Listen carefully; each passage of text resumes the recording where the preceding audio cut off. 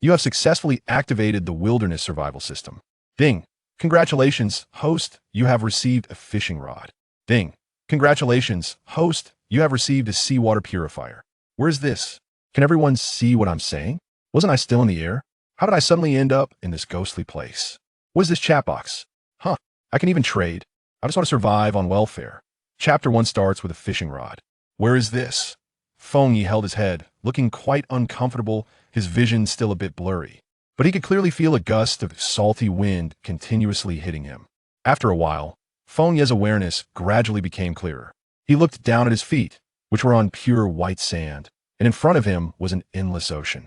In an instant, Feng Yi's mind went blank, and he muttered what happened. Feng Yi tried to think hard, but his mind was filled with scattered fragments that seemed impossible to piece together. In Feng Yi's memory, he should have been on a trip, heading to a beautiful scenic spot. But now he found himself in such an unknown place. The sky was exceptionally bright. The sea sparkled and the wind was calm. Feng Yi stood up and discovered that his backpack had disappeared, which made him very frustrated. He was used to having many outdoor survival items in his backpack during trips, and now they were all gone. Quickly, Feng Yi recovered from his frustration, knowing clearly that in the wild, one must keep a clear mind. Then, Feng Yi carefully checked what useful items he had left.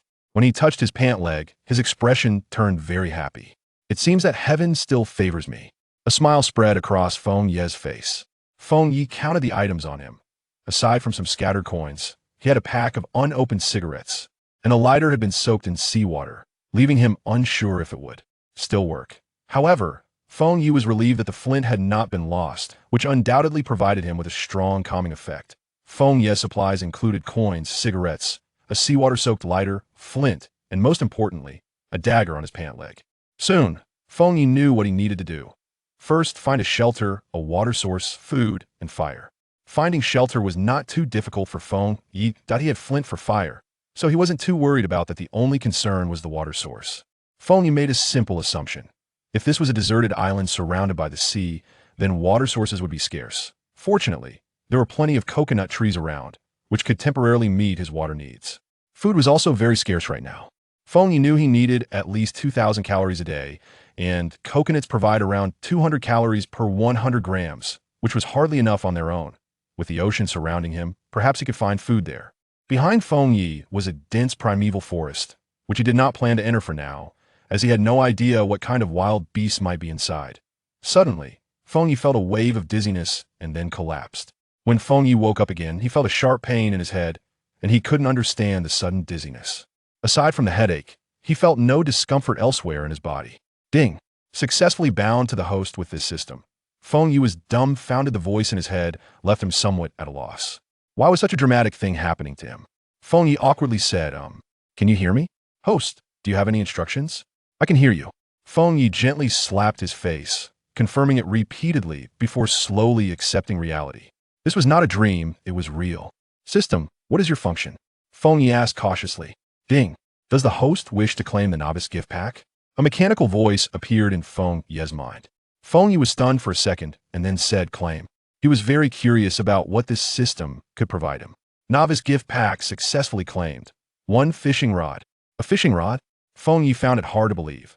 Although it was different from what he had imagined, having a fishing rod in the wilderness undoubtedly increased his chances of survival. Where's the fishing rod? Feng Yi asked. The fishing rod is in the storage compartment.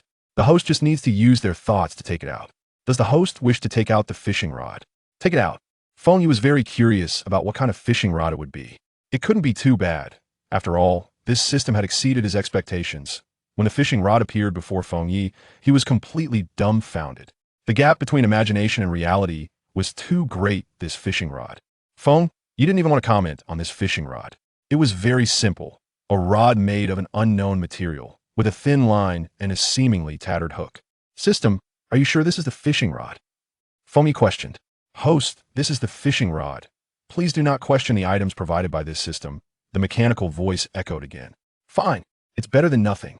Although Feng Yi was initially a bit hopeful, he felt a bit disappointed after seeing this fishing rod. However, he also understood his situation. He was in an unfamiliar environment, and even a broken tool could increase his chances of survival. Soon, Feng Yi discovered a semi-transparent panel appearing in his mind. System, what is this? Feng Yi asked. This is the host's information, which can determine the host's strength. After the system finished speaking, Feng Yi immediately became curious. He wanted to know his own strength. System, pull it up, I want to see. As soon as he said that, the panel clearly appeared before Feng Yi. Name, Feng Yi. Height, 178 centimeters. Weight, 72 kilograms. IQ, 93. Strength, 54. Speed, 24. Charm, 3. Skills, none. Survival points, 0 to T first. Feng Yi was relatively satisfied when he looked at the information, but when he saw the charm stat, he curled his lips, clearly not pleased. Why is my charm only 3 points? Feng Yi muttered in dissatisfaction. Does the host not know what kind of charm they have? The system ruthlessly retorted. This. Feng Yi was clearly speechless. Although Feng Yi's appearance was not particularly handsome, he often spent time outdoors, giving him a rugged look. At first glance, he seemed quite ordinary, but upon closer inspection, it was acceptable. Quickly, Feng Yi stopped dwelling on this matter. After all, charm was of little use in survival. Surviving was the most important thing. Were these survival points? Feng Yi asked. When a host accumulates survival points, a survival shop will open, and they can also be used for a lottery, with every 100 survival points allowing one draw. A survival shop? When the survival points reach 1,000, it will automatically open. Chapter 2. Attempting to fish. How to acquire survival points. Subsequently, Feng Yi no longer asked questions. He looked at the sun in the sky. It was already afternoon. The sun was bright, and the weather was extremely hot. Feng Yi understood that in such an environment, it's easy to become dehydrated, which was not the result he wanted. Right now, he had no fresh water, and the only source of fresh water on the island was the coconuts. Feng Yi opened a coconut and drank it down, immediately feeling revitalized. Ding. Host has replenished water source, survival points 1. Drinking a coconut increased his survival points by just a little. And Feng Yi suddenly realized that the way to acquire survival points was to keep surviving. Instantly, Feng Yi felt motivated. He was eager to know what items would appear in the survival shop when his survival points reached 1,000. He only hoped that it wouldn't be a fishing rod like the one he had before. After a simple rest, Feng Yi picked up the old fishing rod and looked around. He couldn't help but exclaim, "This place is really big." He wondered if there were any other survivors. Thinking of this made Feng Yi feel a pang of loneliness. Some say that what defeats you in the wild is not the lack of physical resources, but loneliness. Gurgle. Suddenly, Feng Yi's stomach growled. He knew he hadn't eaten for a long time, and he had no idea how long he had been unconscious. He had only drunk some coconut water, which was far from filling. He was just quenching his thirst, and it was depleting quickly. Clearly, food was on Feng Yi's mind. He realized he couldn't effectively source food right now. The sound of the waves kept ringing in his ears, and Feng Yi murmured, "The sea has abundant resources." He glanced at the fishing rod in his hand and said to himself, "It's time to test how useful you are." With that, Feng Yi gave the fishing rod a heavy kiss. Soon, he searched among the rocks for some snails, smashed them open with a stone, and took out the meat inside. Although these could provide him with some energy, it was too little, and eating them raw could cause diarrhea, which Feng Yi clearly did not want to risk. Besides, he wanted to catch fish since he had a fishing rod. Feng Yi placed the snail meat on the hook and cast it out, creating a perfect arc that rippled across the surface of the sea. 20 minutes later, there was still no movement on the fishing rod, but Feng Yi was not anxious. After all, fishing was a patient endeavor. Another 20 minutes passed, and Feng Yi frowned slightly, but he still had no intention of giving up. After all, he had persisted for 40 minutes. He couldn't give up now. Another 20 minutes later, Feng Yi felt anxious inside but didn't show it. He was trying to calm himself. Whoosh. There must be fish here. Feng Yi's confidence surged, and he put the snail meat back on the hook and cast it out with force. Suddenly, his eyes lit up. A fish was about to bite. At that moment, the fishing rod began to shake violently, which made Feng Yi worry that it might break. But he also felt secretly pleased. With such force, the fish must be sizable, and once he caught it, he would definitely have a hearty meal. But soon, Feng Yi was astonished. The fishing rod was incredibly sturdy. It bent nearly 90 degrees, yet showed no signs of breaking. Indeed, the items produced by the system were durable. I apologize for my previous doubts. The fish was flung onto the beach, and without water. It had no chance of escaping unless Feng Yi was foolish enough to release it. Feng Yi quickly approached the fish, drew his dagger, and stabbed it, ending its life. Ding. Host has successfully caught fish for the first time. Survival points 10. Reward. 1 lottery draw. Basic fishing manual. Catching a fish gave him 10 survival points. What excited Feng Yi was the lottery draw. He was also very fond of the basic fishing manual. Does the host want to start the lottery? A mechanical voice asked. Yes. Immediately, a semi-transparent circular disc appeared before Feng Yi, filled with many skill books and some survival tools. Among them, Feng Yi spotted a magical little axe, which piqued his curiosity greatly. The wheel began to spin, and Feng Yi was filled with anticipation, especially hoping to draw that magical little axe. When the pointer of the wheel stopped, Feng Yi's eyes widened, filled with expectation. You have received a skill chest. Damn it, so close. Feng Yi felt a deep sense of regret as the magical little axe slipped past him. He understood very well that if he had that axe, everything would go smoothly from then on. Does the host want to open the skill chest? Open it. Feng Yi said, somewhat annoyed. Congratulations. Host has obtained a book on ultimate combat skills. What the hell is ultimate combat skills? Feng Yi exclaimed, staring in disbelief. Does the host want to learn it? Learn. Learn. Feng Yi said excitedly. Instantly, he felt a variety of complex techniques emerging in his mind, and he noticed that his body was also changing, with his muscles becoming stronger. Suddenly, he could throw a punch, and a powerful wind burst forth from his fist with tremendous force. System, what is my combat power level now? Feng Yi curiously asked. Roughly estimated, you can take on 10 top special forces soldiers without any problem. The mechanical voice replied. Damn, so strong. Feng Yi couldn't believe it. This system reminds the host again. Don't get too excited. This is just a small feat. Instantly, Feng Yi felt that this system was becoming increasingly powerful. Ding. Task received. Build a shelter before dark. Reward, 20 survival points. 1 basic wilderness knowledge manual. Chapter 3. The Iceberg Beauty. Build a shelter, Feng Yi murmured. Although this wasn't particularly difficult for him, he still had plenty of time, and what he needed right now was to replenish his energy. Soon, Feng Yi used the flint in his hand to light a pile of firewood. The lighter was still damp and couldn't be used yet. As the flames rose, Feng Yi's mood brightened considerably. In the wilderness, fire often instills a strong sense of belief. Feng Yi started to roast the fish he had caught, and soon the aroma wafted through the air, making his mouth water. He devoured the fish.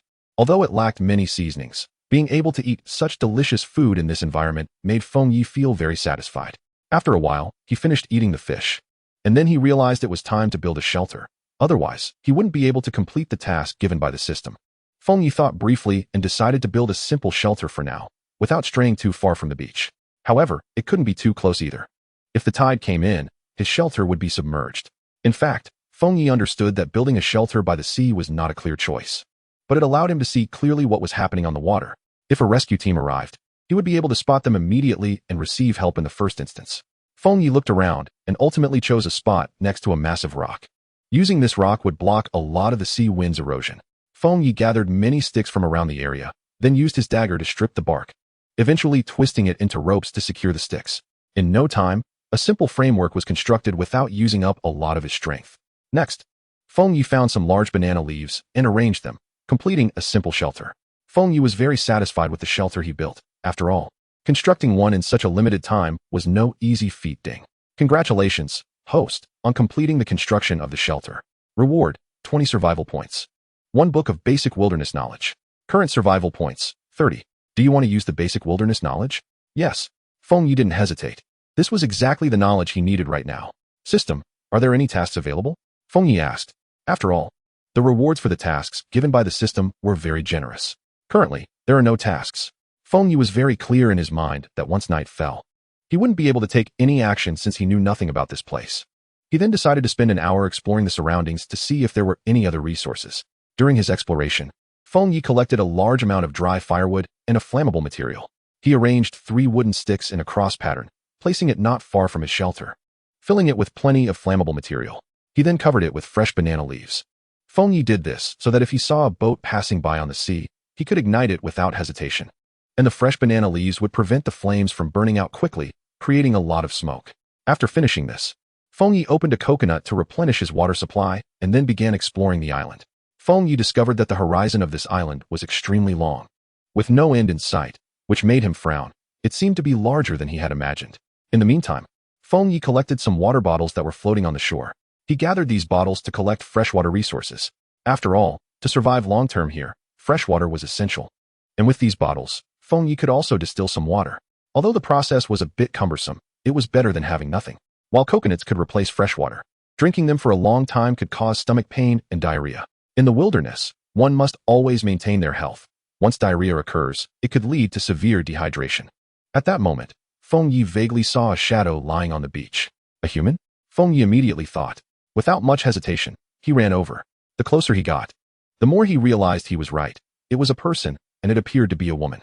Upon getting closer, Feng Yi was stunned. This woman was incredibly beautiful, with a delicate face that had no flaws, and long legs that made Feng Yi swallow hard. He suddenly felt a bit embarrassed. Are you okay? After saying this, Feng Yi realized he sounded like a fool. It was obvious the woman had no awareness at all. He immediately crouched down and checked for her breath. Although it was very faint, it proved that the woman was still alive. Feng Yi gently patted the woman's cheek and felt as if he had touched a piece of jade. It was very delicate, smooth, and moist. He realized this approach was ineffective, and an idea suddenly popped into his head. Artificial respiration. Feng Yi shook his head. Although he wasn't a paragon of virtue, he still couldn't bring himself to take advantage of someone in such a situation. After 5 minutes, Feng Yi knew that if he didn't help this woman, she might be in life-threatening danger.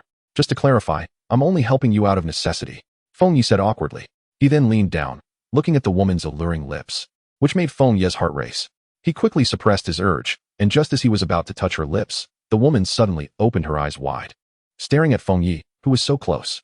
After a brief moment of shock, she shouted loudly, "Ah, pervert." She pushed Feng Yi away with both hands, causing him to fall back. The woman quickly stood up, covering her chest with her hands, glaring at Feng Yi, and said, "Stinky pervert. What do you want to do to me? No, listen to me. I saw you unconscious and had to resort to this. Now that you're awake, that's the best outcome." Feng Yi explained, with a hint of regret in his tone. "Air crash," the woman murmured, clearly confused. Seeing the woman awake, Feng Yi didn't want to meddle further and tried to leave. The woman, noticing Feng Yi was about to leave, furrowed her brows and reluctantly said, "Hey, where's this place?" Feng Yi pretended not to hear and continued walking. The woman frowned at Feng Yi's behavior and called out, "Hey, hey, hey." She chased after him, blocking his way. Feng Yi frowned, clearly displeased with the woman's actions. He looked at her, trying to go around, but she followed closely. The woman understood that on this deserted island, she had no survival skills, so she knew Feng Yi could help her. Feng Yi, feeling a bit impatient, said, "What do you want to do?" The woman sensed Feng Yi's irritation and replied, "I asked you where this is." Feng Yi was very annoyed by her tone, which seemed arrogant and self-important, and he wasn't the kind of person to fawn over someone's beauty. "You ask me? I don't know either. I just woke up not long ago, and by the way, I have a name, and it's not Hey." After saying that, Feng Yi continued walking without looking at her again. He quickened his pace, leaving the woman standing there, bewildered. Clearly, no one had ever treated her this way, making her feel somewhat strange. This man seemed different from the others she had encountered, or was he just playing hard to get? Soon, Feng Yi's figure disappeared from her sight. Feng Yi was very dissatisfied with the woman's attitude and would no longer take the initiative to help her. "Ding, you have not signed in today. Would you like to sign in?" "Sign in?" Feng Yi had a puzzled expression. "System, why wasn't this mentioned before?" Feng Yi asked. "I forgot. I just remembered." "What the heck? Sign in. Congratulations, host, you have obtained a freshwater extractor. A seawater converter? What the heck is this? The seawater converter can turn seawater into freshwater. So awesome." Feng Yi's mouth dropped open in disbelief. It felt like he was on a roll, getting exactly what he needed. He had previously collected bottles to distill freshwater, but now with this device, freshwater was practically within reach. Just as Feng Yi was overjoyed, the woman walked over and saw that Feng Yi had already started a fire and built a simple shelter. She instantly understood that the man before her had strong survival skills. Feng Yi glanced at the woman but said nothing. The atmosphere was very quiet. "Hello. My name is Luo Xuxue." "Hello, Feng Yi." For a moment, the atmosphere fell into an awkward silence. Only the sound of the wood crackling could be heard. "Are you also a passenger on the cruise ship?" Feng Yi took the initiative to break the awkwardness. "Cruise ship?" Luo Xuxue questioned, then said, "I took a plane." Upon hearing this, Feng Yi frowned. Luo Xuxue was not from a cruise ship, but a plane, which meant that there were many people stranded on this deserted island. What kind of place was this? Feng Yi fell into deep thought. "Did you take a cruise?" Luo Xuxue asked. "Yes, unfortunately it was a shipwreck. Luckily, I survived." Feng Yi replied flatly, with no sign of emotion on his face. "What exactly is this place?" Luo Xuxue continued to ask. "Shipwreck? Plane crash? What a coincidence that such things happen in the world," Luo Xuxue said. "Perhaps." At that moment, Luo Xuxue's stomach grumbled, and she awkwardly glanced at Feng Yi, then said, "Do you have anything to eat here?" It dawned on Feng Yi that Luo Xuxue hadn't eaten anything yet, while he had only caught one fish, most of which he had already eaten.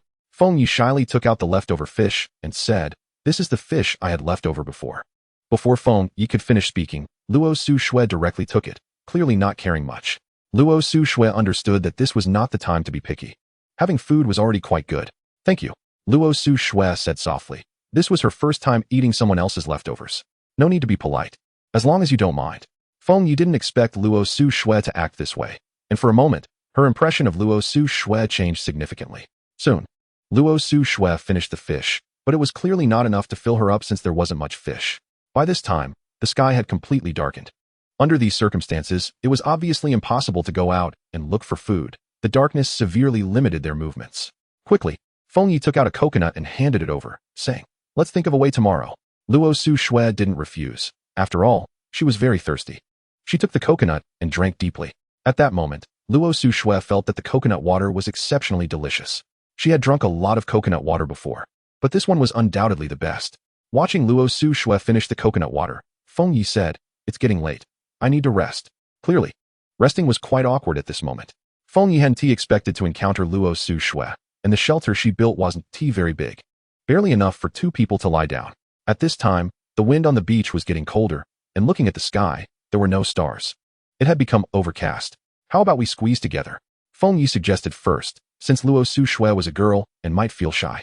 Luo Su Shui awkwardly looked at Feng Yi, clearly unable to drive Feng Yi away since the shelter was built by Feng Yi. And there was no time to build another one. Just as Luo Su Shui was about to refuse, the wind on the sea picked up even more, causing her to shiver. "Just to clarify, you must not have any improper thoughts about me. As long as you don't have any improper thoughts, that's fine," Feng Yi replied. Luo Su Shui was speechless. How could there be such a shameless person? Chapter 5. Chatbox. Luo Su Shui was also speechless at Feng Yi's shamelessness, but right now, there was only Feng Yi's shelter. Luo Su Shui had no choice unless she chose to expose herself to the wilderness, which would lead to illness. Feng Yi casually asked Luo Su Shui, "Do you snore when you sleep?" "I'm a light sleeper," Feng Yi said slowly. If looks could kill, Luo Su Shui would have killed Feng Yi 100 times with her eyes. She had never seen such a shameless person. Luo Su Shui found a corner to sit down. And only then did she realize that the shelter built by Feng Yi looked small from the outside, but was quite spacious inside. "Maybe it's because I'm thin," Luo Su Shui thought to herself happily. "What are you laughing at? Are you planning something against me while I'm asleep?" Feng Yi said, putting on a fearful expression. Luo Su Shui didn't want to pay attention to Feng Yi at all. Seeing that Luo Su Shui didn't respond, Feng Yi didn't make a fool of himself. On this deserted island, loneliness was the most terrifying thing. With Luo Su Shui around, at least Feng Yi wouldn't be too lonely. Although Luo Su Shui seemed of little use, she was still a good luck charm. Moreover, Feng Yi was confident about surviving here, even with Luo Su Shui. The pressure wasn't too great, especially with a system that felt like a cheat. "Good luck charm, get some rest. There are bigger challenges tomorrow," Feng Yi said to Luo Su Shui. At this moment, Luo Su Shui was still very nervous. After all, a man and a woman were in the same shelter. And it was hard for Luo Su Shui not to think wildly. However, as soon as Feng Yi spoke, Luo Su Shui was immediately furious. How did she become a good luck charm? Of course, Feng Yi didn't know that Luo Su Shui was shaking not from fear, but from anger. Feng Yi added some dry wood to the fire and lay down, but he found it hard to sleep. Everything today was too sudden, and he still needed to digest it. Meanwhile, Luo Su Shui couldn't sleep either. She was used to a life of luxury, and the current environment made her feel very anxious. Additionally, having a man beside her made Luo Su Shui even more flustered. After a long time, Luo Su Shui realized that Feng Yi had no intention of invading her space. Luo Su Shui even began to doubt if her charm was lacking. Just as Feng Yi was planning how to survive on this deserted island, a voice suddenly appeared in his ear. "Hello, survivor. Your ID number is 1284. Good luck." What is going on? Feng Yi suddenly sat up. He didn't understand why a voice would appear in his mind. And what was 1284? Why was there a number? "System, is that your voice?" Feng Yi asked. No, Luo Su Shui also sat up, looking confused. She looked at Feng Yi, wanting to say something but not knowing how to start. Feng Yi looked at Luo Su Shui and asked, "Did a voice just appear in your mind too? What number?" 1384. What does this number mean? Feng Yi muttered, falling into deep thought. Luo Su Shui looked at Feng Yi pondering, then said, "The voice just now said it was an ID. What kind of people usually have ID numbers?" Feng Yi asked. Luo Su Shui thought for a moment, and then said, "Usually pets at home, prisoners in jail, or special organizations would have such IDs. Animals? Prisoners? Some special organization. Could it be that we are being treated as test subjects?" Suddenly, a template appeared in Feng Yi's mind. Curiously, he clicked on it and found it resembled a chat box, except no one was speaking. "Do you have a template in your mind?" Feng Yi asked. "Click on it, and you'll find a chat box. Say something in there," Feng Yi said. Luo Su Shui hesitated for a second, but with no other choice, she chose to trust Feng Yi. Then, Luo Su Shui clicked on it and casually said a sentence. 0013841. Feng Yi immediately noticed that this ID was Luo Su Shui's, and then he asked, "Did you type a 1?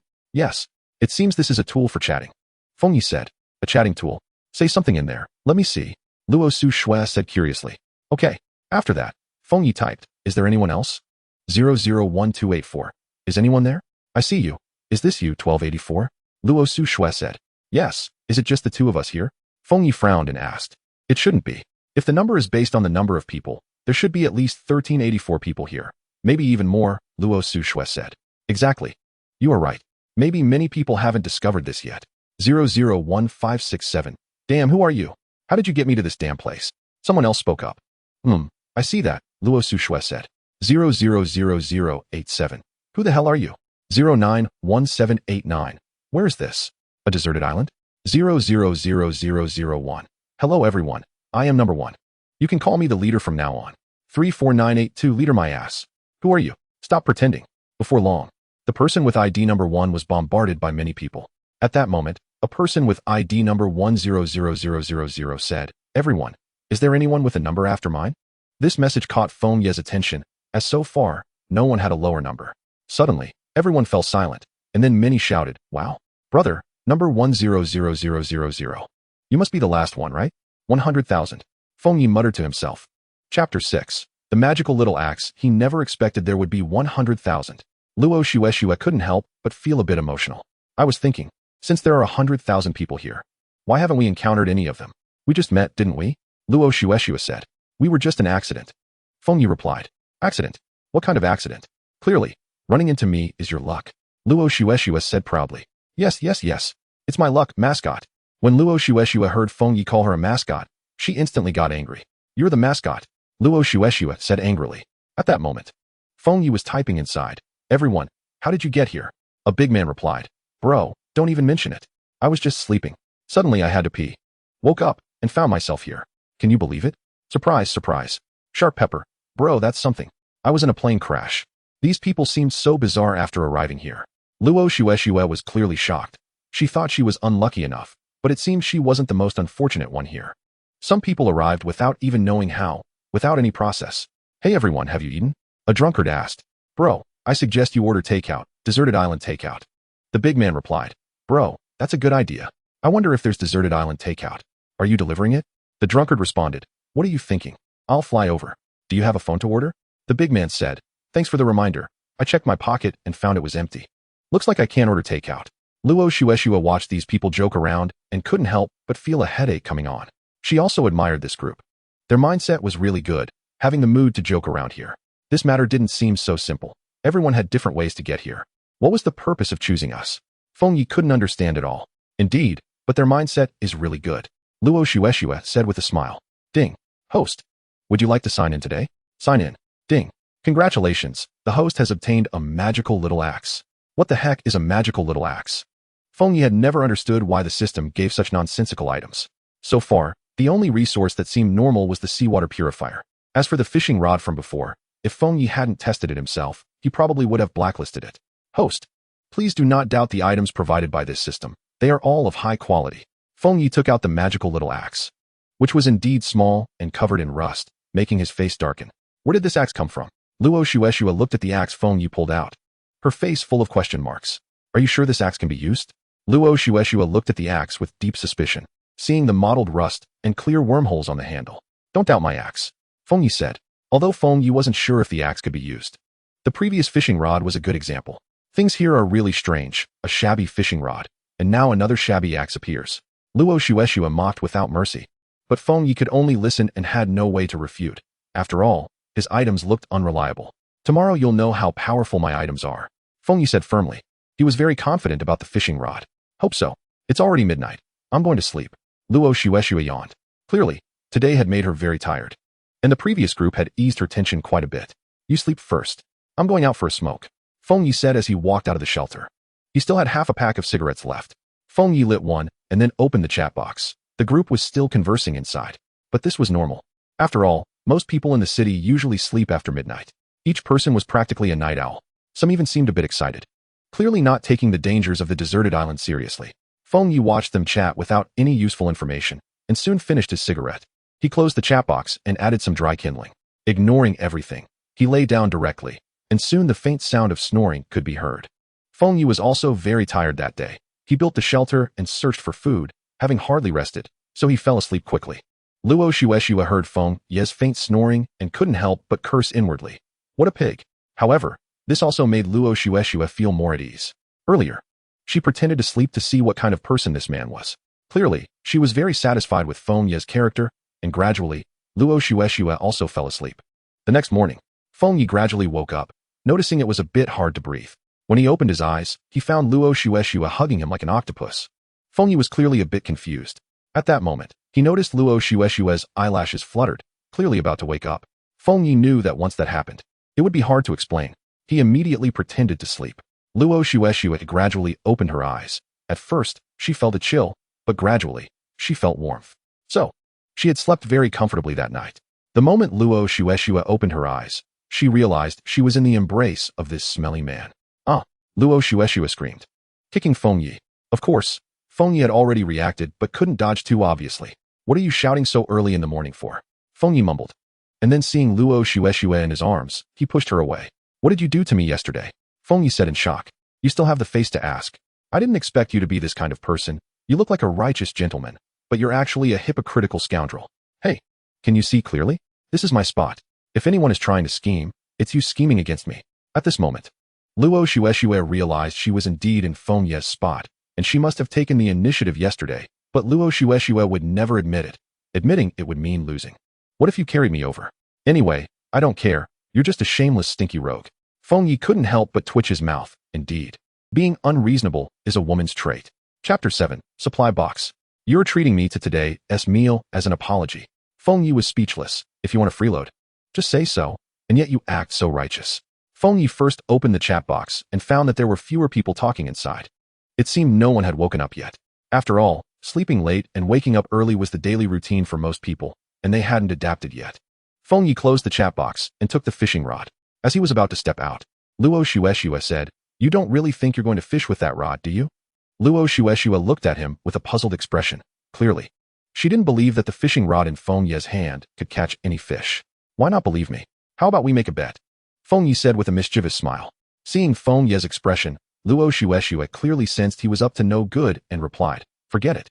I'll temporarily believe you for a while. Hearing this, Feng Ye stumbled and nearly lost his balance. That was not quite the kind of trust he expected. She was surprisingly meek. This made Feng Ye feel a bit disappointed. At that moment, Luo Shueshua suddenly said, Look over there. What are you looking at? Feng Ye asked. There are 2 boxes. Luo Shueshua exclaimed. Boxes? Feng Ye expressed deep suspicion. He had carefully searched the area yesterday and found no boxes as Luo Shueshua mentioned. This is. Feng Ye was shocked and looked over, rubbing his eyes in disbelief. How could there be a box here? Feng Ye murmured. Don't go over yet. I'll take a look. Feng Ye walked up to the box and found that it looked very ordinary, and he didn't sense any danger. However, Feng Ye still took out his dagger, ready to react to any unexpected situation, as he was a person with martial skills. Feng Ye slowly opened the box, and the lid creaked, sounding very harsh. Feng Ye, what's inside? Luo Su-Shue asked nervously. Although they hadn't known each other for long, Luo Su-Shue still hoped nothing would happen to Feng Ye. When Feng Ye opened the first box, he was stunned by what he saw inside. It contained a piece of bread, a bottle of mineral water, and finally, a palm-sized piece of metal. Supplies? In an instant, those 2 words flashed through Feng Ye's mind. Then, Feng Ye carefully opened the second box, which was exactly the same as the first one. Suddenly, Feng Ye had a clever idea. He had just signed in and obtained a seawater converter, but didn't he know how to take it out? This was a perfect reason to do so. Feng Ye secretly took out the seawater converter and then said, You can come over now? There's no danger. Luo Su-Shue walked over and saw food. This made her a bit excited, and she looked at the item in Feng Ye's hand, puzzled, and asked, What is this? It's a seawater converter, which can turn seawater into freshwater. Feng Ye replied flatly. This thing is so amazing. Luo Su-Shue said in disbelief. Yes, with this, we won't have to worry about freshwater. Feng Ye said with a smile. Uft. Who are you calling we? Luo Su-Shue said with a look of disdain. Right. You're you. I'm me. Resources can't be shared, so you shouldn't use this. She hadn't expected Feng Ye to be so lucky. Although she was a novice in the wild, she understood the importance of freshwater. Wow, we actually have bread to eat this morning. Luo Su-Shue said happily. Seeing Luo Su-Shue like this, Feng Ye couldn't help but wonder if this was still the same person he met yesterday. What happened to her cool demeanor? Although breakfast was settled, lunch and dinner, that 1 piece of bread was definitely not enough, so it merely maintained their current situation. Feng Ye said seriously. I know that, so I decided to eat sparingly. You're just waiting to die? Feng Yi said. Really? Aren't you here too? Of course, you'll have a way.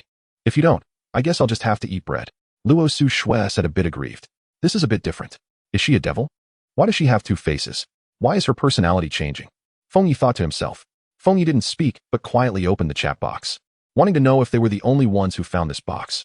At that moment, messages kept flashing in the chat box. Bigfoot, brothers, guess what I found? Drunkard, what good thing did you encounter this morning? Bigfoot, I woke up this morning and found a box in front of me. When I opened it, wow. It's something else. Drunkard, brother, the box you mentioned, I saw it too. It only had a piece of bread and a bottle of mineral water. Sharp pepper, me too. Same here. Bigfoot, brothers, your luck is really garbage. Mine had fried chicken. Too bad there was no beer. Disdain. Fried chicken. Feng Yi murmured. Are you in a daze? Luo Su Shui looked at Feng Yi in confusion. No. Someone got fried chicken in the chat. Feng Yi said calmly. Fried chicken? That thing actually appeared? This person seems to have good luck. But don't be discouraged. Your seawater converter is an amazing item.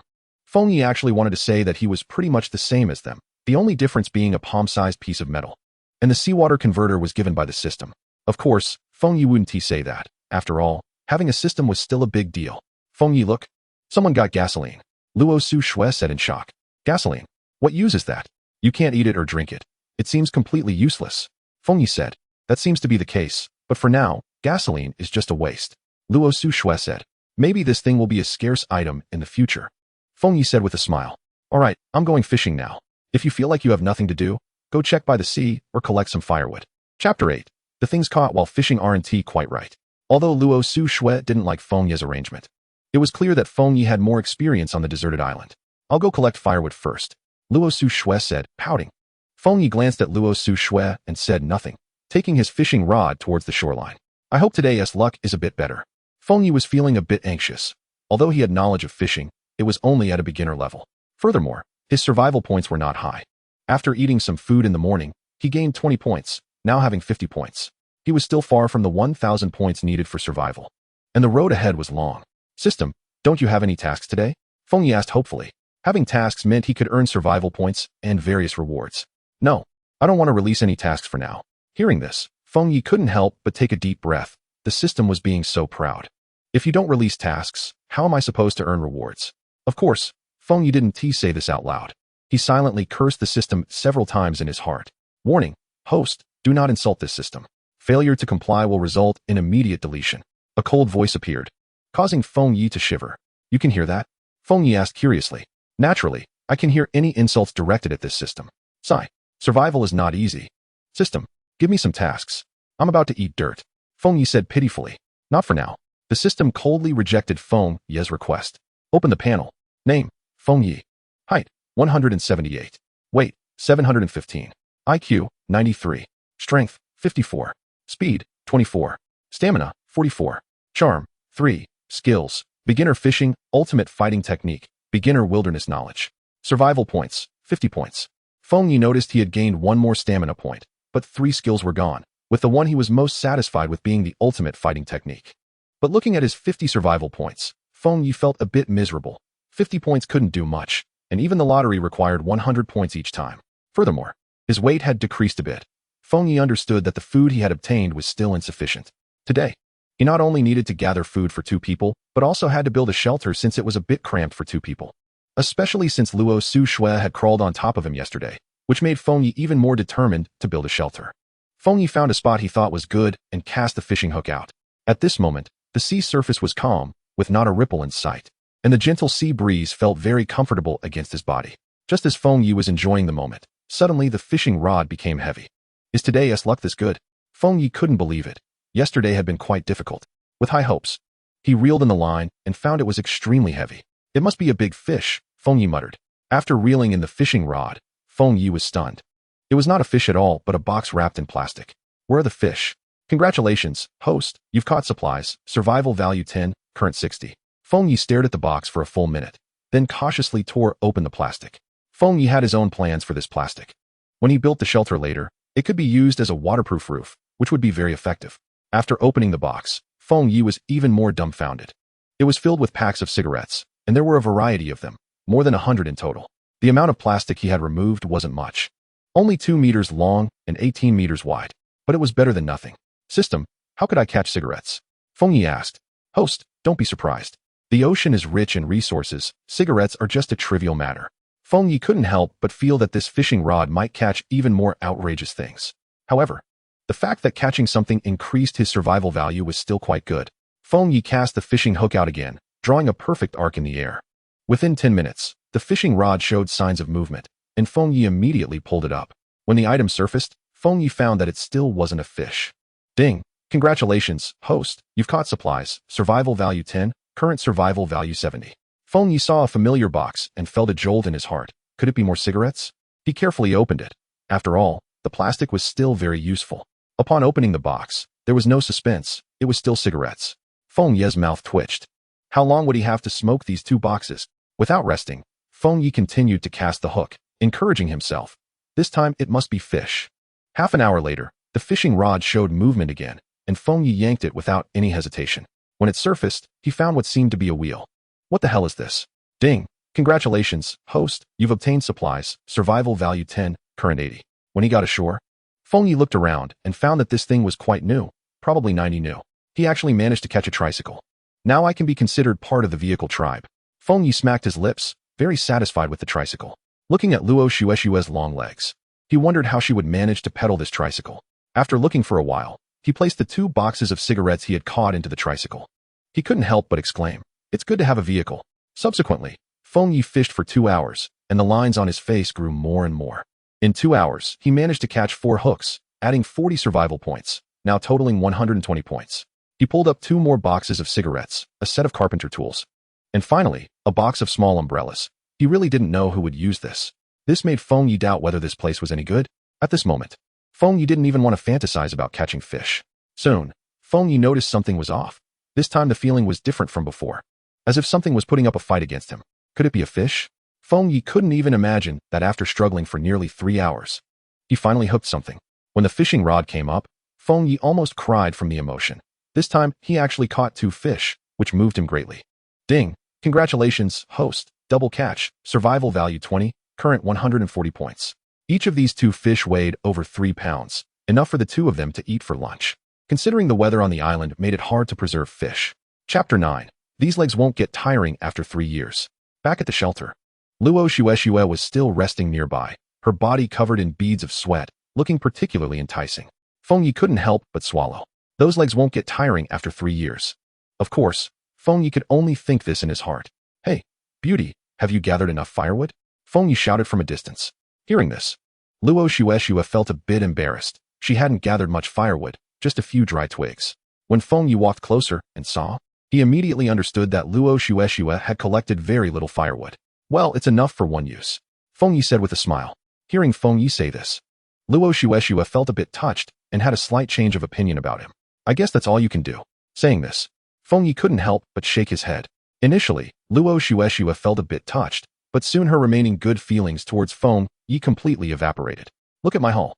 Feng Yi proudly took out the 2 fish in his hands, a hint of pride on his face. Luo Xuexiu naturally saw the 2 fish in Feng Yi's hands. She hadn't expected Feng Yi to really catch fish. However, what surprised Luo Xuexiu was the tricycle Feng Yi was riding, which had 2 boxes behind it. Where did he get these? Luo Xuexiu wanted to ask, but didn't know how to phrase it. These were caught. Feng Yi didn't hide it, as he couldn't, since he would still need to use the fishing rod in the future. Caught. Luo Xuexiu looked at Feng Yi in surprise, and then said, Are you trying to fool me? System, does this fishing rod have the same effect for anyone who uses it? Feng Yi asked. Strangers cannot use it, but the host can grant usage permission. Good. Grant Luo Xuexiu usage permission. Permission granted. You might not know, the resources in this ocean are very rich. If you don't believe it, you can try, Feng Yi said decisively. Really? Luo Xuexiu clearly still didn't quite believe it. But everything happening on the deserted island was too incredible, especially the supply boxes that had appeared in the morning, which were inexplicable. For now, I'll believe you. But this fishing rod really is impressive for catching fish. Although Luo Xuexiu felt a little disappointed, as if she were a useless person after coming here, unable to do anything right. Seeing Luo Xuexiu's expression, Feng Yi decided not to say anything more. He knew that Luo Xuexiu was usually a high and mighty CEO, and suddenly having to do everything herself was clearly a bit hard for her to adapt to. Feng Yi looked at his shelter and felt more determined. He must expand the shelter this afternoon. But then he thought that this place was too close to the coast. If the water level rose, his shelter would be submerged. So, Feng Yi decided to move it further in. As for the depths of the forest, he didn't plan to explore deeply for now. Firstly, there was no time, and secondly, exploring the jungle was not something that could be done in a day. Relocating the shelter was the top priority. Feng Yi took the 2 boxes of cigarettes off the tricycle and placed them aside. At this moment, Luo Xuexue also walked over, curiously looking at the supplies on Feng Yi's tricycle. It was hard to imagine that one could catch such things from the ocean. Just then, Luo Xuexue was holding a small box. At first, Feng Yi didn't pay attention, but when he glanced over, he gasped in shock. How did this thing end up in the box? When Luo Xuexue saw the words on it, her face turned red instantly. Pervert. Old lecher.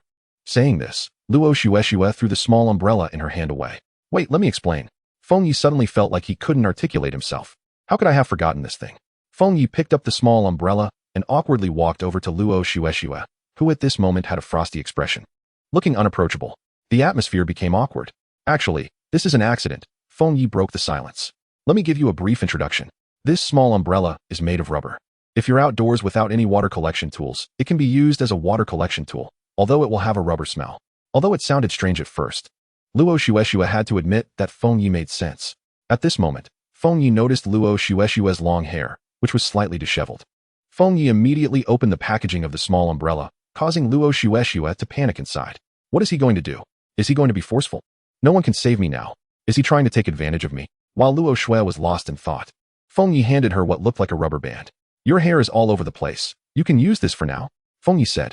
In fact, Luo Xue's loose hair was already affecting her movements, and the warm weather made her even more uncomfortable. She had been unable to find a rubber band earlier, so her hair had to be left down. What is this? Luo Xue asked. The rubber ring from the little umbrella can be used as a rubber band. I can see your hair is messy. It must be uncomfortable. You can try it out. Then you'll know I'm right. Feng Yi smiled. Luo Xue took it, quickly gathered her hair, and tied it up, instantly feeling much fresher. This really works. Luo Xue exclaimed in surprise. So he didn't mean it that way before. Could it be that I have no charm?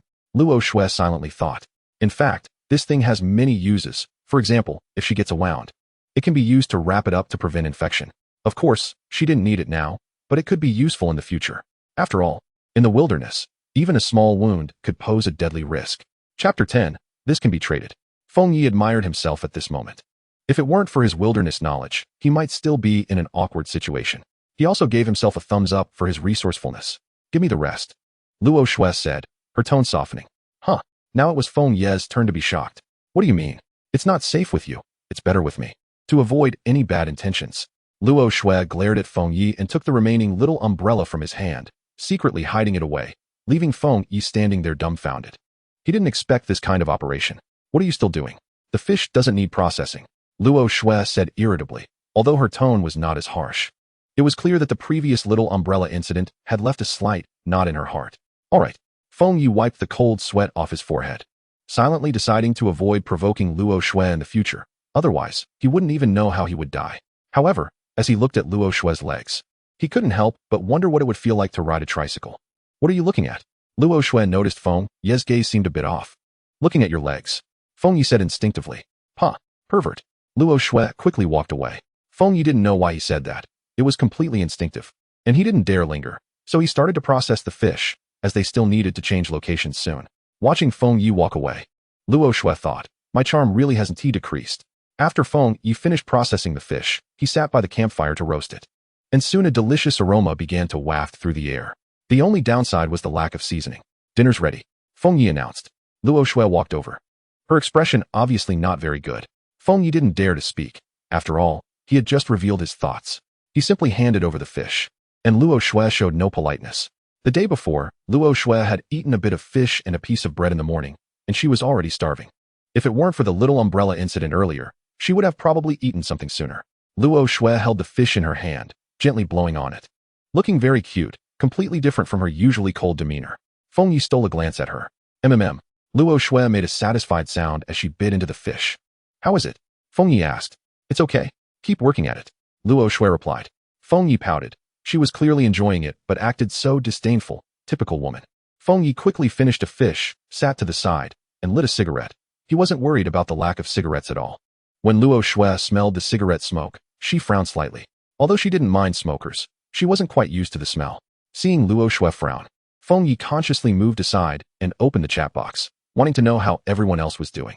At that moment, Luo Shui walked over and said, I forgot to mention earlier, the chat box mentioned that everyone seems to be able to trade supplies. Trade supplies? Feng Yi was shocked. So that means we can exchange for what we want. Feng Yi was a bit excited. But it seems we don't have anything valuable to offer. And most people only have some meager bread and bottled water, which we don't lack. Luo Shui said, That's true, but there are definitely things we have that they don't. Feng Yi thought for a moment and said, What things? Luo Shui asked. A large amount of fresh water, cigarettes, seawater converters, and tricycles, Feng Yi replied. Fresh water shouldn't be lacking for them, right? And who would buy cigarettes? The seawater converter definitely can't be traded, and the tricycle is out of the question. Luo Shui analyzed. They must lack fresh water on this island. As long as they haven't found a fresh water source, everyone will be short on it.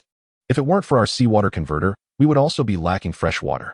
Keep in mind that an adult needs nearly 3 liters of water a day, especially in the hot weather of a deserted island, where the water intake would be even more, so they are definitely short on fresh water. Cigarettes are also hard currency. How many smokers are there among 100,000 people? As long as there are 10,000 smokers, cigarettes will be in short supply, Feng Yi said. If what you say is true, then we could make a profit from what we have on this deserted island. But money is useless here, Luo Shui said. Barter, Feng Yi suggested. So we can trade what we have for what we need. Exactly. We don't lack food or water. What we lack are some metals, wood, and other survival materials, Feng Yi said. Got it. Luo Shui suddenly realized that Feng Yi was already thinking ahead. I don't really understand business. This is your field. I'll leave it to you to handle from here, Feng Yi said. No problem, Luo Shui replied. I need to move the shelter to a new location this afternoon. Feng Yi told Luo Shui. Why do we need to change locations? Luo Shui was a bit confused, feeling that their current position was already quite good. This spot is too close to the coast. If the water level rises, the shelter will be flooded. Since this shelter is simple, we should move it as soon as possible, Feng Yi said. Do you need my help with anything? Luo Shui asked. You can check in the chat box to see if anyone has wood. We can trade for some. That would save us a lot of trouble, Feng Yi said. By the way, how much fresh water can the seawater converter produce in a day? Feng Yi asked. About 3 liters of water and 10 grams of salt per hour. Luo Shui replied. What did you say? Salt too? Feng Yi exclaimed in surprise. Yeah, why didn't you say so earlier? If we had salt when roasting fish earlier, it would have been so delicious. Feng Yi suddenly felt like crying. That's not my fault.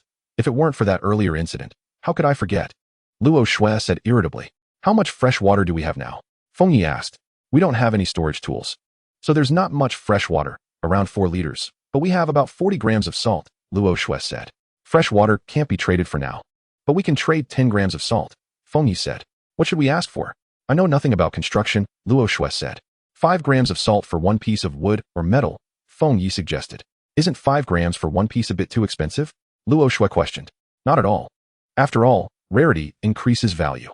Oh, 1 cigarette can also be traded for a piece of wood or metal. We should just open a box of cigarettes for now. Too many would be wasted, Feng Yi said. I find it a pity you're not in the black market, Luo Shui said irritably, not believing anyone would buy them since the price was too high. Chapter 11. Hot Sales. Feng Yi is quite satisfied with her pricing. After all, on this island, rarity makes things valuable. Hard currencies like cigarettes will always sell well, no matter the time. Unless one can quit smoking. One has to acknowledge how tough it is to do so. Therefore, Feng Yi is not at all worried about sales. It's just a matter of time. How much wood do you need? Luo Shui asked. About 20 pieces. If I can trade for 10, that would be enough. I'll go chop some soon. Feng Yi replied after thinking for a moment. She understands that it's only the second day, and most people don't have that many resources. Getting 10 would already be quite good. Luo Shui said irritably. I'll try my best. Clearly, Luo Shui, who has always been a business powerhouse, has little confidence in this matter as well. By the way, look for anything scarce to trade, Feng Yi reminded. Got it. Luo Shui responded unenthusiastically. Then, Feng Yi picked up the magical little axe provided by the system, pedaled her tricycle, and entered the jungle. Luo Shui wanted to say be careful as she watched Feng Yi's back, but ultimately refrained. Feng Yi wasn't pedaling quickly. She was being careful as the jungle was filled with dangers, and a small mistake could lead to significant losses. In fact, there were trees in the location Feng Yi chose for her shelter, but she didn't plan to use them. The trees there serve as a natural barrier, so unless absolutely necessary, she wouldn't touch them. After pedaling about 2 miles, Feng Yi stopped, looking at the little axe in her hand. She felt a bit anxious, but also filled with anticipation about what surprises the axe might bring her. The surprise from the fishing rod had already been significant. Feng Yi found a tree that wasn't too thick and swung the axe down. She heard a loud crack, and then she swung the little axe again. Bang! The large tree fell directly down. Feng Yi stood in place, mouth agape, unable to believe it. She knew she hadn't exerted much force at all. She could confidently say that even Luo Xuxue could easily chop it down. Indeed, the items provided by the system are powerful. Ding. Congratulations to the host for completing the hidden task of chopping down trees. Reward, Master Builder Skill. Ding. Congratulations to the host for chopping down trees. Survival points 20. Current survival points, 160. Skill levels, Beginner, Intermediate, Advanced, Master, Grandmaster, Ultimate. Fengya was overjoyed. She had been worried about lacking building skills. And now the system had given her one. Previously, when she first went fishing, she only received a beginner fishing skill. Yet this time she got a master level skill. This system thinks you're too useless. If it doesn't give you some skills, it's afraid you can't last, Fengya thought, her face darkening at the system's harshness. However, having the skill was a good thing. Originally, Fengya wanted to try her luck in a lottery to see if she could obtain a skill, but now it was unnecessary. After all, gambling doesn't usually end well for gamblers. Soon, Fengya swung the axe again, and in no time, 10 pieces of wood appeared before her eyes. She then cut the logs to suitable lengths and loaded them into the tricycle. However, she realized that although the tricycle could carry all of them, it probably couldn't handle the weight. Fengya didn't want the tricycle to break down, especially since she hadn't seen Luo Xuxue pedal it yet. At this time, Luo Xuxue was also busy, typing in the chat box, selling cigarettes, 1 piece of wood for 1 cigarette. As soon as Luo Xuxue sent it, there was silence for a second in the chat box. The next second, discussions began to erupt. Foot-picking man, wow, amazing. You can actually get this, idle. Sharp pepper, is it a bit expensive to trade 1 for a piece of wood? Drunken man, it is a bit pricey, but if it were alcohol, that would be great. Luo Xuxue then typed, currently, there are only 20 pieces. First come, first served. Foot-picking man, I can't hold it anymore. I'm craving a cigarette. Give me one. Luo Xuxue, private message me. Soon, the foot-picking man privately messaged Luo Xuxue, give me 2. This surprised Luo Xuxue. This person is quite generous. Luo Xuxue recognized him as the one who claimed to have fried chicken earlier in the chat. A transaction window appeared before Luo Xuxue, and she placed 2 cigarettes in, while the other party placed 2 pieces of wood on the table. Transaction successful. Instantly, 2 pieces of wood appeared before Luo Xuxue. Foot-picking man, this is real cigarettes. The taste is simply exquisite, with a faint aroma. Sharp pepper, damn. Big boss, you can afford such expensive stuff. I want to cling to your legs. Crane in the desert, are there really cigarettes? I haven't smoked in a day, it's unbearable. Foot-picking man, summer snow, beautiful lady selling cigarettes. Beautiful big boss. At this moment, Luo Xuxue didn't need to say anything. The husky had already done a great job of advertising for her. A smile crept onto Luo Xuxue's face. What's making you so happy? Are you done? Chop down 10.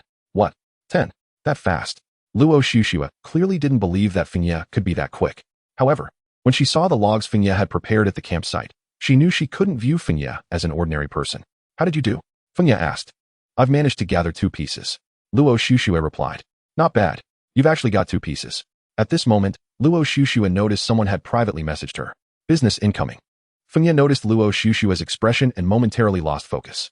She shook her head and muttered, what else with this growth? However, Luo Xuxue didn't hear that. Fengya also opened the chat box. Most people were discussing the cigarettes Luo Xuxue was selling. The market looks good. Fengya couldn't help but exclaim. Soon, Luo Xuxue successfully traded 5 pieces of wood. 7 pieces. Luo Xuxue said proudly. Yeah, not bad. Gather a few more and see if you can get some metal. Fengya suggested. Metal isn't easy to collect. After all, big trees are everywhere, but metal is relatively rare, Luo Xuxue replied.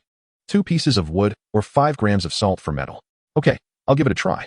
Luo Xuxue said, gathering 3 more pieces of wood. In less than a minute, all the wood was collected. No more wood for now. I'm collecting metal. 2 cigarettes for 1 metal. Or I can also trade for 5 grams of salt. Sharp pepper, big boss has salt. Crane in the desert, salt. You have that. I caught a fish today. But after cooking it, it had no taste at all. I just happened to have a piece of metal. How do we trade? Wow, that crane is impressive. You can catch fish. Basic operation. No problem. Luo Xuxue, private message me. Fengya looked at this and was very satisfied. Indeed, her items were scarce goods. She wasn't sure about the cigarettes in the future, but salt would become more abundant. You keep that. I'm going to build the shelter. Chapter 12, Mortise and Tenon Technique. Now, Fengya didn't have to worry about trading. Building the shelter was the top priority. This time, she wasn't constructing a simple shelter, so it would take much longer. It was a large project. Fengya loaded the 10 pieces of wood she had traded for and took the carpenter's tools she had fished up earlier. Today, she didn't plan to complete the entire construction since time wouldn't allow it. For now, Fengya decided to build the framework first. estimating that she could finish it simply by tomorrow. After all, she was building it alone, and everything had to be done personally. There were too many things missing, especially tools for storing water, which was crucial. Earlier, when she was gathering wood, Fenya had seen clay, which sparked an idea. She thought about making clay pots, although she also wanted to use iron. But currently, it doesn't have the level of smelting, and iron or hasn't been found either. There is only one piece of metal, which is almost useless. This time, to fix the wood, Fenya decided to use the traditional mortise and tenon method. Although this method is quite complicated, Fenya possesses master-level building skills and is very familiar with this technique. Fenya unloaded the wood from the tricycle and cleared the surrounding weeds, dry leaves, and branches. The next step was to connect the wood using mortise and tenon joints. Fenya first buried 4 sturdy logs into the ground. Without a shovel, Fenya could only loosen the soil little by little with a dagger and then remove the loosened soil. The remaining steps were relatively easier. As he buried the 4 logs properly, Fenya then connected the crossbeam with the previous 4 logs. It took him over 2 hours to complete these tasks. Fortunately, he had previously fished out a set of carpentry tools. Otherwise, he didn't know how long it would take. Looking at the frame, Fenya felt quite satisfied. For now, this was the best he could do, but he estimated that he would need to build something better in the future. Although there was a frame, it was not yet habitable, and since there were no tiles for the roof, Fenya decided to use the plastic sheet he had obtained earlier as the first layer of protection. On top of that, he decided to use bamboo, and finally cover it with banana leaves. The walls would also be made of bamboo, wrapped outside with a mixture of straw and mud. This way, even if the weather suddenly turned cold, Fenya could face it calmly. Currently, this was the only way to obtain food. Although he had seen wild game like rabbits while chopping trees, the animals in the wild were too wary, and catching them barehanded was definitely not feasible. So traps or weapons like bows and arrows were needed. For now, Fenya could only watch. It seems cigarettes are very popular. Fenya said, "It looks like what you said before is true. Such things are indeed very popular here." After a few hours, Luoshue understood that this place was indeed different from the outside. Some hard-to-obtain goods were very sought after here. However, salt is also popular. Luoshue said, "Salt is just temporary. After all, everyone will make salt themselves in the future, and at that time, salt will not be in short supply." Luoshue thought for a moment and said, "As far as I know, the salt extracted from seawater cannot be used directly, although it can be consumed in small amounts. It will burden the body in the long run. Moreover, I found that the salt produced by the seawater converter is the same as the refined salt outside." Fenya hadn't paid much attention to this, as he was focused on building the camp. "According to what you said, perhaps salt will still be something everyone lacks in the future," Fenya said. "Yes, after all, the body is the most important thing here. For now, let's leave it like this. You can take charge of the trading matters," Fenya said. "Okay, I plan to sell it in limited quantities each day. Hunger marketing. We can't let them be too easily satisfied." At this moment, Fenya and Luoshue were like 2 shrewd merchants. Luoshue was also very invested in this matter, as he could hardly help Fenya here. But being able to contribute to this matter made Luoshue very happy. "Now I'm going fishing. Are you coming?" Fenya asked. "Sure," Luoshue replied happily. Luoshue had wanted to move around after doing nothing all afternoon. He was curious about how Fenya managed to catch so many things. And now he could see for himself. Fenya picked up the fishing rod and prepared to ride the tricycle, as he wasn't sure what he would catch. Luoshue had no doubts about Fenya's actions. "Why don't you pedal the tricycle?" Fenya suggested. "Me." Luoshue didn't understand why Fenya wanted him to pedal. Although Luoshue had seen a tricycle before, he had never ridden one. Fenya's invitation made him eager to try. "All right, I'll give it a shot," Luoshue said. Suddenly, he felt a flash of inspiration. It would be a shame not to pedal the tricycle, but being able to see was also a nice view. "Be careful when you pedal. This thing isn't very stable," Fenya said seriously. "Okay." Luoshue felt that Fenya's gaze was a bit strange, but he couldn't pinpoint what was off. Luoshue got on the tricycle, his fair thighs looking particularly enticing. Meanwhile, Luoshue didn't notice Fenya's expression and carefully began to try. "Look, it's moving," Luoshue exclaimed happily. But the next moment, she realized she had lost her composure. It was as if her true nature had been unleashed since coming here. "So beautiful," Fenya said. "What do you mean, so beautiful?" Luoshue pedaled slowly and clearly heard his words. "Of course, it's your legs. They're so white," Fenya said unconsciously, but immediately felt a surge of danger. "Pervert." Luoshue got off immediately. She had just realized the saying that her legs were a shame not to pedal the tricycle. The sky was getting a bit late, so they needed to hurry. Fenya, with a calm face, tried to brush it off. Luoshue vowed she would never pedal that tricycle again. However, seeing Fenya's expression still made Luoshue very happy. After all, her charm was still there. Chapter 13, A Bountiful Harvest. Fenya wiped the cold sweat off his forehead, feeling quite nervous, but seeing that Luoshue didn't pursue the matter, he felt relieved. Soon, Fengya adjusted himself and forgot all the bad thoughts in his head. He arrived at the beach, still at the same spot as this morning.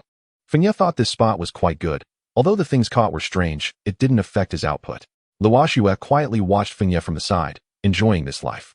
Without the noise of the city, she listened to the sea breeze, feeling very comfortable and able to forget all her worries. Although Luoxue and Fengya had known each other for less than 2 days, she knew that this man before her was someone worth relying on. Of course, Fengya had no idea about Luoxue's thoughts. For Fengya, although Luoxue was beautiful and outstanding, he had no particular thoughts in his heart. He simply appreciated Luoxue's beauty. Soon, Fengya adjusted himself and forcefully cast the line. Curious, Luoxue asked, don't you need to put bait on the hook? Although Luoxue didn't understand fishing. Wasn't putting bait a standard operation? Seeing Fengya's fishing method, Luoxue expressed deep skepticism. If it weren't for the strange things Fengya caught in the morning, she would have had no confidence in his current performance. No need, Fengya said decisively, his face displaying an indescribable confidence. Luoxue was speechless, wanting to roll her eyes at Fengya. Just watch, Fengya said with a smile. In just 2 minutes, the fishing rod had a slight tremor, and Luoxue exclaimed, it's biting. Luoxue now fully believed in Fengya's fishing ability. It had only been 2 minutes, and he had a catch, and it was without bait. Fengya pulled the fishing rod and lifted hard, and a box floated to the surface. Seeing the familiar box, Fengya almost guessed what was inside. It's a box, Luoxue said happily. This is just standard operation. Luoxue gave Fengya a big eye roll, and then looked joyfully at the box they had caught. If I hadn't seen it, I wouldn't have dared to believe that the resources in the ocean are so abundant, Luoxue said naively, clearly believing Fengya's earlier words. Fengya thought to himself, this is truly easy to deceive. I can't just tell you it's the fishing rod's fault. Luoxue hopped over to the box, and as she was about to tear it open, Fengya reminded from behind, don't damage the plastic on top. Although Luoxue did not understand why it had to be this way, she obediently complied. Fengya, what do you think is inside? Luoxue asked. It should be cigarettes. Fengya didn't even look, but continued to cast his rod. Luoxue carefully tore open the plastic, joyfully opened the box, and was stunned after seeing the contents. How did you know it was cigarettes? The cigarettes we caught earlier were also in this kind of box. Nothing surprising. There were already 3 boxes of cigarettes. And the capital was quite abundant, but I still hope that what we catch next will be food, Luoxue said somewhat sadly. It's just the beginning. Everyone doesn't have many resources right now. I estimate that in a few days, good things will appear. I see you don't have any change of clothes. You can trade cigarettes for clothes, Fengya said.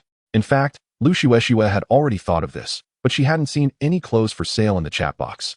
Moreover, after a day of feeling sticky, she was quite uncomfortable, and since Fengya was a man, she couldn't let go too much.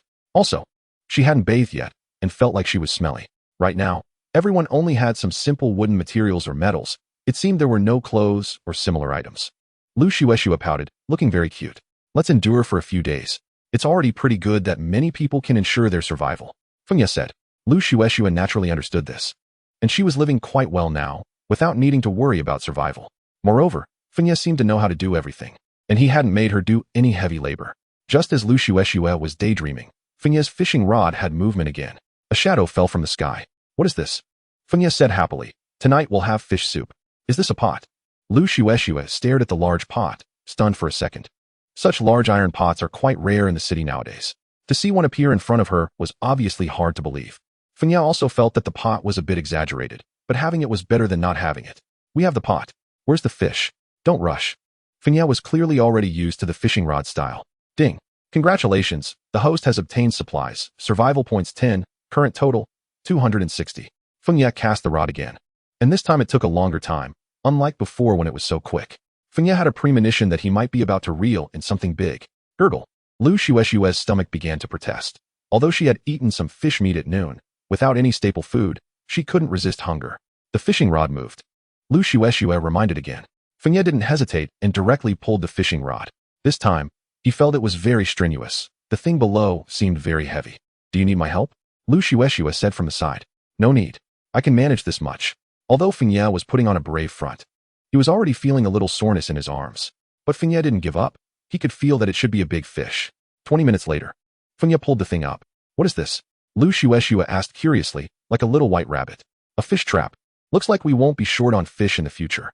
Fengya shouted happily. Although it wasn't long, it was already very useful. There's fish inside. Luoxue shouted loudly. Fengya opened the fish trap, and inside there were not only fish, but also crabs, shrimp, and some sea snails. The The contents were quite abundant. With this thing, it would greatly reduce Fengye's time searching for food. Although they hadn't caught any fish this time, with the fish trap, they wouldn't have to worry in the future. But Fengye understood that fishing every day was still essential. After all, the things caught by this fishing rod were still very useful. Let's cast again, Fengye said. Can I try this time? Lu Shueshua also wanted to give it a shot. After all, she hadn't had the chance to interact with this kind of thing before. Chapter 14, Wonderful Moments. Sure, Fengye didn't refuse. He had previously given Lu Shueshua the right to use the fishing rod and knew she would catch something. Fengye was also curious about what supplies Lu Shueshua could catch. Fengye handed the fishing rod to Lu Shueshua, who looked at the fishing rod in her hand in disbelief. It looked so ordinary, yet it could withstand so much. How do I use this? Lu Shueshua asked. Just throw it out, Fengye said. Is it that simple?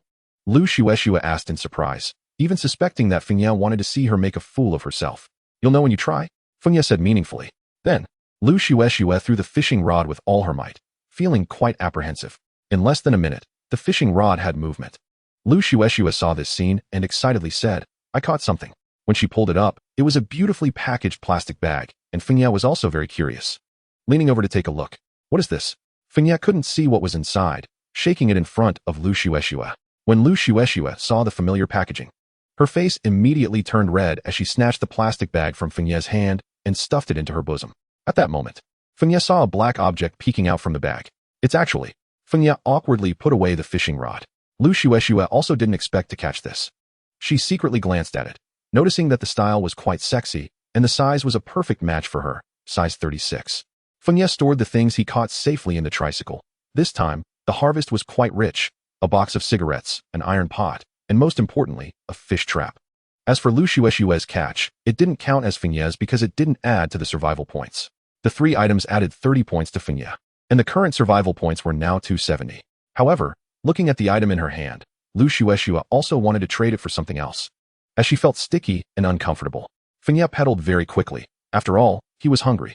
Seeing that Lu Shueshua wasn't at the shelter, Fengye guessed what was happening. Fengye took the iron pot from the tricycle. This huge iron pot left Fengye a bit troubled.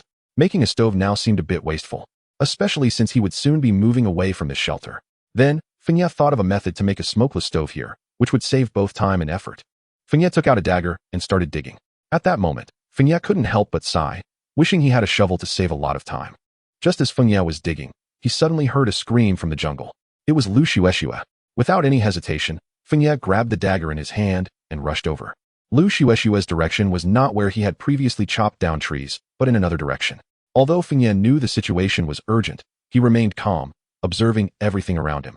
When Fengye saw a snowy white figure, he concluded that it was Lu Shueshua. There should only be the 2 of them here. As Fengye approached, he saw a snake on the ground, staring at Lu Shueshua, who was too frightened to move, her clothes only half on. Whoosh! The sound of something cutting through the air rang in Lu Shueshua's ears, and she felt a gust of wind brush past her ear. When she looked again, Lu Shueshua saw that the previous snake had been cut in 2. Lu Shueshua was so shocked that she couldn't speak. She could see that Fengye was about 10 meters away from her. To hit a snake from such a distance was terrifying. Are you okay? Fengye asked as he walked closer. But the next second, Fengye felt something warm in his nostrils. Uffed! Fengye's nosebleed instantly gushed out. And he looked at Lu Shueshua and said, Can you put your clothes on first? It's very tempting for me. At this moment, Luo Shueshua suddenly remembered that she had been so focused on being scared that she completely forgot that she hadn't finished putting on her clothes. Look at you, Luo Shueshua said with a bit of a pout. She didn't blame Fengye. After all, Fengye was trying to save her. But seeing Fengye's nosebleed was still quite dramatic. Fengye looked at the white scene in front of him and couldn't help but scold himself in his heart for his nose being so unreliable. However, it was really white. After Luo Shueshua finished getting dressed, Fengye asked, How did you end up here? I wanted to change my clothes and came in here. But when I saw a small stream, I wanted to wash up because my body was sticky. Who knew I would run into a snake right away? Luo Shueshua said with a hint of grievance. However, Fengye was still very happy. He had just witnessed such a wonderful scene. And there was a small stream here that he hadn't discovered before, and it was not far from his shelter. This made Fengye feel a bit guilty. If he had discovered it earlier, he could have sold fresh water in bulk, but it wasn't too late now. I still want to say thank you, Luo Shueshua said softly. You don't need to worry about that. If this happens again in the future, what can you do? Fengye said with a smile. Just a second ago, Luo Shueshua was a bit touched. She thought Fengye was sincerely saving her, but the next second, she felt something was off in his tone. Pervert, Luo Shueshua said, her face turning red. That reaction was pretty quick, but it wouldn't be bad to do it again. So big, so white, Feng Yi said happily. Back at the camp, Luo Xuexue hung her clothes to dry in an inconspicuous place to avoid being seen by any perverts. She took some fresh water and poured it in, then added the seafood from the ground trap. Give me some salt, Feng Yi said to Luo Xuexue. It smells so good. Luo Xuexue walked over. Obviously, good food could make people forget everything. Then, Feng Yi added the salt, and as time passed, the aroma became more intense. Feng Yi made 2 pairs of chopsticks from branches and handed 1 pair to Luo Xuexue. This smells good. In Chapter 15, Selling Fish Soup, Luo Xuexue picked up a shrimp, blew on it, peeled off the shell, revealing the crystal-clear shrimp meat with a fragrant aroma. Luo Xuexue was already very hungry and couldn't wait to put it in her mouth. It's so hot. Luo Xuexue looked very cute at that moment, and Feng Yi smiled at her. What are you laughing at? Luo Xuexue pouted. It's nothing. Eat slowly. No one is competing with you, Feng Yi said. Humph. Luo Xuexue said proudly. Feng Yi also picked up a piece of fish meat. It was very delicious, bursting with flavor, even though he didn't particularly like fish. But Luo Xuexue was eating happily. Feng Yi, how do you drink this soup? Luo Xuexue asked. Due to time constraints, Feng Yi hadn't made bowls. This pot of fish soup was indeed tempting. What a pity for this pot of fish soup, Luo Xuexue said reluctantly, swallowing her saliva. Feng Yi thought for a moment and took out a plastic bottle that he had specially kept, as there weren't many tools for storing water. What is this? Luo Xuexue looked at Feng Yi like a curious baby. You'll be able to drink it soon, Feng Yi said with a smile. Feng Yi took out a dagger, split the bottle in half, and 2 simple bowls appeared in front of them. Feng Yi filled 1 bowl and handed it to Luo Xuexue. Luo Xuexue carefully held it in her hands, the fragrant aroma wafting up, making her face blush. Wow. Luo Xuexue took a small sip and immediately felt her pores relax. So delicious. I've never had such good fish soup before. Could it be that the best ingredients are often cooked in the simplest way? Luo Xuexue exclaimed while drinking the fish soup. Feng Yi also took a small sip. There was no fishy taste at all, just a rich aroma. Before long, Luo Xuexue could no longer drink, but looking at the remaining fish soup in the pot, she could only helplessly pat her belly. What a pity for the leftovers, Luo Xuexue said reluctantly as she looked at Feng Yi. After all, the fish soup was too delicious. Feng Yi looked at the half pot of fish soup and shook his head. He could only discard it. Otherwise, it would spoil by tomorrow morning. Feng Yi didn't dare to eat spoiled food here. No, we can't waste it, Feng Yi said with wide eyes. You can't drink anymore, right? How is that possible? I can't drink anymore. But we can sell it, Luo Xuexue said. Right. Food is the most scarce thing. You're really a genius. All right, leave this to me, Luo Xuexue said. Regarding trading, Feng Yi didn't want to manage it. He found it troublesome. Luo Xuexue opened the chat box, where people were discussing what they had eaten. Most people hadn't eaten anything, but they had some supplies on hand, at least the resources visible on the island. Some girls even commented, perfect for dieting, maintaining my figure. Feng Yi scoffed at this. Such thoughts were the most fatal. It seems that most people aren't living as well as we are. Luo Xuexue couldn't help but sigh. After all, she was full and had delicious fish soup. If she hadn't met Feng Yi, she didn't know how many days she could last. Looking at it this way, she really was lucky. Of course, you should see who you're with, Feng Yi said proudly, as he was a man supported by the system. Luo Xuexue just rolled her eyes at Feng Yi, not bothering to argue. After all, Feng Yi's performance was too impressive. He had the ability to be proud. What do we need to trade for? Luo Xuexue asked. She was still unclear about what resources Feng Yi wanted. Bamboo, clay, Feng Yi said. The bamboo was used to reinforce the shelter he had built earlier, and with clay, Feng Yi could make pottery. Selling fish soup. 1 bottle of fish soup for 2 pieces of bamboo, or 5 pounds of clay. Wow. Beautiful big shot. Isn't that the beautiful big shot from the morning? Selling fish soup at night. Beautiful big shot. Please let me cling to your leg. Bring your own bottle. Luo Xuexue ignored these people's comments. After all, they didn't have many bottles in hand, and looking at the pot of fish soup, there were at least a dozen bottles worth, but they didn't have that many bottles. Big shot. How do we trade? I have bamboo here. Private message me. The fish soup is limited. First come, first served. Luo Xuexue continued. Feng Yi couldn't help but give a thumbs up at Luo Xuexue's calm demeanor. Soon, Luo Xuexue's private messages kept popping up. How much clay do you want? Luo Xuexue decided to ask for a specific quantity. For portions, Feng Yi said after thinking. According to Luo Xuexue's pricing, for portions was a bit much. Okay. I want all the rest to be bamboo. Beautiful big shot. I don't have bamboo, but I have clay. Okay, hand over the bottle first. Quickly, Luo Xuexue took out a bottle and handed it to Feng Yi, who quickly filled the bottle and handed it back to Luo Xuexue. During the trade, I'll give you the fish soup, and you give me the clay, all together, Luo Xuexue reminded. After all, It's important to exchange goods hand in hand. Otherwise, Luo Shueshue wasn't sure about these people's character. Alright, big shot. Soon, 5 pounds of clay appeared in front of Luo Shueshue, and the trade was completed. The people who got the fish soup saw that it was still warm in their hands and couldn't help but swallow. They opened the bottle cap and took a big gulp, immediately feeling their pores relax. So good. Sharp pepper. The fish soup sold by the big shot is incredibly delicious. Feng Yi looked at the chat box and saw this person say it, understanding that this was the best advertisement. Soon, the chat box exploded. The first few people who had traded for fish soup praised it endlessly and wanted to buy more, but Luo Shueshue ruthlessly refused. Now announcing. Due to the limited quantity of fish soup, each person is limited to 1 portion. Before long, there was only a little left of the fish soup. The fish soup is about to run out, Feng Yi said. So fast. Luxuxu didn't expect it either. She hadn't noticed it just now. How much is left? Luxuxu asked. Half a bottle is left. At this moment, Luxuxu said in the chat box, there is half a bottle of fish soup left, already sold out. She didn't plan to sell this half bottle either. After all, reputation is very important. Big shot, sell me that half bottle. Someone immediately typed in the chat box. I have sanitary pads here. I wonder if I can trade them. Clearly, the speaker was a girl. Sanitary pads. Wow. The beautiful big shot will definitely trade. Beautiful big shot. I have bamboo here. Wait a minute, I'll go chop some. Many people chimed in. Luxuxu was very tempted by the sanitary pads. But since these supplies were obtained by Feng Yi, she didn't feel right deciding on it. You need anything? Don't tell me. Decide for yourself. Hearing this, Luxuxu was almost moved to tears. She calculated the days and realized her period was about to come. She had been paying attention to this today, but hadn't noticed it until now, and she was afraid Feng Yi wouldn't agree. However, it seemed that Feng Yi didn't mind. Luxuxu opened a private chat with the person trading sanitary pads for fish soup, who was called Flying Fish. Luxuxu confirmed there were no issues, as this item was very important to her unlike other items.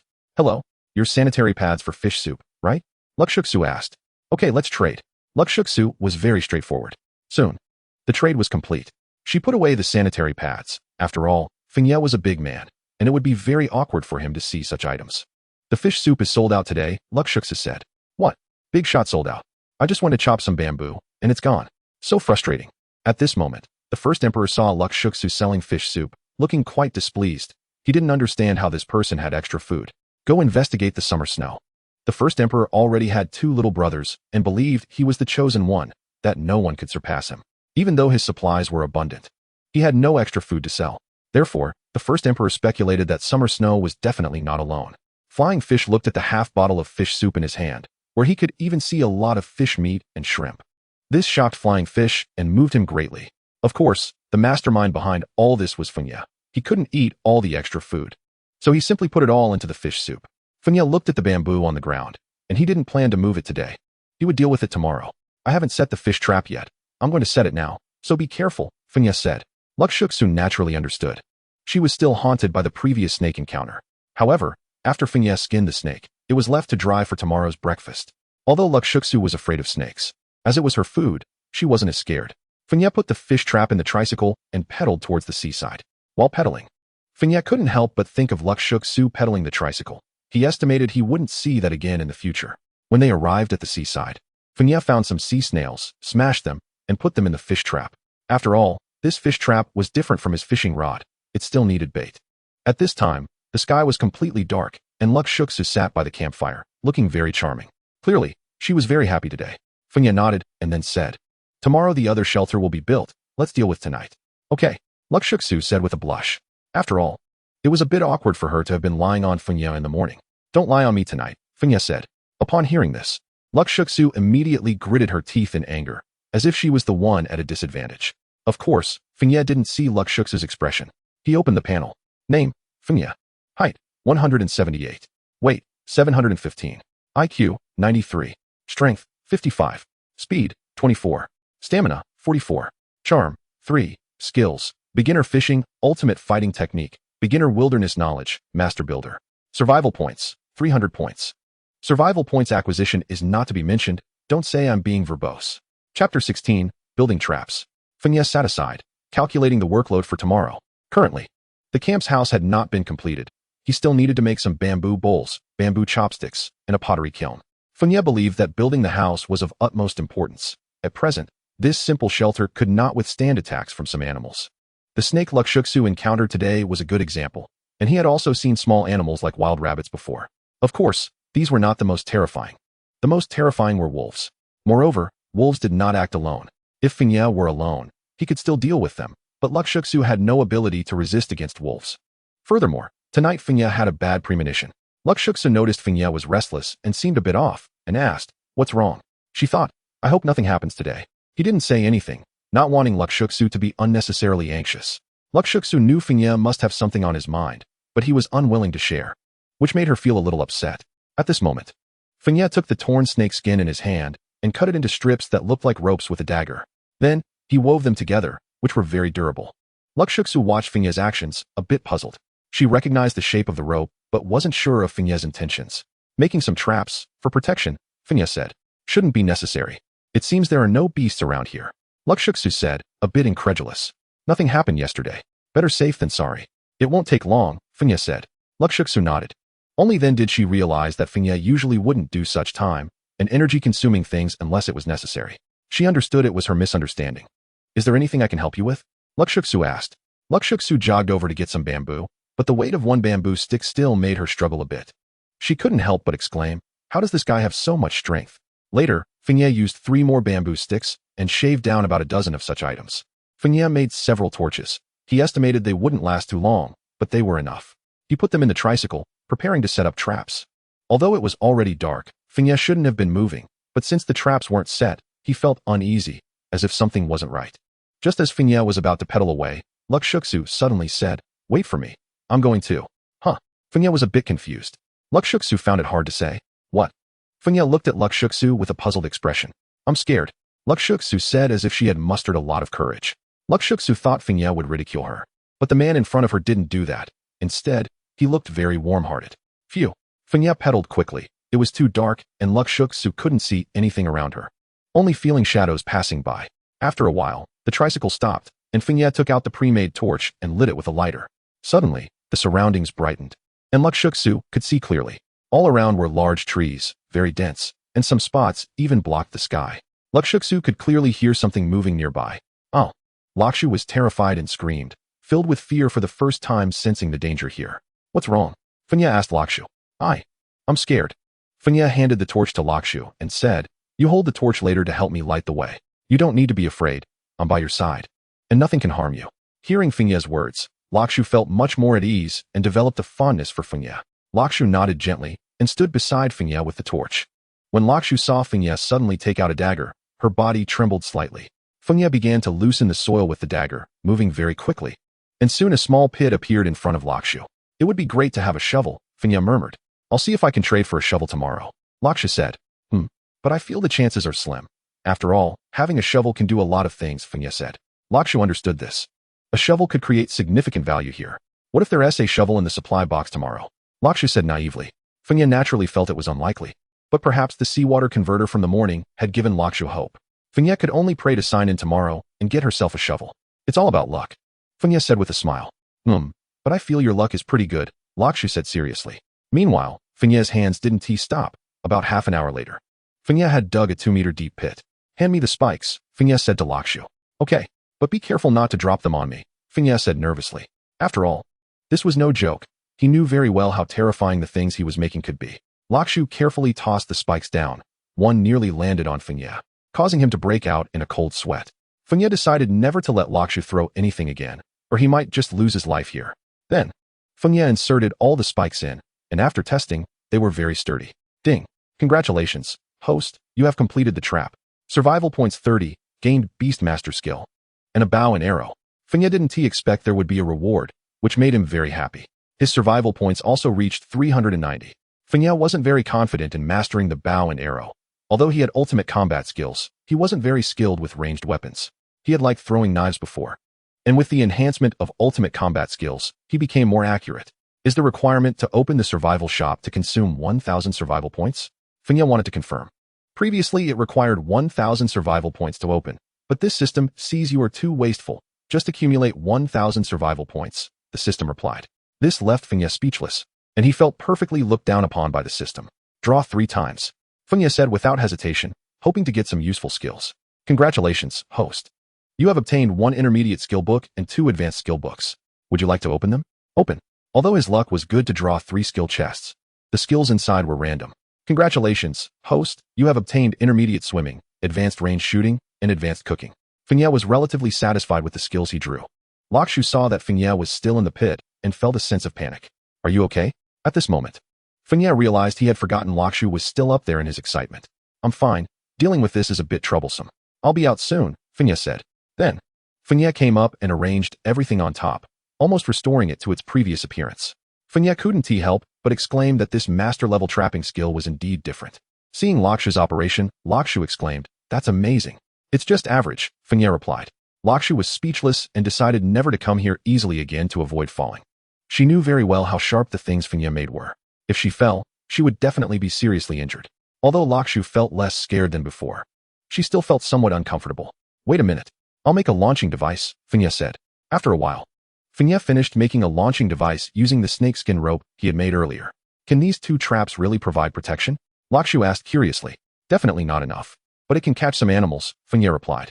"That's not bad. We won't have to eat fish all the time," Lakshu said. Lakshu hoped these traps could catch animals. Although fish soup was delicious, she also wanted to eat meat. Lakshu didn't understand why she craved meat so much since coming here. Fengye meant that 1, it would prevent large beasts, and 2, it would catch some animals. Seeing the rabbits during the day made Fengye want to catch them. But he had no tools at that time. Back here, Lakshu breathed a sigh of relief, realizing the dangers of the jungle this time. "Let's rest early," Fengye said. He calculated that it was already close to 11 o'clock. Lakshu nodded gently, already exhausted. Lakshu lay down directly, no longer feeling the embarrassment from the previous day. Fengye didn't rush, but sat by the campfire and lit a cigarette. After a whole day, Fengye had hardly rested, but he didn't feel very tired. And his strength had increased significantly. After finishing the cigarette, just as Fengye was about to sleep, a sudden sound made him alert. "Oh woo!" Lakshu, who was about to fall asleep, immediately jumped up when she heard the sound and rushed to Fengye, hugging him tightly. Chapter 17, A Night Without Sleep. Fengye was a bit at a loss when suddenly hugged by Lakshu, as this was his first experience with such a thing, and he had no experience. Lakshu was trembling all over, burying her head in Fengye's chest. This left Fengye unsure of what to do, as his hands had nowhere to go. Hearing the wolf howl made Lakshu panic. It was her first time encountering such a situation. Although Fengye wanted to observe the surroundings in this position, it was difficult for him to move. Lakshu clung to him like a koala. I can't breathe very well," Fengye said. At this moment, Lakshu realized she was still hanging on Fengye and that it was a subconscious action, causing her face to turn red. Lakshu loosened her grip slightly, and Fengye immediately felt he could breathe much better. "Oh woo!" The wolf howl sounded again, and just as Fengye had relaxed, Lakshu tightly hugged him once more. Fengye cursed inwardly. Why is there always howling for no reason? A wave of fragrance wafted into Fengye's nostrils, momentarily intoxicating him, and his body seemed to have a slight reaction. "This feeling is a bit much," Fengye couldn't help but say. At this moment, Lakshu didn't care about anything else. She felt that only by being next to Fengye could she feel safe. "You let go first. I'll go take a look," Fengye said. Lakshu clearly didn't want to let go, but she knew she couldn't stay like this forever, so she reluctantly released her grip, her body still trembling. By the firelight, Fengye could clearly see that Lakshu's face was pale, indicating she was genuinely scared. Fengye stood up to stretch a bit. There were constant wolf howls around, and it sounded like more than just 2 or 3. However, Fengye was not afraid. He was a man with system support. So how could he die in front of wolves? At this moment, Luo Shueshue felt very uncomfortable and could only curl up in a corner, not daring to move at all. Seeing Luo Shueshue like this, Fengye also didn't dare to act rashly, and it was out of the question to leave Luo Shueshue alone here. Fengye could only pray for the arrival of daylight, which would be much better. "You should go rest," Fengye said reluctantly, looking at Luo Shueshue. However, Luo Shueshue couldn't fall asleep at all as soon as she closed her eyes. All she could see was the image of the wolf. "It's okay. I'm here. The wolf can't hurt you," Fengye comforted her. Hearing Fengye say this, Luo Shueshue felt a little better, but she was still very frightened. She had already encountered a snake today and was afraid she would be scared out of her wits. And now hearing the wolf's howl at night, she felt like she was about to collapse. "Go to sleep. I'll keep watch here." Fengye patted Luo Shueshue's shoulder. Luo Shueshue looked up at Fengye, her face still wet with tears, looking very adorable. At this time, it was already deep into the night, and the surroundings were silent. The rustling of leaves in the forest had disappeared, and all that could be heard was the sound of flames burning the wood. Luo Shueshue had calmed down a lot by now, and her complexion was gradually recovering, especially since the wolves hadn't howled again after that. "Go to sleep. You need to be in good spirits to survive better, Feng Yi said calmly. At that moment, seeing Feng Yi's calm expression, Luo Shueshue couldn't help but admire him. Thinking, is this person not afraid of wolves at all? Luo Shueshue couldn't imagine how powerful this man in front of her really was. This time, Luo Shueshue did not hesitate. After all, without the sound of wolves, she wasn't so scared anymore. Good night. Not long after, Luo Shueshue fell asleep, while Feng Yi continued to keep watch. Although Feng Yi closed his eyes, he was not in a deep sleep. He could immediately sense any danger around him. After a sleepless night, in the morning, sunlight shone on Feng Yi, who opened his eyes with a hint of fatigue. After all, Feng Yi had hardly slept that night. Just sitting by the campfire, he stood up and moved his body slightly. After sitting all night, he felt a bit stiff. Feng Yi saw that Luo Shueshue was still sleeping inside and didn't want to wake her up, considering how frightened she had been yesterday. Feng Yi picked up the fishing rod and put it in the tricycle, preparing to go fishing. In less than a minute, Feng Yi arrived at the place to cook and check the traps. He wanted to see the harvest from the traps first. He just hoped it wouldn't disappoint him. Feng Yi pulled the trap up from the sea surface and immediately felt some weight.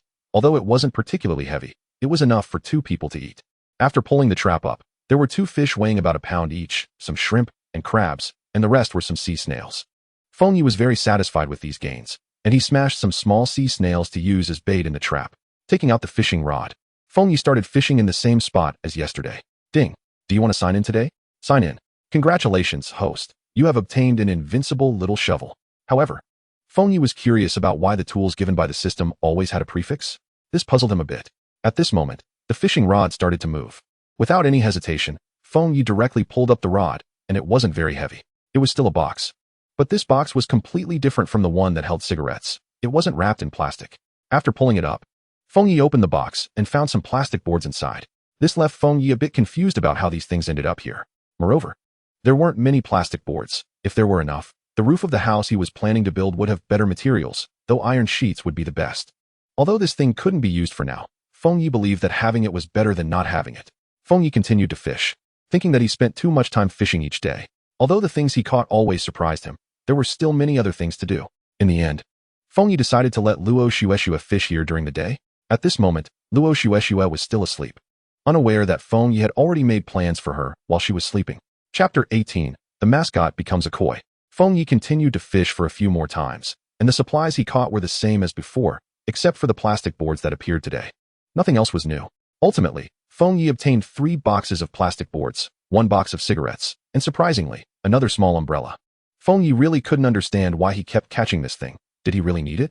As for the 3 boxes of plastic boards, Feng Yi calculated simply that they were enough to make a roof, but if he wanted to continue using them for the outer walls, he would need a lot more plastic boards. As for the cigarettes, Feng Yi felt he had more than enough. He had a feeling he could smoke for years without any problems. This time, Feng Yi was smart and carefully hid the small umbrella instead of being careless like before. At this point, Luo Shueshue had groggily woken up and found that no one was around her, causing her heart to panic. But when she saw Feng Yi busying himself, she couldn't help but smile. Luo Shueshue got up and saw that Feng Yi had made a bountiful catch early in the morning, making her feel very happy. Have you opened the supplies yet? Luo Shueshue asked. At this moment, Feng Yi remembered about the supplies, as he had forgotten since there was no prompt. Feng Yi walked over to the 2 supply boxes, opened one, and upon seeing the contents, he had a black line on his face, but still put the prepared bow and arrow inside. What is it? Luo Shueshue asked with some anticipation. A bow and arrow, and you can see this for yourself. Feng Yi took out the bow and arrow. Luo Shueshue was a bit confused about why Feng Yi wanted her to look at something. When she got closer, she saw that inside was something that was quite sexy. At this point, Luo Shueshue understood why Feng Yi wanted her to see it. You won't need this, Luo Shueshue said playfully. Feng Yi was also very frustrated. He didn't understand why he always managed to pull out such things. What else is in that supply box? Luo Shueshue asked with some anticipation. I didn't open the other one. I left it for you to open. I feel like I'm having bad luck today, Feng Yi said with a black line on his face, clearly still bothered by what he had just opened. Luo Shueshue playfully stuck out her tongue, feeling panicked inside. She didn't know what she would pull out. With her eyes closed, Luo Shueshue opened the supply box, not daring to look. What is it? This time it was Feng Yi who was curious and asked. Hearing Feng Yi's voice, Luo Shueshue slowly opened her eyes and found that there were actually 2 bags inside, one of which weighed about 50 pounds. What is this? The 2 bags were stacked together, and Luo Shueshue couldn't distinguish what they were. Feng Yi was also very curious. Since Luo Shueshue couldn't recognize them, the items must be something special. When Feng Yi saw it, he was completely dumbfounded. then happily shouted, "Finally, we have staple food." Staple food? Luo Shueshue was stunned for a second before realizing that the 2 bags contained rice and flour. "You really have good luck." Feng Yi couldn't help but exclaim. While he felt that what he had pulled out was all junk, this made Feng Yi even more determined to let Luo Shueshue go fishing, believing she would catch something unexpected. These things need to be well preserved. Feng Yi understood that these were food, while most people were still struggling to fill their stomachs. He already had rice and flour, which was incredibly lucky. Of course, all the credit still went to Luo Shueshue. Feng Yi couldn't help but smack his lips and said, "From now on, you can't be called a mascot anymore. You should be called a koi." Luo Shueshue was used to Feng Yi saying such things about her, so this time she wasn't angry. Instead, she gave Feng Yi a tsundere expression, clearly implying, "You can't compare to me, Gulu." Luo Shueshue shyly looked at Feng Yi and said softly, "I'm hungry." Feng Yi was also a bit hungry. Having not eaten anything in the morning and just gone to work, he had planned to cook something earlier. "How about some seafood porridge for breakfast?" Feng Yi said happily. Seafood porridge. Upon hearing this, Luo Shueshue's eyes sparkled. Yesterday, Feng Yi had acquired a high-level cooking skill. So today he wanted to try it out and see what level he could achieve. Feng Yi believed that at least he could reach a 3-star level, without any unnecessary chatter. Feng Yi moved quickly, and soon all the ingredients were prepared, consisting of just some simple seafood. However, he decided not to include fish since he didn't like it, and planned to grill the fish later while the porridge was cooking. He put the rice in the pot, added the seafood, and sprinkled a little salt to enhance the flavor of the seafood porridge. Before long, a delicious aroma began to waft through the air, and Luo Shueshue, sitting beside the large pot, could hardly contain herself. At this moment, Feng Yi also set up to grill the fish by the campfire, using a method that didn't require him to hold it the whole time. Taking advantage of this time, he found a bamboo stick to make 2 bamboo bowls, 2 pairs of chopsticks, and a bamboo spoon. Before long, Feng Yi finished these tasks, and by then, the fish was almost done grilling. But the seafood porridge still needed a bit more time. "Why don't you eat the fish first?" Feng Yi suggested to Luo Shueshue. "I'll wait a bit longer. Good food is worth the wait." Luo Shueshue replied firmly. Although she was quite hungry, Luo Shueshue decided to wait until the seafood porridge was ready, feeling that it would taste really good. After a while, the seafood porridge was finally done, and Luo Shueshue couldn't wait anymore, quickly calling for Feng Yi. Feng Yi handed the bamboo bowl he had made to Luo Shueshue and ladled a big bowl of porridge for her with the bamboo spoon. After receiving it, Luo Shueshue blew on it and took small sips. After her first sip, her eyes sparkled with surprise, and she soon looked quite enchanted. "How is it?" Feng Yi asked. It's delicious," Luo Shueshue mumbled, not stopping at all. Feng Yi also served himself a bowl and began to sip slowly, finding the flavor quite good. Soon, Luo Shueshue drank 3 bowls in a row before stopping, which surprised Feng Yi. I'm so full," Luo Shueshue said contentedly, patting her belly. Then, with a hint of concern, she said, "Will I get fat like this?" Feng Yi looked at Luo Shueshue. In his eyes, her figure was perfect, with curves in all the right places, slim where it should be, and very beautiful. Many girls would definitely envy a figure like Luo Shueshue's. Of course, the boys liked it very much too. Chapter 19. No one has this luck. Taking advantage of the time to rest after eating, Feng Yi opened the chat box, wanting to know if everyone had noticed the wolf howling last night. Upon opening it, he saw that everyone was discussing what had happened last night. "Damn, I don't know where that husky was howling all night. I couldn't sleep well at all. Upstairs, you must be a fool. There are no huskies here. That's clearly a wolf. No way. Bro, mistaking a wolf for a husky. You really are a genius." 666. Feng Yi felt a headache coming on. He didn't expect there were still people so carefree that they could remain indifferent to wolf howls. This left him quite impressed. Wolf howls? I don't hear any wolves here. Just freaking mosquitoes. At this moment, many people were complaining about what happened last night. Quite a few had seen wild beasts, and it wasn't just wolves. This made Feng Yi realize that not everyone had heard the wolf howling. However, some speculated that danger might be approaching. But this opinion was met with ridicule from many, who thought it was nonsense and merely worrying for nothing. Nevertheless, Feng Yi agreed with that person's thoughts. He also felt that danger was getting closer. In fact, he believed that the wolf howling from last night was merely a reminder for everyone to take safety precautions. Everyone really shouldn't be careless. In the wilderness, danger can happen at any time. I personally suggest taking safety measures, someone advised. Everyone, I think this brother's words make sense. After all, we're not in the city, but in the wilderness, and being here means facing danger at all times. What are you afraid of? I got a spear today. If a wild beast appears, I'll stab it with my spear. Bro, nice. You've got a weapon. Many people envied him. And Feng Yi began to calculate that the supplies everyone received the next day would indeed be quite rich. This meant he could trade for more types of goods. Feng Yi opened the trading module and found that people had already started listing supplies, but the prices were outrageous. One bottle of mineral water for a piece of meat no less than 300 grams. For such a price, it was simply extortion. Fenya thought only a fool would buy it. Luo Shueshua, having rested enough, looked at Fenya and said, "What should I do today?" Luo Shueshua didn't want to just sit idle. After all, she wanted to find something to do. Although trading supplies was easy, she felt a bit embarrassed about it. "Today, you go fishing and keep an eye on the trading board. I've seen quite a few people starting to list things. You can list some too. What do we need?" Luo Shueshua asked, unsure of what Fenya needed. "Metal, iron, wire, rope, bamboo, wood, just these things. You can check the trading board for anything else you might need." Fenya replied. "Okay, what about the supplies I catch?" Luo Shueshua clearly didn't want to pedal the tricycle, and Fenya hadn't planned to let her use it, as he still needed it. "Just put what you catch aside for now. I'll go get it later," Fenya said. Then, Luo Shueshua took her fishing rod and headed to the beach, while Fenya moved the bamboo, wood, and 3 boxes of plastic boards he had caught that morning to the construction camp. Fenya split the bamboo in half, then made a ladder out of wood, stacking the split bamboo on the roof, and finally tied them together with grass ropes made from tree bark. He placed the previous plastic sheets on top to make it waterproof. On the very top, Fenya spliced the plastic boards together and placed them over the roof, completing the roof. It took Fenya nearly 3 hours to finish the roof. After a brief rest, it was noon, and time to start cooking. Fenya first checked the traps he had set yesterday, finding them intact, which made him feel a little disappointed.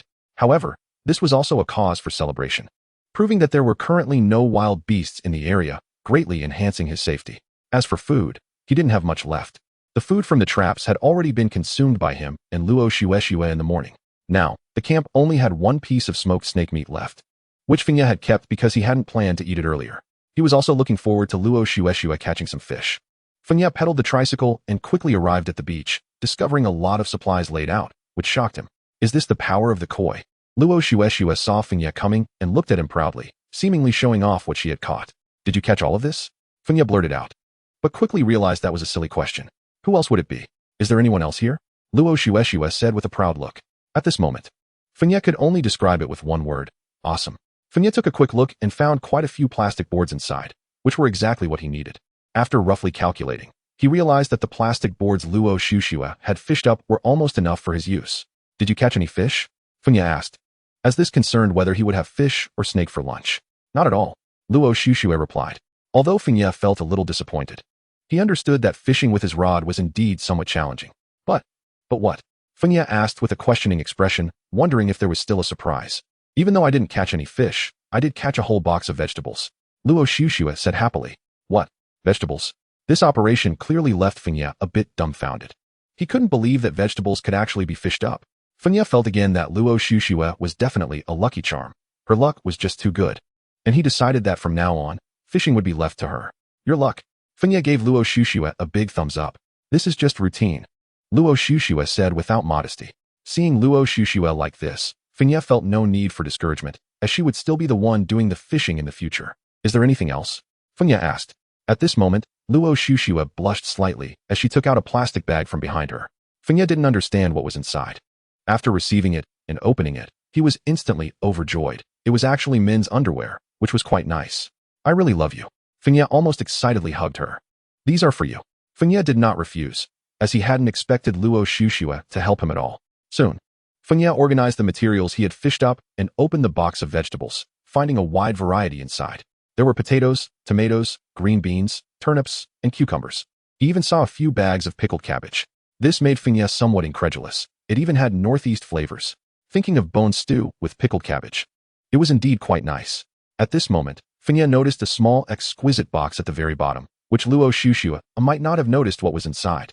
Curious, Fenya opened it and found delicate bowls inside, beautifully patterned, which meant they wouldn't have to use bamboo bowls anymore.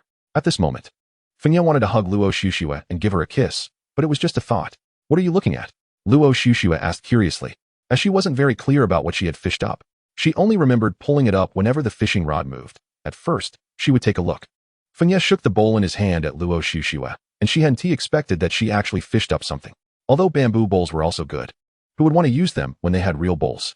These bowls were of various sizes, probably a 2-piece set. Looking at the pile of materials, Fenya felt a bit of a headache, as there was nowhere to store them and they were all exposed outside. Some water-sensitive materials were well protected by Fenya, but those that were not water-sensitive would also suffer considerable damage if left exposed for too long. Feng Ye realized it was time to consider building a simple warehouse to store these materials. Luo Xuxue looked at Feng Ye curiously, not expecting that a big man would actually cook, and that he did it quite well. Feng Ye put the washed rice into a large pot, and since there was no pot cover, he had to find a wooden board to act as a lid for the time being, as the rice still needed to be steamed. Then, Feng Ye took out 3 potatoes and 2 chili peppers, preparing to make some spicy and sour shredded potatoes. Could you check if there's vinegar available for trade? Feng Ye said. Luo Xuxue didn't hesitate, as it concerned the quality of her lunch, and immediately opened the trading screen to search. She discovered that there indeed was vinegar. But no one was paying attention to it, as most people were still struggling to survive and wouldn't care about a condiment like vinegar. There is vinegar, but the price seems a bit high. Luo Xuxue looked at the bottle of vinegar, clearly feeling a bit reluctant. Originally, Feng Ye just wanted to take a chance, but he didn't expect Luo Xuxue to actually find vinegar. He asked, "What is the price?" 3 pieces of wood. Luo Xuxue replied. That price is a bit steep. Feng Ye also felt that this person was asking for too much. Although he had no shortage of wood, Feng Ye didn't want to be taken advantage of by others. He preferred to take advantage of them himself. Can you private message this person? See if there's any way to lower the price. Chapter 20, Luo Xuxue's Little Admirer. Okay, I'll try my best. This bottle of vinegar was just a simple condiment, and Luo Xuxue was quite confident about it. Luo Xuxue opened the private message with this person and sent a message. Hello, can you lower the price for this bottle of vinegar? Luo Xuxue felt quite uncomfortable when she saw the person reject her so quickly. Your asking price is a bit too high. Let us each take a step back. 2 pieces of wood. Luo Xuxue said. After a long pause, the person finally reacted. Oh, it's the beautiful boss. He looked at Feng Ye somewhat shyly, and Feng Ye naturally understood that they had failed. It's okay. Stir-fried potato shreds with chili is also fine. It's just the taste will be quite different, Feng Ye said. Feng Ye usually took a very open-minded approach to trading. If they couldn't reach an agreement, there was no need to continue discussing. Soon, Feng Ye moved quickly. His knife skills were excellent, and the potato shreds were cut very evenly. Luo Xuxue knew that such knife skills couldn't be mastered overnight. It took many years of practice to achieve such proficiency. Luo Xuxue even found it hard to believe what Feng Ye had gone through. He seemed to be skilled at everything, while Luo Xuxue was engrossed in watching. Her private message notification rang. Beautiful boss, didn't expect it to be you. I agree to your price, and I'll take care of you in the future. Luo Xuxue was left with a question mark on her face. When did she become the boss? This left Luo Xuxue a bit confused. Without wasting words, she directly said, since you agree, then let us trade. The foot-picking big man shivered at Luo Xuxue's cold tone, not expecting that the aura of the beautiful boss was so strong that he could feel it from such a distance. All right, boss, the foot-picking big man said happily. It was clear he was very happy to be able to trade with Luo Xuxue. Soon, a bottle of vinegar appeared in Luo Xuxue's hand, which she handed to Feng Ye. How did this person agree? Feng Ye was also curious. After all, he heard Luo Xuxue say that this person's attitude had been very tough just a moment ago. Yet he agreed in an instant. I don't know, he just called me boss as soon as he spoke, and then he agreed. Now he won't stop talking. Luo Xuxue said, pouting. After hearing this, Feng Ye couldn't help but laugh. Clearly, he is your little admirer. Feng Ye laughed heartily. Humph. Luo Xuxue's face turned dark. It was only the 3rd day, and she already had an admirer. You should be quite familiar with this kind of thing, Feng Ye said. It's really annoying. Luo Xuxue said angrily. The reason Luo Xuxue was so cold was that she had too many pursuers. Originally, she thought coming here would mean fewer worries, but unexpectedly, another one appeared today. These people are really annoying. I was already bothered before. Luo Xuxue said resentfully, throwing a fierce glance at Feng Ye, making it clear that Feng Ye was the instigator. No, this person is different from those who pursued you before. This person simply admires you. He is not your pursuer. Feng Ye said. Really? Luo Xuxue was quite confident about her charm. Well, he hasn't seen you. Although he knows you're a woman, what does that matter? Feng Ye was talking while chopping vegetables. Big shot, if you don't mind, I'll call you beautiful sister. Luo Xuexue saw this and knew Feng Ye was right. This was completely admiration for herself. Looking at your expression, I know I'm right. I didn't expect you to have a little fanboy so quickly. Feng Ye said with a smile. Beautiful sister, where are you? Take your little brother with you. Luo Xuexue thought about blocking him, but felt it wasn't good since they had just traded. Maybe next time. You go ahead and get busy. If you have good stuff, you can find me to trade. All right, beautiful sister, I'll get busy first. When she saw Xiaobu not sending messages, Luo Xuexue suddenly felt her world quieted down a lot. Your little fanboy has calmed down, Feng Ye said with a smile. Seeing Feng Ye's gloating expression, Luo Xuexue wished she could bite him. That would make her feel better. Luo Xuexue felt unwilling to talk to Feng Ye. Suddenly having a little fanboy was quite a headache. Feng Ye felt fortunate that it wasn't him. Otherwise, he'd be overwhelmed, and luckily he was low-key. So no one noticed him. Just when Luo Xuexue, who was initially in a bad mood, suddenly asked about the fragrant smell, her mood improved a lot. This rice is surprisingly fragrant. Feng Yi was shocked. After a while, once the rice was done steaming, Feng Yi served it out, as he still needed to stir-fry the dishes. At that moment, Feng Yi remembered he had no oil. He looked at Luo Xuexue, wanting to say something but hesitating. What are you looking at me for? To stir-fry. I forgot to mention earlier, there's no oil. Feng Yi said a bit embarrassed. Luo Xuexue kept comforting herself internally. Not to get angry. Let me see if there's any oil. Luo Xuexue said through gritted teeth, almost wanting to bite Feng Yi in frustration.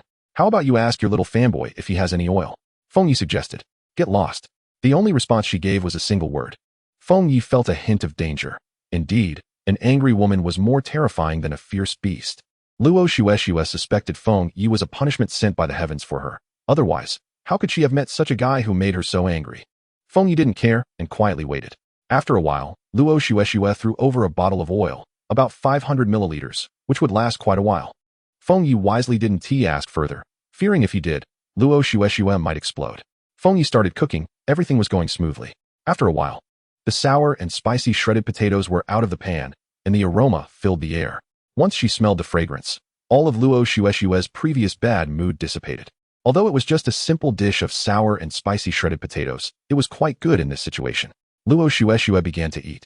And as soon as she took a bite, she was so surprised she couldn't speak.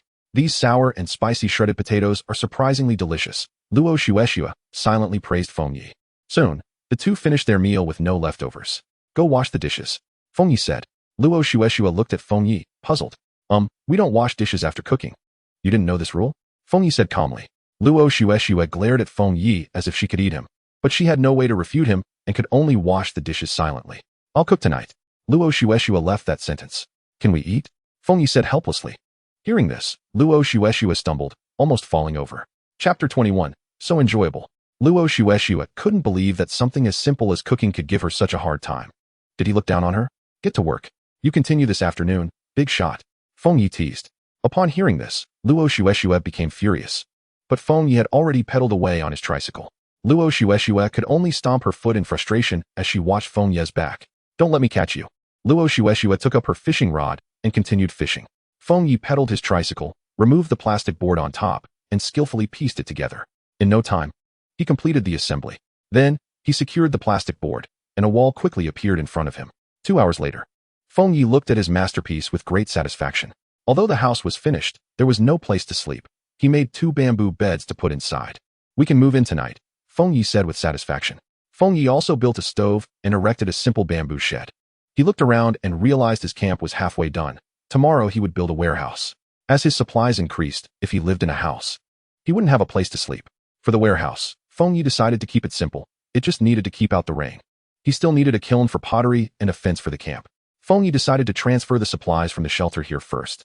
He calculated that it would take him about 3 minutes to ride the tricycle to his camp, but walking would take about 10 minutes.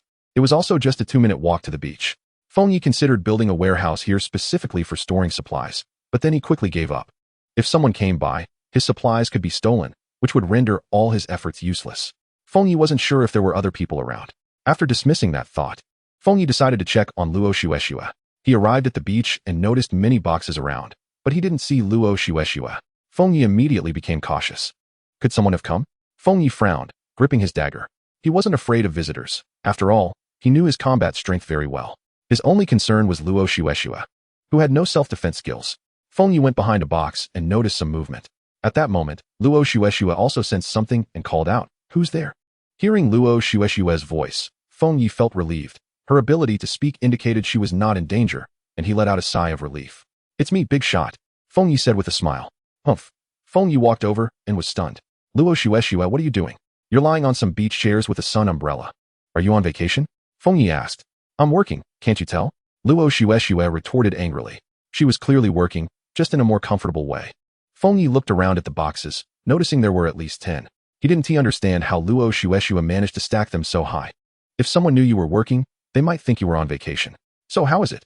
Are you jealous?" Luo Xuexue said proudly. Feng Yi couldn't say he wasn't jealous. This was completely 2 different modes. "It's just okay," Feng Yi replied. "Humph. What have you caught?" Feng Yi asked. "They're all behind. You can check for yourself." Luo Xuexue pointed to the boxes behind her. Feng Ye's face darkened. It turned out he had no idea what she had caught. Feng Ye opened the first box and found plastic boards, nothing different from the morning. After opening several boxes, they were all plastic boards. Feng Ye began to wonder if Luo Xuexue's biggest gain was just lying down. He opened another one. And this time he didn't find a plastic board, but a wheel. Could it be for a tricycle? Feng Ye took out the items inside. There wasn't much, but there was also a wrench, which was very considerate. Soon, Feng Ye pieced it together, and it turned out to be a small bicycle. Luo Xuexue pulled up another rod, which was a long box. Without even looking, she tossed it aside and walked over to see what Feng Ye was doing. Is this a bicycle? Luo Xuexue looked at it in surprise. Yeah, Feng Ye nodded, but this bicycle was too small. Riding it felt a bit awkward. Not at all comparable to a tricycle. This is mine, Luo Xuexue said with a smile. Feng Ye had no objections, after all. She usually rode a tricycle when going out. First, it was comfortable, and second, it could carry things. It's yours. Luo Xuexue happily took a ride around. Feeling good about it, Feng Ye ignored Luo Xuexue, still busy unpacking. Feng Ye had some doubts. Was Luo Xuexue really a girl? Don't girls like the feeling of unboxing? Why was it not working for Luo Xuexue? The boxes here were like blind boxes. No one knew what was inside. At that moment, Feng Ye also noticed the long box that Luo Xuexue had pulled up. It wasn't very big. Curious. Feng Ye opened the box and was taken aback to find a hose inside. Feng Ye wasn't actually disappointed with the hose, but the box looked unique. And she had expected a surprise, but it turned out to be this thing. In the city, if she hadn't seen it, Feng Ye wouldn't have thought such a thing existed. Afterwards, Feng Ye counted the supplies. There were no special items, just some commonly used ones. Suddenly, Feng Ye felt the supplies were increasing, and the tricycle was clearly not enough anymore. Feng Ye took about 40 minutes for 3 trips. While Luo Xuexue found some seashells by the seaside to use as fish bait, Feng Ye collected the fish trap, which didn't yield much, but enough for the two of them to eat. The fish trap was put back in the water. After all, this thing could continuously provide food for her. What are we having for dinner? Luo Xuexue asked. Aren't you the one cooking tonight? Feng Ye replied. If I say I'm cooking, then I'm cooking. Luo Xuexue pouted, a bit dissatisfied. Luo Xuexue knew she was clueless about cooking, but to prove herself, she stubbornly insisted on making it, not believing that cooking could be so difficult for her. When they returned to the camp, Luo Xuexue was shocked. She never expected that in just 2 days, Feng Ye could build a house. Luo Xuexue immediately entered the house and found 2 neatly arranged beds on one side. Finally, they didn't have to sleep on the ground anymore. They had spent the last 2 days sleeping on the ground, which was very uncomfortable. Although the house wasn't very big, having such conditions was already incredible. Go cook. Feng Ye's voice came from behind Luo Xuexue. Fine, I'll cook. Luo Xuexue muttered softly. Luo Xuexue saw the ingredients scattered everywhere and suddenly didn't know where to start.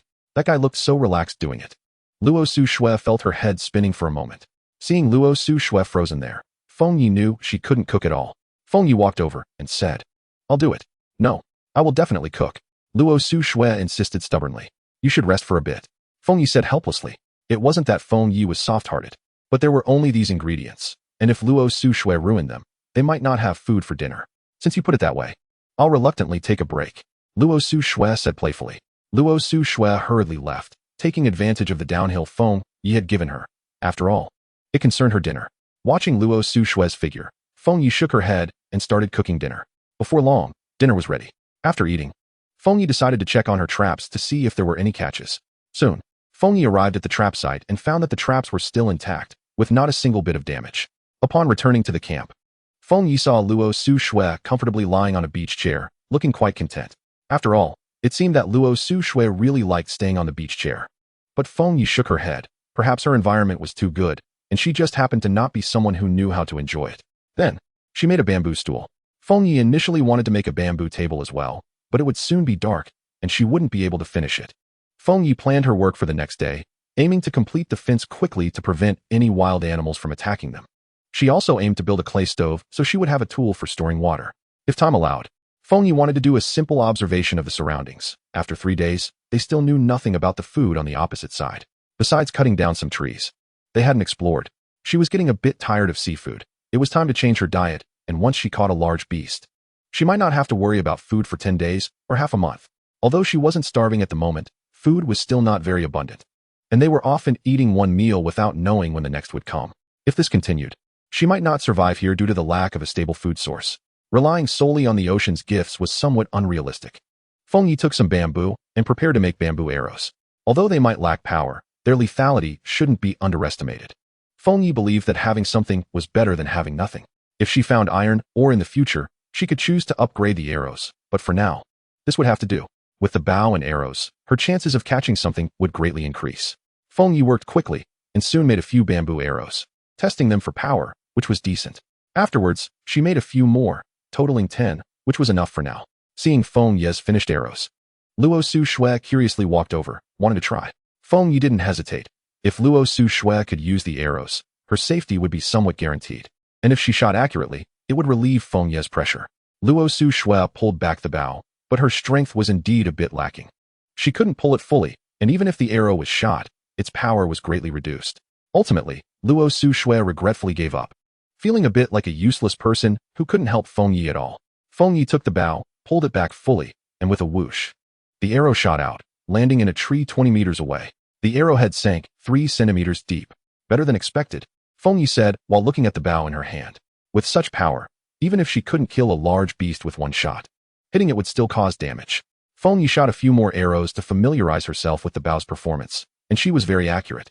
Luo Su Shui, watching from the side, was no longer so shocked. She even thought this was Feng Yi's regular operation. Basic skills. No big deal. The sky gradually darkened. And Luo Su Shui, feeling a bit bored, opened the chat box, where everyone was bragging about how great they were. This made Luo Su Shui lose interest. After all, there was a great expert right in front of her. Let's see if there's anything good to exchange. Feng Yi said to Luo Su Shui. Okay. Feng Yi tidied up the camp, sat on the bamboo chair, and found that her survival points had reached 432. Feng Yi was astonished. She never expected to gain so much today. Including the 300 points from the previous lottery, she was getting closer to 1,000 survival points. Feng Yi was also looking forward to what kinds of things would be sold in the survival points shop. System lottery, Feng Yi said, regarding survival points. Feng Yi found that she was currently gaining them quite quickly, and she could draw useful skills or items. After all, the things the system provided had never disappointed her. Ding. Congratulations, host, you have obtained Physique Potion, Speed Potion, Master Level Pharmacology, and Master Level Herbal Identification. Physique Potion? Speed Potion? What are these 2 potions for? Feng Yi asked. The physical potion can improve the host's constitution, and the speed potion can enhance speed, literally speaking. Do these 2 potions have side effects? Feng Yi is worried about this issue. No matter how good the potion is, if it has side effects, Feng Yi won't take it. No side effects at all. Feng Yi glanced at Luo Shueshue, considering whether to give her some physical potion. After all, Luo Shueshue is too weak. Can this system allow someone other than me to take it? Feng Yi asked. Yes. However, her constitution is very weak, and if she takes it all, she will die from exploding her body, diluted a bit, and her constitution will far exceed that of ordinary people. Upon hearing this, Feng Yi couldn't help but break into a cold sweat, and then said, Why didn't you tell me this earlier, system? The host's constitution is nothing to worry about. Then, Feng Yi took out a bottle of water, dropped a drop into it, and handed it to Luo Shueshue. What's this? Luo Shueshue was somewhat confused as to why Feng Yi was giving her a bottle of water. Drink it. Feng Yi didn't waste any words. You don't have any ulterior motives toward me, do you? Luo Shueshue's eyes widened, looking at Feng Yi in fear. Feng Yi said irritably, What are you thinking all day long? This water is good for you. Really? Obviously, Luo Shueshue was a bit skeptical, after all. She had never heard of water being able to enhance one's constitution. Why so much nonsense? Just drink it. Feng Yi said impatiently. After thinking for a moment, Luo Shueshue decided to give it a try. After all, she had been with Feng Yi for 3 days, and if Feng Yi had wanted something from her, he would have acted on the first day. Luo Shueshue took a small sip and didn't feel anything unusual. It was just like ordinary water. Isn't this just water? Luo Shueshue didn't quite understand Feng Yi's actions. She felt a bit confused. You don't feel anything at all? Feng Yi asked curiously. Upon hearing this, Luo Shueshue's face immediately turned red, and Feng Yi instantly realized that she had misunderstood. What did you put in it? Nothing. Just something that can improve your constitution. Feng Yi couldn't understand why Luo Shueshue felt nothing at all. Could it be too little? At that moment, Luo Shueshue suddenly felt a warm flow appearing in her body, constantly moving around. After a while, Luo Shueshue felt as if her body was filled with strength. She seemed to be stronger than a man. Feng Yi knew without asking that the potion had taken effect, proving that the system hadn't lied to him. Then, Feng Yi drank the remaining physical potion and speed potion all at once. Suddenly, he felt a huge change in his body. Feng Yi had already been quite strong, but after taking this potion, he felt like he could punch a cow to death. At this moment, Luo Shueshue felt her strength and directly approached Feng Yi, saying, Let's have a fight. You want to fight me? Luo Shueshue felt something was off upon hearing this. What does fighting him mean? Pervert. After saying that, Luo Shueshue ran straight into the house. Little girl, just after drinking a bit of physical potion, you think you can challenge me? Still too naive. Feng Yi smirked and said. Feng Yi ignored Luo Shueshue. He knew that his strength was now very great, but he didn't know how fast he was. Then, Feng Yi sprinted forward with all his strength. With a bang, Feng Yi shot out like a cannonball, the ground cracking and even collapsing in some places. Luo Shueshue, who was in the house, couldn't help but exclaim, "Is this still human?" Chapter 23, Synthesizer? Survival difficulty reduced? Feng Yi was quite satisfied with this effect. At this moment, he felt like a super soldier. Ding! The fishing rod's usage time has expired, limited to 5 uses per day? What? Feng Yi was momentarily taken aback. Just a moment ago, he was still rejoicing, but upon hearing this voice, he was dumbfounded. Now, Feng Yi could say he had fallen deeply in love with this fishing rod, although the items were random. The large amount of resources every day was very beneficial to him. Luo Shueshue saw that Feng Yi had just been very happy, but in the blink of an eye, he looked like a frostbitten eggplant. The contrast was too stark. Feng Yi hadn't known that the fishing rod had a usage time. Otherwise, he would have used it more vigorously. However, it was too late to say anything now, but he still had 3 uses left each day. For Feng Yi, that was better than nothing. Luo Shueshue still didn't know that her fishing work would have to be reduced every day. System. What happens if I continue to use it after 5 times? Feng Yi asked. After 5 uses, continuing to use it will be no different from a normal fishing rod. You can still catch fish. Feng Yi didn't need to fish now, as he had a crab trap, so he probably wouldn't use the magical fishing rod after 5 uses. What's wrong? Luo Shueshue noticed that Feng Yi's mood was somewhat low. This was the first time in 3 days that Luo Shueshue saw Feng Yi like this, and she couldn't help but feel worried. It's nothing. Lying on the bamboo bed, although it was a bit hard, it was much better than lying on the ground. A night without conversation. The next morning, Feng Yi woke up feeling very comfortable. As soon as he got up, Luo Shueshue also woke up. Luo Shueshue had slept very well yesterday. It was the best sleep she had had in many days. Good morning, Luo Shueshue said happily. How did you sleep last night? Feng Yi asked. Very well, much better than before, Luo Shueshue said with a smile. Feng Yi hadn't expected Luo Shueshue to be so satisfied. This surprised him. Ding. Would you like to sign in today? Sign in. Congratulations, the host has received a plastic barrel. This item is very practical for him, but he was also planning to make ceramic pots. With the plastic barrel, it would save him a lot of trouble. However, what should he do with the clay he collected? After thinking for a moment, Feng Yi decided to fire it into bricks, which would make his house sturdier. And once the weather here turned cool, it would also provide warmth. But Feng Yi also understood that firing bricks wasn't easy. The time required was very long, and the temperature requirements were also high. Feng Yi wasn't confident that he could successfully fire bricks here. Feng Yi decided to give it a try. If he succeeded, his house would take a step further. Firing bricks requires a temperature of around 90 degrees Celsius, so Feng Yi needed a lot of charcoal. Firing bricks not only requires clay but also shale, coal gang, and other materials, of which Feng Yi only had clay. For the rest, Feng Yi decided to let Luo Shueshue try to collect some. If she couldn't collect them, Feng Yi planned to try firing pottery and see what happened. Then, Feng Yi went outside to open today's supply box, and also took out the plastic barrel. The supplies Feng Yi opened included a package weighing about 20-something pounds. Luo Shueshue was very excited to see the plastic barrel. The seawater converter had wasted a lot of water in the past 3 days, which made her very pained. The water from the seawater converter was very clean and completely safe to drink. Luo Shueshue saw that this plastic barrel could hold at least 500 liters of water, so they wouldn't have to worry about water at all. Luo Shueshue pointed to the package and asked, "What is this?" Feng Yi shook his head. He hadn't opened it yet, and didn't know what was inside. Luo Shueshue carefully tore a small opening, and Feng Yi immediately saw that it was fish bait. Luo Shueshue grabbed a handful and asked, "What is this?" "Fish bait. It's not very useful for our fishing rod," Feng Yi said. After all, his fishing rod didn't require bait, but he could try putting some in the crab trap. Upon hearing this, Luo Shueshue felt a bit disappointed and then said, "If it doesn't work, just sell it." Feng Yi thought that was also fine. Wait a minute. Let's see if the crab trap can be used. If it works, its usefulness will be evident. Alright, Koi, you go open one. Every time Feng Yi opened a box, he felt a blow to his heart, as the items he obtained were quite disappointing. But he had to open one. Otherwise, he wouldn't be able to explain where the items he signed in for came from. Luo Shueshue directly opened the box, revealing something that looked like a tablet computer. A tablet computer? Luo Shueshue said with confusion. Feng Yi also looked puzzled. This seemed to be beyond his knowledge. Luo Shueshue tapped the screen, and immediately a projection appeared, displaying several recipes. A wooden bed requires 5 pieces of wood. A wooden house requires 200 pieces of wood and 5 pieces of metal. For now, those were the only items available. The synthesizer had been fully distributed, and the leaderboard would open at 6 o'clock tomorrow evening. The higher the rank, the richer the rewards. 50,000 new humans. At that moment, Fenya saw that the box he had opened earlier contained the same item as the one in Luo Shushue's hand. Hearing this, Fenya couldn't help but frown. The emergence of the synthesizer meant that as long as everyone had the crafting blueprints and materials, they could survive here. But where could they obtain the blueprints? Did they need to open boxes? Just then, Luo Shushue took out something that looked like a blueprint and said, "Fenya, take a look at this." Fenya opened it to find it read, "Excellent level iron spear. An excellent iron spear requires 10 kilograms of iron." Excellent level? Fenya was shocked. How could items here have level restrictions? System, do the items you provide have levels? Fenya curiously asked. Yes, they do. Fenya never expected that the items provided by the system also had levels, but he had never seen them before. What levels are there? Fenya asked. You can see for yourself. At that moment, Fenya noticed that his items clearly had level annotations on them, along with some descriptions. This made Fenya feel somewhat confused. What kind of place had he come to? Fenya couldn't help but wonder if he was still in his original world. Had he crossed over? Or was this another world? Was there someone in control here?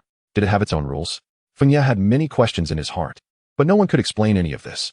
Everything had changed. It had become somewhat abnormal. Fenya, look at this bucket. It has a level and a description. Luo Shushu exclaimed. Fenya looked over and saw, plastic bucket, perfect level, a plastic bucket that will never break. Fenya initially wanted to test if it was as described, but thought better of it.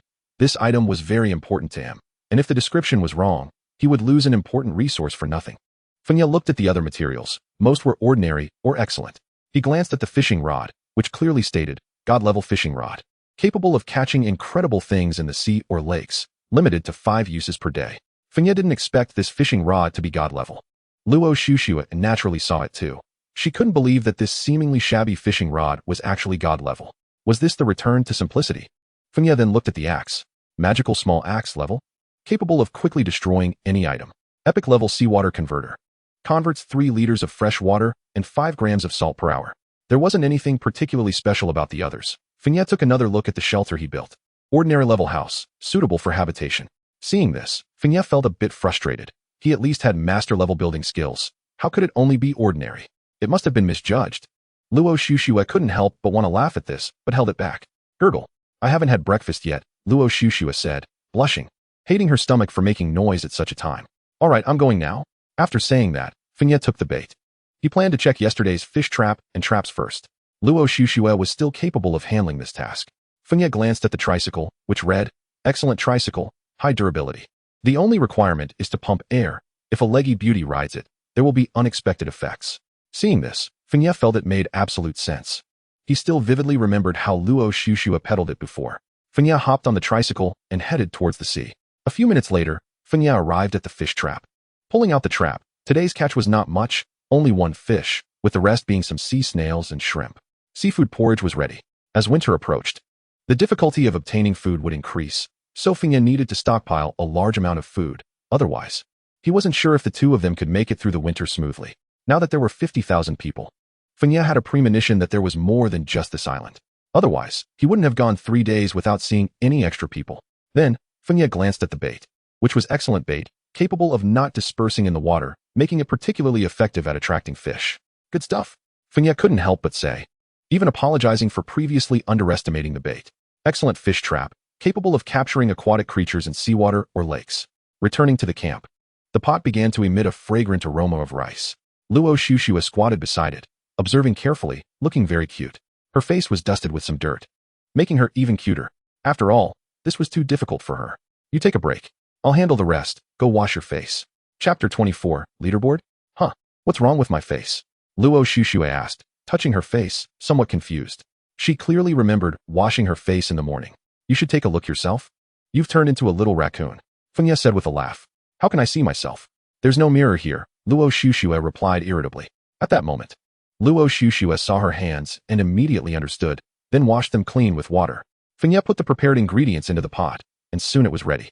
As for the fish, Fenya had no plans to cook it in the morning. After having breakfast, Fenya opened the chat box, where discussions were bustling. This is amazing. Many people were exclaiming, while the new arrivals were clearly bewildered, still adjusting to this place. For them, it was their first day. Who do you think will come first on the leaderboard tomorrow night at 6? Of course, it's our Emperor Qin. Emperor Qin is invincible. Many people echoed below. And Emperor Qin was very pleased to see this, as well as being satisfied with these people. At that moment, someone spoke up. I think the beauty boss might come first. The burly man. The beauty boss is definitely first. That self-proclaimed Emperor Qin is absolutely useless. I estimate he's just a pile of dung. Upon hearing Xia speak, Fengye couldn't help but laugh and said to Luo Xuxue, your little fanboy has already started defending you. Luo Xuxue rolled her eyes at Fengye and said, isn't this all thanks to you? Boss, ask if there are any blueprints to collect. Fengye said with a smile. Collecting blueprints? Some are available for private chat. Luo Xuxue replied in the chat. Burly man, the beauty boss is awesome. Beauty boss, do you have any cigarettes? Yes. Blueprints can be exchanged, Luo Xuxue said. Beauty boss, can it be something else? Yes. Beauty boss, there are too few blueprints right now. I estimate most people don't have any. Weapon blueprints can only be used once. Material blueprints can be used indefinitely. At this moment, someone named Midnight said. It seemed this person named Midnight should have obtained these two types of blueprints. Fengye didn't expect this person's luck to be so good, getting two blueprints at once. Or perhaps this Midnight was not just one person. Otherwise, an ordinary person wouldn't have so many resources unless they had a system like him. Otherwise, Fengye didn't believe anyone could possess so many resources in such a short time. The resources I have are due to my own fishing rod, but unfortunately, it can only be used 5 times a day now. Thinking of this, Fengye couldn't help but feel heartbroken and regretted not fishing more back then. But it's too late now. At least I can still use it 5 times a day, and for the time being, resources are relatively sufficient. The remaining fishing rods are constantly being supplied daily, which is enough. Fengye said to Luo Xuexue, let's see if we can continue to receive blueprints or gather some iron. Fengye wanted to make a fine iron spear to see its true power. The only weapon he currently had was a dagger, and the lethality of his bow and arrow wasn't that strong yet. Fengye knew there were wolves in the jungle, but he wasn't sure what other animals were there. However, he had to be prepared in case he encountered large beasts like bears. A small dagger wouldn't be of much use. If the iron spear could be made, his combat strength would increase significantly. Even if he couldn't kill a bear, he could at least escape. Summer snow, collect blueprints and iron. Can exchange for cigarettes. At this moment, Fengye saw that the snake he had previously caught was now dried, but it was still edible. Let's trade this too. Fengye pointed at the snake meat. Foot-picking man, beautiful boss. Love it. Love it. Cloud in the wind. Damn, the boss is actually a woman. Beautiful boss. Please show your face. First Emperor, Summer Snow, where are you? We can team up. I am Ingji. Foot-picking man. Don't be shameless. Why bother explaining? Shit, yellow brother. Shameless. You're clearly trying to slander the beautiful boss Summer Snow. Sword-bearing guard. First Emperor, do you still need guards? Damn, a simp. First Emperor, I look forward to your arrival. Is he really treating himself as an emperor? How shameless. Liu Bang, indeed shameless. Damn, what kind of gods are you all? Many started to criticize the sword-bearing guard. Fengye shook his head at this scene, feeling it was unlikely to receive any good news. He felt these people were a bit too naive. Fengye couldn't figure out why after the name change, these people had become so naive. Luo Xuexue saw what the first emperor posted and angrily cursed. I really didn't expect there to be someone even more shameless than you. Fengye grinned, confused. What does this have to do with me? Can you not drag me into your insults? I suddenly find you more pleasing to the eye, Luo Xuexue said. What the heck? Fengye felt distressed. Why was he being equated with someone like the first emperor? Don't let me see him, otherwise I'll kill him. Luo Xuexue said angrily beside him.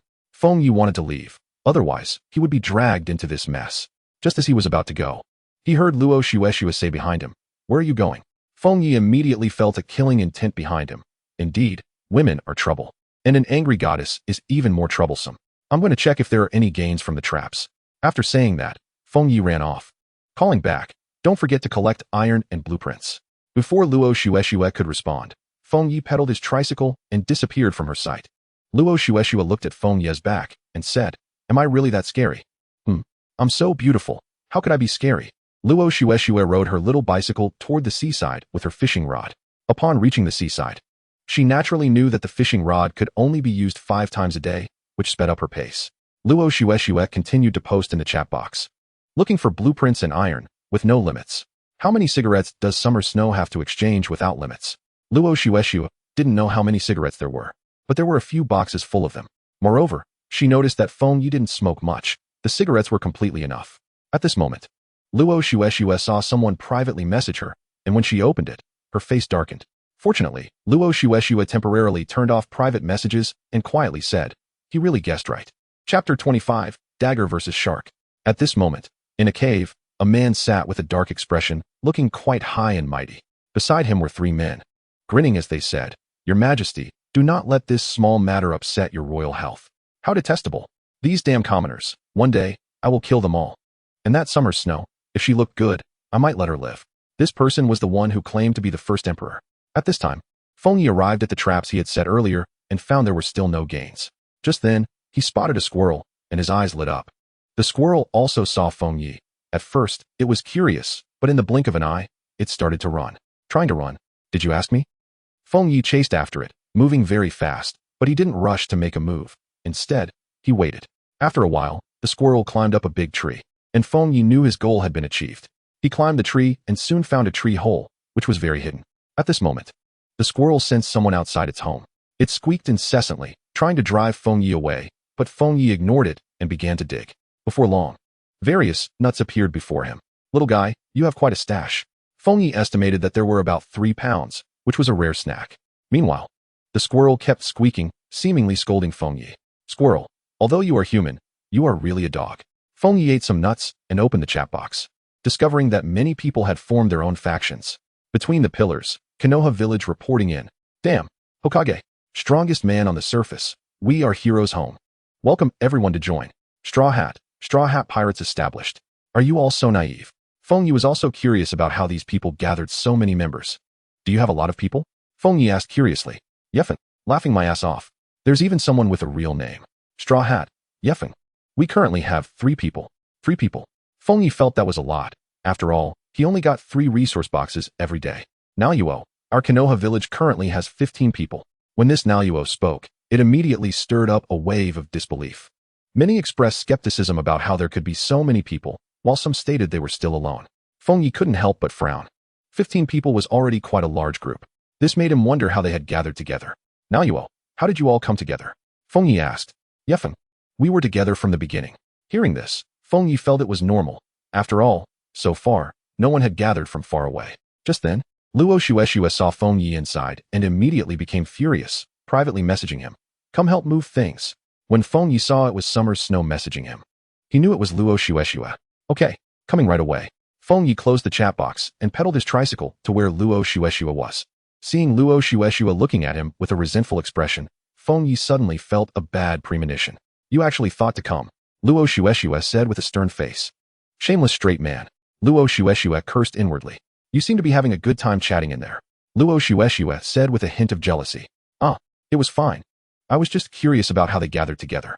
Feng Yi didn't notice Luo Shueshua's change in mood at all. "Shameless straight man," Luo Shueshua thought to herself with a dark expression.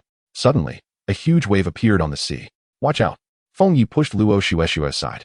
At that moment, a head emerged from the water and lunged at them. Feng Yi swiftly dodged and drew out his dagger. A shark?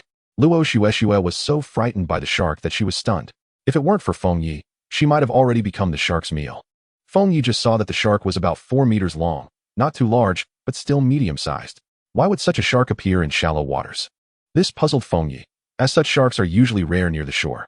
Feng Yi decided to accompany Luo Shueshua fishing in the future, otherwise, he had no idea what dangers he might face. Luo Shueshua looked at the shark in the water, still a bit shaken. Feng Yi came over to comfort her, and she felt much better immediately. "What do you think shark fin tastes like?" Feng Yi asked with a smile. Luo Shueshua had naturally tried it before, but thought it was just average. To be called one of the 8 delicacies of the sea, and you're saying it's just okay? Rich people's lives are indeed different. So what if they are rich? Aren't we still here? Luo Shueshua said somewhat unhappily. "But I haven't tried shark fin yet. I wonder what it tastes like." Feng Yi licked his lips. "You won't." Before Luo Shueshua could finish, she saw Feng Yi suddenly disappear from his spot. "Has he gone crazy?" Luo Shueshua exclaimed in shock. Feng Yi entered the water, immediately attracting the shark's attention. The shark's speed in the water was incredibly fast, darting towards Feng Yi like a sharp sword. Feng Yi quickly dodged and, taking out his dagger, directly pierced the shark's skin. In an instant, blood stained the seawater red.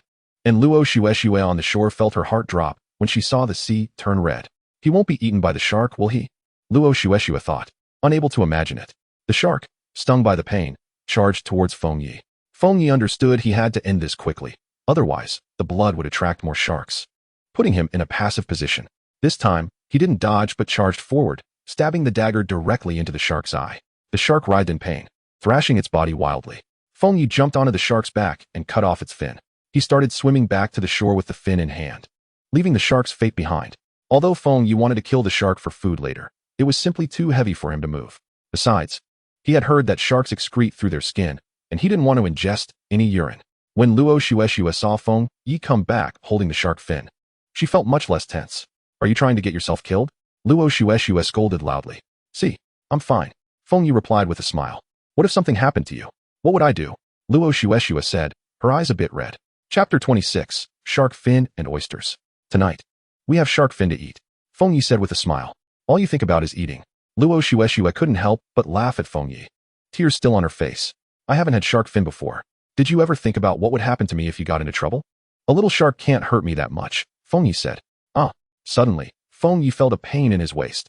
He looked and saw Luo Shueshue's hand there. This is your punishment. Don't do that again next time, Luo Shueshue said.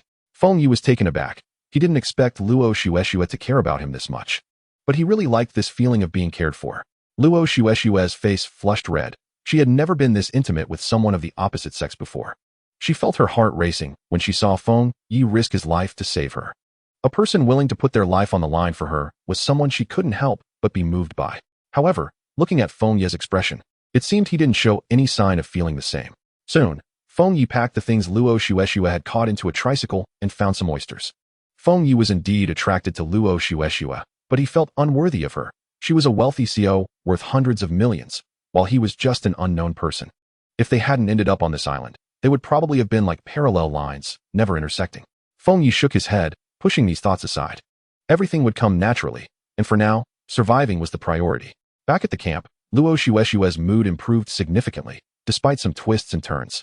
She was very happy that Feng Yi was okay. It was still only noon, and Feng Yi decided to eat shark fin for lunch. After all, good ingredients are best enjoyed when fresh. Feng Yi decided to make a dish of oyster and shark fin, a combination that probably wouldn't be found elsewhere. He didn't have vermicelli, but shark fin and vermicelli were similar.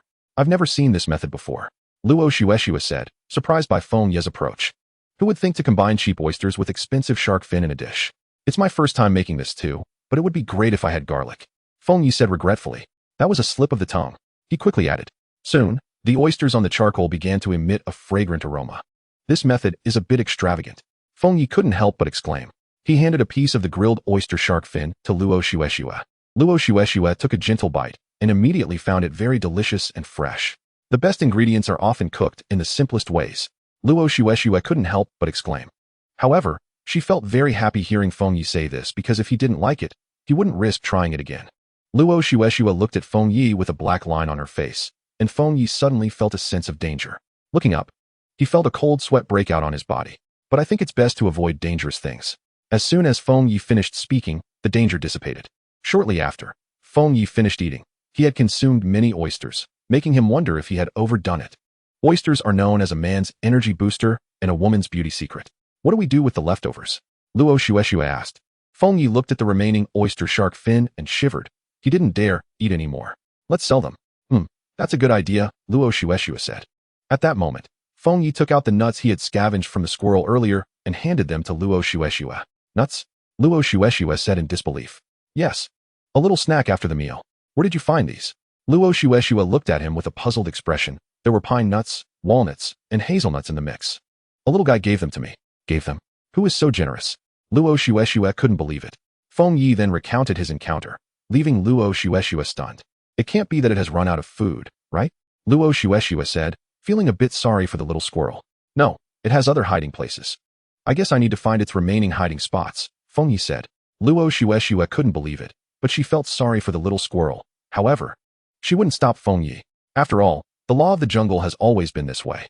Meanwhile, the squirrel was still lamenting its misfortune. Feng Yi opened the trading interface to see what everyone had. 100 milliliters of fresh water for 50 food. 1 kilogram of iron for 1 kilogram of food or 5 cigarettes. 2 pieces of wood for 500 food. Feng Yi glanced through. Most people were trading for food. Food truly was the most scarce resource, and their prices were too high. No wonder no one was buying. Feng Yi wanted to see if there were any blueprints for making bricks. Although weapon blueprints could be used once, material blueprints could exist indefinitely. But after looking for a long time, he found nothing and then opened the chat box. Summer snow, shark fin, oysters, trading for blueprints or iron. As soon as Luo Shueshue sent the message, it caused a stir. Summer snow is indeed generous, starting off with shark fin. Kneading foot big man, idle. Are you hunting sharks? What? The boss killed a shark. Kneading foot big man. Otherwise? If you don't kill sharks, where do the shark fins come from? Worship. 1. At this moment, at the place of the first emperor, someone said, Your Majesty, shark fins have appeared. What? Shark fins? Your Majesty. Only this kind of food is worthy of your status. Your Majesty, but what? The first emperor frowned and said, She wants blueprints or iron. Blueprints. The first emperor was somewhat hesitant. After all, he understood that blueprints were too important. What types of blueprints do we have? The first emperor said somewhat unwillingly. The first emperor also longed for shark fins. We currently have a blueprint for a weapon and a blueprint for making bricks. Let's trade the blueprint for making bricks.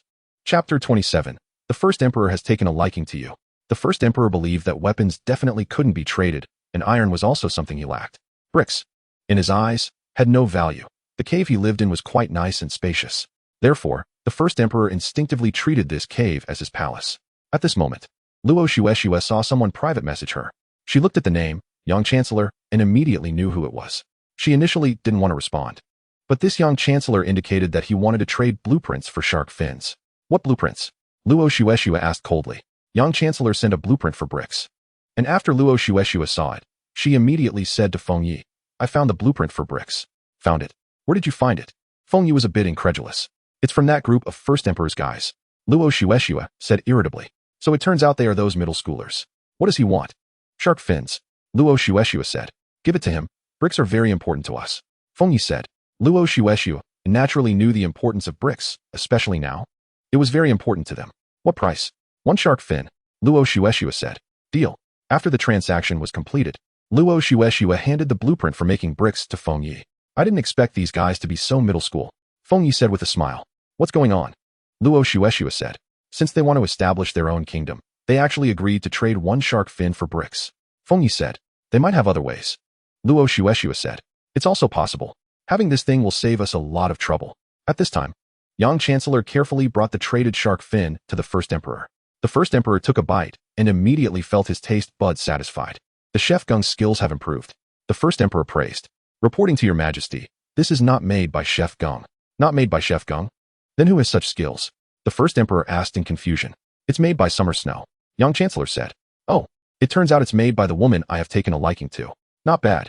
At this moment, the first emperor said in the chat box, the shark fins made by the woman I have taken a liking to are indeed delicious.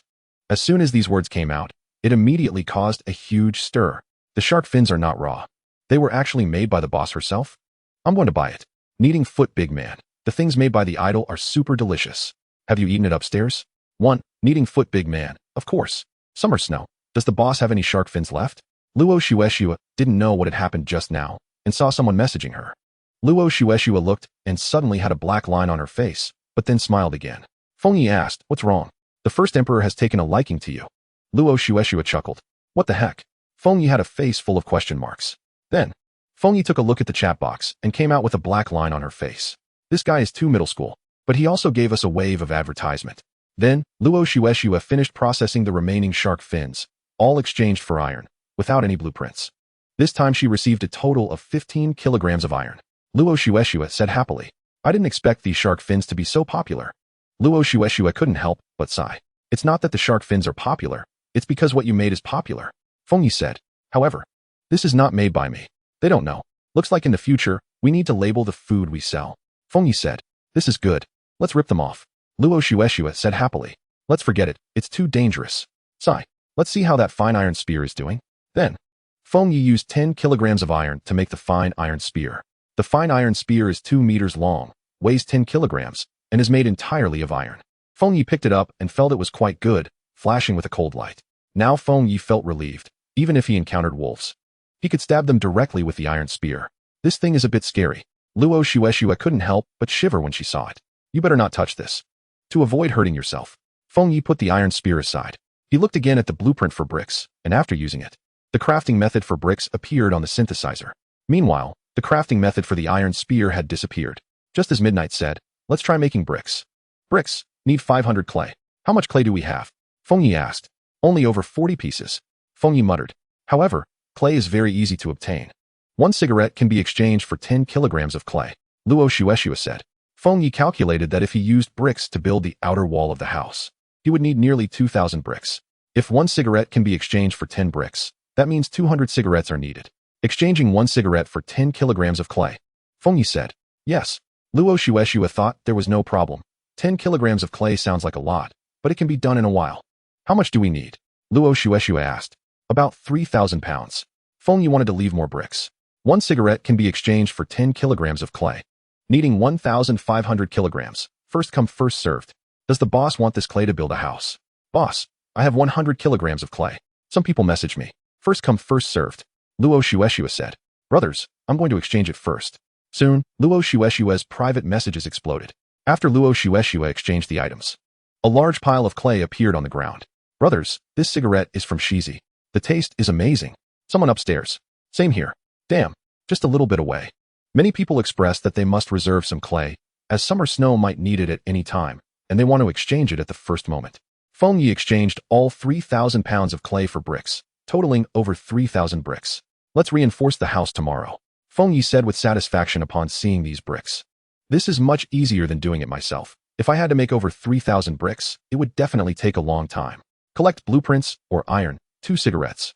Luo Shueshua decided to appropriately raise the price. After all, she hadn't exchanged for iron all day. Iron is different from clay.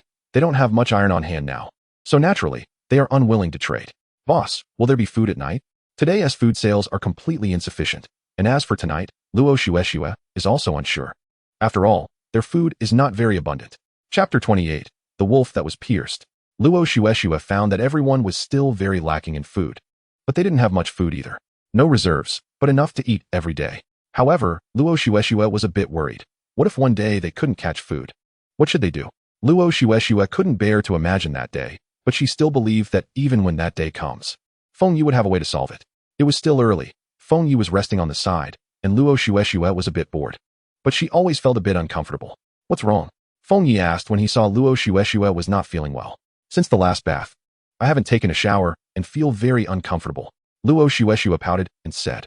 Ever since Luo Shueshua encountered a snake in the jungle, she has been afraid to go to that water source, leaving a shadow in her heart. If we don't see the water source today, we can wash there. Feng Yi said. This. What's wrong? I'm a bit scared.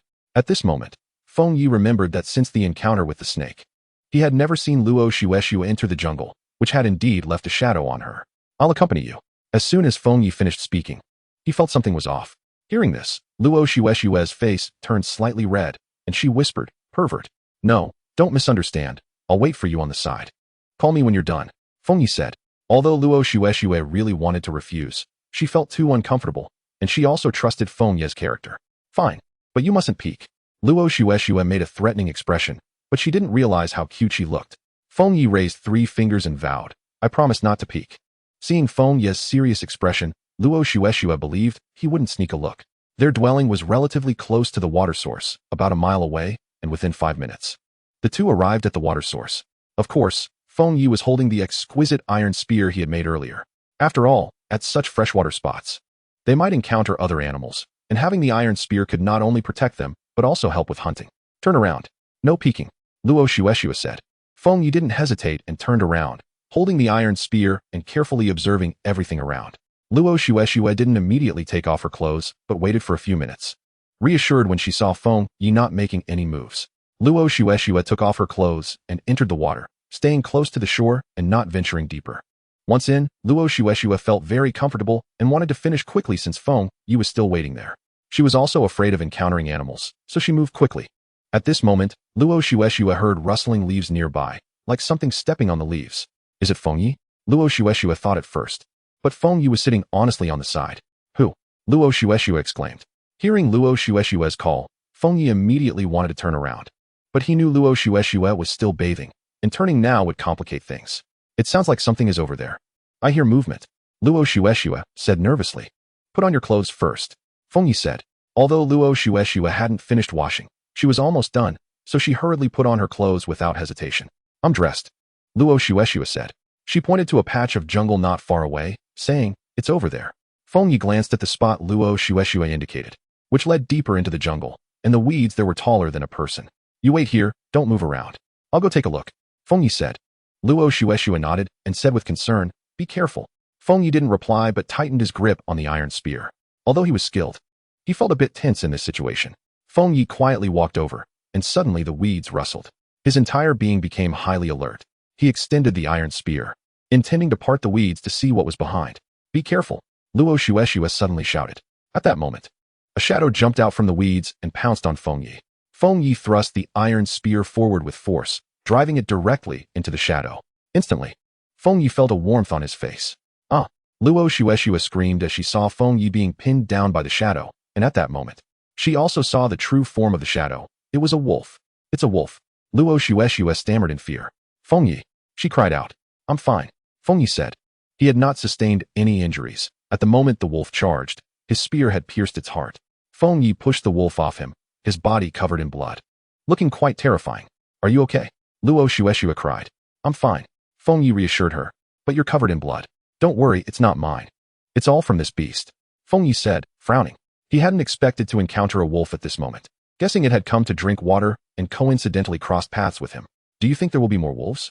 Luo Shueshua looked at the wolf's corpse. Logically, wolves usually didn't act alone, so there should be more around. Feng Yi said calmly, "Normally, wolves don't hunt alone. There should be more." "Ah, be careful," Luo Shueshua said, reluctantly watching Feng Yi. Feng Yi didn't say much, but watched as Luo Shueshua gradually disappeared from view. After Luo Shueshua left, Feng Yi dashed forward at high speed. He knew that once trouble arose, it needed to be dealt with immediately. Moreover, wolves held grudges. Now that he had killed one of their pack, there would be no gratitude, only revenge. If you don't eliminate the root cause, it will always be a problem. And Feng Yi didn't want to live in fear every day. It was too exhausting. Thus, for Feng Yi, the best defense was a proactive offense. Chapter 29, Solo Deep Dive. Feng Yi temporarily ignored the dead wolf and walked deeper into the jungle with the iron spear. He guessed that the remaining wolves should not be far from him. The sounds he had heard earlier were quite clear and should be nearby. As soon as he stepped in, Feng Yi saw a completely different scene. This was a place he had never set foot in before, and he knew too little about this jungle. Feng Yi suddenly realized it was his negligence. He had been living too comfortably in recent days and had overlooked the danger here. In the wilderness, one must always remain vigilant. Feng Yi knew he was not a qualified survivor because he had not stayed alert. However, fortunately, he had not been injured today. Otherwise, he would have been plagued by self-reproach. At this moment, Feng Yi spotted 3 wolves nearby, seemingly gnawing on something. This should be the prey captured by the 4 wolves. And the one he had encountered earlier was merely thirsty when he ran into it. The 3 wolves immediately noticed Feng Yi's arrival and, seeing him covered in blood, displayed hostility. At the same time, they sensed a familiar scent, and their hostility intensified. Taking action was Feng Yi's only choice. Otherwise, these 3 wolves would surely bring him endless trouble in the future. Feng Yi, however, felt quite relaxed and was adjusting his state. These 3 wolves were not the same, and he had to kill these beasts immediately. Without any hesitation, the 3 wolves charged at Feng Yi. This time, Feng Yi did not wait in place but took the initiative to attack. His speed was incredibly fast, and in an instant, he was in front of one wolf. Without any hesitation, the iron spear pierced out like a dragon, unstoppable. Uft! The spear stabbed into the wolf's heart, and as Feng Yi withdrew the spear, blood sprayed onto him. The other 2 wolves, seeing their companion killed in an instant, were filled with rage. A bunch of beasts. Whoosh! The speed of the 2 wolves suddenly increased, but Feng Yi saw everything clearly. Swipe! One wolf's claw lunged at Feng Yi, who immediately blocked it with the iron spear. The massive claw struck the spear, and Feng Yi instantly felt a powerful force, causing his arm to numb. The beast's strength was quite substantial. Feng Yi turned to evade another wolf's attack and kicked out with one foot, directly hitting the wolf. Feng Yi clearly heard the sound of bones breaking, indicating that he had used all his strength in that kick. The wolf was sent flying and landed heavily on the ground, barely alive. The remaining wolf, seeing Feng Yi's ferocity, couldn't help but show a hint of fear in its eyes and began to retreat. Want to run? Feng Yi naturally wouldn't give it that chance. If this wolf escaped and found more companions to take revenge on him, he would be in serious trouble. Feng Yi immediately accelerated and blocked the fleeing wolf. The wolf growled continuously upon seeing Feng Yi. Without any hesitation, Feng Yi thrust his iron spear, but this time he missed. This left Feng Yi shocked. The wolf's speed had suddenly increased significantly, causing him to miss. The wolf didn't flee, but instead lunged at Feng Yi with its claws. Feng Yi dodged, but he was still scratched by the wolf's claws. Beast! Feng Yi cursed angrily. He kicked out again, sending the wolf flying, and then threw the iron spear in his hand, piercing the wolf's body and pinning it to a tree. What a disaster! Feng Yi said angrily, looking at the claw marks on his arm.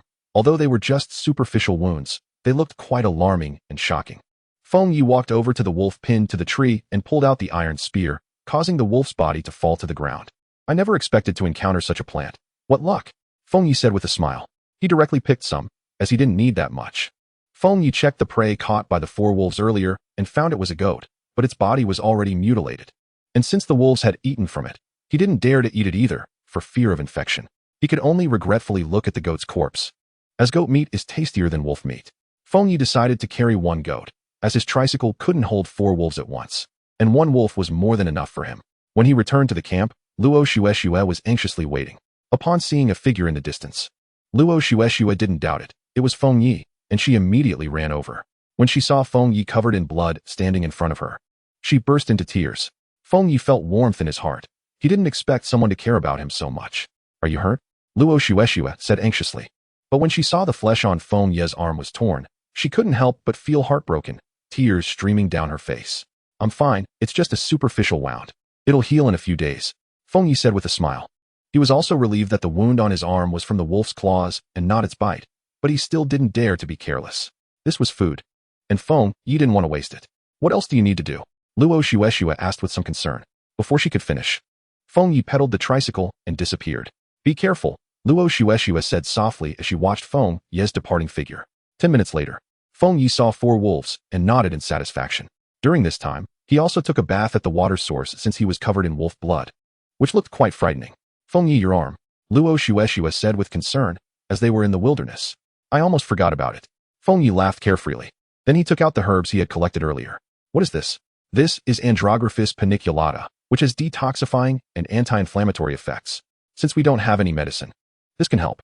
Chapter 30, Survival Store activated. Luo Xuexue felt that her knowledge had increased. She didn't understand why Feng Yi knew so much while she felt like a useless person. Feng Yi applied the Andrographis paniculata to his wound and immediately felt a cooling relief on the scratched area. How should we deal with these wolves? Luo Xuexue looked at the pile of wolf corpses and couldn't help but feel a bit scared. We can sell some of these wolves and keep the rest for food, Feng Yi said. He then proceeded to dissect the 4 wolf bodies, stripping the pelts off completely. This would serve as warm material. Feng Yi tied 3 wooden sticks into a triangle, secured the wolf pelts on top, scraped off the excess fat, and waited for them to dry. The wolf pelts could be made into blankets. He also cut a piece of wolf meat to prepare for dinner that night, and planned to smoke the remaining wolf meat to preserve it for a long time. These wolf meat should last us for a few months, right? Luo Xuexue said. That should be about right, but we still need to store it properly, Feng Yi replied. He cooked the cut wolf meat and smoked the rest, which should be ready by the next morning. Soon, the aroma of the meat wafted out, and Luo Xuexue took small bites. Although it had a slightly unusual taste, it was still quite delicious. After finishing, Feng Yi initially planned to check the ground traps, but he decided against it. They already had enough food for the day. He took out the food from the ground traps, but couldn't properly store it. So he planned to wait until tomorrow. Feng Yi rested for a while and checked his survival points, which had reached 1,000 points. Ding! Host survival points have exceeded 1,000 points, activating the survival store. System maintenance time, 10 hours. Seeing the system upgrade, Feng Yi prepared to sleep. And the night passed without incident. In the morning, Feng Yi woke up, and Luo Xuexue was still asleep. Having gotten used to it, he didn't disturb her and went outside alone. Feng Yi went to check on the smoked wolf meat and found that after a night of smoking, it was ready. He estimated the meat wouldn't spoil for a month or 2. Ding! Check-in available. Check-in.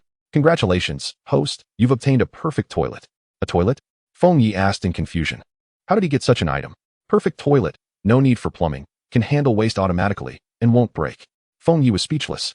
Then went to the supply box and opened one, obtaining 1,000 meters of high-quality water pipe and 5 kilograms of quality iron. Feng Yi had become accustomed to opening boxes, placing the toilet aside. Ding! Survival store has been opened. Feng Yi immediately opened the survival store and found a wide variety of items categorized into skills, medicines, materials, weapons, and tools. However, he noticed that some items were blacked out. These blacked out items are not unlocked. How do I unlock them? You need to upgrade the survival store. How to upgrade? 5,000 survival points. Feng Yi was speechless. That was a huge amount of survival points. He estimated that he earned around 400 points a day. It would take at least 10 days to upgrade the store, so Feng Yi decided to take a look first before deciding, especially since he only had 1,423 points now. He glanced at the level 1 survival store items, which were all basic items, but one caught his attention: a generator. Feng Yi never expected there would be a generator here. Having this would mean he could live a more comfortable life.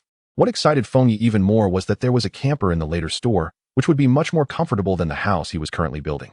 However, it also required a lot of survival points. The generator needed 800 survival points. After thinking it over, Feng Yi decided not to exchange for it just yet, as he didn't need it right now. Just then, Luo Xuexue groggily walked out. Seeing Feng Yi, she seemed much more awake and looked at his arm, saying, "Is your arm feeling better?" Feng Yi had checked in the morning and found that he was healing quickly. The wound was already scabbed over, and he estimated it would be fine in 2 days. Much better. I'm going to open a box, Feng Yi said. Luxuxu walked up to the supply box and saw the toilet created by Feng Yi, as well as the instructions. She thought this item was quite good, as she no longer had to solve her needs in the wild. "I guess you'll need to build a toilet soon," Luxuxu said. "Toilet?" Feng Yi was momentarily confused by Luxuxu's meaning. At this point, Feng Yi remembered that the toilet he had created meant he needed to build a proper restroom, which would definitely be more convenient in the future. Luxuxu opened her supply box, and Feng Yi immediately leaned over to look, but didn't see anything. Could it be that the lucky fish has failed? Feng Yi whispered. At this moment, Luxuxu took out 2 blueprints from inside and handed them to Feng Yi. "I can't doubt the lucky fish. The lucky fish will definitely not fail." Feng Yi happily accepted the 2 blueprints. Epic level perpetual water pump blueprint requires 5 kilograms of iron. 1 motor, 5 meters of wire. Excellent level water heater requires 5 kilograms of iron, 3 kilograms of copper, 5 meters of wire. A water pump? A water heater? That means a shower. The word shower immediately flashed in Feng Yi's mind, and these items weren't hard to obtain. The wires and motor could be exchanged at the survival shop, so making them wouldn't be difficult. The shower head was also available at the trading post, so everything could be said to be ready. It was just a matter of crafting them. Today, they needed to build both a bathroom and a toilet, so they wouldn't have to go to the water source to bathe anymore. "Feng Yi, can this be made?" Luxuxu asked eagerly. With this, she could take a shower every day. After all, every girl hopes to look beautiful. "Yes, it should be ready today," Feng Yi said with a smile. "That's great," Luxuxu replied happily. Feng Yi hadn't expected the bathroom plan to be implemented so quickly. He was no longer lacking food, water, or shelter. What he needed was to continuously improve his quality of life, which had already surpassed that of all other survivors. Chapter 31, Perpetual Water Pump. Feng Yi searched for wires in the trading post. Although there were wires in the survival shop, if he could find them, it would save a lot of survival points. After looking around, he found no wires, which left Feng Yi feeling quite disappointed. Ultimately, he decided to trade in the survival shop.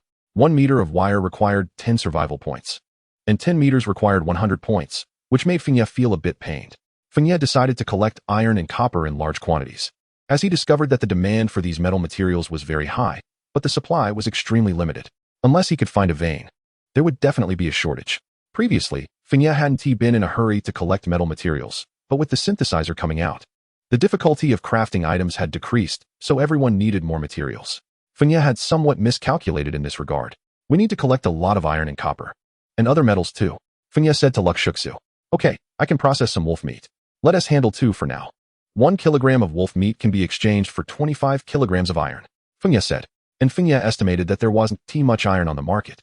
Then, Luxuxu shouted in the chat system, "Looking for iron and copper or other metals. 1 kilogram of wolf meat can be exchanged for 25 kilograms of iron or copper, and other metals are the same." Foot picking man. Idle, did you kill the wolves? Shark Pepper. Big Shot is really a big shot. Actually killed the wolves. Wow, who is this? So fierce. I saw a wolf yesterday and turned around to run. Didn't he even dare to look at it? Foot picking man. Brother, are you new here? You don't know Luxuxu from summer. This guy must have just come in. Emperor Qin. Luxuxu, our Qin dynasty invites you again. Let's share resources. Foot picking man. Dung beetle. Why are you out again? You clearly want to take advantage. That one, on the top floor. Straw hat. Same. Is there anyone buying wolf meat? Luxuxu directly ignored them and continued trading. Then, Luxuxu sent a picture of the wolf meat. Smoked, ordinary wolf meat. Meat from jungle wolves. With a strong, smoky flavor. Big Shot, are you selling wolf skins? Foot picking man. Idle, give me a pound to try. I haven't tasted it before. Then, Luxuxu completed the trade with the foot picking man. He looked at the smoked meat in his hands, which looked very nice. Big Shot, give me a pound. Before long, they completed the exchange for 1 wolf, but most were iron, with copper being relatively scarce, totaling 40 kilograms. At this moment, in the cave, Emperor Qin looked at the chat box with a gloomy expression. This Luxuxu is really no ordinary person. The Emperor said with a dark face. Your Majesty, bad news. What is it? Why the shouting? The Emperor said unhappily. We found traces of wolves 5 kilometers away, Prime Minister Yang said nervously. Wolves? No need to panic.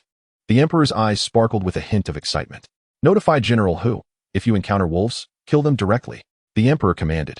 Prime Minister Yang immediately went to notify Luxuxu. If you can kill wolves, so can I. At this time, Fenya had fished 5 times. The fishing rod was used up, and the things he caught were relatively ordinary. A plastic bucket, a water hose of about 1,000 meters, 2 umbrellas, and the most annoying thing was a box of toothpicks. However, Fenya was somewhat shocked by the quality of the umbrellas. Perfect umbrella. Never wears out, impervious to external damage, can be used in the rain, and can also be used as a weapon. Huang Qianying. Huang Feihong. Fenya was filled with question marks, but he gave a big thumbs up for this quality. Fenya began to doubt his own luck again. Fenya pulled up the fish trap, and this time there were a lot of fish. He roughly counted and found there were actually 10. Looks like the bait worked. Fenya muttered to himself. Fenya estimated that the shrimp weighed around 4 pounds. While there were only 5 crabs, this harvest was quite plentiful, which made Fenya a bit troubled, and he also realized he needed to build a fish pond. Otherwise, these fish would spoil sooner or later. Fenya took out a shovel, found an empty spot, and started digging. Before long, a large pit appeared in front of Fenya. He took some clay, found an ant mound, and also collected some wood ash, mixed them together, and created a natural cement. Fenya coated the perimeter of the pit with the cement he made, a task that took a total of 2 hours. However, Fenya felt a bit distressed about how to fill the water. Making trip after trip was too troublesome, so he decided to make the perpetual water pump first. Fenya went to Luxuxu, who was still trading, but there was already quite a bit of iron on the ground. How's it going? Luxuxu asked. Huh? What do you mean? Fenya asked in confusion. The bathroom. Luxuxu asked eagerly. Oh, I haven't started yet. I'm planning to make the water pump first. Only with it can we have a bathroom, Fenya said. Okay, you need to hurry. Luxuxu said somewhat disappointedly. Don't worry, it will be usable tonight. Fenya said with a smile. By the way, can you collect some water pipes and the showerhead for the bathroom? Fenya said. There are already 2,000 meters of water pipe. And the distance from the camp to the beach is also 2,000 meters, while it takes about 1,000 meters from here to the water source. So I still need another 1,000 meters. I can try for the water pipes. I've already collected the showerhead. Luxuxu said happily. Fenya hadn't expected Luxuxu to be so quick in her actions. However, even if she and collected the water pipes, it didn't matter since there were some in the survival shop, though he felt a bit pained about it. Just as Fenya was about to say something, Luxuxu said, business is coming. You go ahead and get busy. Fenya didn't say anything, took out the epic perpetual water pump blueprint, and also took out the excellent water heater blueprint, placed the materials inside, and clicked to synthesize. Epic perpetual water pump, requires no fuel, can be used infinitely. Will not wear out. Fenya looked around and found that the perpetual motion water pump didn't need to be plugged in, while the water heater had a plug. Indeed, the epic level items are impressive. Fenya couldn't help but exclaim. With the water pump, Fenya decided to channel seawater into the fish pond he had built. Fenya carefully observed the water pump, which had a total of 8 holes, 4 on each side. It can use 4 different water sources. This surprised Fenya. The epic level items are truly extraordinary. Chapter 32, Building the Bathroom. Let's see how it works. Fenya turned on the perpetual motion water pump, and the machine made a rumbling noise. This sound left Fenya somewhat speechless. After a while, Fenya saw water appearing in one of the pipes, while seawater flowed from the other. The effect was indeed quite good, Fenya said with satisfaction. Luo Shushua came over, curious about the rumbling sound she had heard earlier, and found Fenya pouring water into a large pit. Did you do this? Luo Shushua asked in surprise. This large pit was 55 meters, square in shape. Although it wasn't particularly large, reaching this level was still quite impressive. With this fish pond, they could raise the fish in the net. This allowed for long-term plans. Not bad. I've noticed the temperature has dropped recently. I suspect there will be a winter here. When winter comes, with this pond of fish, we can smoothly get through the winter, Fenya said. Luo Shushua didn't expect Fenya to think so far ahead. And what amazed her even more was that Fenya could sense the temperature changes, while she felt that the temperature here seemed to have never changed. After filling the water, Fenya released the fish from the large bucket into the pond. Fenya knew that once winter arrived, the pond would freeze, so in the coming days, he needed to build a greenhouse. Otherwise, it would be difficult to catch the fish in winter. Fenya checked the time. It was almost noon. So he prepared to eat something and take a rest. What are we having for lunch? Luo Shushua asked. Stir-fried prawns. And let's have some rice. Fenya thought for a moment and said, today, they had caught 4 pounds of prawns in the net, which would be perfect for lunch. Not bad. Luo Shushua felt quite pleased at the thought of stir-fried prawns. Before long, the aroma wafted through the air, and Luo Shushua couldn't help but swallow. Ding. Host's cooking skills have grown, upgraded to master level. Fenya was momentarily stunned. He couldn't believe his cooking skills had reached master level out of the blue. Although he cooked every day, He didn't feel that his skills had improved much. However, skill upgrades are still a good thing. Once the meal was ready, Luo Shushua picked up a piece and said indistinctly, your cooking skills have improved again. Fenya was speechless. Luo Shushua's ability to eat was astonishing. After taking a bite, Fenya indeed found it much tastier than before. I should make a table. Eating like this is too awkward. After Luo Shushua finished eating, she lay back on the beach chair, feeling content. Well, at worst, I can trade for it with cigarettes. After all, I have plenty of cigarettes. Luo Shushua said. Okay, you take care of that. I'll go build the toilet and bathroom. Do you need help? Luo Shushua lay on the beach chair without any intention of moving. No need. Fenya said, feeling somewhat speechless. If you want to help, at least move a bit. Lying there doing nothing is ridiculous. All right then, good luck. Fenya didn't want to talk anymore. He chose a spot for the bathroom not far from the house, about a meter away, with the toilet beside it. After all, his toilet wouldn't produce any unpleasant odors, so Fenya was completely unconcerned. Fenya gathered some bamboo to create a frame, placed plastic sheets on top as the roof, and casually made a skylight. Otherwise, it would be too dark inside. He pieced together the plastic sheets as walls, not wanting to waste too many bricks on a bathroom and toilet. It needed to be simple. As long as it was waterproof, there was no need for excessive requirements. After completing the construction, Fenya hung the water heater and then replaced it with the generator. Perfect water-powered generator. Can generate electricity using only water. One filling can last for 24 hours. Upon seeing this, Fenya was shocked. He didn't expect it to work with just water. This thing is indeed advanced. Fenya had initially thought it would require gasoline, but now he didn't have to worry. There was plenty of water. He connected the water pipe to the water heater, started the generator, plugged in the water heater, and the bathroom was complete. Luo Shushua was overjoyed to see the bathroom finished. Although it was quite simple, it was far better than washing in the water source. Taking a hot shower had always been Luo Shushua's wish, but she hadn't expected it to be realized so quickly. Now we have hot showers, Fenya said with a smile. I'll go see if there's any shampoo and body wash. Luo Shushua said happily. With the bathroom built, Fenya planned to work on his house tomorrow, as the bricks had already been made, and it was time to build the house. Summer snow, collecting shampoo and body wash. Big man picking his toes. Idol is truly an idol, already starting to improve his quality of life. Summer snow, the beautiful big boss, is invincible. Tonight's ranking is bound to be first.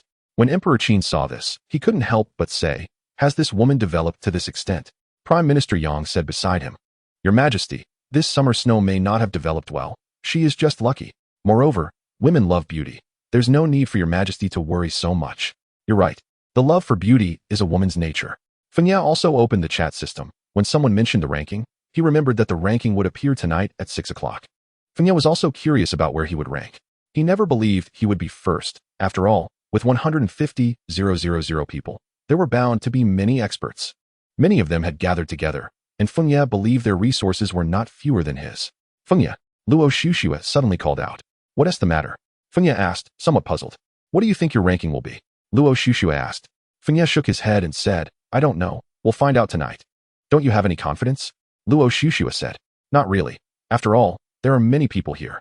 Remember, there are always people better than you. And there are mountains beyond mountains.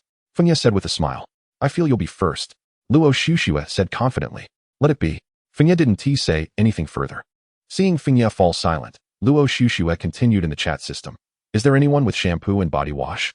The beautiful big boss was indeed persistent. Everyone was struggling to survive, yet the big boss was already thinking of other things. Beautiful big boss, if I had some, I would definitely trade with you. At this time, someone named Mushue said, I don't have shampoo, but I have soap. Would that work? Chapter 33. Who is Yi Feng? Soap? Luo Shushua was stunned for a second before reacting. Private chat. Luo Shushua said. She opened a private chat with Mushue and said, What do you want? Luo Shushua felt that this didn't seem like a man's name, so she doubted that the soap would have much value. Food. I want food. Mushue said nervously while looking at the chat system.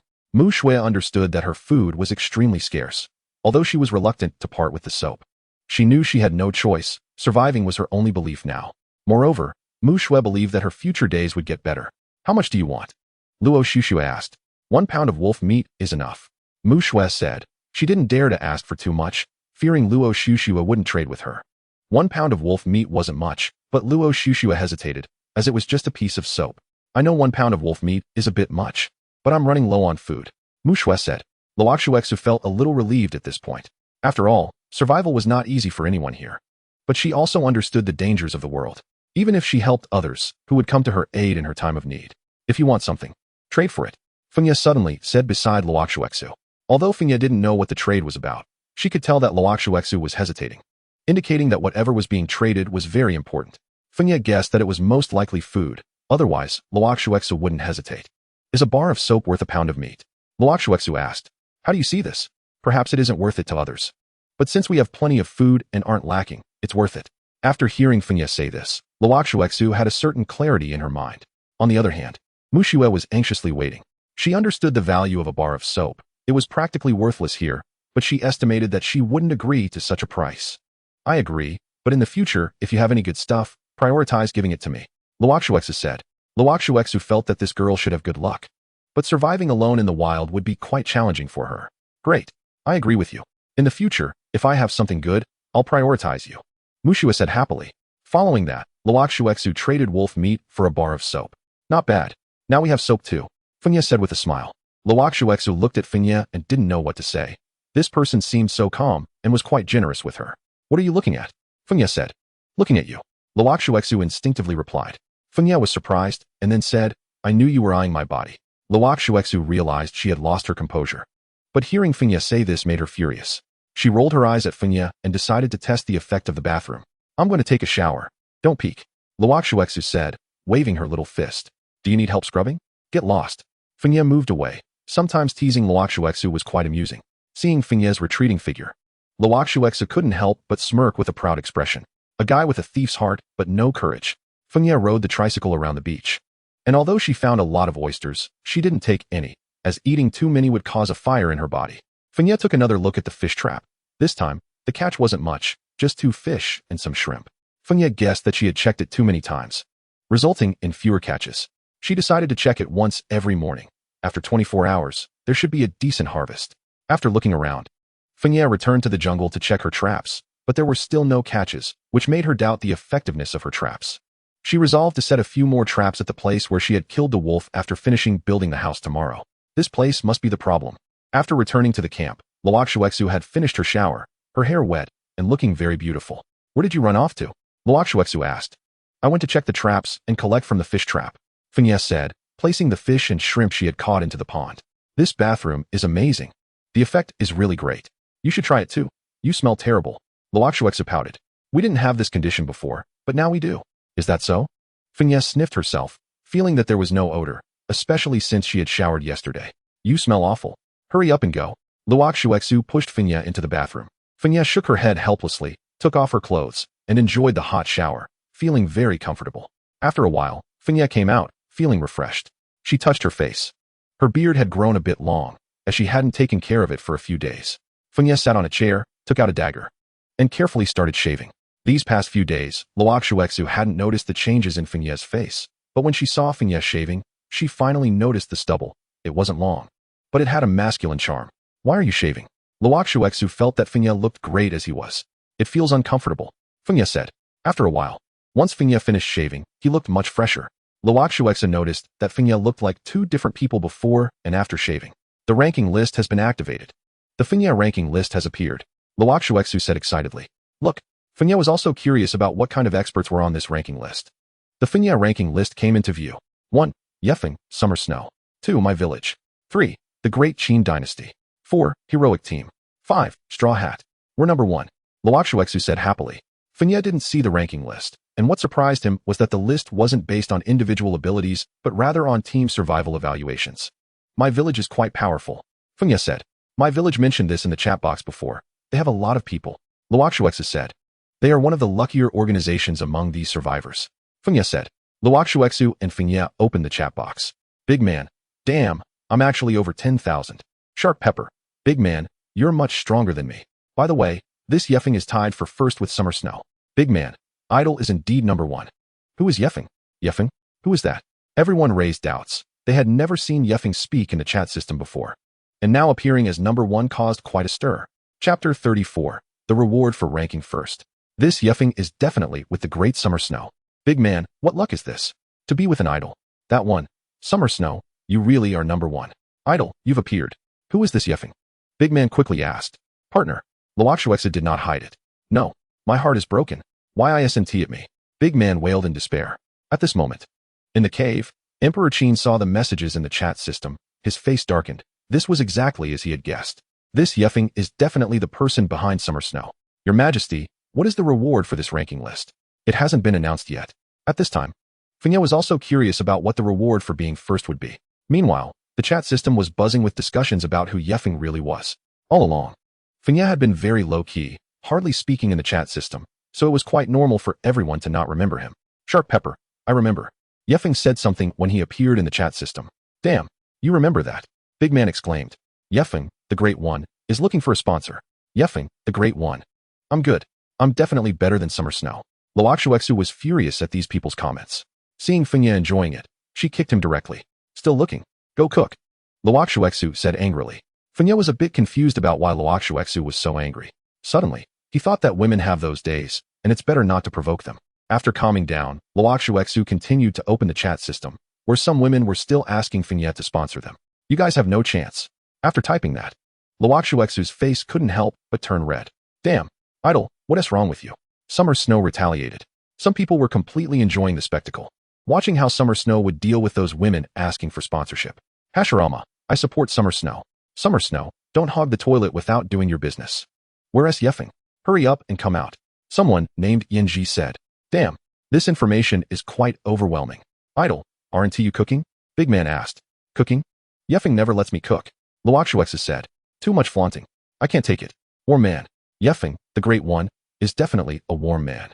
At this moment, Fengye was cautiously standing aside. After all, women always have those few days that are hard to deal with. At the same time, Fengye was unaware that Luo Su Shui was inside arguing with someone. Ding. Rewards for the leaderboard have been distributed. Fengye, who was cooking, was taken aback when he saw his reward. What is this world map? Fengye opened the chat system to see what everyone else had received. At this time, everyone in the chat system was discussing fervently. A big man scratching his feet. I got a wooden treasure chest. Same here. Most people got wooden treasure chests. And aside from the chests of the top 3, the rest seemed quite ordinary. Ding. The quality of the treasure chest determines what everyone will get. Don't be discouraged if you receive a low-level chest. Low-level chests can also create miracles. Upon seeing this, Fengye immediately understood that no matter what kind of treasure chest it was, in front of a lucky player, they were all the same. Just like him. A non-lucky player, even if he were given a golden treasure chest, he felt he wouldn't pull out anything good. Wow. A perfect level iron spear. The big man exclaimed. Bro, I just got a toothbrush. The non-lucky player quickly left, saying, I'm going to open my chest. I wish you all get trash. What the heck? I got a lead ball. I actually got a small umbrella. Who am I going to use this with on this deserted island? I actually got. I'm a guy, does anyone want it? Summer Snow, what did you get from the idle golden treasure chest? The big man asked. Same here. I haven't opened it yet. Luo Su Shui replied. Beautiful big shot. Hurry and open it. Let us see. Okay. Fengye, where's the golden treasure chest? Luo Su Shui asked. It's here. Fengye handed the golden treasure chest to Luo Su Shui, and he was also looking forward to what she could get. After all, Luo Su Shui was the woman Fengye had bestowed with the title of Lucky Fish. Luo Su Shui was a bit nervous. After all, this was a golden treasure chest, and if she messed it up, it would be a waste. It's okay, just open it boldly. If you mess it up, it doesn't matter. Fengye noticed Luo Su Shui was a bit anxious and comforted her. In fact, Fengye didn't care what they would pull out. After all, he still had plenty of supplies in hand. Then I'm opening it. Luo Su Shui closed her eyes and opened the golden treasure chest. A blueprint. Inside lay a single blueprint. What blueprint? Fengye asked. Divine level yacht blueprint. Requires 1,000 pounds of iron, 500 meters of wire, circuit boards, deep sea pearls, and divine energy stones. Fengye looked at the materials needed for the divine yacht and couldn't help but click his tongue. The first few materials seemed manageable, but what were deep sea pearls and divine energy stones? Fengye had never heard of them and guessed that no one here had either. This seems really difficult to make. Luo Su Shui said awkwardly upon seeing the blueprint. Yeah, for now, it is quite difficult. Since these materials have appeared, it means they must exist. Just that we currently have no way to obtain them. Fengye replied. Summer Snow, did you mess it up? It can't be. That's a golden treasure chest. Zhu Jian, we opened an epic level great sword blueprint from our silver treasure chest. Wow, that's awesome. Incredible. Emperor Qin, what did you guys get? We also got weapons. An epic level spear blueprint. Oh man, the second and third places both got epic level items. Summer Snow, what did you get? Luo Su Shui uploaded the divine yacht blueprint and said, sorry, I got this thing. Divine level? It actually appeared at the divine level. If this is made, won't we be invincible? A yacht. Is this going to start a maritime era? Straw Hat. I want to be the Pirate King. Chapter 35, World Map. Whitebeard, be my son. What the heck? What's wrong with these people? The big man scratching his feet looked at them and was somewhat speechless. This was too cringy. Summer Snow, beautiful big shot. What does this divine yacht need? Just briefly explain. No need to mention the important stuff. Feng Yi said to Luo Su Shui. The required materials aren't much, just iron and wire, and circuit boards. Luo Su Shui said from inside, not mentioning the other two materials. Wow, the materials for the divine yacht are too simple. Is divine level stuff so approachable? Hey, pay attention to what you're saying upstairs. Who has the circuit board? Perfect level wooden boat blueprint. Anyone want it? A guy called Hexagonal Warrior said. Wow, there's a boat. Straw Hat, Whitebeard. What's the price for this boat? We want it. Straw Hat said domineeringly. I'll take this boat, be my son. Whitebeard said. Haha, this Whitebeard seems silly. He is collecting things while also trying to profit. The big man scratched his feet and laughed. Got carried away, huh? Shark Pepper said. Luo Su Shui glanced at the boat, feeling a bit tempted, and said to Feng Yi, shouldn't we get it? No need. This thing will definitely sell for a high price. Feng Yi replied, shaking his head, tossing a scroll-like object to Luo Su Shui. This is. Luo Su Shui opened it in confusion and found it was a map, annotated in great detail. There are no cities here. Luo Su Shui was shocked. That's right. The surroundings are all islands. There are no so-called cities, and these people are all spread across these islands, Feng Yi said. You knew this long ago, right? Luo Su Shui looked at Feng Yi. I just found out, but I guessed before that there were many islands. I just didn't expect there to be so many. Feng Yi said. Are we going to be stuck here for the rest of our lives? Luo Su Shui suddenly felt a sense of despair. That won't happen. But living well in the present is the most important thing, Feng Yi said calmly. Luo Su Shui admired Feng Yi's composure. This map looks pretty useless. Luo Su Shui quickly adjusted her mindset. No, you're wrong. This map is very good, and for some people, this map is a treasure, Feng Yi said. Luo Su Shui didn't understand Feng Yi's words. She really couldn't see the value of this map. Isn't this just an ordinary map? Even if we know it's large, we still can't tell where we are. Luo Su Shui pouted. This is. Luo Su Shui looked shocked. So where are we on this island? Luo Su Shui asked. Every time she looked towards the sea, the fog blocked her view, and she couldn't see what was behind. Feng Yi clicked on an island below, which was flashing on the map. This island is presented 360 degrees in front of both of us, showing what animals are there. Is this the island we are currently on? Luo Su Shui exclaimed. That's right. We are currently in the north, Feng Yi said. But this island doesn't seem too big. Luo Su Shui said. That is true. It doesn't seem too big from here, but the island's resources are quite rich, Feng Yi said. Do you think there are other people here? Luo Su Shui said nervously. Feng Yi shook his head, and then said, we don't know yet. If we have time to explore this island, we'll find out. Since stepping onto this island, the two of them hadn't gone deep and weren't clear if there were other survivors on the island. However, Feng Yi hoped there weren't many people. After all, the more people there were, the more resources would be consumed, and conflicts would arise. Feng Yi speculated that the population on these islands wouldn't be high, considering there were so many islands. Just looking at the islands on this map, the number was already terrifying. Feng Yi roughly calculated that there were hundreds of thousands of islands here, and the probability of encountering one another was quite low. With just over a dozen of them together, luck played a significant role. Feng Yi, look at the chat system, Luo Su Shui suddenly said. Feng Yi opened the chat system, where people were still talking about the boats, as they were currently a hot commodity. An auction format, Feng Yi said. This person wants to maximize their benefits. This is definitely a good method, Luo Shueshua said. It seems that someone here has ulterior motives, Feng Yi said meaningfully. Although Luo Shueshua didn't understand the meaning of Feng Yi's words, the intentions of the people here were indeed inscrutable, and she really didn't know what these people could do. Summer Snow, doesn't the beautiful boss want it? Luo Shueshua was somewhat speechless. How could these people think everything was about themselves? No need, Luo Shueshua said from inside. Seeing this, the hexagonal warrior couldn't help but feel a bit disappointed. After all, Summer Snow had a lot of resources in hand. How could my idol possibly want this trash wooden boat? My idol has a divine yacht, the burly man said inside. Damn, I forgot, the boss has a divine one. How could they look at a perfect one? That was careless. Do we still want the boat? The hexagonal warrior said weakly from inside. He even felt a bit resentful towards the person who asked Summer Snow. His moment in the spotlight was suddenly overshadowed. Yes, how could we not want it? The straw hat immediately said from inside. Hexagonal warrior, give me some face. Sell it to me. Red-haired said. I can't give it. I've decided to auction it. The highest bidder wins. The hexagonal warrior said. Damn, what price can this thing fetch? For iron, starting at 30 kilograms. The hexagonal warrior said. Feng Yi watched from the side, frowning. This hexagonal warrior wanted to go big. After all, Now the boat was only in the hands of the hexagonal warrior aside from Feng Ye's phone, but Feng Ye wasn't sure if others had it. Perhaps some people were more low-key. Taking this opportunity, Feng Ye could also see the strength of these survivors. After all, Feng Ye had always been very curious about how strong these people were. Feng Ye could see that many islands on the map had mineral veins. Chapter 36. There are quite a lot of goods in hand. Although Feng Ye wasn't sure if these survivors had discovered the mineral veins, he had to admit that he had underestimated these survivors. Feng Ye, this hexagonal warrior's price is so high. There are so many islands here, with a boat. We can develop more resources.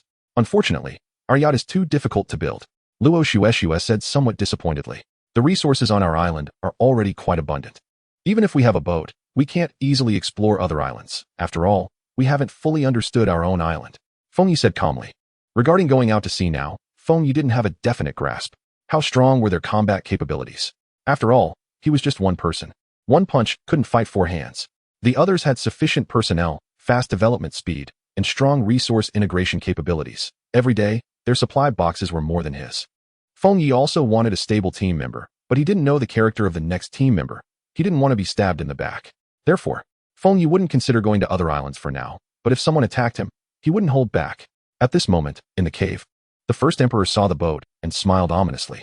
Your Majesty, our boat is under construction, said Prime Minister Yang. What materials are still needed? The first emperor asked. Hardwood? Don't the other survivors have this material? The first emperor said sternly.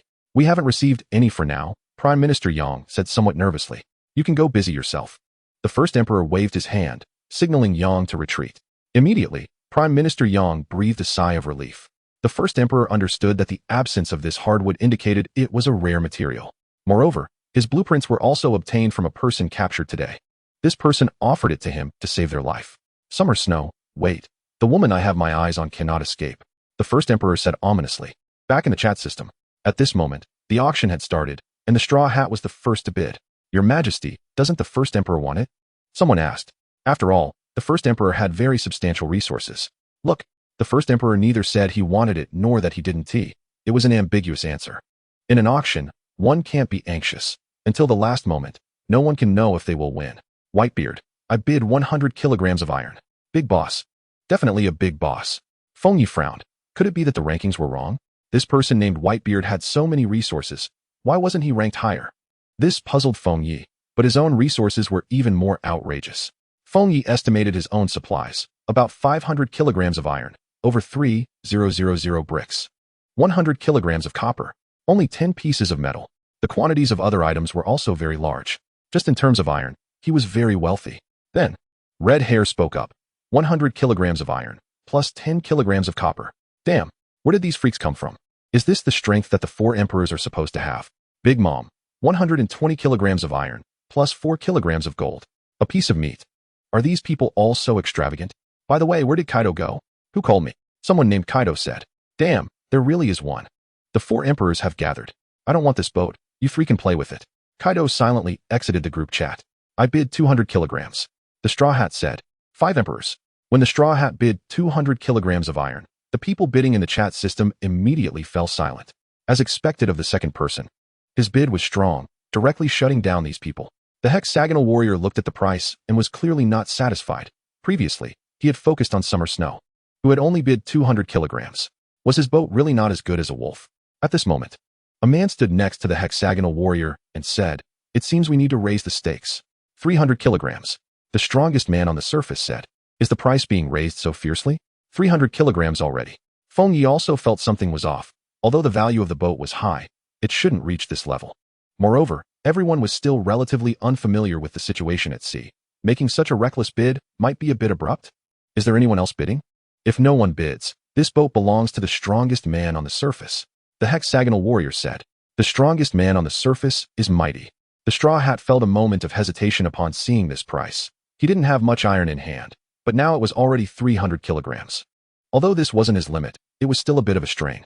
Can you disclose the materials needed to build the boat? The Straw Hat asked. He knew this request was excessive, but if building the boat required a lot of iron, he had to calculate carefully. The hexagonal warrior considered the Straw Hat's words. But such a request was indeed hard to fulfill. He planned to keep some of the materials for himself. Once the boats appeared in greater numbers, the prices of some rare materials would also rise, and he wouldn't give up this opportunity. Just like how Summer Snow hadn't fully disclosed the materials before. After all, the fewer people who knew about some things, the better. I'm sorry, but I can't agree to your request, the hexagonal warrior said. All right, I'll add a maximum of 20 kilograms. The Straw Hat stated his final acceptable price.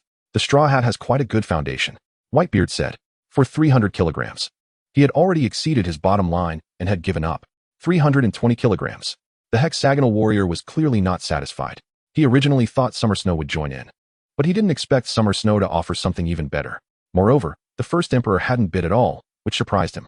Among the top 3 characters, only one made a bid, which disappointed him greatly. The Straw Hat bid 320 kilograms. Is there anyone else bidding? The hexagonal warrior paused for a moment. The strongest man on the surface, charge. Many people have started calling for the strongest man on the surface. Sorry, I don't have any left. Feng Yi sensed that the hexagonal warrior knew the strongest man on the surface, and the strongest man was just a price raiser. Sure enough, he played a good hand. A perfect boat at such a price. I really don't know what price our yacht can sell for, Luo Su Shui said in disbelief. Can they afford the price? Chapter 37. Luo Su Shui who escaped from marriage. I was just saying, Luo Su Shui pouted. These people have big ambitions. Let's go to bed early today. Tomorrow I will finish building the house, and the day after tomorrow I will explore this island. Feng Yi said, explore this island? I want to go too. But there are snakes inside, Luo Su Shui said hesitantly. It's fine. With me here, what are you afraid of? Feng Yi said. Feng Yi was also worried about Luo Su Shui being alone in the camp. Not to mention wild beasts. If they encountered other people, it would be very troublesome. If they were good people, it would be fine, but if they had ulterior motives, Luo Su Shui would be in trouble. Losing supplies is minor. But if something happened to her, it would be serious. After hesitating for a while, out of curiosity, Luo Su Shui decided to explore with Feng Yi the day after tomorrow. A night without conversation, morning came. Feng Yi stretched. There was a lot of work to do today, and he needed to finish building the house immediately. This time, Feng Yi didn't let Luo Su Shui sleep in, but instead patted her face, which was very smooth and tender. Who is it? Luo Su Shui said vaguely. Get up. Time to work. Feng Yi said beside her. Luo Su Shui got up with sleepy eyes, looked at Feng Yi, and clearly had not woken up. She said with a bit of morning grouch. Why did you wake me up so early? Obviously very dissatisfied with Feng Yi. What time is it? Still not up. The early bird catches the worm. Feng Yi said unhappily. Humph. Actually, Feng Yi didn't want to wake Luo Su Shui up like this. But the fishing rod had to be handled by her. He really didn't dare to boast about his luck. Moreover, Feng Yi didn't want to go to the beach twice. It would have been fine if it were before, but now the fishing rod had a limit on usage, and he didn't dare to use it casually. Hurry up and get up. There's a lot of work today, Feng Yi urged. Got it. Got it. Feng Yi waited for half an hour, sitting outside with a dark expression, feeling that he had wasted half an hour for nothing. Ding, would you like to check in? Check in. Congratulations. You have received a healing potion. Healing potion? Feng Yi suddenly felt energized. This thing is a lifesaver. Healing potion, as long as there is a breath left. Drinking a bottle will gradually improve injuries, depending on the severity of the injury. Feng Yi didn't take out the healing potion. It was better to keep it on him, since he had system space anyway.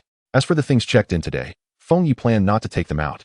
So he decided to let Luo Su Shui open both supply boxes. After all, luck is there. Alright, I'm done packing, Luo Su Shui said happily, clearly in a very good mood. What do you know?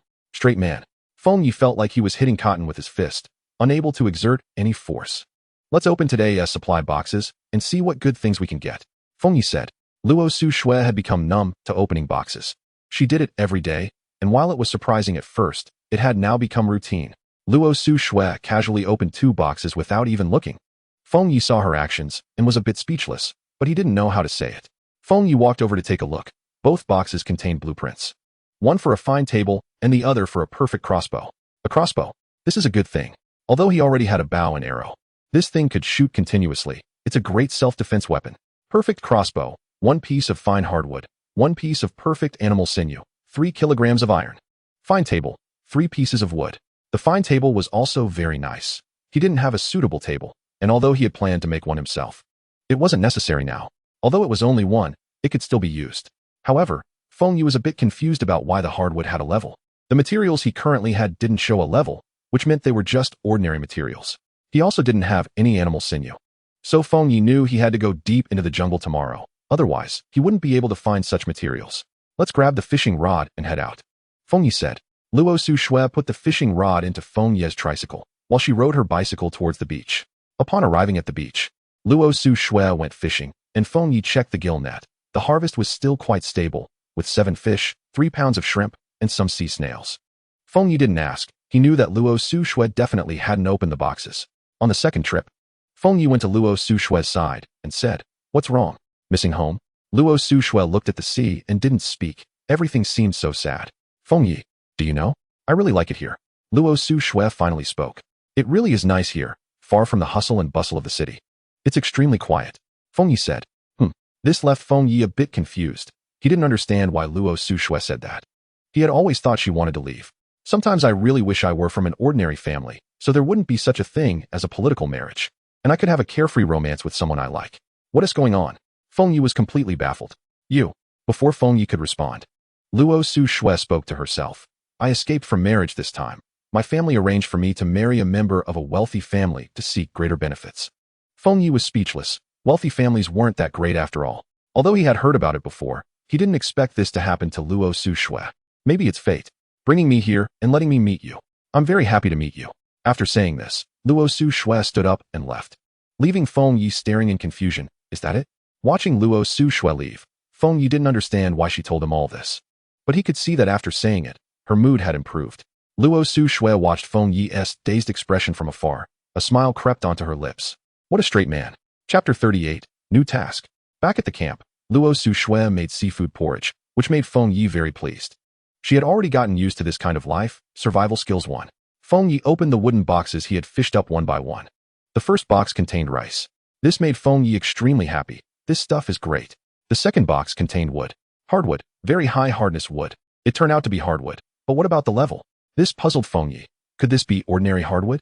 Although Feng Yi felt a little disappointed. This kind of wood was indeed very rare.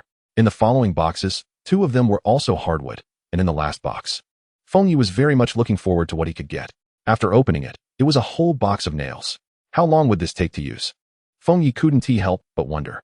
Setting it aside, Luo Su-Shui finished making the porridge, and after a simple breakfast, the two didn't speak. Luo Su-Shui looked at Feng Yi with some special feelings. "I'm going to fix the house." After finishing his meal, Feng Yi left. Ding! Building the house completed. You have gained 5 charm points. Hearing this sound, Feng Yi was excited. He hadn't received a task in a long time, and he thought the system had forgotten about him. However, why was the reward charm? What use is charm to me? Forget it. This task is like getting something for nothing. Why not take it? The wind leaves began to build a house. At sunset, the wind leaves looked at the house they had built with great satisfaction. Congratulations, host. Task completed. Task reward being issued. Current charm, 8 points. Luo Su-Shui had been in a daze all day, feeling aimless and restless. She glanced at the chat system, noticing that very few people were talking. Everyone was busy with their own matters. Survival was the most important thing. This day seemed very calm. After dinner, the wind leaves began to prepare items for tomorrow's outing. At that moment, Luo Su-Shui handed the wind leaves a travel bag, which she had received today at a very reasonable price. "This is nice," the wind leaves said happily. Originally, the wind leaves had planned to make a bamboo basket, but now it was unnecessary. "You really are like a worm in my belly, whatever I want. You prepare for me," the wind leaves said. "You're the worm." Luo Su-Shui shot a glance at the wind leaves. The wind leaves packed all the food and supplies into the travel bag, making it bulge. Is this a trip or an exploration? Luo Su-Shui was a little confused. It was just an exploration. Why did the wind leaves need to pack all these things? We don't know what will happen tomorrow, so it's better to prepare more. Is there another travel bag? The wind leaves asked. There's one more. Luo Su-Shui replied. That one doesn't need to be packed. Just bring it tomorrow. The wind leaves said. Okay. Initially, the wind leaves didn't plan to use a travel bag, as they already had space provided by the system. However, with Luo Su-Shui around, taking things out of thin air would be hard to explain. Although it was a bit troublesome, it wouldn't raise Luo Su-Shui's suspicions. After tidying up, the wind leaves set the travel bag aside and went to find some mugwort to make mosquito-repelling tools. What are you doing? Luo Su-Shui asked curiously. Making mosquito-repelling tools. The wind leaves said. Here, take this. Luo Su-Shui handed the wind leaves a bottle. Flower dew. Yes, this is so convenient. Luo Su-Shui said. The wind leaves awkwardly looked at Luo Su-Shui, thinking, why didn't you take this out earlier? I wouldn't have to work so hard. How much stuff have you collected? The wind leaves wanted to ask clearly in one go, or else they might discover they were doing useless work all along. The wind leaves felt a bit embarrassed being shown up by Luo Su-Shui. Not much, just some everyday items. Luo Su-Shui replied. The wind leaves never inquired about what Luo Su-Shui collected, but now decided to ask in the future. Is there a problem? Luo Su-Shui asked. Oh, got it. Did you collect anything today? After the earlier lesson, The wind leaves decided to ask. Today? I didn't collect anything. There weren't any useful things this afternoon. Luo Shushua said. Indeed, she hadn't collected much today. After all, she was too lazy to gather things that were of no use to her.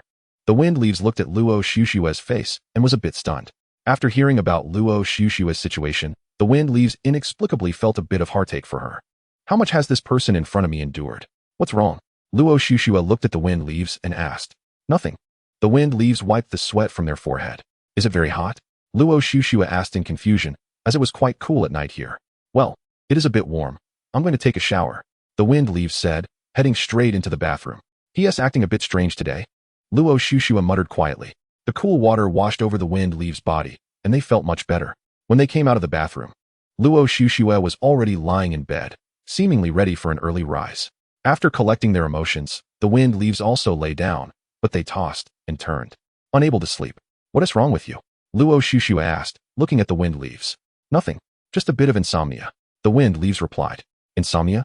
This surprised Luo Shushua. She hadn't expected the wind leaves to suffer from insomnia. Tell me about what you mentioned this morning.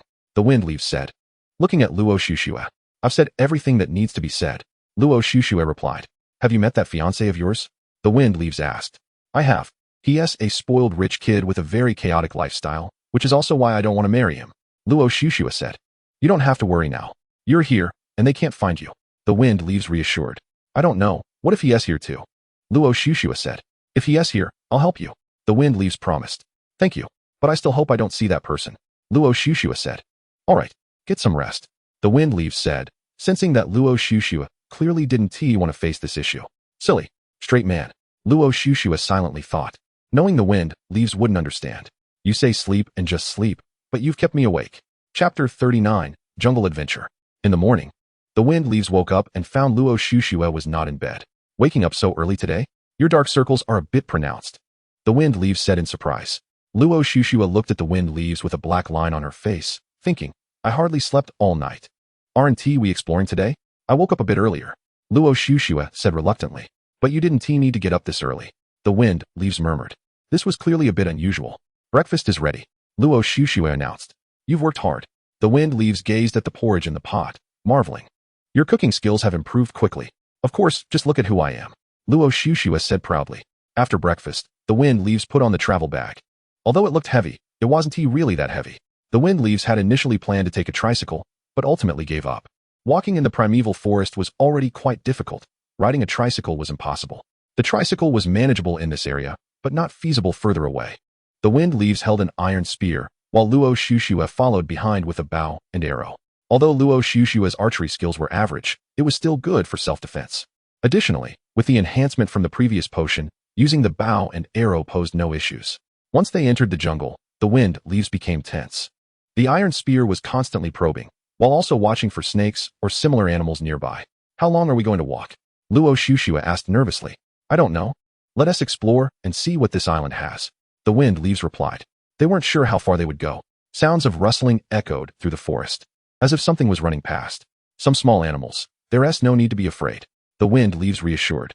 At that moment, Luo Shushua spotted a fungus shaped like a morel. Wind leaves, this is a morel. Luo Shushua exclaimed excitedly. She couldn't believe there were morels here. The wind leaves looked over and confirmed it was indeed a morel. These were very expensive outside, and they hadn't expected to find them here. Moreover, morels had high medicinal value and were quite nutritious. This is a great find. This stuff not only contains protein, but is also rich in vitamins.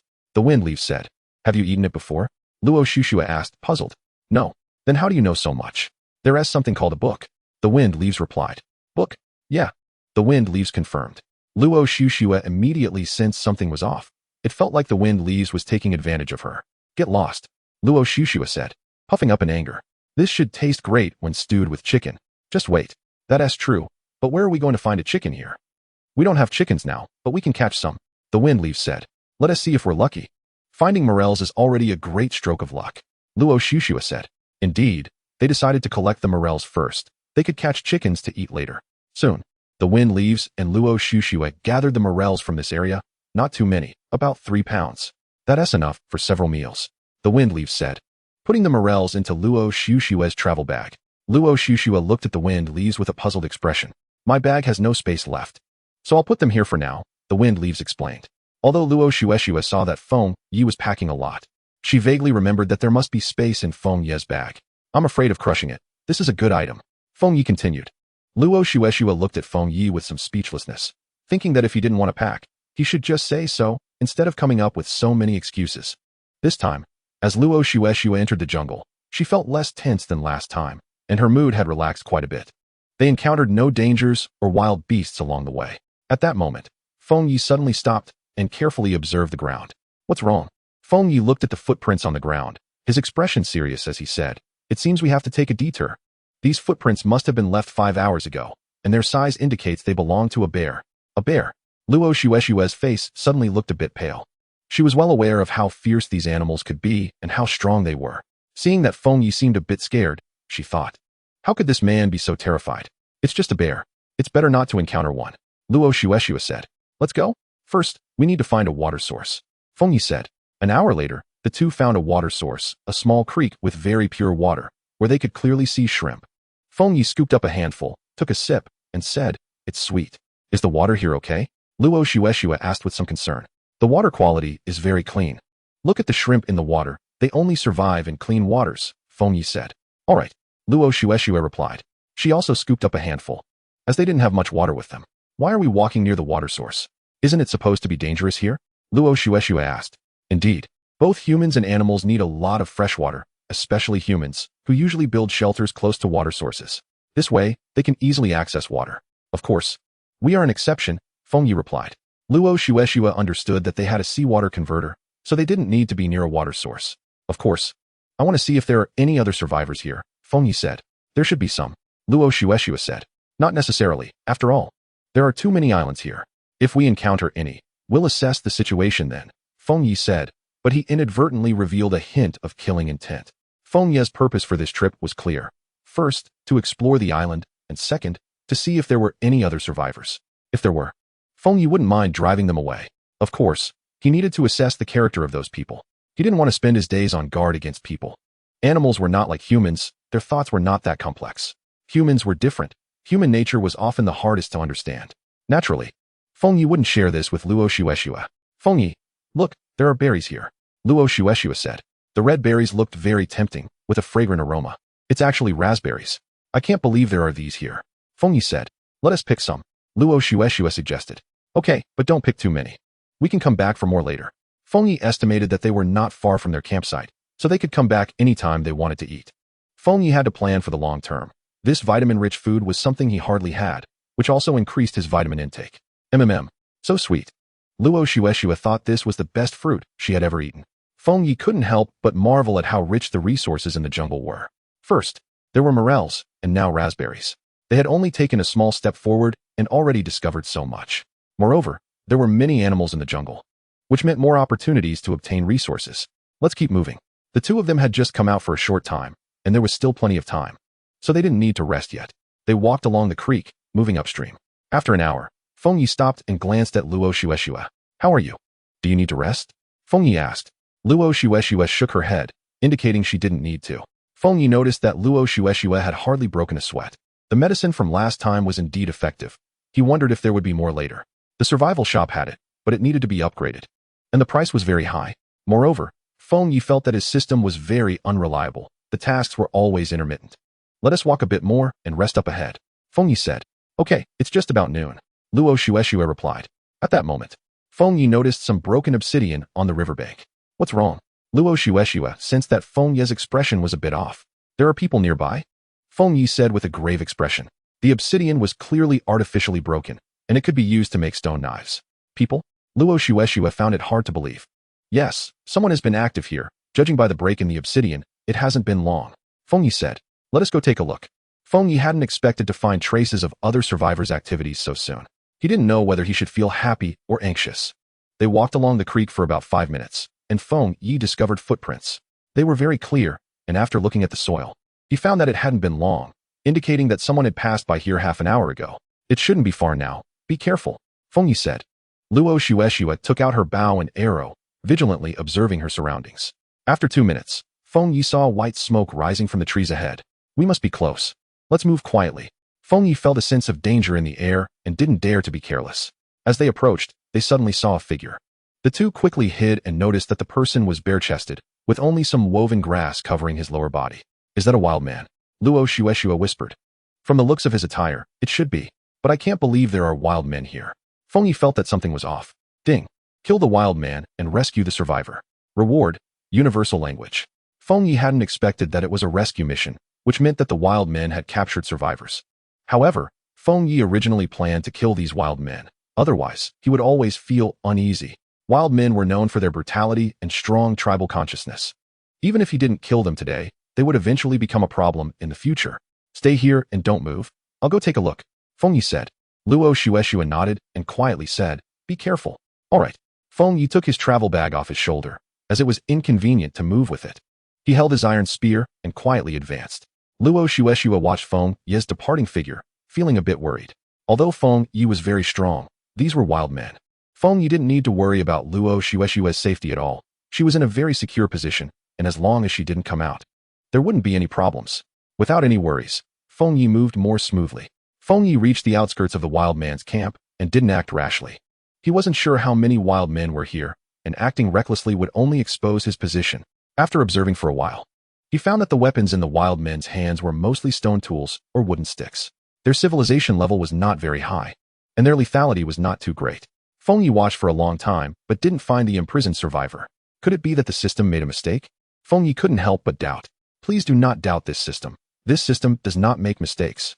At that moment, two wild men approached, holding stone axes. Feng Yi quickly hid, and when the two wild men passed by him, he couldn't understand a word of their chatter. Three of them. When Feng Yi saw the two wild men leave, he thought to himself.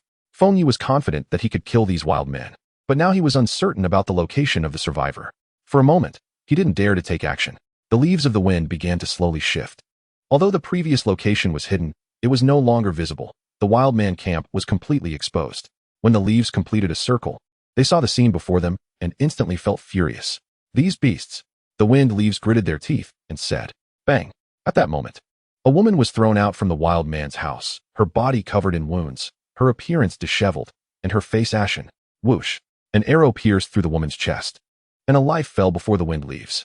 The wild men seemed very happy, dancing around as if celebrating something. These bastards. At that moment, the wind leaves saw a cage with another woman inside. She clearly hadn't suffered yet. Although she looked a bit unwell, she was very clean. One of the wild men attempted to open the cage. The wind leaves knew that if they didn't take action, this woman would also be killed by these beasts. Whoosh. The wind leaves threw the iron spear in their hand, which flew like an arrow. It pierced through the wild man, and blood splattered on the woman's face. The woman was stunned, her eyes filled with terror. The wild men were chattering away, but the wind leaves couldn't understand a word. The wind leaves charged out, the dagger in their hand glinting coldly. One wild man rushed towards them, raising a stone axe high to strike. No, the woman cried out in fear. The wind leaves kicked out, hitting the wild man, and with a crack, the wild man flew away, crashing to the ground. Yura yura. The wind leaves couldn't understand at all, but they walked up to the woman and pulled out the iron spear. Looking at the group of wild men, there were still 6 of them. Who would have thought there were so many? The wind leaves was not the least bit flustered. They had witnessed the wild men's brutality before. The wind leaves decided that they must kill these beasts. Chapter 41, Loyalty Card. The wild men seemed to be preparing for something, chattering away, but the wind leaves couldn't understand at all. What a bunch of beasts. The wind leaves cursed. The woman behind the wind leaves sat slumped to the side, filled with gratitude for the sudden appearance of the wind leaves. Are you okay? The wind leaves asked. The woman was stunned for a second, then replied, I'm fine. All right, take care of yourself. I'll deal with these beasts first. The wind leaves charged forward, exuding a murderous aura. The wild men, seeing the wind leaves approaching, shot arrows from their bows. Clang. The wind leaves used the iron spear to knock the arrows away. The wild men saw that their attack was ineffective and stood there not knowing what to say. The wind leaves threw the iron spear again, piercing through one wild man's body. Ruthless killing. Not a shred of mercy. The wind leaves took out the dagger in their hand and rushed into the wild men, slitting one wild man's throat. Be careful. The woman shouted from behind. Whoosh. A wild man behind the wind leaves fell down. The wind leaves glanced back and saw it was Luo Shueshua. Without hesitation, the wind leaves pulled out the iron spear from the ground and killed the remaining wild men. Why are you here? The wind leaves questioned. I heard the wild men and became worried. Luo Shueshua was clearly a bit displeased with the wind leaves questioning tone. This is too dangerous. What if you get hurt? The wind leaves said with some concern.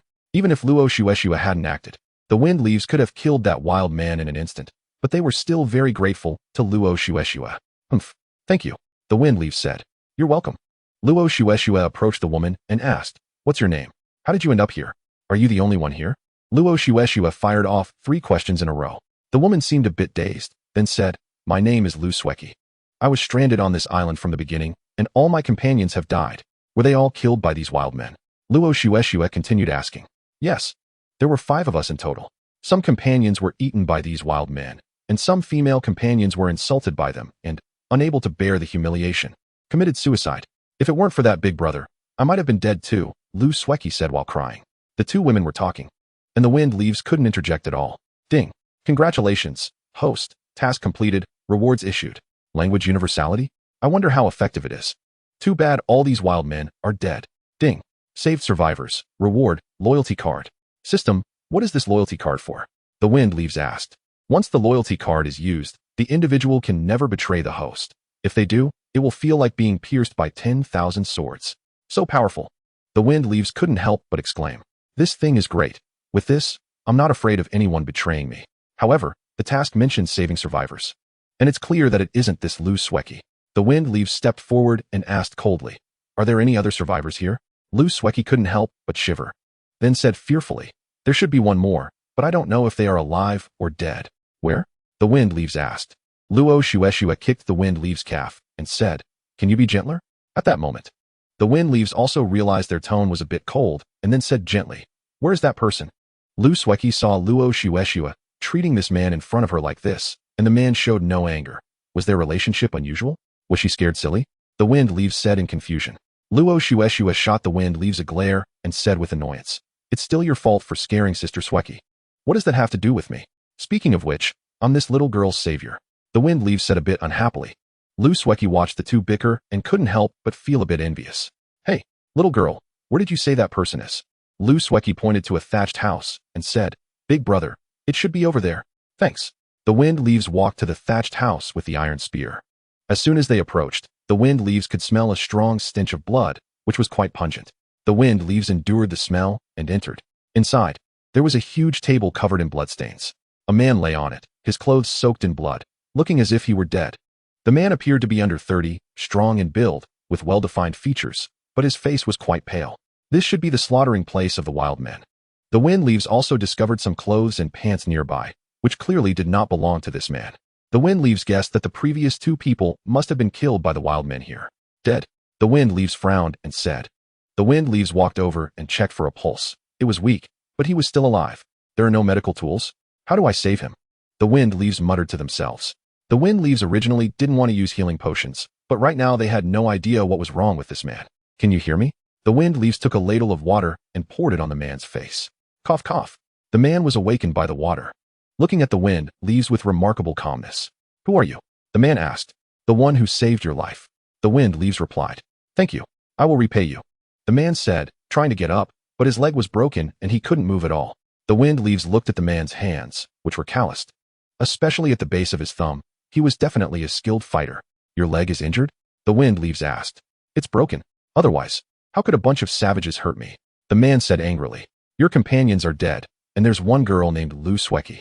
The wind leaves said. We were just a temporary group. Life and death are fated. I understand now. What's your name? The man asked.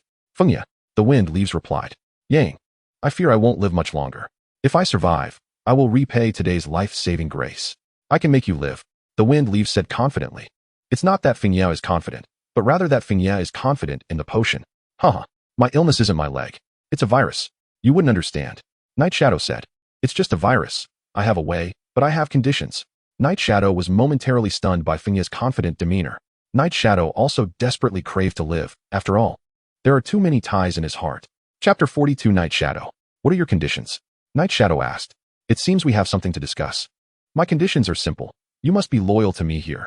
Fengya said. Human hearts are complex. Aren't you afraid that after saving me, I might kill you? A hint of killing intent flashed in Night Shadow's eyes. Fengya calmly looked at Night Shadow, his aura rising continuously, and then said, I can save you. But I can also kill you. Night Shadow was stunned. Just now, the overwhelming aura emanating from Fengya. Who exactly is this person? I have a loyalty card, once used. You cannot betray me. If you do betray me, You will die as if pierced by 10,000 swords. Think about it. Fengye continued. After looking at Night Shadow for a full minute, Night Shadow said, I agree. Good. Once we leave here, I want to interfere in your life. Meaning you are loyal to me here, but not outside. Fengye took out a bottle of healing potion and handed it to Night Shadow, saying, drink this. Night Shadow hesitated not at all and drank it directly. Aren't you afraid I might die from your potion? Fengye said with a smile. If you want to kill me. It doesn't need to be so troublesome. Ding. Task completed, task rewards issued. When Fengye took out the loyalty card and presented it to Night Shadow. After Night Shadow took it, the loyalty card disappeared from his hand. Your illness will get better in a few days, Fengye said. Night Shadow moved slightly and found that the leg he had previously broken was gradually recovering, and the virus in his body was decreasing. The two walked out of the thatched cottage, where Luo Xuxue and Lu Sueki were chatting and laughing, creating a very harmonious atmosphere. Lu Sueki saw Night Shadow standing up and exclaimed in shock, Your leg is better? You must be Yifeng, Lu Sueki said with admiration. Then Fengye looked at Luo Xuxue and said, Did you tell her? Luo Xuxue stuck out her tongue playfully. You already knew, why ask? So handsome. Lu Sueki felt like her eyes were sparkling. Night Shadow didn't expect that the person who saved him was actually the number one on the leaderboard.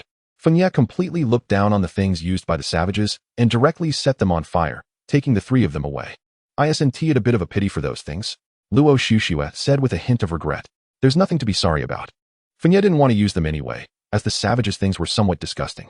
At first, Fengye thought about selling them, but there were too many things. And none of them were valuable. However, Fengye still took the bow made by the savages, as weapons could sell for a good price. They hardly stopped along the way. During this time, Fengye also asked Night Shadow if he could hold on, to which Night Shadow replied that there was no problem at all. They walked to Fengye's camp, which had already passed 3 hours. This will be our camp from now on, Fengye said. Lu Sueki looked at Fengye's camp in disbelief and said, Your camp is so luxurious. It's still under construction, Fengye said. The number one camp is indeed impressive, Lu Sueki said. Night Shadow was also somewhat impressed. Having so many supplies and perfect houses in such a short time, with plenty of food, was something he admitted he couldn't achieve. He knew that in the absence of health issues, he could survive here, but that would take a long time. Fengye looked at the house, his expression somewhat grim. What's wrong? Luo Xuxue noticed that Fengye's expression was off. We still need to solve the accommodation issue, Fengye said somewhat dejectedly. At this moment, Luo Xuxue realized that although the house Fengye built was large, it was still a bit crowded for 4 people. Let us just deal with it for now. Once we expand, it will be fine, Fengye said. Luo Xuxue naturally had no objections. She was already used to it. Lu Sueki and Night Shadow had no objections either. We still need 2 beds, Fengye said. Fengye hadn't used the beds from the synthesizer because he had made bamboo beds earlier. The synthesizer has wooden beds, Luo Xuxue said. Did you two use the beds from the synthesizer? Fengye asked. No, they had just entered the island a few days ago and were caught by the savages, so they had no time to use them. Fengye had previously asked about their supplies, but they said they had run out. This made Fengye feel a bit regretful. Fengye let Night Shadow rest on the side since his legs still needed to recover. Luo Xuxue took Lu Sueki to tour the camp, while Fengye finished making the wooden beds and placed them in the room. At this time, Fengye noticed that there were wooden houses in the synthesizer, but that wasn't what he wanted, so he didn't waste materials. Then he prepared to cook, catching 2 fish and some shrimp from the fish pond, and stewing some wolf meat while cooking a pot of rice. Fengye looked at Lu Sueki, this little girl, and guessed she was only 18. However, she had developed quite well. Dinner will be ready soon, Fengye said. Luo Xuxue was very happy today after all. She usually spent her days alone. Fengye was busy every day, and she was almost always by herself. Now that Lu Sueki was accompanying her, it must not be so boring. When the meal was served, Lu Sueki was even more shocked. Do you eat like this every day? Lu Sueki said in disbelief. Pretty much. Now the food is very plentiful, Luo Xuxue said. Lu Sueki was actually already hungry, but she felt embarrassed to say it. Let us eat. Lu Sueki directly picked up a piece of fish and took a bite, instantly feeling like she could cry. This is so delicious. Night Shadow took a bite as well and was equally amazed. Being able to eat such delicacies in this place was incredible. Night Shadow couldn't help but scrutinize Fengye, wondering how this man could be so strong. Luo Xuxue smiled without speaking, while Lu Sueki kept talking, very happy. I'm so full, Lu Sueki said, patting her belly. After eating, wash the dishes, Fengye said. Ah no, brother Fengye, look at me, so delicate. Can you bear to do that? I can bear it. I don't keep freeloaders here. Fengye wasn't swayed by Lu Sueki's tactics. Luo Xuxue had no intention of intervening. She believed Fengye was right. A team must have clear divisions of labor. Chapter 43, Mischievous Lu Sueki. Lu Sueki pouted and reluctantly went to wash the dishes.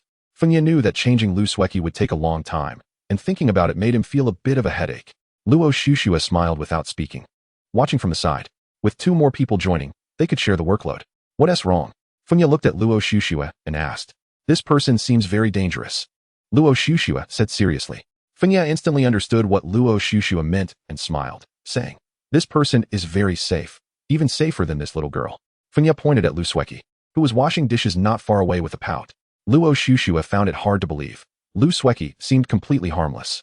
I don't know what you're thinking, but I just hope he won't pose a danger to me. Luo Shushua said, I naturally trust you. In the future, he will be an important partner. His current appearance is related to his past deeds. Feng Ye said. Feng Ye understood that as an assassin, he unconsciously exuded an aura of danger. Okay, Luo Shushua had to choose to trust him. I will talk to him when I have time. Feng Ye said. I'll go check on Sueki. Luo Shushua said. I'll go see how the little girl is doing with her work too. Before Feng Ye could approach, he heard Lu Sueki talking about him. Big bad guy. Big bad guy. Humph. Luo Shushua glanced at Feng Ye and said, your image in Sueki's heart isn't very good. Feng Ye awkwardly replied, do I? Luo Shushua covered her mouth and said, I guess Sueki hates you to death now. This is part of her process. Luo Shushua understood that kindness would only harm her. Feng Ye's approach was correct. Here, one must master various survival skills to survive.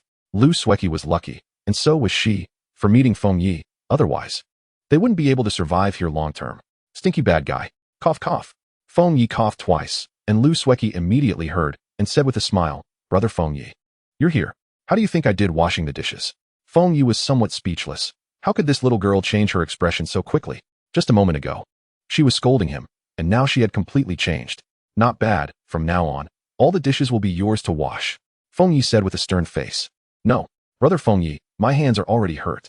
Lu Sueki looked at Feng Ye eagerly. This is non-negotiable. You must listen to me here. Feng Ye said. Humph. Sister Luo, the big bad guy is bullying me. Lu Sueki saw that Feng Ye was ineffective and turned to Luo Shushua. Seeing Lu Sueki like this, Luo Shushua felt a bit reluctant. After all, Lu Sueki was doing well. Feng Ye, you see. Before Luo Shushua could finish, Feng Ye immediately interjected. This is non-negotiable. You can't indulge her. Feng Ye knew that Luo Shushua was feeling a bit soft-hearted, but at this moment, someone had to be the bad guy. Whoa. Big bad guy so bad. Lu Sueki cried, but there wasn't a single tear on her face. Feng Ye was internally screaming with frustration at her acting skills. It's a pity you're not an actress. Feng Ye said helplessly. At first, Luo Shushua genuinely thought Lu Sueki was crying, but upon hearing Feng Ye's words, she immediately understood. All right, from now on, I'll wash the dishes with you. Luo Shushua quickly said. Upon hearing this, Lu Sueki immediately stopped crying and said with a smile. Sister Luo is the best to me. You're just a big bad guy. La la la la. Lu Sueki stuck out her tongue. I kind of regret it. Feng Ye said. Feeling a bit of a headache. What do you regret? Luo Shushua asked. Luo Shushua rolled her eyes at Feng Ye, understanding that he was just talking. Sister Luo, let us ignore the big bad guy. Lu Sueki pulled Luo Shushua out. Feng Ye looked down at the dishes Lu Sueki had washed. It was simply a disaster. This made Feng Ye's teeth hurt. Feng Ye was also impressed. Only Lu Sueki could manage to make the dishes dirtier than before. He could only clean up the mess Lu Sueki left behind with a grim face. Why is there a chip here? Lu Sueki. Feng Ye gritted his teeth and yelled. Feng Ye was in pain. His bowl was just chipped by Lu Sueki. Feng Ye suddenly realized that changing Lu Sueki was a bit difficult. But he absolutely could not let her wash the dishes in the future. His bowl was very precious. It seems like I'm calling you. Luo Shushua said. Sister Luo. It's fine. The big bad guy probably has nothing to do. Lu Sueki said, pulling Luo Shushua's hand. Lu Sueki immediately realized something was off and quickly hugged Feng Ye's arm, saying, Brother Feng Ye, are you tired? Feng Ye suddenly felt something was wrong. This little girl was developing too well, which was a bit overwhelming. Could you let go first? Feng Ye said. He was afraid that he would get too heated, and it would be uncomfortable for him. What's wrong? Luo Shushua asked. You can see for yourself. This little girl is up to no good. Feng Ye took out the bowl. Luo Shushua was somewhat speechless. Well, it was her first time working. It's understandable. Lu Sueki said, looking down like a child who had made a mistake. Feng Ye truly didn't know what to say. He couldn't scold too harshly, so he said helplessly, in the future, you should stop washing dishes. Yay. Lu Sueki was so happy she almost jumped up. As for what to do next, I need to think carefully. Feng Ye said. No. Lu Sueki said with a face full of despair.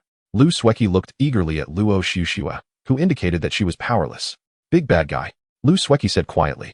If you're scolding me, I'll make you wash the toilet tomorrow. Feng Ye threatened. Lu Sueki immediately shut her mouth and shook her head, looking very cute. This trick is really good.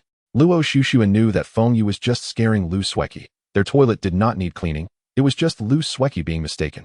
Night Shadow remained silent the whole time, quietly feeling his body. Almost recovered. Chapter 44. Feng Yi is infuriated. Night Shadow felt the changes in his body and was quite shocked. He knew how strong the poison in his body was. Who exactly are you? How can you be so powerful? Night Shadow muttered to Feng Yi. Feng Yi walked over to Night Shadow with a smile and said, "How's the recovery going?" Feng Yi wanted to know how effective the treatment potion was. "It's recovering well. My leg doesn't hurt anymore."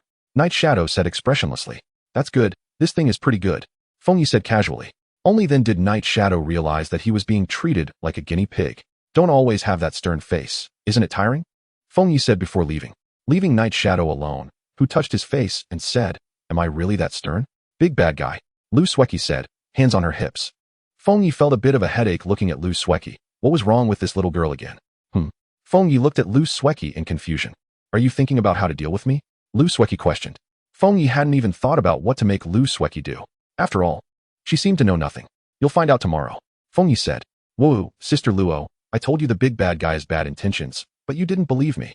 Luo Shushua looked awkwardly at Feng Yi, indicating that she also had no way to help. "What have I saved? Go aside, I need to catch fish." Feng Yi didn't have time to mess around with Lu Sueki. "Catch fish? Is it fun? I want to go too," Lu Sueki said excitedly. This change of heart. "You can go, just watch from the side." Feng Yi was now a bit scared. After all, if Lu Sueki could ruin a bowl, what if she let his fish escape? "Don't worry, I'm just going to watch," Lu Sueki said with a smile, her eyes sparkling like crescent moons. "Very cute. Let's go?" Feng Yi hopped onto the tricycle and prepared to set off. "Wow, there's actually a vehicle. Can I ride it?" Lu Sueki looked at the tricycle curiously. "Eager to try?" "Maybe not." Luo Shushua quickly stopped her. Feng Yi looked at Lu Sueki's figure. She was quite stunning, with her fair long legs being a sight to behold. "Go ahead and try." Feng Yi naturally wouldn't refuse. After all, such scenery was rare. Lu Sueki happily climbed onto the tricycle, and Feng Yi planned to enjoy the view. At that moment, Feng Yi suddenly felt darkness before his eyes. "What is going on?" "No peeking," Luo Shushua said from the side. Feng Yi took a deep breath. Did he just miss out? A few seconds later, Feng Yi regained his sight. But the scenery was no longer there. Not fun at all. Lu Sueki clearly lost interest. What a pity. What a pity.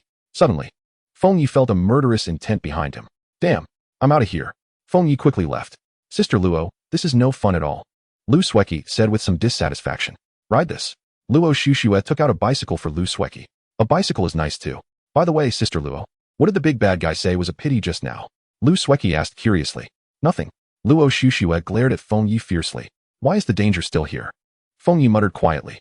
"What is wrong with that woman?" Feng Yi didn't care about much and came to the ground trap, pulling it up. Lu Sueki seemed like a curious baby, constantly asking about the trap. "Bad guy, I want to eat grilled fish tomorrow," Lu Sueki said, looking at the fish. "You really are not polite. You're already ordering," Luo Shueshua said from the side. "All right, it just so happens that I haven't had grilled fish for several days. Let's make it tomorrow morning," Feng Yi said with a smile. Bad guy, you're biased. Why did you immediately agree when Sister Luo said it?" "Little girl, what do you understand?" "I'm not small at all." Saying that, Lu Sueki straightened her proud figure. Feng Yi felt 1,000 grass mud horses running through his mind. Who can stand this? Luo Shueshua pulled Lu Sueki over, and she didn't expect Lu Sueki's figure to be really good, seeming to be even bigger than her own. "Oh, I understand. You like Sister Luo." Feng Ye's face turned red. How could this little girl say everything? Luo Shueshua's face also turned a bit red. Bad guy? Your face is red. Still not admitting it. "I'm just full of energy. What do you know?" After saying that, Feng Yi hurriedly tidied up. This was too awkward. "Sister Luo, the bad guy has a crush on you," Lu Sueki said to Luo Shueshua. "Don't talk nonsense," Luo Shueshua said with a red face. "Yo, you two definitely have a problem," Lu Sueki said, looking at the two. "Keep talking nonsense, and you won't have breakfast tomorrow," Feng Yi threatened. He didn't dare let Lu Sueki talk nonsense. Who knows what this little girl might say? When Lu Sueki heard that breakfast would be gone, she quickly stopped talking, but still added, "Everyone understands." She directly hopped on her bicycle and left. Feng Yi looked at Luo Shueshua and awkwardly said, "Don't listen to that little girl. It's fine. I don't mind," Luo Shueshua ambiguously said, then left. Feng Yi was left standing there, a bit dumbfounded. What was going on today? "What do you want to do again?" Feng Yi said with a stern face. "Brother Feng Yi, do you have any extra clothes?" Lu Sueki said a bit shyly. Feng Yi looked at Lu Sueki with a dark expression and said, "Why are you asking me this? I'm not a girl. Go ask your sister Luo." "Oh, I thought you would have some." Lu Sueki muttered quietly. What do you mean you thought I would have? Do I have that kind of hobby? Feng Yi silently thought. Lu Sueki looking for clothes reminded Feng Yi that they really didn't have many clothes. They needed to collect some more. After Feng Yi placed the fish properly, he noticed 2 wooden houses not far away. What's this? Feng Yi looked at Ying and asked. I prefer to live alone. Ying said. Then what's this? Feng Yi asked with a puzzled expression. Alright. After all, Feng Yi wouldn't interfere with other people's lives. At that moment, Lu Sueki, with wet hair, walked towards Feng Yi. Bad guy, have a good dream. Good dream? Feng Yi looked confused. What was this little girl up to again? I won't disturb you and Sister Luo tonight. Lu Sueki said. Disturb? Feng Yi felt something was off. I'll sleep by myself tonight. You and Sister Luo will share a room. Make good use of it. Lu Sueki said with a mischievous smile. Damn. Feng Yi frowned and directly gave Lu Sueki a slap on the head. What are you thinking about all day? Chapter 45. What day is it today? Feng Yi didn't care. The weather was still hot, and he didn't need to worry about keeping warm. In the future, he could just reinforce the wooden houses. Feng Yi opened the chat system out of boredom, and as soon as he entered, he saw Lu Sueki talking inside. Invincible beauty. I'm now with summer snow and leaf wind. Big guy picking his feet. Envious. What does summer snow look like? Need a photo. Do you understand beauty? Just looking at it is mesmerizing. And let me tell you a secret. What secret? Leaf wind has a crush on summer snow. Lu Sueki naturally understood not to reveal the real names of the two. Damn. So exciting. Big guy leaf wind likes the beauty of summer snow. That's normal. The two should be quite close. No. Leaf wind blushes when he sees summer snow. Isn't Leaf wind still a virgin? Definitely. Pure little virgin. Leaf wind looked at the contents inside with a dark expression and roared. Lu Sueki, get out here. Lu Sueki immediately panicked upon hearing Leaf wind's voice. She thought Feng Yi wouldn't check the chat system. After all, she had never seen Feng Yi speak. Not good. I've been discovered by Leaf wind. Comrades, I'm retreating. Invincible beauty wishes you good luck. It seemed Leaf wind was angry. By the way, does Leaf wind always buy diving gear? Lu Sueki opened the door and saw Feng Yi looking at her with a dark expression. She anticipated something was off. Hee. Brother Feng Yi, what are you looking for me for so late? Lu Sueki yawned, indicating she had just been sleeping. If it weren't for Feng Yi seeing the chat system's words, he would have believed it. After all, Feng Yi only saved Ying and Lu Sueki. Ying wouldn't be this bored, obviously. It was only this little girl Lu Sueki. What have you done that I need to say? What? Lu Sueki was still pretending to be confused. What nonsense are you talking in the chat system? What? I don't know at all. How could I talk nonsense? Did Ying say something? Ying, in her wooden house, sneezed and thought, who is bad-mouthing me? Do you think everyone is as boring as you? Hee, I only spoke the truth. Lu Sueki said with a smile. Brother Feng Yi, I'm not talking nonsense anymore. Lu Sueki said with a serious face. Alright, don't talk nonsense. Otherwise your breakfast will be gone. Feng Yi threatened, then left. Phew, I managed to get away with it. Lu Sueki said with relief. Back in the chat system. Invincible beauty, did you get punished by Leaf wind? Probably. He dares to punish me. If he dares to punish me, I'll make summer snow ignore him. Lu Sueki clearly forgot what she had just said. Damn, nailed it. Awesome. Feng Yi felt a bittersweet feeling. Is she here to punish me? The chat system began to spread rumors about Feng Yi and Luo Xuexue, with various versions. In a cave, the first emperor looked at the words of the invincible beauty with a dark expression. Another person? But they don't seem impressive, just a vase. Straw hat. Congratulations to big guy Leaf wind and summer snow, happily married. Luo Xuexue just opened the chat system and saw this scene. What is going on? Luo Xuexue looked confused. She started to look upward, and the more she looked, the more speechless she became. The instigator was Lu Sueki. Luo Xuexue sighed lightly. She really couldn't do anything about Lu Sueki. Straw hat, stop talking nonsense. How's your ship coming along? Damn, summer snow. Congratulations. Thank you everyone. Luo Xuexue said awkwardly. Feng Yi saw this and sprayed the water he just drank. This. Feng Yi felt it was hard to explain, but it seemed he wasn't at a loss. Luo Xuexue originally wanted to change the topic, but it was clearly useless. So she simply admitted it. Otherwise, these people would definitely not stop. Booming gang. Congratulations to big guy Leaf wind and big guy summer snow. Damn. Booming gang. Booming out to battle, not a blade of grass remains. When booming appears, only needles and threads are left. Awesome. Luo Xuexue saw the booming gang appear and immediately shifted her attention. The booming gang is out. Is there a dragon AOT on? Feng Yi said inside. Damn. What day is it today? Big guy Leaf wind is out. Still, the booming gang is awesome. As soon as they appear, big guy Leaf wind speaks. At this moment, someone claiming to be dragon AOT on said, who is looking for me? Damn. There really is a dragon AOT on. Where's Yi Liangchen? After a while, there was still no sign of Yi Liangchen. Looks like Yi Liangchen isn't here yet. Feng Yi didn't expect that his casual remark would turn out to be true. What's his strength like? Feng Yi mumbled. Has anyone joined our explosive gang? Wow, that's awesome. I'm in. Me too. In no time, many people began to join, leaving Feng Yi a bit confused. What's going on? He typed to ask. It turns out that the great Yi Feng doesn't usually pay attention. There's an organizational mode here, and these people can create it, explained the big guy. Isn't the great Yi Feng going to create one? Someone asked. Feng Yi studied for a while and found the feature that the big guy mentioned. What should I name it? Feng Yi was a bit troubled. After all, this wasn't his strong suit. Feng Yi went to find Luo Xuexue to discuss it with her. Don't ask me, figure it out yourself. Luo Xuexue quickly said before Feng Yi could speak. Isn't it too soon? Feng Yi said helplessly. Luo Xuexue had already seen it in the chat system and knew what Feng Yi meant without thinking. How about Heavenly Merchant? Feng Yi suggested. You decide. Feng Yi tried it out. Ding. Name already taken, cannot be used. Subsequently, Feng Yi tried several more names, all of which were taken. With a dark expression, Feng Yi looked at the system. Was it not friendly to him? How about Wind, Flower, Snow, Night? Ding. Successfully established the Wind, Flower, Snow, Night organization. Following that, Feng Yi pulled Luo Xuexue, Lu Sueki, and Yi Ying into the group. What's going on? Lu Sueki asked. What do you think of this name? Feng Yi asked. It's really good. Chapter 46, Feng Yi and Yi Ying. Lu Sueki felt the name was a bit kitsch. Luo Xuexue thought it was not bad, as it formed from one character of each of their names. Yi Ying said it didn't matter, it was just a name. It's getting late, everyone pay attention. Feng Yi said inside. Currently, Feng Yi had no plan to recruit members, and he didn't want to turn Wind, Flower, Snow, Night into an organization. He needed to treat it as a trading place hosted by himself. At this time, Luo Xuexue felt different. Her heart was quite complicated. After all, she had admitted it herself, and she was a bit afraid of Feng Yi's questioning. But after waiting for a long time, all she heard was Feng Yi's snoring. Luo Xuexue felt a bit helpless. A night with no conversation. The next day, Feng Yi got up early. Luo Xuexue was still asleep. She had tossed and turned the previous night and had just fallen asleep not long ago. Feng Yi didn't wake Luo Xuexue and walked out of the room alone. Ding. Do you want to check in? Check in. Congratulations, you have received a perfect grade mountain cutting knife. Perfect grade mountain cutting knife. This knife is exceptionally sharp. Please use it carefully. A weapon?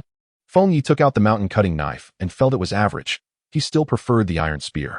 Although the mountain cutting knife was of higher quality, it didn't feel comfortable to use. This knife is nice. Yi Ying's voice suddenly appeared, startling Feng Yi. This guy made no sound at all while walking. Do you like it? Feng Yi asked. Yi Ying didn't speak, just nodded. Feng Yi directly tossed the mountain cutting knife over, saying, it's a gift for you. Yi Ying caught the knife and swung it a couple of times, finding it exceptionally comfortable. He struck a tree stump with it, splitting it in half. Good knife. Yi Ying said. Feng Yi was stunned for a moment. He didn't expect Yi Ying to be so powerful. That strike looked simple, but Feng Yi knew the overwhelming force behind it. It was about the same strength as his own. He felt like he had struck gold. Feng Yi thought to himself. After a night of rest, Yi Ying found that his strength had recovered about 60%. Feng Yi didn't know that Yi Ying had only recovered 60% of his strength. If he knew, he would be shocked. I want to test your strength. Yi Ying said to Feng Yi. Test. Although Feng Yi wasn't a combat fanatic, a man absolutely couldn't say no. Is your body okay? Feng Yi looked at Yi Ying and asked. No problem. Ding. Defeat Yi Ying. Reward. Grandmaster Cultivation. Feng Yi didn't expect that Yi Ying would trigger a quest. Previously, he didn't know what the level was. He just knew he was very strong. After Yi Ying finished speaking, he took the initiative to attack. His moves sharp and filled with killing intent. Feng Yi didn't hesitate and directly used his iron spear to block. Bang. Feng Yi felt a tingling sensation in his arm. What powerful strength. Feng Yi kicked out quickly. Yi Ying directly blocked with the mountain cutting knife, and Feng Yi's kick landed on the mountain cutting knife. The immense force forced Yi Ying to retreat repeatedly, stopping only after taking 5 steps back. Half-step Grandmaster? Yi Ying said in surprise. What? Feng Yi asked. Interesting. More and more interesting. I haven't encountered such a strong opponent in a long time. Yi Ying said excitedly. Combat fanatic. Feng Yi said.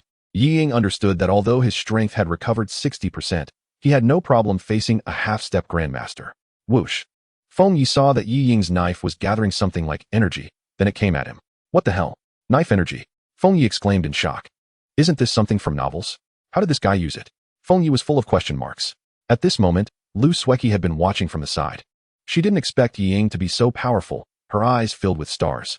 Usually so cold, yet so strong. Kill this big bad guy. Luo Xuexue also woke up groggily. Hearing the commotion outside, she came out and saw Lu Sueki yelling, knowing something was wrong. When she saw the knife energy released by Yi Ying, She was completely stunned. This was beyond Luo Xuexia's understanding. Are there really people like this in the world? Luo Xuexia had heard of people like Yi Ying. They were called ancient martial artists, and their strength was incredibly formidable. Facing the incoming knife energy, Feng Yi didn't dare to take it head-on and dodge directly. However, the speed of the knife energy was too fast. Even Feng Yi's speed was significantly impacted. System. How does he use that? Feng Yi asked. What grandmaster or no grandmaster? Feng Yi rushed forward again, while Yi Ying showed no signs of retreat, releasing his aura. So strong. Feng Yi couldn't believe it. Yi Ying's strength was already this strong without fully recovering. If he did recover, would he take him out with one move? No. I must win. Feng Yi thought to himself. Bang. Feng Yi's iron spear struck Yi Ying's knife, producing a huge sound. Such powerful strength. Is he practicing his body? Yi Ying speculated. Sweep across the 8 directions. Suddenly, Yi Ying's entire aura changed. Not good. Feng Yi immediately felt something was off. Yi Ying's knife technique was extremely domineering. Feng Yi threw the iron spear at Yi Ying, then pushed his speed to the limit. Can't see. Yi Ying widened his eyes trying to catch Feng Yi's movements. Feng Yi's fist struck out, and Yi Ying finally caught Feng Yi's movement. But it was too late. Feng Yi's fist was already close. And Yi Ying could only block with the mountain-cutting knife. Bang. This time, Feng Yi used all his strength, and Yi Ying was sent flying. Such powerful force. Uffed. Yi Ying spat out a mouthful of blood, then stood up and said, I lost. Although Yi Ying was a bit unwilling, he indeed lost. Ding. Congratulations, host. For completing the task. Would you like to extract? Extract. In an instant, Feng Yi felt an immense power surge through his body. What? Yi Ying couldn't believe his eyes. You've improved? After a while, Feng Yi recovered, and his aura had clearly changed. Feng Yi looked at Yi Ying. He could feel that Yi Ying was very powerful, at least stronger than his previous self. Feng Yi believed that if Yi Ying's strength had fully recovered, he wouldn't have won. Wouldn't guy actually lost? Lu Sueki pouted. Feng Yi is actually this strong. Luo Xuexia refreshed her understanding of Feng Yao once again. Grandmaster. Chapter 47. Can a two-haired dog guard the house? Yi Ying was completely stunned this time. In that instant, the man's strength had increased again. Below the realm of the master, everyone is an ant. Who has ever touched the realm of the grandmaster? But the aura of the man in front of him was unmistakable, instilling fear in him. Feng Ye, who are you? You have reached an unattainable level. Feng Ye didn't understand what the grandmaster meant. He had never encountered it before. All of this was granted to him by the system. I lost. Yi Ying said. Is the grandmaster very strong? Feng Ye suddenly asked. Hearing this, Yi Ying's face darkened, but he could tell that Feng Ye truly didn't know. You don't know? Yi Ying said. Feng Ye shook his head. He could feel his own immense power, but he couldn't fully unleash it. Sigh. Yi Ying couldn't help but sigh. Although Feng Ye was a grandmaster, he didn't know anything. As a grandmaster, it could be said that in the outside world, anyone who saw him would be rendered speechless. So strong. Feng Ye was also shocked. Big bad guy. You're actually this powerful. Wouldn't. You didn't realize you could fight so well before. Lu Sueki said as she jogged over. Luo Xuexia found herself increasingly unable to see through Feng Ye. Originally, Feng Ye was a mystery. Now he was even more elusive, making it impossible for her to grasp. Feng Ye's strength was beyond doubt, and Yi Ying was also incredibly strong, with rich combat experience. Although Luo Xuexia couldn't see through them, with these two around, she and Lu Sueki's safety would be assured. Clean up the mess from just now, Luo Xuexia said with a dark face. The fight between the two just now was very intense, leaving deep pits on the ground and even damaging some items. Feng Ye didn't say anything unnecessary and quickly began cleaning up, and Ying didn't hesitate either, helping Feng Ye. After a while, the two finished cleaning up. If you want to fight again, go out and do it. All right. Feng Ye readily agreed. After all, he didn't want to argue. Go cook. Remember the grilled fish from yesterday? Luo Xuexia gave Feng Ye a white glance. Feng Ye rushed to the fish pond and pulled out 4 fish, as he didn't need to eat too much in the morning. Soon, Feng Ye grilled the fish, and the 4 quickly started eating. By the way, the supply box hasn't arrived today. Koi, it's up to you later, Feng Ye said with a smile. Regarding the title of Koi, Luo Xuexia had tried to resist it before, but it was useless. She could only accept it silently. Next to her, Lu Sueki looked at Luo Xuexia with her big eyes and asked, What koi? Is it the kind you can see? Feng Ye secretly laughed on the side, and Yi Ying didn't comment, remaining silent the whole time. But he was still wondering why Feng Ye's strength was so strong. Luo Xuexia shot Feng Ye a glance, as if saying, You explain. Luo sister, are there any koi here? PFF. Luo Xuexia sprayed out the water she had just drunk. You explain that. Luo Xuexia directly asked Feng Ye to explain. Ahem. Little girl, do you know there is something called a European emperor? I know. It refers to someone with particularly good luck. You're not a non-tycoon, are you? Lu Sueki said with wide eyes. That Fengye felt a bit awkward. Compared to others, he was indeed quite good. But compared to Luo Shueshue, he was indeed a non-tycoon. Your Luo sister is the kind of person who is a European emperor. But I still prefer to call her Koi. Fengye explained. The supplies here, they're not all dependent on Luo sister's luck, right?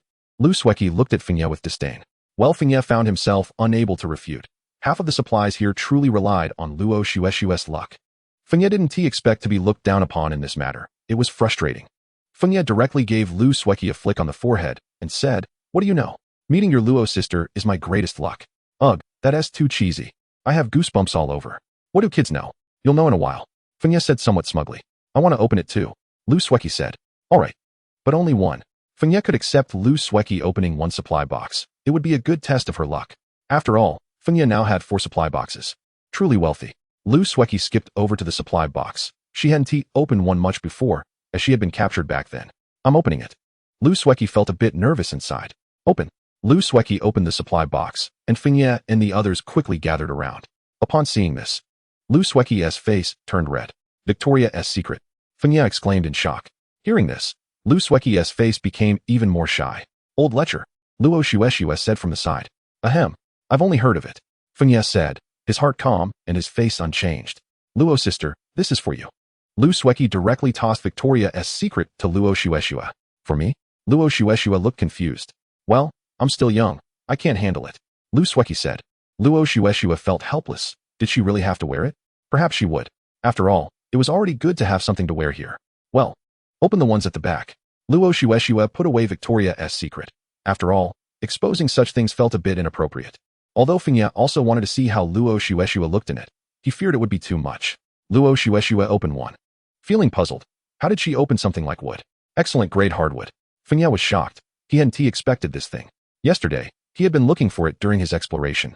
But he didn't expect Luo Shueshue to find it today. He could now make his crossbow. Luo Shueshue opened another one, and it was still excellent grade hardwood. Her luck was explosive. Why is it all wood? Lu Sueki pouted, not understanding the value. You don't understand. This isn't ordinary wood. It's very rare. The last one better not be wood, or let Ying open it. Luo Shueshue suggested. Ying initially wanted to refuse, but Fengye directly pulled him over. Don't worry, it's probably better than the little girl's. Fengye said.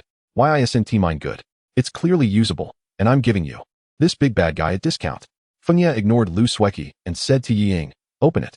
Ying didn't hesitate and opened it directly. A shadow sprang out. Ying reacted very quickly. Just as he was about to strike, Fengye stopped him. A dog had pounced onto Ying. It turned out to be a Siberian husky. Lu Sueki exclaimed excitedly. What is the use of this dog? Can it guard the house? Chapter 48. The Unsettled Sea Surface. This dog is so cute. Lu Sueki squinted her eyes and said. Fengye took a look and was immediately shocked. Epic level sled dog. This dog is intelligent and can sense 1,000 dangers. Epic level. Luo Shueshue said. Fengye was a bit speechless. Why did everyone else open epic level items? It seemed that he hadn't opened anything good from the beginning until now. By the way, big bad guy, why aren't you opening? Lu Sueki asked curiously. You all opened yours. Mine is gone. Fengye said. No, you're definitely a non-tycoon. Lu Sueki said firmly. Well, it's getting late. I have other tasks. I'll leave first. Luo Shueshue went fishing. Fengye wanted to quickly end this topic. After all, this topic was very unfriendly to him. I guessed right. The big bad guy is definitely a non-tycoon. Luo Shueshue took out her fishing rod, which seemed to have become her exclusive fishing rod. Fishing. I want to go too. Lu Sueki said happily. Fishing is very dangerous. Luo Shueshue said seriously. Lu Sueki whispered. What danger could there be in fishing? Anyway, you can't go fishing. Luo Shueshue said. Lu Sueki saw the expression on Luo Shushue's face and felt that things might not be simple, so she had to agree to let Luo Shushue watch from the side. Ying didn't go. Feng Yi took the 2 girls and a seemingly silly husky with him. Big bad guy, what's this little doggy's name? Lu Sueki asked. It's Dog Egg. Easy to take care of. Feng Yi said casually. Lu Sueki looked at Feng Yi with a face full of black lines.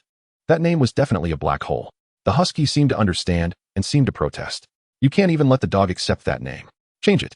Luo Shushue mercilessly commented from the side. Definitely a black hole. Lu Sueki said. Why don't you guys come up with a name? Naming is too much of a brain cell waste. Feng Yi said nonchalantly. He thought it was just a name, nothing complicated. Lu Sueki looked seriously at Luo Shushue and said, Sister Luo, if you have children in the future, you absolutely can't let the big bad guy name them. Otherwise, they'll be ruined. Luo Shushue's face instantly turned red. and she said seriously, Lu Sueki, you're talking nonsense. You won't have dinner. Luo Shushua knew she couldn't indulge Lu Sueki any longer, and the tactic of not letting her eat dinner worked well. Feng Yi, on the side, remained very calm. He knew Lu Sueki was just messing around. Lu Sueki stuck out her tongue and said, Sister Luo, don't be angry. I won't say anything more. You can name the dog. Let's call it Little Wind. Luo Shushua said casually. Hearing this, Feng Yi almost stumbled and fell. How could Luo Shushua name the dog like that? The husky seemed very happy with this name, constantly rubbing against Luo Shushua. Sister Luo, the dog seems to really like this name, but it sounds like a nickname for the big bad guy. Lu Sueki ruthlessly commented. Can we change it? Feng Yi said. No, I think it's pretty good, and it likes it too. Luo Shushua said proudly. Feng Yi was in agony, but there was nothing he could do. He secretly decided he must make the dog call itself Dog Egg. Little Wind, come here. Lu Sueki called out. The husky ran over happily, leaving Feng Yi with a face full of black lines. Feng Yi suddenly felt a saying described his current self perfectly. Since he couldn't resist, he might as well accept it. Arriving at the seaside, Feng Yi pulled up the ground cage. There wasn't much inside, but it was enough. After all, he had pulled the ground cage up yesterday, and Feng Yi decided that the cage needed to be left in the water longer. Luo Shushua directly tossed out the fishing rod, and before long, she pulled it back up, leaving Feng Yi speechless. It was a box of down jackets. Isn't this a bit early? It seems so, but this thing exists, and when winter comes, they won't freeze. It was a bit early, but it was still a good thing. Soon after, Luo Shushua pulled up another box, this time containing some sheets and quilt covers, but unfortunately, there were no quilts. Lu Sueki, watching from the side, couldn't believe her eyes. The scene seemed a bit off. Big bad guy, how can your fishing rod catch supplies? Feng Yi couldn't explain this either. After all, his fishing rod was quite special. It's a gift from the sea. Feng Yi said seriously. Oh, Lu Sueki was half convinced. After all, this place wasn't normal. Woof woof woof. Suddenly, the husky barked beside them. Why is this dog barking? Feng Yi said irritably, giving the husky a kick. But without any force. He was also afraid he might accidentally kick the husky to death. Woof woof woof. After the husky got up, it kept barking at the sea. Is it sick? Lu Sueki said worriedly. No. At that moment, Feng Yi felt something was wrong with the sea. It seemed like something was rushing towards them. Quick, back up. Feng Yi pulled Luo Shushua back. Big bad guy, prioritizing girls over friends. Lu Sueki shouted from behind. Feng Yi didn't care about that. He took out his dagger, as he hadn't brought his iron spear. You all stay back. After seeing the two girls retreat, Feng Yi patted the husky to signal it to back off. The husky backed away. This dog was really smart. Its perception was also very strong. At this moment, Feng Yi realized the husky's role. It was simply an alarm. Boom. A huge sound rang out, and a dark shadow flew over. Wow, what is that? Lu Sueki's mouth dropped open in disbelief. Luo Shushua looked worried. Although she knew Feng Yi was very strong, she couldn't help but feel a bit anxious. What is it? Without hesitation, Feng Yi threw the dagger in his hand. A wave of energy wrapped around the dagger and pierced through the dark shadow. Bang! What is this? Feng Yi had never seen anything like it. It was a monster with a human body and a fish head. A fishman? Feng Yi was confused. It was beyond his understanding, but it seemed to be. The sea is a bit restless. Feng Yi muttered. Lu Sueki and Luo Shushua ran over, looking incredulously at the fishman. This thing really exists. Luo Shushua saw that the fishman was holding a small bone knife. That's their weapon. Luo Shushua pointed at the knife. Only then did Feng Yi notice that the knife in its hand was similar to the dagger, which didn't catch Feng Yi's attention. Woof woof woof. Chapter 49, Monsters Attack the Island. Feng Yi couldn't guarantee that the two girls wouldn't be in danger, and he also wasn't sure how many of these fishmen there were. If there were too many, he couldn't ensure the safety of the two. The surface of the sea became turbulent, and in an instant, the waves surged dozens of meters high, making people feel their scalps tingle. It was the first time Feng Yi had seen the sea so tumultuous in days. Boom. The sky rumbled. Is it going to rain? Feng Yi frowned. The environment in the rain is complex, and various factors are extremely unfavorable for him. At the same time, the survivors on various islands discovered the monsters. Many survivors panicked. After all, the sudden appearance of this situation caught them off guard. Many people killed the monsters, but were also injured. Some even lost their lives. Here, Feng Yi watched the sea, where black shadows kept jumping. Here they come? Feng Yi frowned, staring intently at the sea. Whoosh, whoosh, whoosh. The sound of air breaking kept coming, and countless bow and arrows appeared in the sky. Ding. Monster invasion. Repel monsters to earn a crossbow. Feng Yi didn't expect that he would actually receive a mission at this time. Facing the incoming bow and arrows, Feng Yi circulated the energy in his body and released it directly. A huge wave of energy shattered all the incoming bow and arrows. At this moment, in the camp, Ying felt something was wrong. The weather had been fine just now, but suddenly turned like this, making him feel uneasy. Without hesitation, Ying took the mountain knife and Feng Ye's iron spear and charged out. Halfway there, he encountered Luo Xuxue and the two girls. Luo Xuxue gasped, "Monsters have appeared." Feng Yi is holding them off alone. Ying disappeared in front of the two, moving very fast. Meanwhile, along the shore, dark shadows were appearing, landing. So many? Feng Yi felt something was off. There were at least 20 or 30 dark shadows rushing towards him. Feng Yi tightened his grip on the dagger, staring intently at these monsters. The monsters saw that Feng Yi showed no hesitation and charged directly at him. Die! Feng Yi took the initiative to attack, moving very quickly. Poof! The dagger directly sliced through a monster's throat, and blood spurted out immediately. Feng Yi moved like a reaper. With every step he took, a monster fell. Whoosh! A wave of energy directly crushed a monster. This power. Feng Yi felt a bit sweaty. Why was it so exhausting for him to use? The one who arrived was Night Shadow, and just now Feng Yi had sensed Night Shadow's aura. Night Shadow found it a bit speechless to see Feng Yi fighting so hard. "You're a grandmaster. How can you be so useless?" Night Shadow directly released a blade aura, instantly shredding all the remaining monsters. With such attack power, Feng Yi was taken aback and couldn't help but feel a bit envious. Night Shadow was now convinced that although Feng Yi was at the Grandmaster level, he couldn't fully utilize all of his Grandmaster power. Otherwise, these monsters would be killed in one blow by a Grandmaster. That's quite a technique, Feng Yi said. Night Shadow was somewhat speechless. What was there to be surprised about this most basic release of aura? Night Shadow even doubted how Feng Yi had reached the Grandmaster level. "You can't do it?" Night Shadow asked. Feng Yi shook his head, admitting he couldn't. Although he could sense the aura within his body, he didn't know how to release it. "I'll teach you how to release your aura, and you teach me how to become a Grandmaster," Night Shadow said. "Sure." Feng Yi agreed immediately. First, he wanted to learn this move. As for teaching Night Shadow, he really didn't know how. "All right, you gather your aura in one place, then release it," Night Shadow instructed. Feng Yi followed Night Shadow's method and began to mobilize the aura within his body. Uft! Feng Yi suddenly let out a fart, creating a big pit on the ground. "That was an accident," Feng Yi said, feeling a bit embarrassed, thinking, "I've embarrassed myself to the max this time." Night Shadow looked at Feng Yi with a black line on his face. Was this guy a fool? Feng Yi looked at the big pit he had created, surprised that a fart could have such power. He tried again, this time directly spraying it from his palm. A huge wave of energy surged out, instantly creating a splash on the sea surface. After a moment, the sea returned to calm. "Did I do this?" Feng Yi said, somewhat unable to believe it. Night Shadow was speechless, but the powerful aura made him a bit envious. Fish. Feng Yi's previous attack had knocked fish out of the sea. Feng Yi didn't hesitate. This was solid food, and he directly collected them. This will be great for catching fish in the future. Feng Yi couldn't help but exclaim. Night Shadow was speechless. Listen to this guy's wolfish words, actually using Grandmaster power to catch fish. "All right, you've learned it. Now it's your turn to teach me," Night Shadow said. This left Feng Yi a bit troubled. His strength was given by the system, and he really didn't know how to teach. How does the system teach? Feng Yi directly asked the system. After all, if he didn't understand, he had to ask the system. This person's Qi is insufficient. He needs to expand his Qi. Once he reaches a certain level, he can enter the Grandmaster realm, the system said. Feng Yi completely repeated what the system had said. Upon hearing this, Night Shadow suddenly realized, Qi. Everyone has overlooked this. The problem was here. The world was wrong. Night Shadow said excitedly. Feng Yi was speechless. This guy was definitely a martial arts enthusiast, getting so excited over such a small matter. "Thank you," Night Shadow said seriously. "Such a small matter doesn't need thanks. What you taught me is much more valuable than what I taught you," Feng Yi replied. In Feng Yi's heart, what Night Shadow taught him was practical. Night Shadow felt a bit awkward. What he taught Feng Yi was just common knowledge, while what Feng Yi taught him could change his future achievements. This man was becoming increasingly inscrutable to Night Shadow. If this got out, it would definitely cause a huge stir.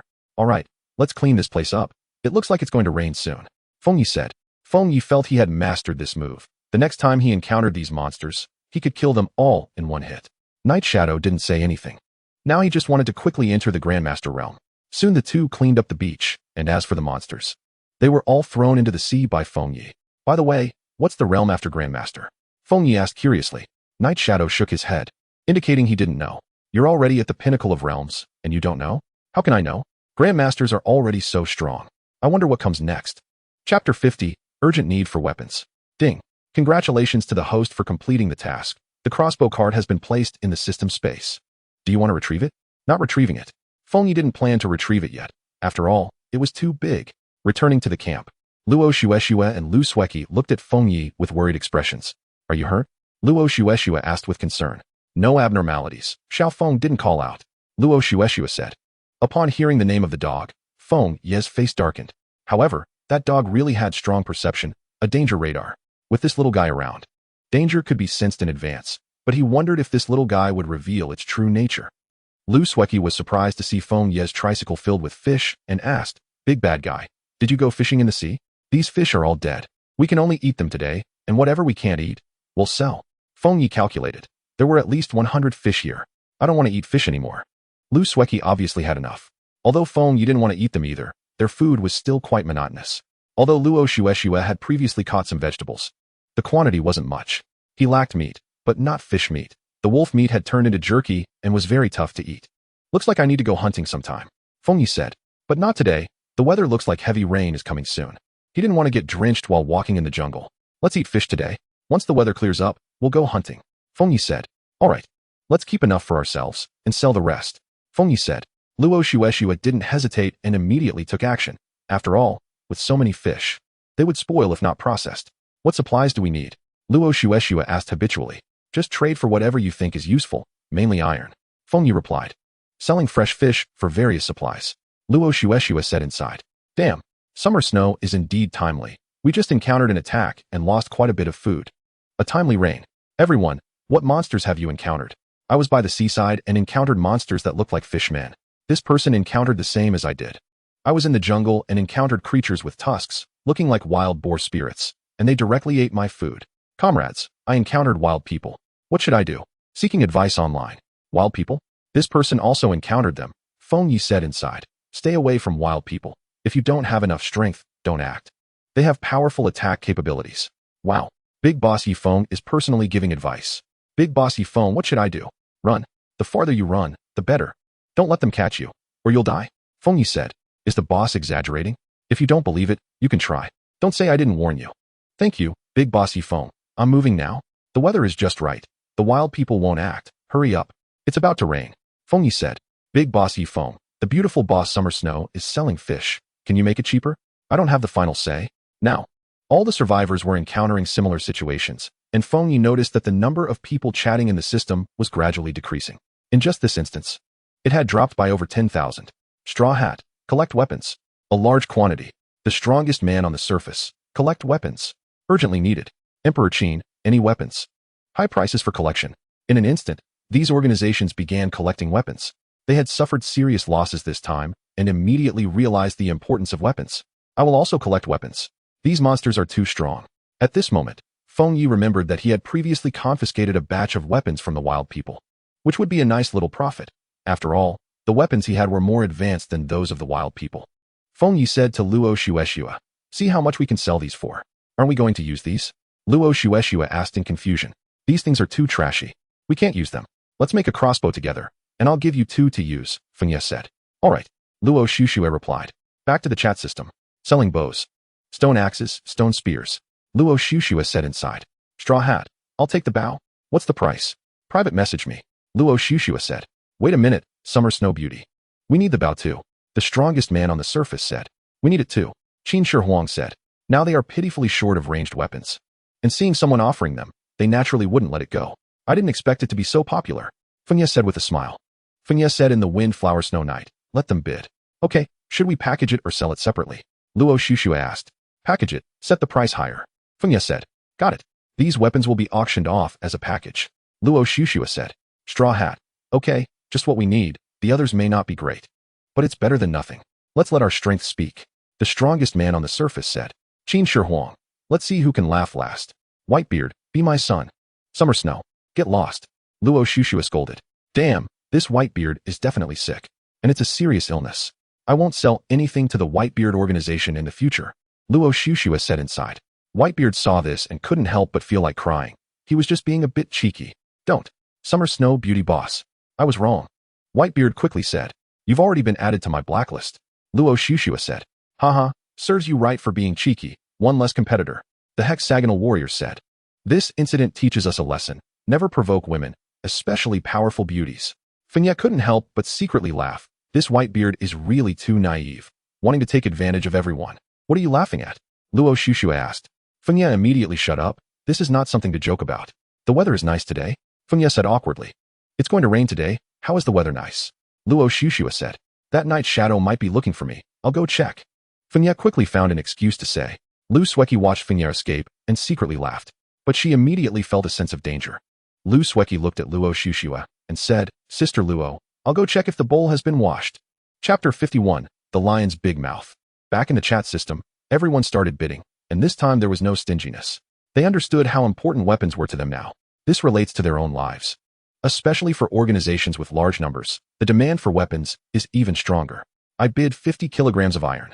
Straw Hat opened with a very generous offer. Fengya, sitting outside, was somewhat surprised by Straw Hat's bid, wondering how this person could be so extravagant. He had already consumed some iron when he bid for the wooden boat earlier, and now he had this much in such a short time. Fengya guessed that Straw Hat must have discovered an iron or vein. Straw Hat is generous. Qin Shi Huang also had a dark expression, as Straw Hat was completely disregarding the usual rules, starting the price so high. How could they continue playing like this? But weapons were crucial for his development. Most of the people in his hands still didn't have weapons. If they encountered monsters or wild people, he would be in danger. He could even die here. Qin Shi Huang gritted his teeth and said, 60 kilograms of iron. 70 kilograms. The strongest man on the surface said, 80 kilograms. Straw Hat continued, what the hell? What's going on? The barefooted giant said, just dealt with a monster. What's happening? Someone explain. You didn't come late. The big bosses are bidding for weapons. Sharp Pepper said. The barefooted giant was stunned. He knew how important weapons were and didn't expect someone to put them up for auction. 85 kilograms. Qin Shi Huang said with a dark face. Straw Hat was too wealthy, and Qin Shi Huang also knew that his chances of winning were not particularly high. The foundations of the two families were stronger than his. 90 kilograms. Red Hair said. Wow, are weapons really that popular? Someone exclaimed. Fengya also didn't expect weapons to be so sought after. The weapons he obtained from the wild people, apart from the stone axes and other junk, the best ones were just those 4 bows. It seems bows are the hot weapons, Fengya murmured. They all understood the significance of those 4 bows. This thing has ranged lethality and is very useful for hunting or ambushing monsters. Close combat is only when absolutely necessary. Qin Shi Huang was contemplating. This red-haired guy is locking down. At this moment, Fengya received a private message, which surprised him. No one had ever sent him a private message before. He opened it to find it was from Straw Hat. Leaf Wind Boss, are you interested in collaborating on something? Straw Hat said. Fengya thought for a moment and replied, what is your project? I have iron, but I don't know if you have the skills to forge.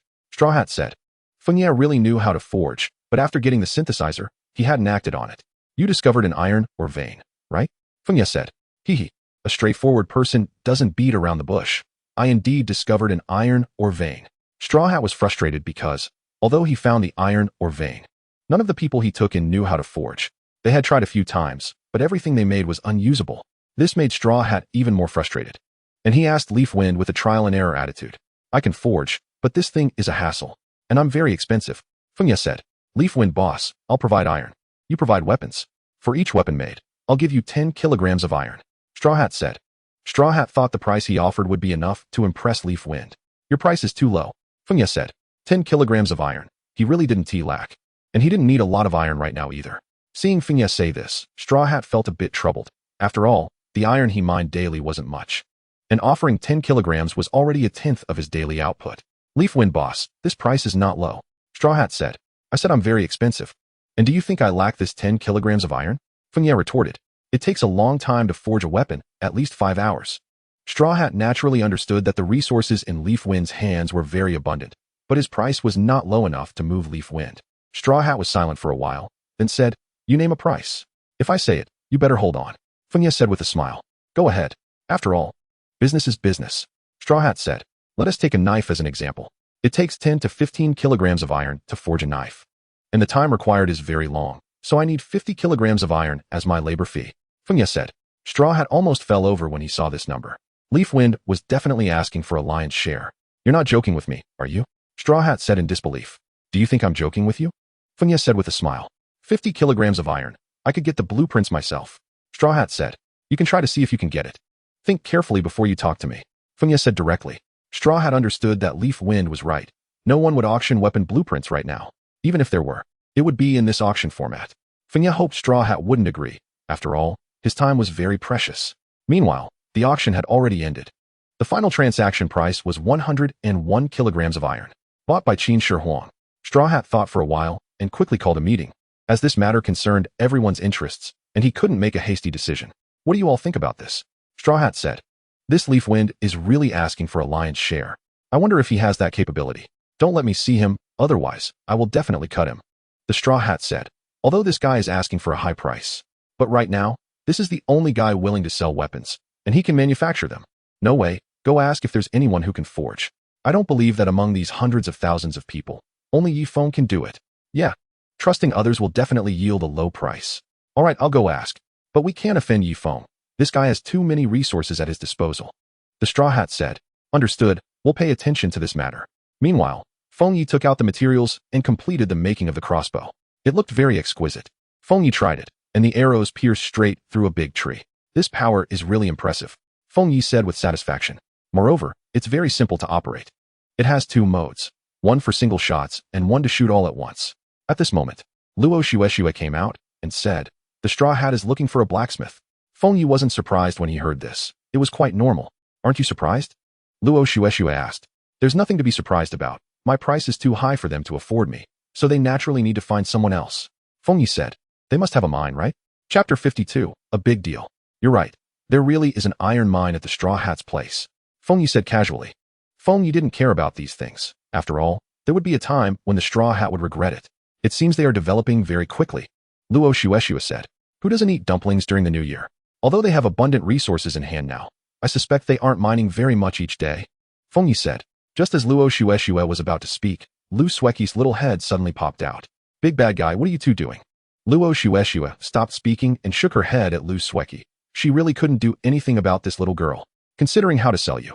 Feng Yi said. Big bad guy, you still want to sell me? I'm so cute. How can you bear to do that? Lu Sueki said, hands on her hips. Well, that is not certain. It depends on your performance. Feng Yi said meaningfully. I won't talk to you anymore. I'm going to run away from home with Sister Luo. There are big bad wolves outside. Oh woo. Feng Yi threatened. Sister Luo will protect me. Luo Shueshue was speechless. How could she protect her? She needed protection herself. There are monsters outside. Very fierce ones. Feng Yi said. Sister Luo will protect me. Oh, then go ahead and run away from home. Feng Yi said. If I go, then I go. Goodbye. Feng Yi turned his head away. Luo Shueshue awkwardly looked at Lu Sueki. Obviously, she wouldn't play around with this little girl. Crack. Suddenly, a thunderclap scared Lu Sueki, and she directly hugged Feng Yi. Woo, I'm so scared. Feng Yi was speechless. They hadn't even gone outside yet. And the thunder scared her like this. Luo Shueshue was also a bit scared. After all, she had been most afraid of thunder since childhood. Feng Yi patted Lu Sueki's head and gently said, Are you still going to run away? Lu Sueki shook her head vigorously, tears in her eyes, and said, I'm not going to run away anymore. Feng Yi knew he had to discipline this little girl at this moment. Otherwise, she would definitely be unruly in the future. All right, if you run away again, it will keep thundering, Feng Yi said. Lu Sueki shrank her little head and snuggled closer to Feng Yi. Boom. The thunder grew louder, and Luo Shueshue's body trembled continuously, her face turning a bit pale. What's wrong with you? Feng Yi noticed something was off with Luo Shueshue's face. It's nothing, Luo Shueshue said weakly. Feng Yi stood up. But Lu Sueki was still clinging to him like a koala. Luo Shueshue felt that she had no strength at all. Every step was very difficult. Feng Yi didn't speak and directly hugged Luo Shueshue. She initially wanted to resist a bit, but she really had no strength left. Feng Yi whispered in Luo Shueshue's ear, I didn't expect you were also afraid of thunder. Luo Shueshue glared fiercely at Feng Yi. This guy's mouth was still so annoying. Lying on the bed, Luo Shueshue felt much better, and Feng Yi was also in the room. The little girl came down. Feng Yi slapped Lu Sueki's butt. Lu Sueki blushed and jumped off Feng Yi, directly diving into Luo Shueshue's bed. The little girl is quite resilient. Feng Yi thought to himself. The sky was about to rain, and Feng Yi had nothing to do, so he sat aside, looking at the sky. After a while, Luo Shueshue and Lu Sueki had already fallen asleep. Feng Yi opened his panel and found that his survival value had reached 2,351 points. Feng Yi didn't expect it to be this high. It seems he could spin a wave now. First, a lottery. Let's test his luck. 5 draws. Congratulations. You have received 1 healing potion, 2 beauty pills, a weapon mold. Congratulations, you have received 1 cleansing pill. Healing potions are good things. They can save lives. The beauty pills are a bit of a scam. As a big guy, it seems I don't need them. Beauty pill. Can maintain current appearance, will not age with time. Epic level weapon mold. Add materials to craft the desired weapon. Cooldown time is 1 hour. The weapon crafted depends on the level of the materials. the higher the material level, the higher the quality of the crafted weapon. Cleansing pill eliminates impurities in the body. This weapon mold is a good item. This thing can make him a fortune. Right now, everyone is lacking weapons, and with this thing, he will definitely be the only one. Feng Yi had seen the cleansing pill in the survival shop. The price was astonishing, 5,000 each. What a big profit. He only used 500 survival points to get these good things, especially the weapon mold. Feng Yi was considering whether to go all in, but in the end, he thought about it. Gamblers never have a good ending. So he decided to upgrade the survival shop sooner. Isn't that better? Wow. Heavy rain poured down, hitting the house and making a tinkling sound. The thunder had stopped, and Luo Shueshue and Lu Sueki were sleeping soundly. Feng Yi took out the weapon mold, looked at it for a while, and found nothing special about it. But this thing is definitely good. Feng Yi transformed the mold into the shape of a knife, and over a dozen knife shapes appeared on it. After choosing for a while, he decided to go with our big machete. This is something left by our ancestors. The lethality goes without saying. Those who understand know. Big machete. Iron, 15 kilograms. Feng Yi didn't hesitate and put it in directly. His iron had no level, so the knife he crafted would probably be of ordinary level. After a while, the big machete was completed. Big machete, an ordinary big machete, but it's sturdier than normal, second only to fine quality. This quality is a bit high. This completely exceeded Feng Yi's expectations. He didn't expect the quality to be this high. Feng Yi looked at the weapon mold again. Cooldown time, 59 minutes. Then, Feng Yi reluctantly exchanged this metal enhancer in the survival shop. It cost him a full 1,500 survival points. Now Feng Yi had 351 points left. You better be good, Feng Yi said, wanting to cry without tears. If this thing doesn't work well, he would be at a big loss. Metal enhancer can improve the quality of metals. Cooldown time is 1 hour. Cannot exceed 30 kilograms at once. Can improve one quality at a time. Cannot improve repeatedly. Feng Yi put in 30 kilograms of iron. Ding. Enhancement complete. Fine iron 30 kilograms. It worked, Feng Yi said happily. Unfortunately, this fine iron cannot be enhanced again, but this is already quite good. Feng Yi, what are you doing? Chapter 53. The Straw Hat wants to dominate the weapon market. I have good stuff, Feng Yi said mysteriously. What good stuff? After Luo Shueshue woke up, she found Feng Yi here, not knowing what to do with the weapon mold. Look, Feng Yi took out the weapon mold. Luo Shueshue held it in her hand, somewhat confused. This thing looked very complicated, with many small mechanisms inside. What is this? This is a weapon mold. With this, we can sell weapons, and the higher the material grade, the higher the weapon grade we can make, Feng Yi explained. This thing is really powerful. Where did you get it? Luo Shueshue said in surprise, clearly aware that with this, they would acquire more resources. It's a secret. Feng Yi naturally wouldn't say it was from her lottery draw. Fine, don't say it, Luo Shueshue said irritably. Suddenly, Lu Sueki screamed loudly, waking up from her dream. Feng Yi and Luo Shueshue hurried over to see Lu Sueki sitting on the bed with tear-stained cheeks, still in shock. What's wrong? The two asked with concern. Wah, you big bad guy, I miss home, Lu Sueki cried, looking pitiful. Hearing this, Luo Shueshue felt a pang of sadness. Who wouldn't miss home after coming here? But there was no choice, surviving was the priority. Luo Shueshue gently patted Lu Sueki's back, comforting her. From now on, we are your family. Feng Yi felt a bit moved. Lu Sueki was still a child, and facing all this was a bit too cruel for her. Night Shadow rushed in, holding a mountain-cutting knife. His aura surging. He had stopped his training upon hearing the scream and came over to check. It's okay, the little girl just had a nightmare, Feng Yi said. Night Shadow breathed a sigh of relief. After all, this place was very dangerous, facing life and death at any moment. That's good, I'll continue my training. Night Shadow's cold demeanor sent chills down one's spine, but inside he was warm. Lu Sueki quietly said, wouldn't Night Shadow? She had known Night Shadow the longest, but didn't he really understand him? Feng Yi couldn't help but shake his head. Night Shadow's personality was just like that. But Feng Yi understood that it was related to Night Shadow's past experiences, where he showed no emotions, even in the face of life and death. Big bad guy. I'm hungry. Lu Sueki pouted. The little girl is hungry. I'll go make you something to eat, Feng Yi said with a smile. To Lu Sueki, Feng Yi treated her like his own sister. Although he was experiencing this feeling for the first time, it was nice overall. At this moment, it was still raining heavily outside, and the umbrella he had caught earlier came in handy. Feng Yi went to the fish pond, caught 2 fish, and prepared to make fish soup. Drinking fish soup in this afternoon weather couldn't be better. He also grabbed a few pounds of shrimp to make oil-braised shrimp, paired with some rice. It was simply delightful. Soon, Feng Yi finished cooking and brought the dishes into the house, calling Night Shadow to eat. When Lu Sueki saw the delicious food, her mood instantly improved. Indeed, good food could uplift people's spirits. Lu Sueki couldn't wait to take a bite. and found Fenya's cooking getting better and better. Lu Sueki was eating very happily, and seeing Lu Sueki feel better, Luo Shueshua felt relieved. But who could comfort her? At this time, Fenya patted Luo Shueshua's shoulder, giving her a determined look. No words needed. I still have him. Luo Shueshua thought to herself happily. After dinner, Fenya washed the dishes, not letting the two girls help. After all, it was still raining outside, and if they got wet and caught a cold, it wouldn't be a joke. His physique was strong, and he wasn't afraid of the rain. Back in the house, Luo Shueshua was studying the weapon mold, and by now, she was able to make weapons since the 1-hour cooldown had passed. Let me demonstrate for you. Little girl, come over too, Fenya said.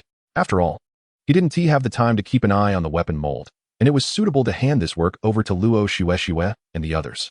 Big bad guy, what is it? Lu Sueki asked curiously. From now on, you and your sister Luo will use the weapon mold and metal enhancer together, Fenya said. No way. Lu Sueki was a bit unwilling to hear that she had to work. If you do well, I'll give you an extra chicken leg. And you won't have to do it all the time, Fenya said. No. Lu Sueki rejected it without thinking. Fenya understood that if being gentle didn't work, he had to be tough. Fenya said with a dark face, if you don't behave, I'll throw you into the forest behind. There are wild beasts in there. Wah, a big bad guy bullies me. Lu Sueki hugged Luo Shueshua. Luo Shueshua glared at Fenya, as if saying, look what you've done. Fenya felt a bit helpless. But he had to make Lu Sueki understand that life here was dangerous. Don't cry. Sister Luo will help you. Luo Shueshua said, patting Lu Sueki. Lu Sueki sniffled, really? Really? I knew Sister Luo treats me the best, unlike the big bad guy who just knows how to exploit me, she said. And then Lu Sueki gave Luo Shueshua a kiss. Fenya felt like crying. When did he ever exploit her? Ever since Lu Sueki came. He seemed to have no way to deal with this little girl, at most just scaring her a bit. You little girl, pay attention. Everyone here has to work because we are a team. Only then can we survive better, Luo Shueshua said. I understand, Sister Luo. Fenya thought what Luo Shueshua said was very right. They were a team, and everyone had different roles. Moreover, Fenya wouldn't assign them heavy labor. He even noticed that Luo Shueshua had changed ever since Lu Sueki arrived. It seemed this was her true self. Fenya thought to himself. Then, Fenya demonstrated the use of the weapon mold for them. Lu Sueki watched with great interest.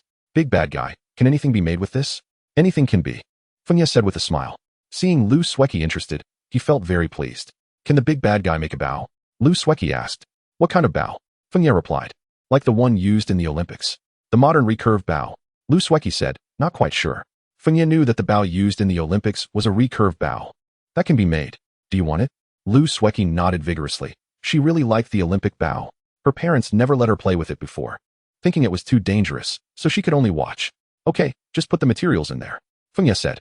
The materials needed to make a recurve bow weren't very complicated. They required iron, animal tendons, and composite materials. Fenya had all these things prepared beforehand. After putting the materials in, the bow was completed. Although it was an ordinary bow, its lethality was still pretty good. Let me see, Lu Sueki said excitedly. Fenya handed over the bow, and Lu Sueki happily fiddled with it. This was her first time handling one. At this moment, Fenya handed a crossbow to Luo Shueshua. This is a crossbow. When did you make this? Luo Shueshua said, a bit surprised. While you were sleeping. Take this. Use it when you encounter danger. Fenya said. This looks like it's not fun at all. Lu Sueki said, pointing at the crossbow in Luo Shueshua's hand. Fenya didn't say anything. He had personally tested the lethality of the crossbow, and it was very powerful. I really want to try it. Lu Sueki said, looking at the compound bow in her hands. Wait until the rain stops, then try. Fenya said. Lu Sueki didn't argue. She just hoped the rain would stop soon, and the sky was getting darker. How long is this rain going to last? Lu Sueki said, dragging her little face to look outside. Fenya also hoped the rain would stop soon, as it greatly affected his movements. Luo Shueshua was staring at the chat system, which had become a daily routine for her. Fenya would glance at it when he had time, but most of the time he was busy with his own matters. Luo Shueshua looked at the chat system to provide Fenya with immediate feedback on its contents. Have you all heard? It seems that the Straw Hat has found a blacksmith. A blacksmith? That's a bit hard to believe. Blacksmithing requires very high temperatures. Indeed, but it's not impossible. Charcoal can achieve that. It seems that the Straw Hat has found a blacksmith, Luo Shueshua said. That's not surprising. After all, there are so many survivors, it's only natural that one exists. Fenya replied. He has a large amount of iron ore. If he succeeds, it will definitely affect the price of weapons, Luo Shueshua said, finding this news very unfriendly. Don't worry, this will definitely not affect us. What's most important in selling things? Fenya looked at Luo Shueshua and asked. Integrity.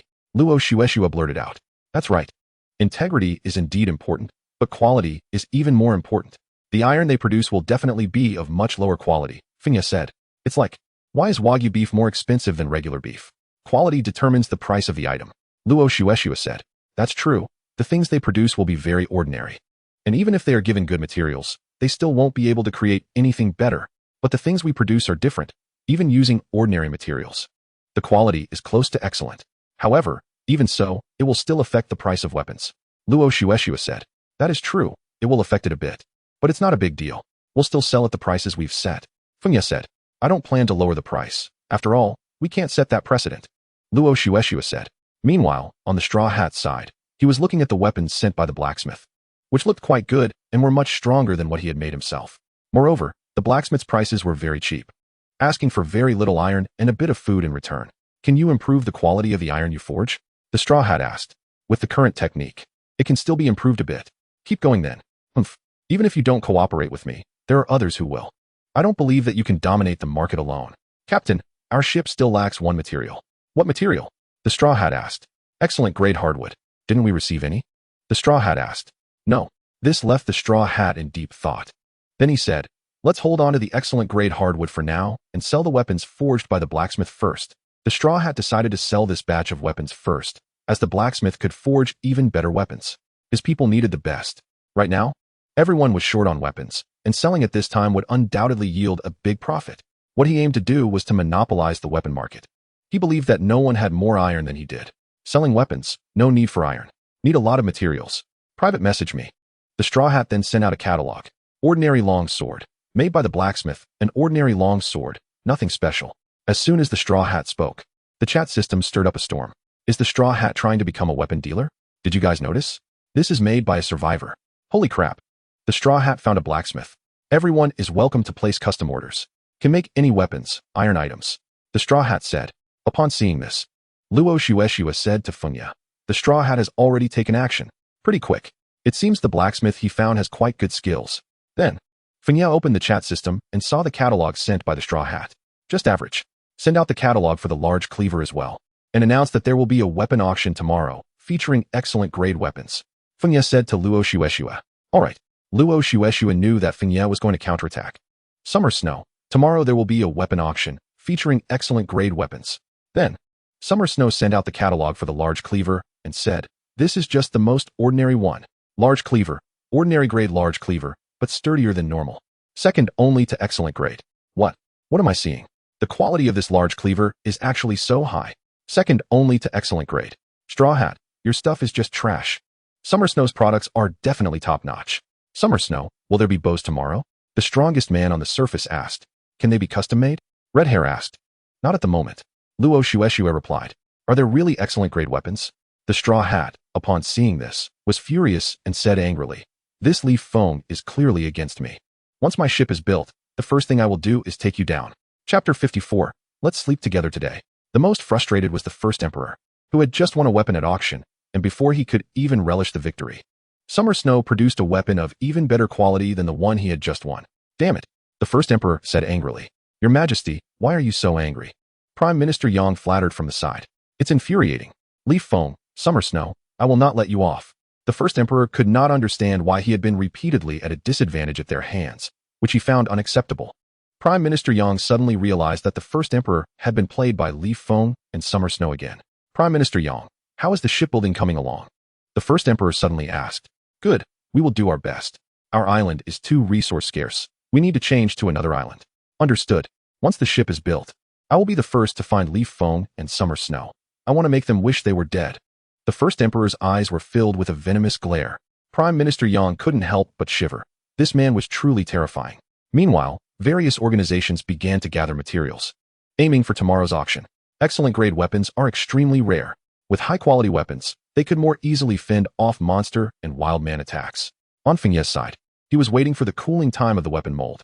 Once the time was up, Fengya placed the excellent grade iron inside, intending to make an iron spear and then auction it off. Ding! Excellent grade iron spear. Excellent grade iron spear. 2 meters long, weighing 30 kilograms, made entirely of iron, extremely hard. Can pierce through boulders, quality close to perfect grade. When Fengya saw this, it was just as he had guessed. The weapons produced by this mold all reached the highest level of their category. Although they were slightly inferior to perfect grade items, they were the ceiling of excellent grade. Lu Sueki wanted to pick up the iron spear, but found she couldn't lift it at all. Luo Shueshue tried it as well. Although it was a bit of a struggle, she could still lift it. Fengya wasn't surprised. Luo Shueshue had modified her physique before, so it was normal for her to have great strength. Holding the iron spear in his hand, Fengya found the weight just right, and it was very handy. He liked it very much. Such a weapon had tremendous lethality. Fengya planned to make some crossbow bolts, but using the weapon mold for that seemed a bit wasteful. Reminder to the host, crossbow bolts and arrows are weapon materials, with no cooling time. This made Fengya very happy. Although he could make them himself, it would take a lot of time, and the efficiency would not match that of the weapon mold. Fengya found the crossbow bolts and discovered there were 3 types. One was pure wood, one was iron-tipped with a wooden shaft, and the last was pure iron. After thinking for a moment, Fengya decided to make pure iron, as it had higher lethality. Moreover, the length of the crossbow bolts wasn't very long either. Fengya made about 100 pure iron bolts and 50 iron-tipped wooden shafts, while he didn't even consider pure wooden ones. Fengya also thought of his crossbow. That thing was a siege weapon. He then made the crossbow bolts for the crossbow, each requiring 20 kilograms of iron, which made Fengya gasp in shock. That's way too much. Feng Yi gritted his teeth and crafted 3 crossbows, but he wouldn't use them unless absolutely necessary, as they were too expensive. However, he made 20 wooden arrows, using up 20 pieces of wood. He wasn't too worried about the wood. When facing large wild beasts or monsters, a single shot from the crossbow could pierce through them. In the end, Feng Yi also made some bows and arrows, with the crossbow for Luo Shueshue and the composite bow for Lu Sueki. Feng Yi even wondered if Lu Sueki would know how to use it. After finishing the production, the cooling time for the weapon molds was also up. Feng Yi made another bow. A regular bow. Is that it? Luo Shueshue asked. Let's rest for today. We can make more during the day, and there's no need to make too many at once. Too many would devalue them, Feng Yi said. Luo Shueshue nodded in agreement with Feng Yi's reasoning. Although Feng Yi felt a bit regretful about not being able to craft during sleeping hours, they couldn't keep making things for 24 hours straight, as their mental strength wouldn't keep up. After all, they were human, not made of iron. Lu Sueki looked outside. It was still raining, and she could see lightning flashing in the distance. She shook her head and said, "No, I want to sleep with Sister Luo." Naturally, Luo Shueshue had no objections, as having someone accompany her made her feel much better, even though both of them were scared.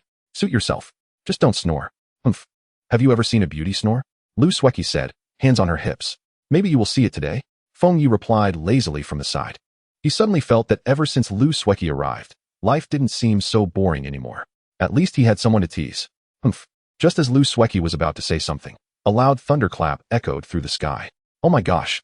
Lu Sueki jumped and landed directly on Feng Yi, shaking all over. Although Luo Shueshue looked calm, she wasn't much better off than the little girl. As soon as Lu Sueki jumped into his arms, Feng Yi suddenly felt as if he couldn't breathe. This was a bit hard to handle. Feng Yi thought to himself. At that moment, Lu Sueki didn't care about anything else. She was completely unaware of her position. She clung to Feng Yi like an octopus, holding him tightly. Boom. The thunder kept rumbling.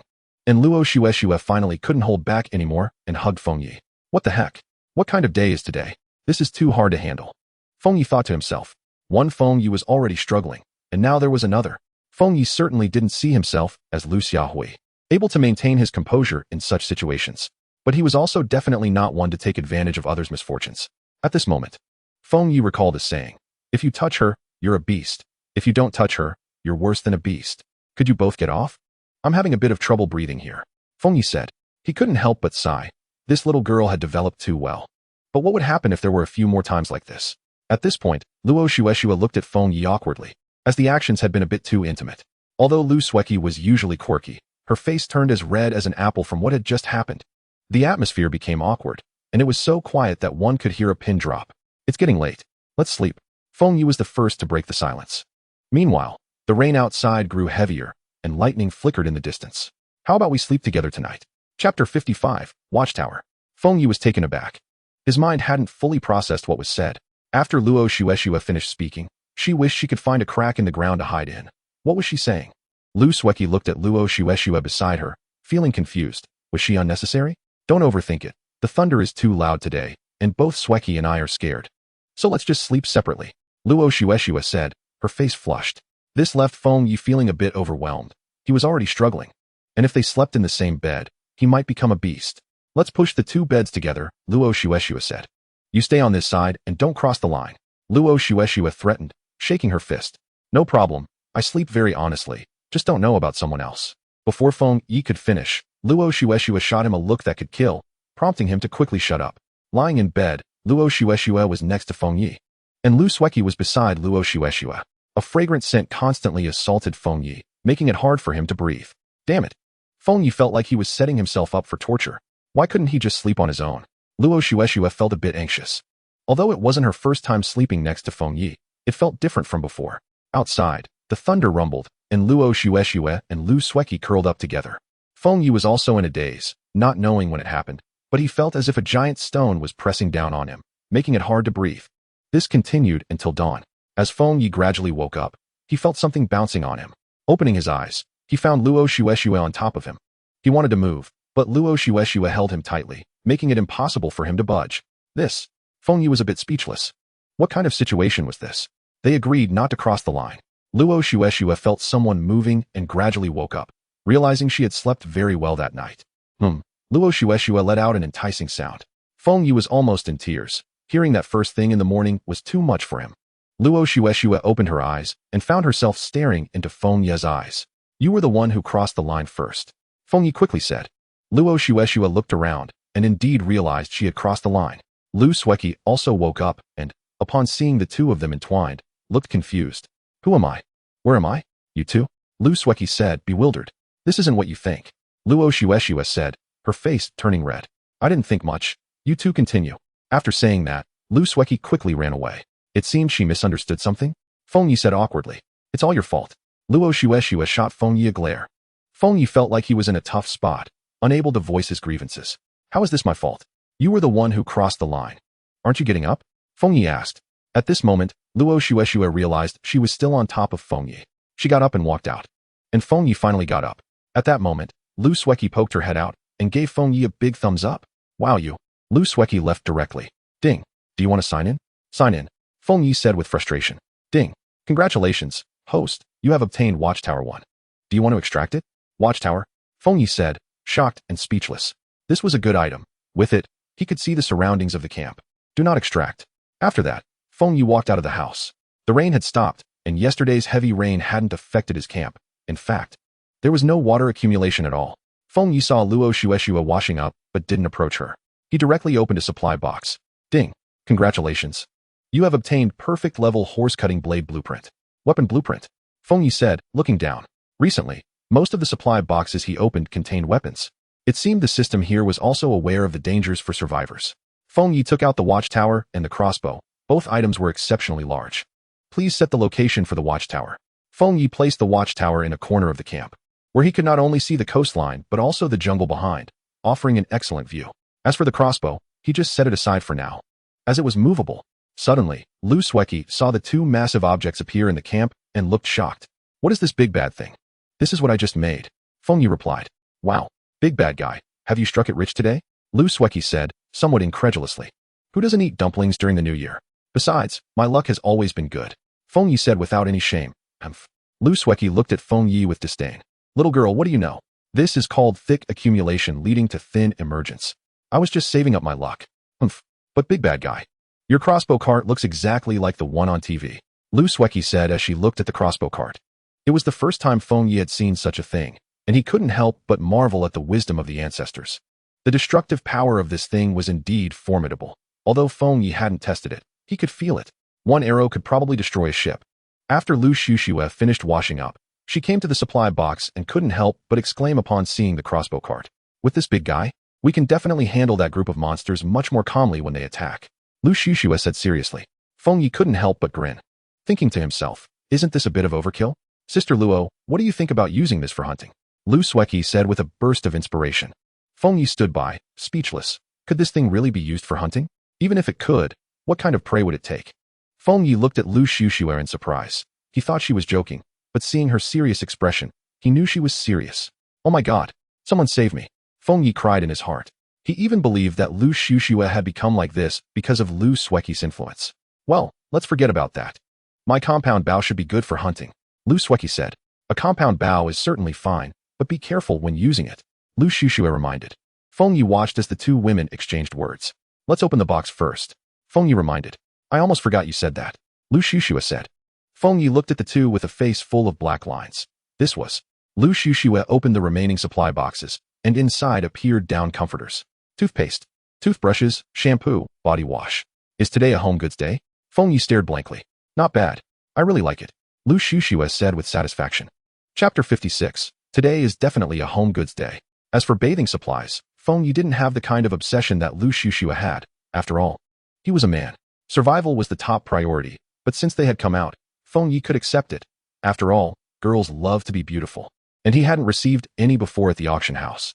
Today, he considered it a small wish granted for Lu Xuxue. After that, Feng Yi prepared breakfast. Up until now, it was still Feng Yi who cooked, and the reason was simple. The three of them unanimously agreed that Feng Yi's cooking was delicious. Although what they made could be eaten, it was merely cooking the food. At this moment, Feng Yi wished he had a chef teammate, so he wouldn't have to cook every day and could share the burden. It would be best if she were a beauty, so he could enjoy delicious food and have something pleasing to the eye as well. After breakfast, Lu Xuxue and Lu Sueki prepared to take fishing rods to go sea fishing, but yesterday's events were still fresh in their minds. However, if the fishing rods weren't usable, the number of chances wouldn't increase daily, and yesterday's opportunities would have been wasted, which made Lu Xuxue feel quite pained. Although Feng Yi felt the same way, the monster attacks combined with the rain made it too dangerous outside. Compared to supplies, Feng Yi valued everyone's safety more, as long as they stayed safe. Supplies could be gathered slowly. At the seaside, Feng Yi had Night Shadow stand guard while he pulled up the fish trap. As soon as he pulled it up, he felt the trap was very heavy, indicating that there must be a lot inside. After pulling it up, the trap was almost full. The food inside would make countless people envious. In the end, Feng Yi filled an entire large bucket. The food is too monotonous. Feng Yi couldn't help but mutter to himself. This wasn't the first time Feng Yi had said this, but recently, one incident after another had come up, leaving him no time to hunt. Looking at today's situation, Feng Yi thought he could go hunting to improve their diet. After placing the fish trap properly, Feng Yi pedaled the tricycle to where Lu Xuxue was, and at that moment, Lu Xuxue was already waiting for him. So quick today? Feng Yi said in surprise. Lu Xuxue nodded happily, saying that today was exceptionally smooth, with one catch after another and hardly any pauses. She even managed to catch a fish. This was Lu Xuxue's first time catching a fish. After all, she had previously only fished for supplies, and fishing was quite fresh for her. What have you caught? Feng Yi asked. Lu Sueki, beside her, started counting on her fingers. There are fish, comforters, curtains, and pillows. Upon hearing this, Feng Yi felt his head was spinning. Were they fishing for furniture today? These are all household items. Feng Yi asked in disbelief. Yes, they are all household items, and the variety is quite complete, Lu Sueki said happily. Since arriving on this island, they hadn't had comforters or mattresses, not to mention other items. Has today's luck run out? Feng Yi frowned and asked. What do you mean it's run out? I think this is great. It can improve our quality of life. We can't be living like wild people every day, Lu Xuxue said cheerfully. And now, it was no longer the initial phase. All survivors had their own shelters or camps, and the quality of life was built on this foundation, which Feng Yi clearly met. Feng Yi followed behind Lu Xuxue and Lu Sueki. Upon returning to the camp, Night Shadow had already brought all the supplies down, and the fish from the bucket had also been placed in the pond. Feng Yi couldn't help but exclaim, having a helper is really great. More hands mean more strength, Lu Sueki said, but you don't seem to have contributed much.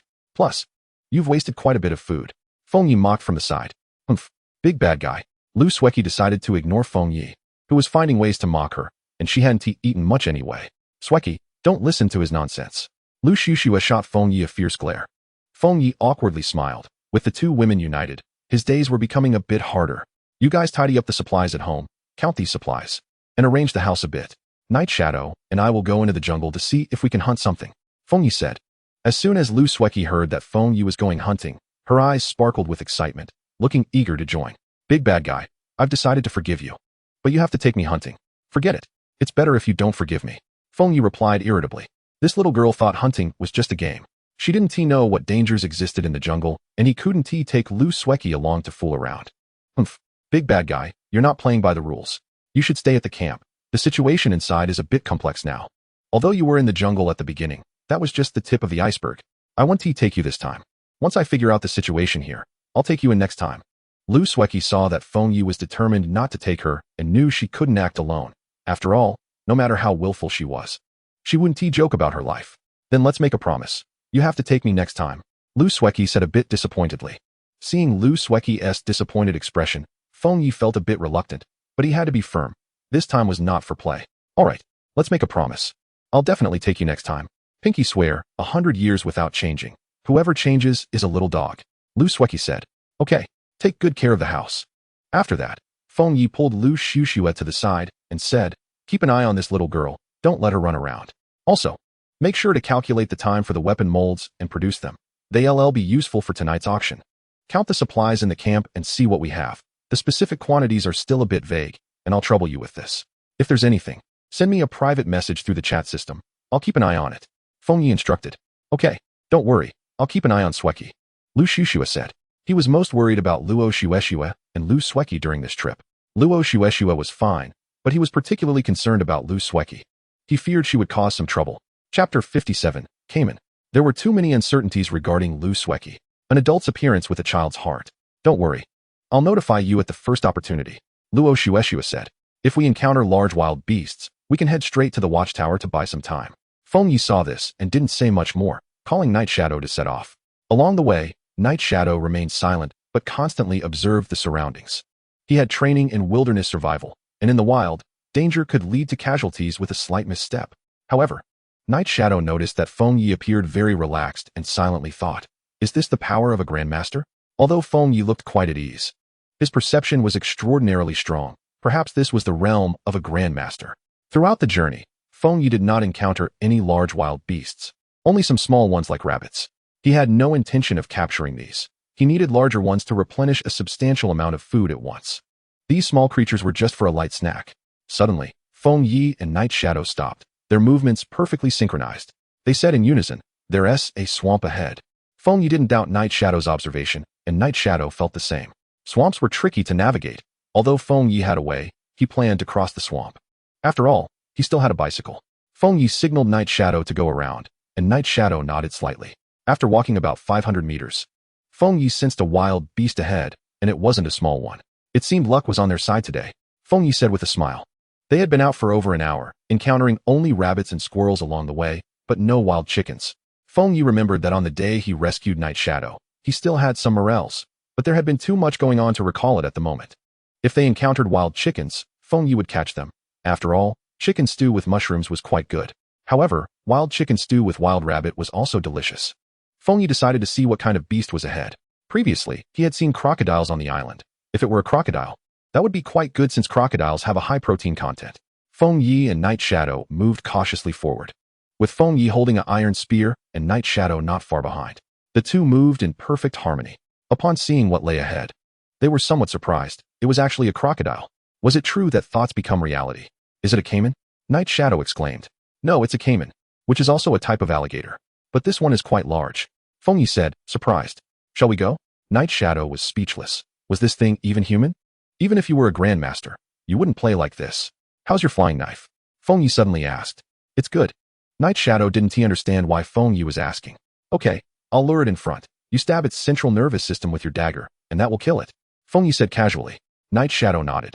This plan sounded simple, but it would be very difficult to execute. The opportunity was fleeting, and Night Shadow knew he had to seize it. Moreover, Night Shadow was confident he could kill the caiman with one strike. Are you ready? Feng Yi said, eager to try with his iron spear.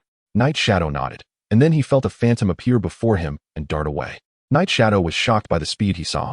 Bang! Caiman. What is going on? Feng Yi's spear lunged like a dragon, directly following up, stabbing the caiman. However, the caiman's skin was incredibly tough. Feng Yi felt as if he had hit a steel plate. Not bad. Feng Yi stepped back. He had just wanted to test the caiman's defenses. At that moment, Night Shadow had already silently circled behind the caiman, ready. The caiman shook its massive head, and then realized it was a human provoking it. Without hesitation, the caiman charged at Feng Yi, causing surrounding dry leaves and branches to rustle. Feng Yi didn't want to take it head-on. This creature was very strong, and one misstep could leave him injured. At this moment, Night Shadow had already taken out his dagger, which was wrapped in a layer of energy. Swish! The sound of air breaking came, and Feng Yi knew Night Shadow had made his move. Clang! The dagger struck the caiman's head, but it was deflected. What? Night Shadow couldn't believe it. He was very aware of his own strength, and he had wrapped it with energy. Feng Yi was also taken aback. He knew Night Shadow's strength, and his flying knife was very accurate. Is the skin this thick? Feng Yi couldn't help but exclaim. Ding! You have killed a fine-grade caiman. Reward, Great Sun Spear Technique. Fine-grade. Feng Yi was completely astonished. He never expected this caiman to have a level. Ordinary daggers couldn't pierce the caiman's skin. Feng Yi exclaimed. Night Shadow understood Feng Ye's meaning and directly drew out his mountain-cutting knife. He swung down hard, directly striking the caiman's tail. Braised crocodile tail coming up. Feng Ye said in front, marveling at the prowess of a perfect-grade knife. His weapon, being just below perfect, hadn't pierced the caiman's defenses immediately. The caiman, hurt by Night Shadow's strike, was in great pain. It suddenly charged at Night Shadow like a madman, moving incredibly fast. Die! Feng Ye threw the iron spear. Wrapped in energy. Thud!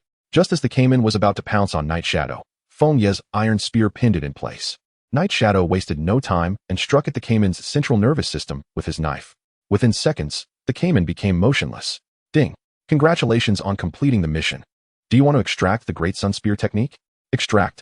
In an instant, Feng Ye felt a small figure appear in his mind, continuously demonstrating a set of spear techniques, which slowly faded away and integrated into his memory. As Feng Ye gripped the iron spear, a massive intent surged forth.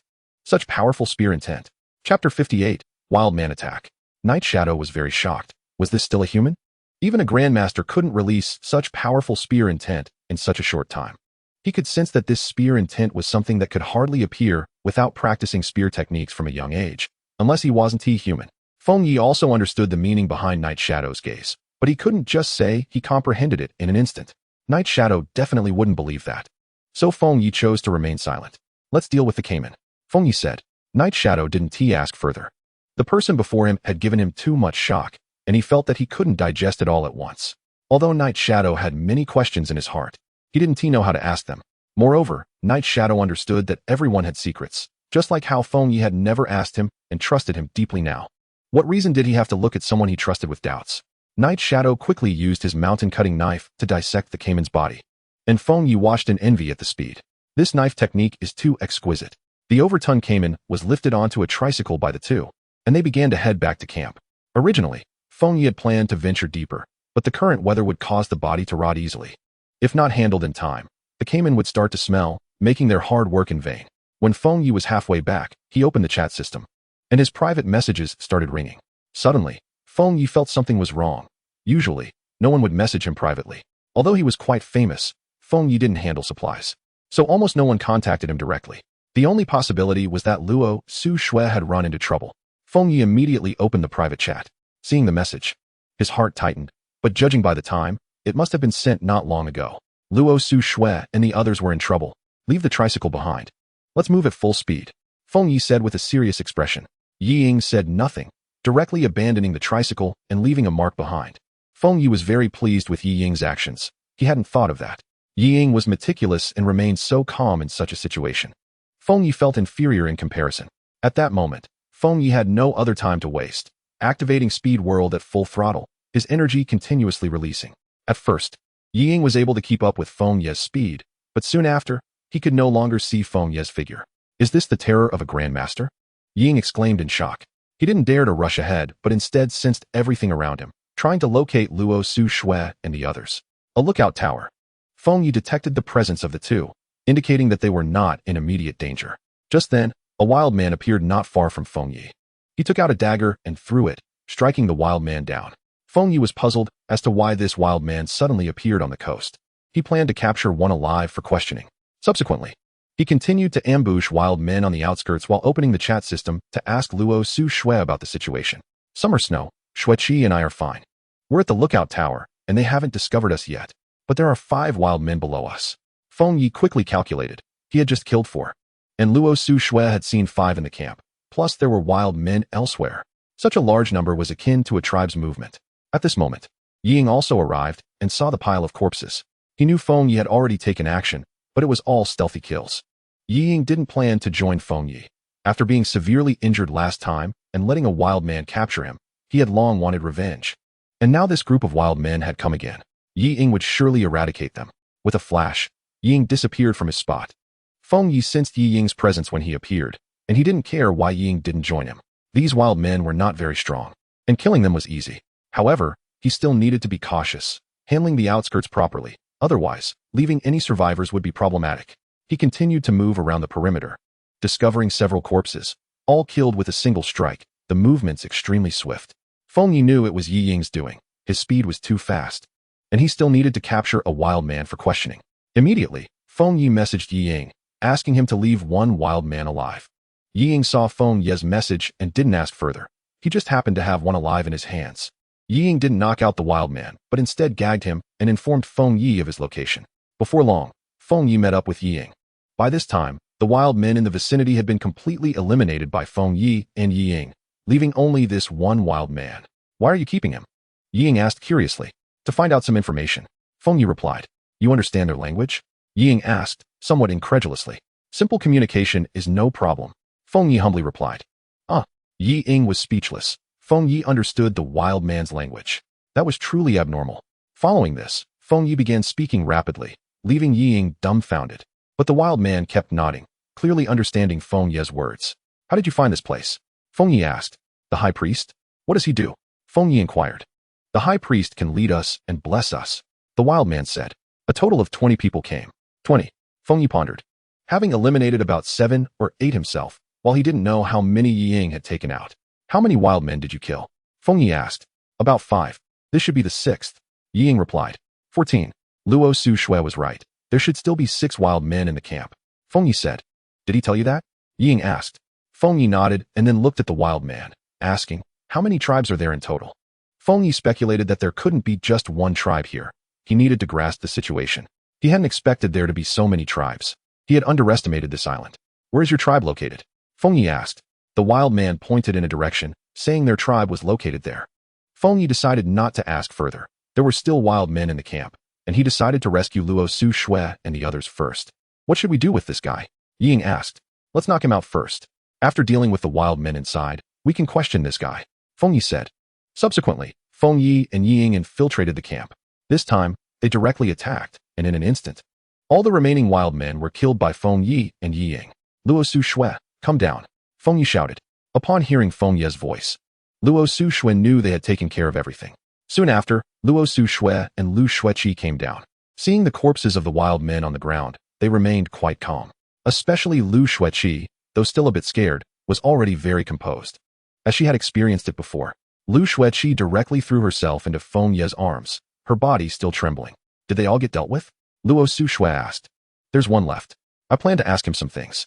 Feng Yi replied. Then, Yi Ying indicated he would go fetch the tricycle. Feng Yi didn't stop him. After all, they had just dealt with the wild men, and he wasn't sure if there would be more attacks. He needed to stay in the camp to ensure the safety of the 2 women.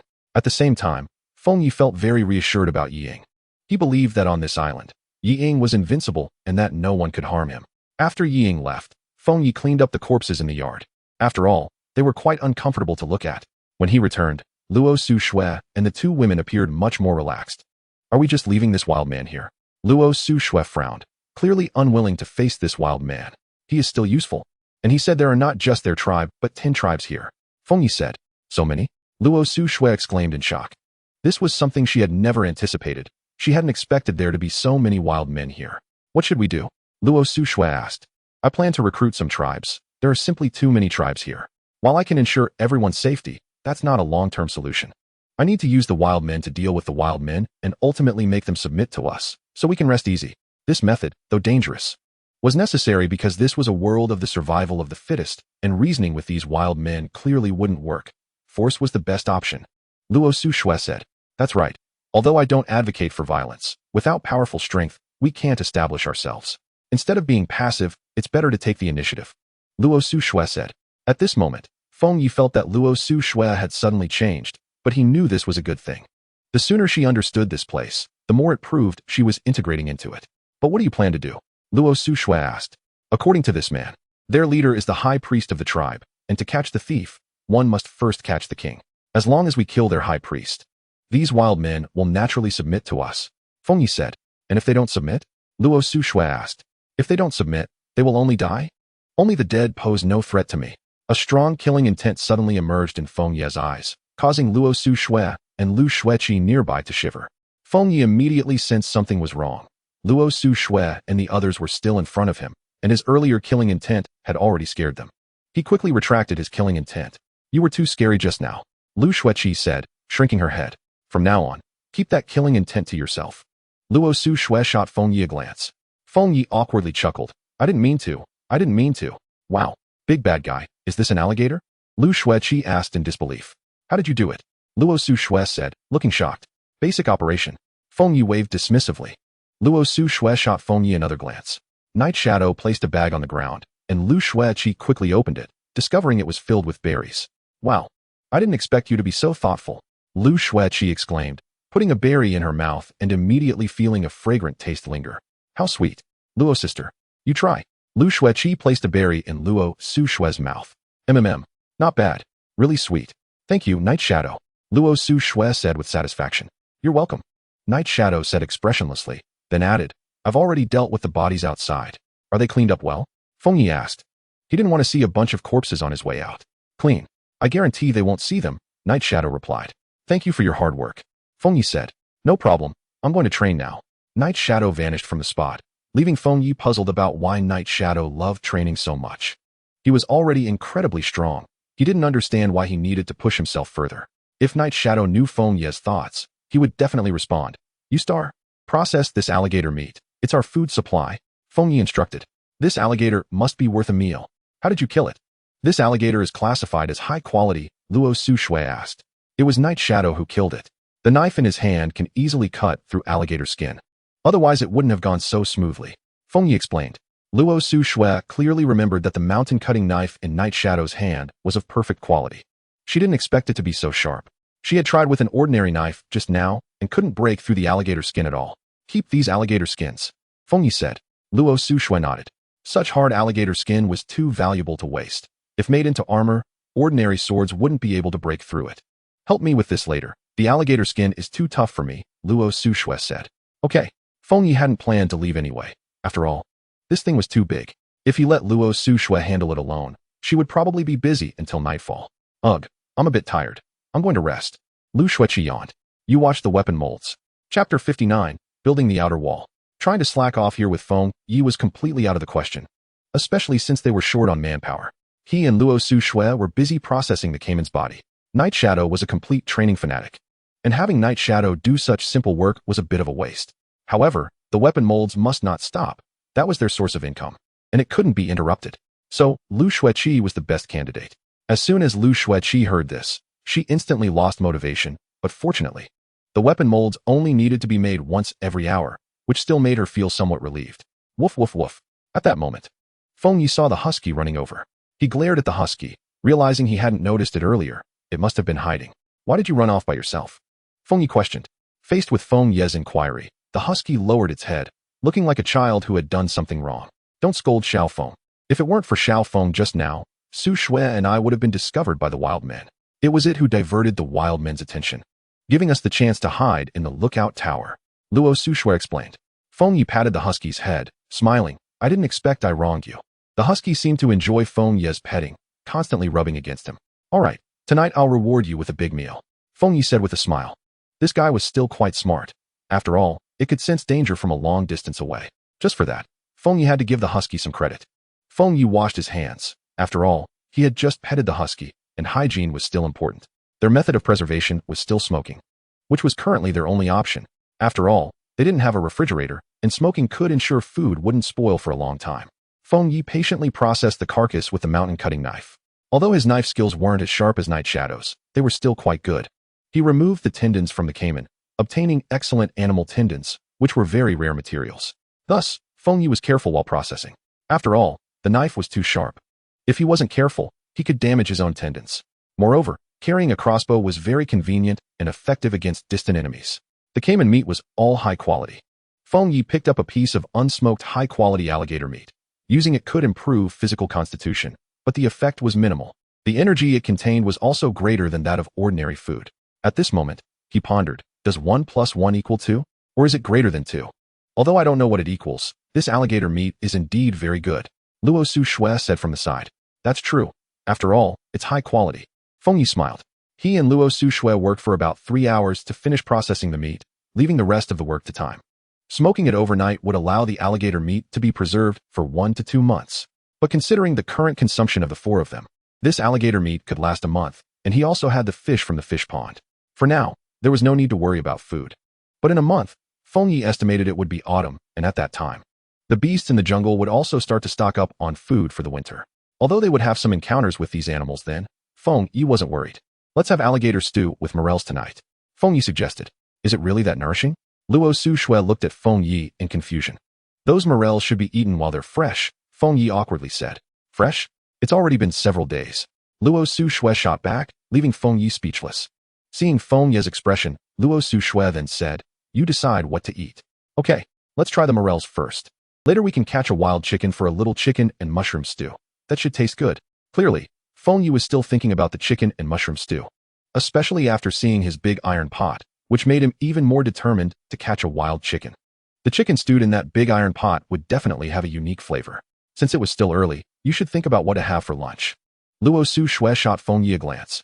For lunch, let's have braised alligator. Feng Yi grinned, as it was his first time eating alligator meat. Can't we have some vegetables? Luo Su Shui pouted, having noticed she had been gaining weight recently. Yeah, I've seen those vegetables wilting lately. Alright, I'll take a look later and pick some to eat today. The rest we can pickle, so we won't waste any. Feng Yi said. We've been using salt a lot lately. We don't need so much. It's time to let some go. Luo Su Shui said. Great. You can handle that. Feng Yi had always been oblivious to the exact quantity of their supplies. He just focused on gathering and organizing them, which made him feel a bit overwhelmed. Luo Su Shui also gave up. Feng Yi showed no interest in this aspect and didn't even know what supplies they had. Our supplies are increasing. It's time to build a large warehouse for better organization, Luo Shui said. That's right, the previous warehouse was too simple. Let's start preparing tomorrow. We should gather some clay. As much as we can, Feng Yi said. Many survivors still had a lot of clay on hand. Alright, we can also process the dried wolf meat, Luo Shui said. Feng Yi agreed, noting that with crocodile meat available, the dried wolf meat seemed quite inferior. This time, Feng Yi planned to produce a large quantity of bricks. The warehouse could use some bamboo as a framework, as long as it doesn't leak water. Feng Yi decided to use all the bricks to build the outer wall. Currently, their camp was only simply enclosed, which was sufficient for dealing with medium-sized beasts, but against large beasts and wild men, the enclosure was practically useless. Feng Yi decided to use ancient methods to construct a wall, about 4 meters high, and it didn't need to be too large, as he didn't have that much time. And clay was also an issue. He needed to make some molds out of wooden boards, pour the clay into them, and then compact it. The thickness could also be controlled. Once the outer wall was built, everyone's safety would be ensured, and they wouldn't have to worry at night. However, this was a large project, but fortunately, with Ying around, he would have an extra helper. At noon, after Feng Yi prepared the meal, everyone began to eat. The meat of the caiman was very delicious, and Feng Yi's cooking skills were quite high. After the meal, Feng Yi called Ying to start making molds in preparation for the outer wall. Lu Sueki was still focused on the weapon molds, while Luo Shui began organizing supplies for the evening auction. The afternoon passed quietly, and Feng Yi checked the time, saying to Ying, Let's stop here for today. Their movements were very fast, having completed a third of the work. Such labor capacity could only be managed by them. Feng Yi quickly rinsed off and began preparing dinner. He processed some ingredients, slowly stewing the morel mushrooms and caiman meat in an iron pot, while the remaining ingredients were some vegetables, which he would stir-fry once the caiman meat was ready. Before long, Lu Sueki smelled the aroma and rushed over, swallowing when she saw the food in the pot. Big bad guy. When is dinner? Lu Sueki looked at Feng Yi expectantly. You'll have to wait a bit longer. How many weapons did you make today? Feng Yi asked. Lu Sueki counted on her fingers, looking very cute. I think it's 9 weapons. Lu Sueki replied. Well done. You'll get a big chicken leg as a reward tonight. Feng Yi said with a smile. Humph. I don't believe you. You're just trying to trick me. Where's the big chicken leg? Feng Yi awkwardly looked at Lu Sueki. It seemed his empty promise wasn't working anymore, and the little girl had become shrewd and hard to fool. What do you want then? Feng Yi asked. Let me think about it. I don't seem to be lacking anything right now. I'll save it for later and ask you once I figure it out. Lu Sueki said. Alright, save it for now, and let me know when you've thought it through. Feng Yi thought to himself. In a few days, you'll forget. By then, I can just deny it. At that moment, Lu Sueki suddenly felt a stomach ache and rushed to the restroom. Luo Shui walked over, and, seeing Lu Sueki run out, asked, What's wrong with Sueki? I don't know, maybe she ate something bad. Feng Yi replied.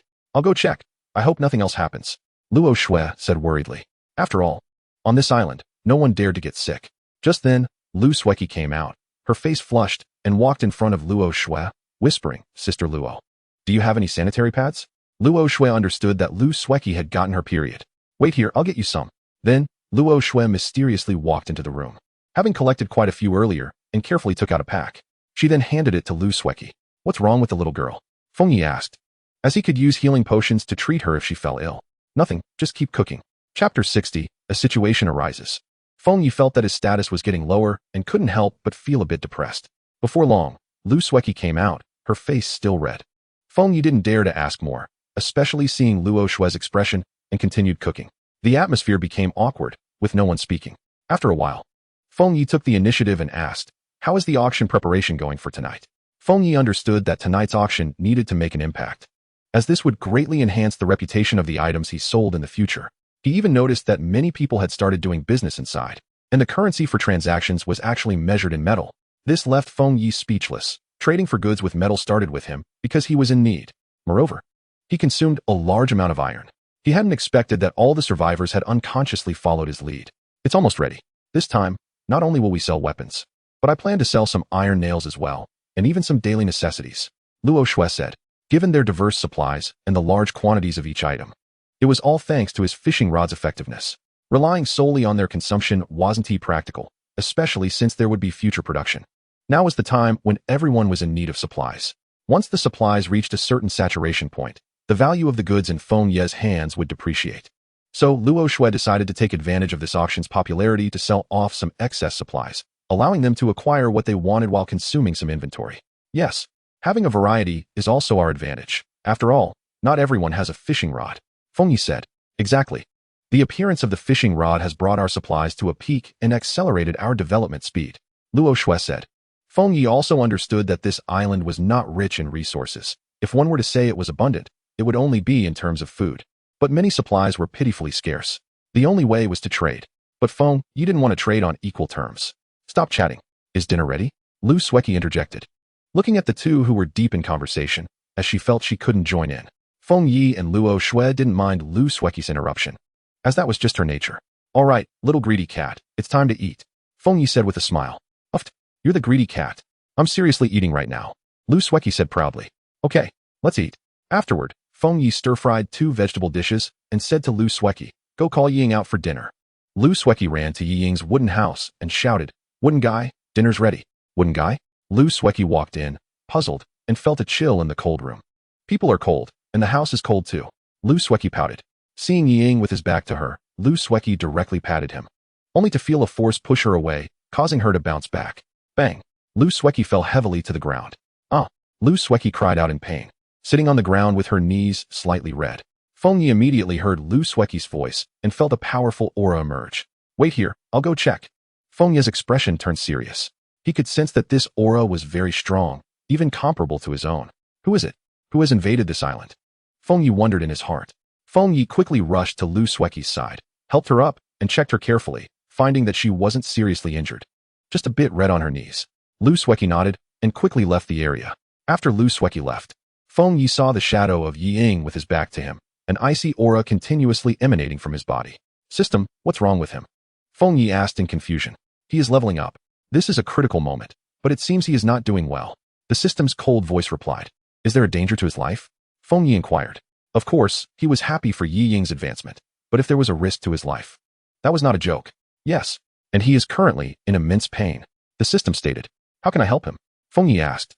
Knowing that all of Yi Ying's meridians were blocked for some unknown reason, and there was also a weak virus deep within his body. Although it was weak and wouldn't normally pose any danger, in his current state, the virus could be fatal. Has the treatment potion not completely eliminated it? Feng Yi wondered. The virus in his body is incredibly powerful. Even the treatment potion cannot completely clear it in such a short time. Moreover, he is at his weakest during this breakthrough. The system replied. "Do I just watch?" Feng Yi felt anxious. After all, Yi Ying was his best helper, and he didn't want him to be in any danger. The method is simple. Use your qi to open up his meridians. That sounds simple, but how should I do it? Feng Yi was at a loss. Although he would become powerful in the future, he was not as skilled as Yi Ying in using qi. The system was speechless and felt that this was the most difficult host it had ever had. It was a waste to give him such power, and yet he couldn't use it. Is there a method to extract qi? Extract. In an instant, methods of mastering qi appeared in Feng Yi's mind. He never expected that there were so many ways to use qi. Not only did it have powerful offensive capabilities, but it could also be combined with traditional Chinese medicine for healing. However, it seemed Feng Yi didn't know much about traditional Chinese medicine, even though he recognized various herbs. Simple treatments were fine, but dealing with complex ailments was another matter. Feng Yi walked to Yi Ying's side, and a wave of coldness immediately hit him. He quickly used qi to completely wrap himself up to prevent the cold from entering his body. Then, he began to wrap his qi around Yi Ying. At this moment, Yi Ying felt as if he had entered an ice cellar. The cold was unbearable. Just then, a warm current appeared within him, continuously washing through his meridians. He had forcibly broken through earlier, causing all his meridians to be blocked, and he now realized he could die at any moment. But this warm current gave him a glimmer of hope. Chapter 61. Can this meal be eaten? This warm current was continuously repairing his meridians. At this time, Feng Yi was drenched in sweat, and he couldn't afford to relax for even a moment. Once he did, although he had the treatment potion to save Yi Ying's life, he didn't know if Yi Ying could accept losing everything. So Feng Yi was doing his best to ensure Yi Ying's life. After a quarter of an hour, Feng Yi was completely exhausted, collapsing to the side, while Yi Ying's aura was continuously rising. At this point, Yi Ying could feel power filling his entire body. A power he had never experienced before. Breakthrough. His aura kept rising, and a huge wave of chi burst forth from Yi Ying. Boom. The wooden house shattered, and Yi Ying stood among the ruins. Luo Xuxue and Lu Sueki rushed over after hearing the commotion, completely stunned by the scene before them. What happened? They were a bit at a loss, as the scene was clearly beyond their control. The aura emanating from Yi Ying was terrifying, sending chills down their spines. Is this the realm of a grandmaster? Yi Ying murmured. At this moment, Feng Yi was still unconscious and had no idea what was happening. Yi Ying looked down and saw Feng Yi lying on the ground, feeling a pang of emotion. He saved me once again and helped me break through to Grandmaster. Am I really worthy of your trust? Yi Ying said to Feng Yi, falling into deep thought, as he had many secrets of his own. After a moment, Yi Ying shook his head and exhaled, saying, forget it. You saved my life, and I will repay you with my whole world. Luo Xuxue quickly ran over, looking at Yi Ying with hostility. What did you do to Feng Yi? She questioned. Lu Sueki, clearly frightened, hid behind Luo Xuxue, cautiously peeking out and asking, what's wrong with the wooden house? Why is it so scary? Yi Ying saw Luo Xuxue's hostility and realized she misunderstood, but he didn't want to explain. He said, he fainted while trying to save me. Luo Xuxue looked at Feng Yi on the ground, her face pale, but showing no other abnormalities. I'll temporarily believe you. Once Feng Yi wakes up, everything will be clear. Saying this, Luo Xuxue and Lu Sueki lifted Feng Yi and placed him inside the house. Yi Ying said nothing as he watched this scene, instead choosing to clean up the destroyed wooden house. 3 hours passed, and it was already dusk. Feng Yi had remained unconscious during this time. Why hasn't the big bad guy woken up yet? Lu Sueki said, resting her chin on her hand. Luo Xuxue shook her head. They had been waiting by Feng Yi's side for 3 hours, hoping for him to wake up. I don't know. Should we go ask him? Lu Sueki whispered. Luo Xuxue shot Lu Sueki a glare, but said nothing. It was the first time Lu Sueki had seen Luo Xuxue act so fierce, and she didn't dare say anything further, especially since Feng Yi was still unconscious. Gurgle. Lu Sueki's stomach uncomfortably growled. She looked at Luo Xuxue, somewhat embarrassed, and said, natural reaction. Luo Xuxue didn't respond. After all, Lu Sueki had been with Feng Yi all afternoon and hadn't eaten much at noon. I'll go cook. You stay here and watch, Luo Xuxue said. Upon hearing that Luo Xuxue was going to cook, Lu Sueki looked at her in surprise. What? You don't believe I can cook? Luo Xuxue was very displeased with Lu Sueki's expression. No. Lu Sueki hurriedly replied, not wanting to provoke Luo Xuxue. Then it's settled. Just wait. My cooking skills are great, Luo Xuxue said confidently. After seeing Luo Xuxue leave, Lu Sueki patted her chest, feeling a sense of relief, and quietly said, I wonder if it will be edible. Dare to doubt my cooking skills. You'll see how good I am. Luo Xuxue came out and saw Yi Ying sitting nearby, seemingly meditating. Luo Xuxue ignored Yi Ying, who sensed her presence but chose not to approach her, instead continuing to guard the area. Luo Xuxue arrived at the large pot, suddenly feeling a bit troubled. Usually, she only made porridge. Now, being asked to prepare a proper meal was quite a challenge. Afterward, Luo Xuxue began to get busy. Somewhat flustered. It usually looks like this, Luo Xuxue said softly. She frowned at her creation, which seemed different from her expectations. Summoning her courage, she took a bite, and immediately froze.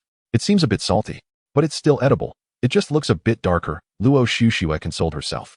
At this time, Lu Sueki's stomach was rumbling loudly as she looked at the unconscious Feng Yi and muttered, big bad guy. Hurry up and wake up. I'm starving. Meanwhile, Feng Yi felt completely drained of energy, his body without any chi. What is happening to me? He wondered. After a while, a warm current emerged from his heart, beginning to circulate throughout his body. This startled Feng Yi. Before long, his body was filled with power, and he could feel that his strength was even greater than before. Then, Feng Yi slowly opened his eyes and found Lu Sueki's small head looking at him. Wow, big bad guy, you're awake, Lu Sueki said happily. Now that Feng Yi is awake, he can have something to eat. Feng Yi looked around and discovered he was lying in his own bed, feeling a bit surprised, as he clearly remembered that he should be in Yi Ying's room. Could it be that Yi Ying succeeded in putting him in bed? Fengya thought to himself. Big bad guy, are you silly? Lu Sueki looked at Fengya curiously. Fengya gave Lu Sueki a playful knock on the head, causing her to tear up from the pain as she looked at him with big eyes. How did I end up here? Where's your sister, Luo? Fengya asked. Who else would care about you? Lu Sueki said pitifully. All right, at least you little girl have a conscience. Fengya rubbed Lu Sueki's head. Humph. I'm not talking to you anymore. Unless you make me something delicious, I won't talk to you at all. Lu Sueki said angrily. So you're a little foodie. Okay. I'll make you something every day, Fengya said with a smile. After all, he cooked every day, and the ingredients were limited, no matter how delicious it was. It was just that good. That's more like it. By the way, where's your sister Luo? Fengya asked curiously. Sister Luo went to cook. Upon hearing that Luo Shushua was cooking, Fengya instinctively asked, is it edible? Chapter 62. This meal is deadly. I said it was made by Sister Luo. Sueki. What did I say? Just as Luo Shushua was about to enter the room, she heard Lu Sueki's voice. I said that Sister Luo's cooking is the best. It smells amazing. Lu Sueki quickly said, her survival instinct kicking in. But wait, I think I heard someone say, is it edible? Luo Shushua questioned. Lu Sueki immediately pointed at Fengya and said, it was the big bad guy who said that. I was just about to refute when you came in, Sister Luo. Fengya looked at Luo Shushua in confusion. This little girl just sold him out like that. Oh, so it was you who said it? Luo Shushua said meaningfully. Fengya broke into a cold sweat and quickly said, I didn't say that.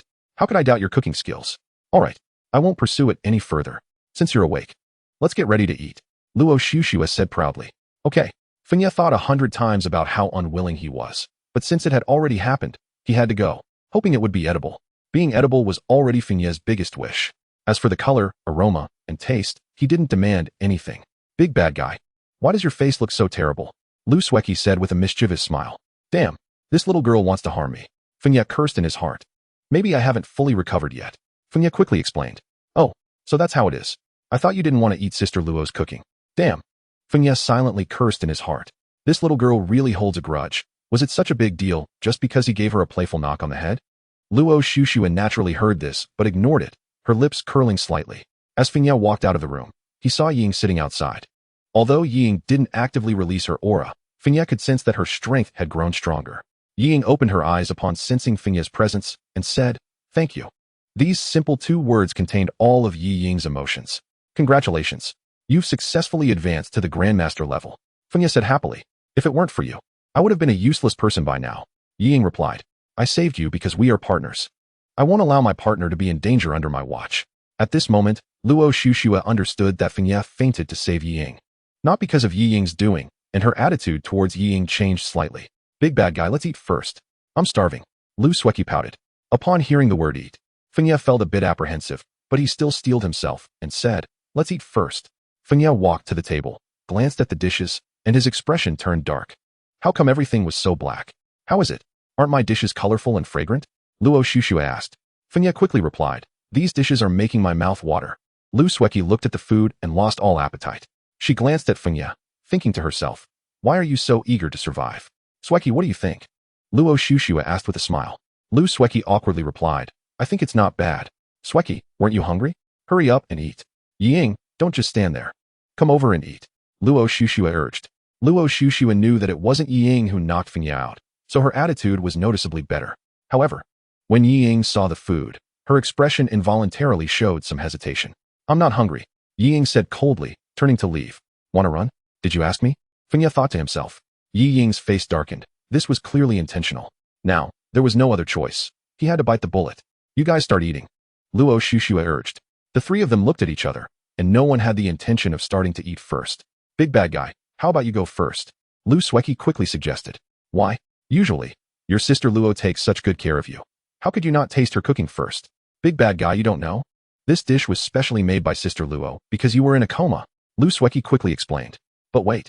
I vaguely heard someone say they were hungry before Luo Shushua went to cook. At this moment, Yi Ying suddenly spoke up. How about you 2 eat together? Fengya looked at Yi Ying meaningfully. This guy usually doesn't talk, but when he does, it's so sharp. I think what Yi Ying said makes sense. You all stop arguing. You 3 eat together. Luo Shushua said from the side. This is the yellow sparrow. Fengya looked at the food in front of him and couldn't help but feel his throat tremble. But with Luo Shushua watching, there was no way to escape. Fengya closed his eyes, picked up a piece, and put it in his mouth. Lu Sueki watched Feng Ye eat it and looked at him curiously, wanting to see if he was poisoned. Feng Ye quickly chewed and swallowed it. What are you looking at? Everyone hurry up and eat. Feng Ye urged. Wanna run? None of you can escape. Feng Ye felt it wasn't as bad as he imagined. Aside from being a bit salty and a bit burnt, it seemed acceptable. Lu Sueki looked at Luo Xuxue with admiration. She couldn't believe Feng Ye could eat it without changing his expression. Lu Sueki secretly gave Feng Ye a thumbs up. It's really delicious. Lu Sueki quickly praised. It's delicious. Then you should eat more.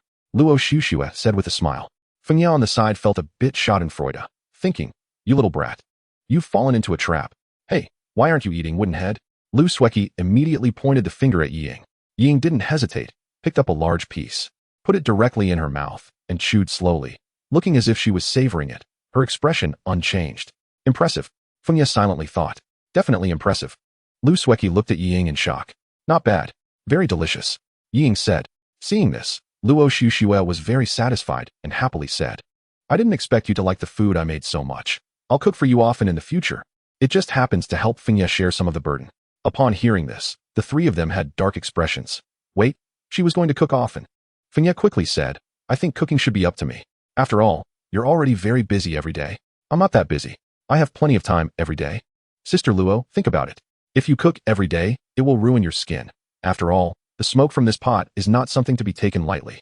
Lu Sueki quickly said, you have a point. Hearing Luo Xuxue say this, the three of them sighed in relief. Then I can still cook occasionally. Chapter 63. Is this task a joke? Upon hearing this, the three couldn't help but feel a bit sad. Their expressions quite unpleasant. Why do you all look so bad? Are you feeling unwell? Luo Xuxue asked. No. The three quickly replied. Even Ying was somewhat afraid of Luo Xuxue's cooking. All right, I'll let you off today. Feng Yi, go cook.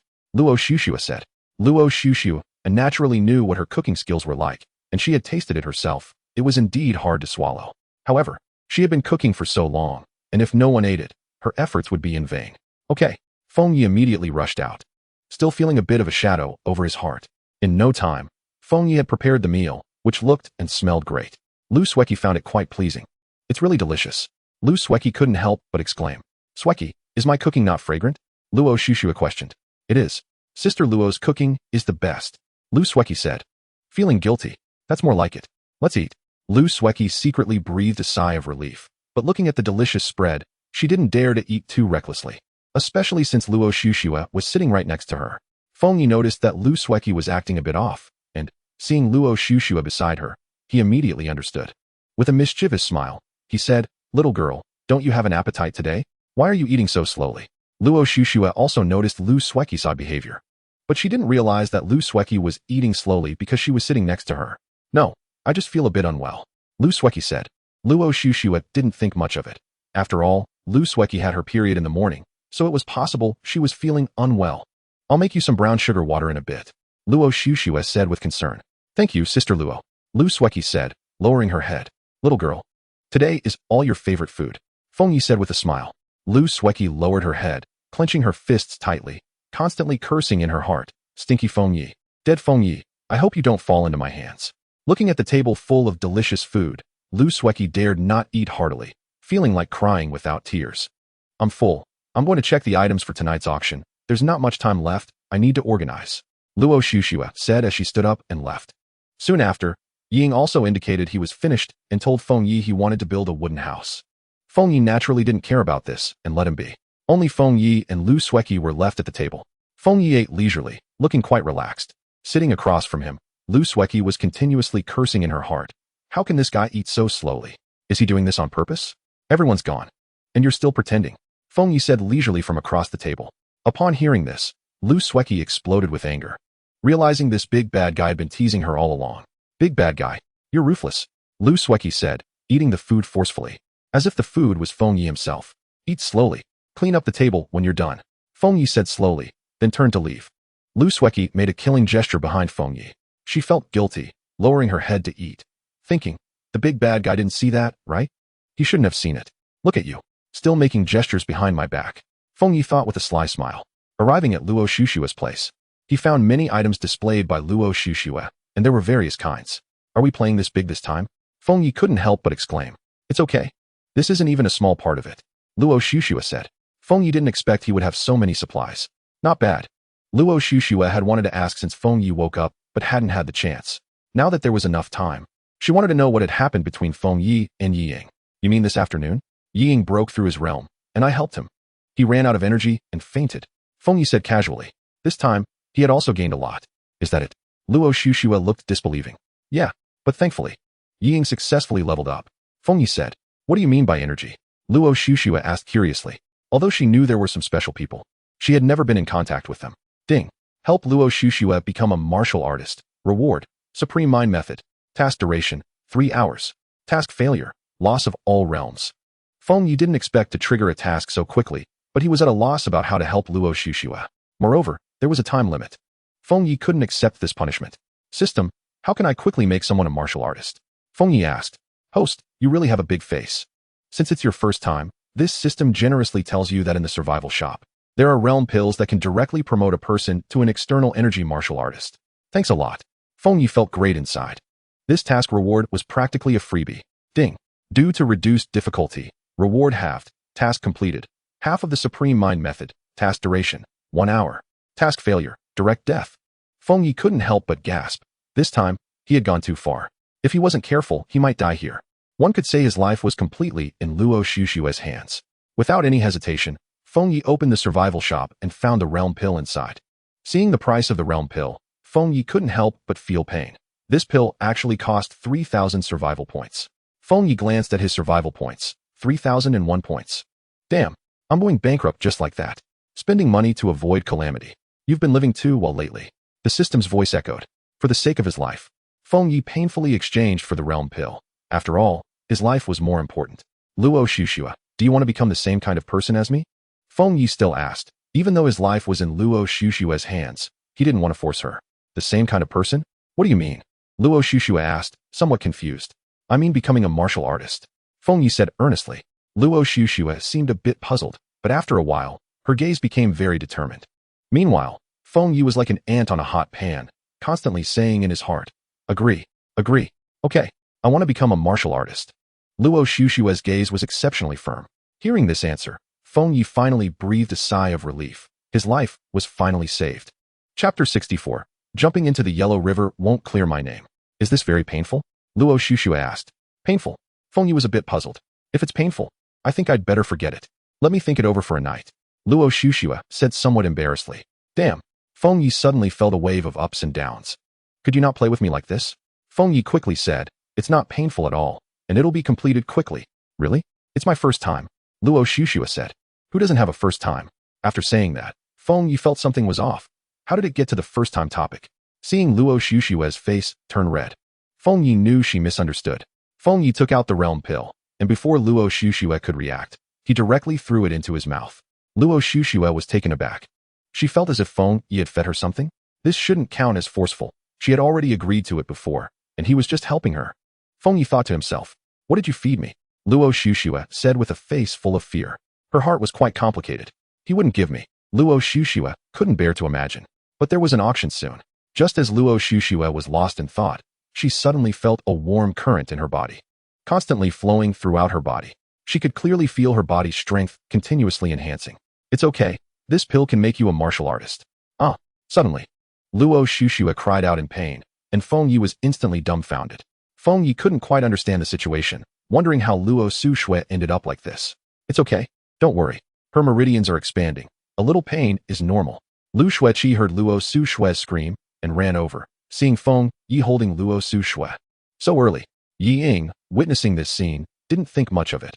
After all, he wouldn't pry into Feng Yi's private life. Feng Yi naturally noticed Yi Ying and Lu Xueqi and thought, now there's no way to explain this. So, do you believe me when I say she's becoming a martial artist? Feng Yi said awkwardly. You big bad guy. Are you burning paper at a grave? Are you fooling a ghost? What did you do to Sister Luo? Lu Xueqi glared at him. Clearly, Ying also found it hard to believe. To become a martial artist, one not only needs good bones, but also continuous training. It's hard to believe someone could become a martial artist in such a short time. Besides, he had seen Luo Xuxue's bones before. They were very poor. It was almost impossible for her to become a martial artist, unless... Impossible. Ying was shocked and couldn't believe it.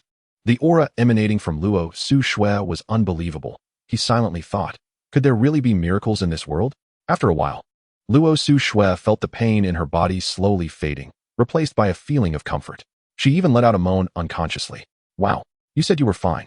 I don't believe it. Feng Yi broke out in a cold sweat, thinking how could this big sister make such sounds? Now, even if he jumped into the Yellow River, he couldn't clear his name. You guys continue. I didn't see anything. Yi Ying clearly didn't want to get involved. Although he still felt it was incredible. But now, with so many unbelievable things happening, it started to feel normal. Not suitable for children. You guys continue. Lu Xueqi said, blushing as she left. It was her first time experiencing something like this, but seeing Luo Su Xue not resisting at all made her wonder. Didn't you say it would hurt the first time? Why does Sister Luo look so comfortable? Feng Yi knew he couldn't explain this anymore. System, you're ruining me. System, what does that have to do with me? Ding. Congratulations, host, for completing the task. Reward, half of the Taishang heart method. Do you wish to extract it? Extract. In an instant, half of the heart method appeared in Feng Ye's mind. Very profound, but he could clearly feel that this heart method was powerful in the past. Although it was only half, it exuded an incredible aura. Huh.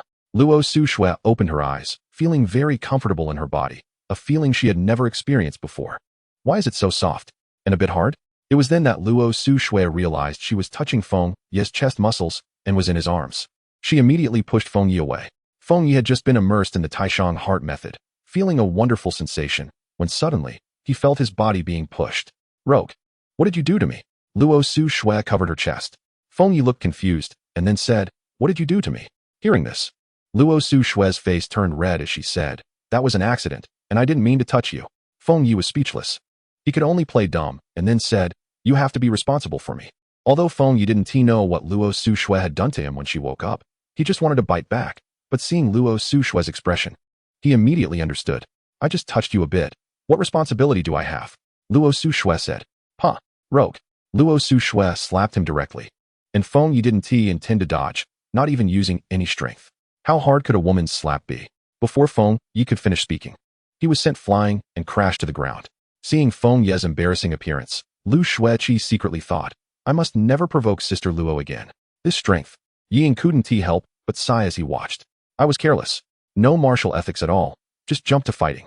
Luo Su Xue looked at her hand in confusion, murmuring, is this the power of a martial artist? She looked at the flying Feng Yi and said apologetically, I didn't expect my strength to be this great. Feng Yi patted the dirt off himself and said nonchalantly, it's fine. This strength is nothing. He turned his head, and a painful expression immediately appeared on his face. That strength was indeed considerable. He felt an intense pain, but since he had already put on a facade, he had to finish it with a smile. Now you've become a martial artist.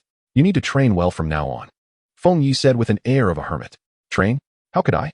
Luo Su Xue had only just experienced becoming a martial artist for about an hour. Well, Yi Ying will teach you. Feng Yi himself was confused about how to teach someone. In the distance, Yi Ying was surprised that Feng Yi had arranged this for him. Still shocked at how Luo Su Xue had suddenly become an external martial artist. Chapter 65, Mouth Warfare and Written Warfare. Feng Yi naturally left the difficult task of training to Yi Ying. Luo Su Xue's current state was similar to Feng Yi's before. Although she had strength, she couldn't exert it at all. Lu Xueqi was very envious seeing Luo Su Xue become so powerful in an instant. Brother Feng Yi, I want to become a martial artist too. Lu Xueqi said, shaking Feng Yi's arm, occasionally rubbing against him. Feng Yi pushed Lu Xueqi away. His survival value was not enough. Feng Yi grinned. This was a bit too much. His fire had just cooled down, and it was almost reignited. Lu Xueqi pouted, looking very aggrieved. But Feng Yi knew he absolutely couldn't be soft-hearted now. Becoming a martial artist was not as easy as picking cabbage. Although Feng Yi had a way, the cost was too high. Wait for a bit, when I have time. The auction is starting soon. Feng Yi casually found an excuse to brush her off. Lu Xueqi's eyes lit up, smiling. I knew you were the best, you big bad guy. Feng Yi looked at Lu Xueqi with a black line on his face, thinking, when something happens, I'm brother Feng Yi. When nothing happens, I'm a big bad guy. Your face changes faster than my speed. At this moment, Luo Su Xue was also not in a hurry. She had already become a martial artist and could explore slowly. Right now, the auction was more important. Feng Yi and the others entered the chat system. Did the big shot of summer snow forget? Foot-scratching big man. What are you panicking about? The time hasn't come yet. Time is tight, and the task is heavy. I was attacked by beasts again today. Suddenly, the chat system was filled with discussions about the dangers they encountered. Generally, they all received different degrees of attacks. Big shot of summer snow, hurry up. My brothers are still fighting for their lives and urgently need weapons. A straw hat said inside, selling weapons, reasonable and fair prices. Quality guaranteed. Damn. Why is this straw hat out again?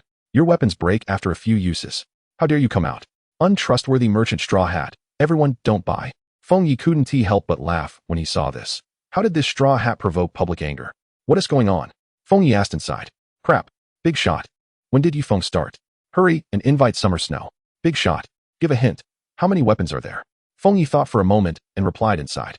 Not many weapons, about a dozen. But the quality is absolutely fine. We will also sell some other supplies, but I'm not sure what they are. Just a dozen. Many people were somewhat disappointed.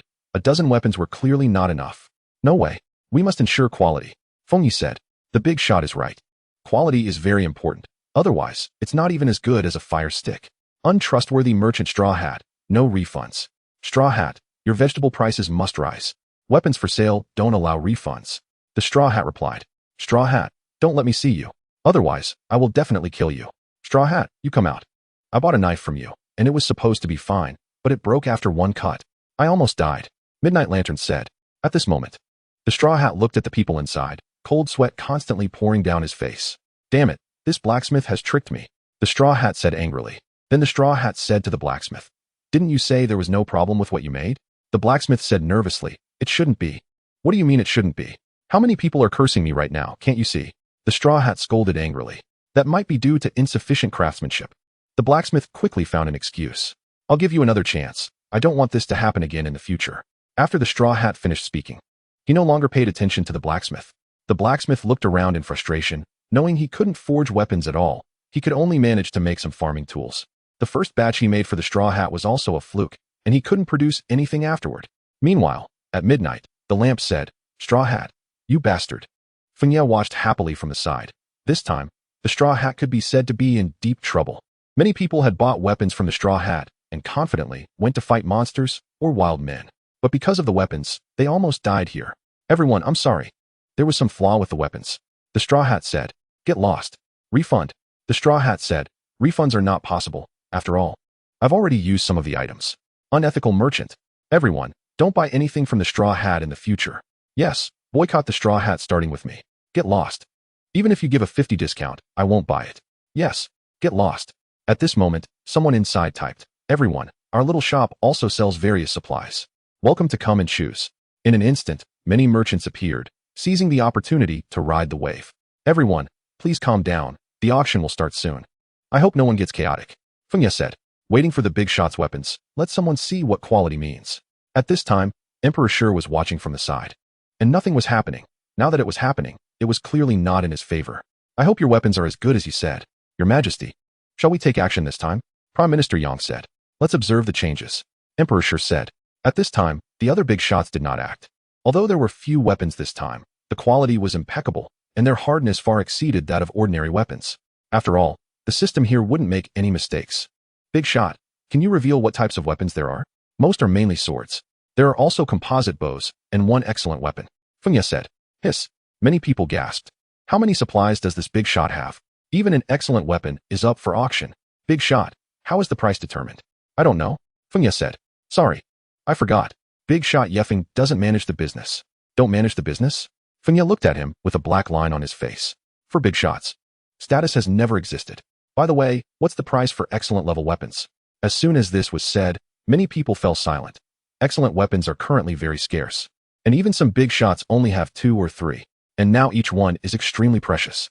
I can manage to get an ordinary one. After all, big shot Yefeng's ordinary weapons are almost equivalent to excellent weapons. Right. Excellent weapons are direct confrontations for big shots, while ordinary weapons might still have a chance. The big man said, I see that you all are too naive. The weapons this time are extremely few, and each one is very precious. Is this time just to watch the performances of other big shots? Chapter 66, Top 1 Hand. It must be to watch the performances of the big shots. This time, there are so few weapons, and everyone lacks weapons. Especially since the quality of this time's weapons is very high, even rarer. I see there's no hope, but we can look at other supplies. Right. Although weapons are scarce, other supplies are also needed. Didn't Big Shot Yefeng say the varieties are complete? I wonder what they are. Big Shot Yefeng. Reveal a bit more. Sorry, there are too many items. I'm not clear either. Feng Ye said. Listen, is this still human language? Big Shot, are you acting like this? Can we still be friends? Is there? I'm just stating facts. There are too many items. Damn, too pretentious. Summer Snow. Quickly take your Yefeng away. Stop being so pretentious here. Big shot Yeffing, I beg for support. Invincible beautiful girl. Today I saw Yeffing and Summer Snow hugging together. Big man. Yeffing, you tarnished my idol. I want to duel with you. Invincible beautiful girl, you're talking nonsense. You won't have food to eat in the future. Fengya said inside. Shoo, let's talk about this later. Otherwise, we won't have food. Lu Sueki said. Big shot Yeffing abuses children. Uft, you're the child. Your whole family are children. After Lu Sueki finished speaking, she looked down and nodded in satisfaction. Haha, getting anxious. Invincible beautiful girl. Is Big shot Yeffing handsome? He is just sharp-tongued, despicable and shameless, only knows how to squeeze. Moreover, he is extremely ugly, with a proud gaze, and is very bulky, completely like a big gorilla. I don't know how Summer Snow fell for him. Lu Sueki said inside. What the hell? What happened to Big shot Yeffing? Are you serious? Of course it's true. Invincible beautiful girl. You shattered all my fantasies. Woo, I found that I will never love again. Fengya watched with a black line. This little girl Lu Sueki actually dared to arrange herself like this. Luo Shueshue saw that Lu Sueki actually said she liked Fengya. She didn't say anything, letting Lu Sueki talk nonsense. At this moment, Luo Shueshue said inside. Weapon types, longsword 6, composite bows 4, guns 3, excellent grade iron spear 1. Daily necessities, shampoo 10, shower gel 10, soap 10, bed sheets 10. Materials, hardwood, iron nails, plastic sheets, ropes, 5 excellent grade hardwoods. Food ingredients, 100 salt per set, total 20 sets. 250 dried wolf meat per set, total 50 sets. 1 excellent crocodile head. The chat system suddenly fell silent. Everyone was watching the list Luo Shueshue sent out. Wow, so many items. Big shot Yeffing. I admit you have the capital to show off. Did everyone see? There's even an excellent crocodile head. I see it. This is excellent grade food. Damn, what kind of strength does this big shot have? He can even kill such a living fossil. I would like to call Big shot Yeffing the strongest. The strongest man on the surface. Everyone, quiet. Let's start the auction first. They were already heated. This time's weapons, no matter how you look at them, are of very high quality. At this moment, the straw hat looked serious. He regretted refusing the price Yeffing offered at the beginning. Captain, do we want these weapons? Yes, especially the excellent grade hardwood. With it, we can venture onto the sea. Yeffing, Summer Snow, you guys wait. A shadow radiated from the straw hat's eyes. Your Majesty, the excellent grade hardwood has appeared. Prime Minister Yang said anxiously. I see it, no matter the cost. We must obtain this hardwood. Your Majesty, we need 2 pieces of this hardwood. I know. I believe he will auction them one by one. This way, the profits can be maximized. Your Majesty is wise. Yeffing, Summer Snow, you wait for my arrival. All your supplies will be mine. At this moment, Fengya still didn't know he had already been targeted. In the chat system, everyone was waiting for Summer Snow to send a message. Long sword, production material 30 kilograms. Starting bid at 50 kilograms. Luo Shueshue said. Fengya couldn't help but sigh after seeing this. Luo Shueshue is really Blackheart. This long sword requires 10 kilograms of iron for production, yet Luo Shueshue says 30 kilograms. Wow, this price. Many people couldn't help but exclaim. Everyone, please bid quickly. Don't waste time. 50 kilograms. The big man directly placed a bid. Suddenly, everyone fell silent. No one else placed a bid. Big man once. Big man twice. Big man 3 times. Congratulations to the big man for winning a long knife. The big man who won the long knife couldn't stop smiling. He didn't expect it to be so easy. Thank you all for your generosity. The big man said inside. Wow, is it really that simple? Why is no one else bidding? They probably think the price is too high and are discussing it. For the second long knife, please place your bids. Everyone, please give me some face. I bid 50 kilograms. The red-haired man said. Seeing the first one go so easily shocked him. He thought the first one would be very intense, but he didn't expect it to go so quickly. This is red-haired's first time.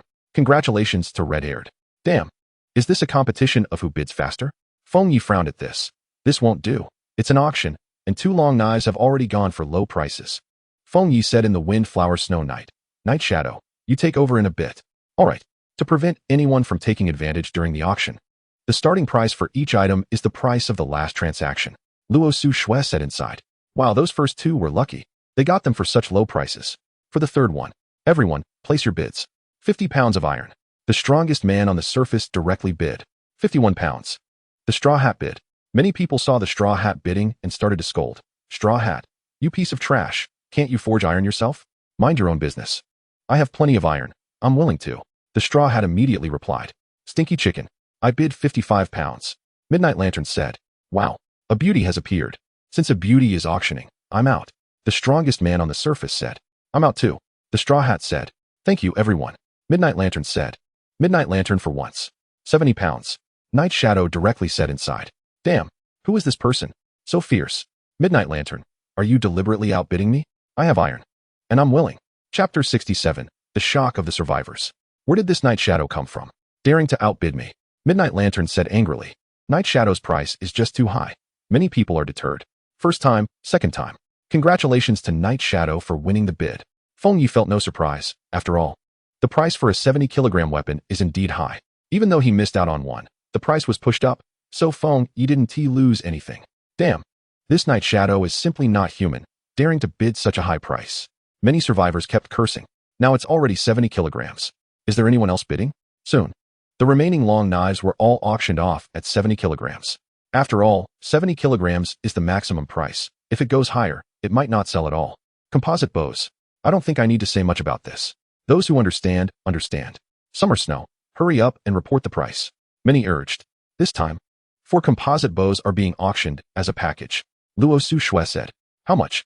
Starting at 300 kilograms of iron. Each bid must be at least 10 kilograms higher. 300 kilograms. That's an average of 75 kilograms of iron per bow. That's not too bad. The composite bow can kill enemies from a distance and can also be used for hunting. This price is still reasonable. One survivor analyzed. For most survivors, their combat power isn't that outstanding. Close combat can be quite challenging, and they could easily get injured. Therefore, the appearance of the composite bow can make up for their shortcomings, allowing them to kill enemies from a distance. They just need to practice their accuracy.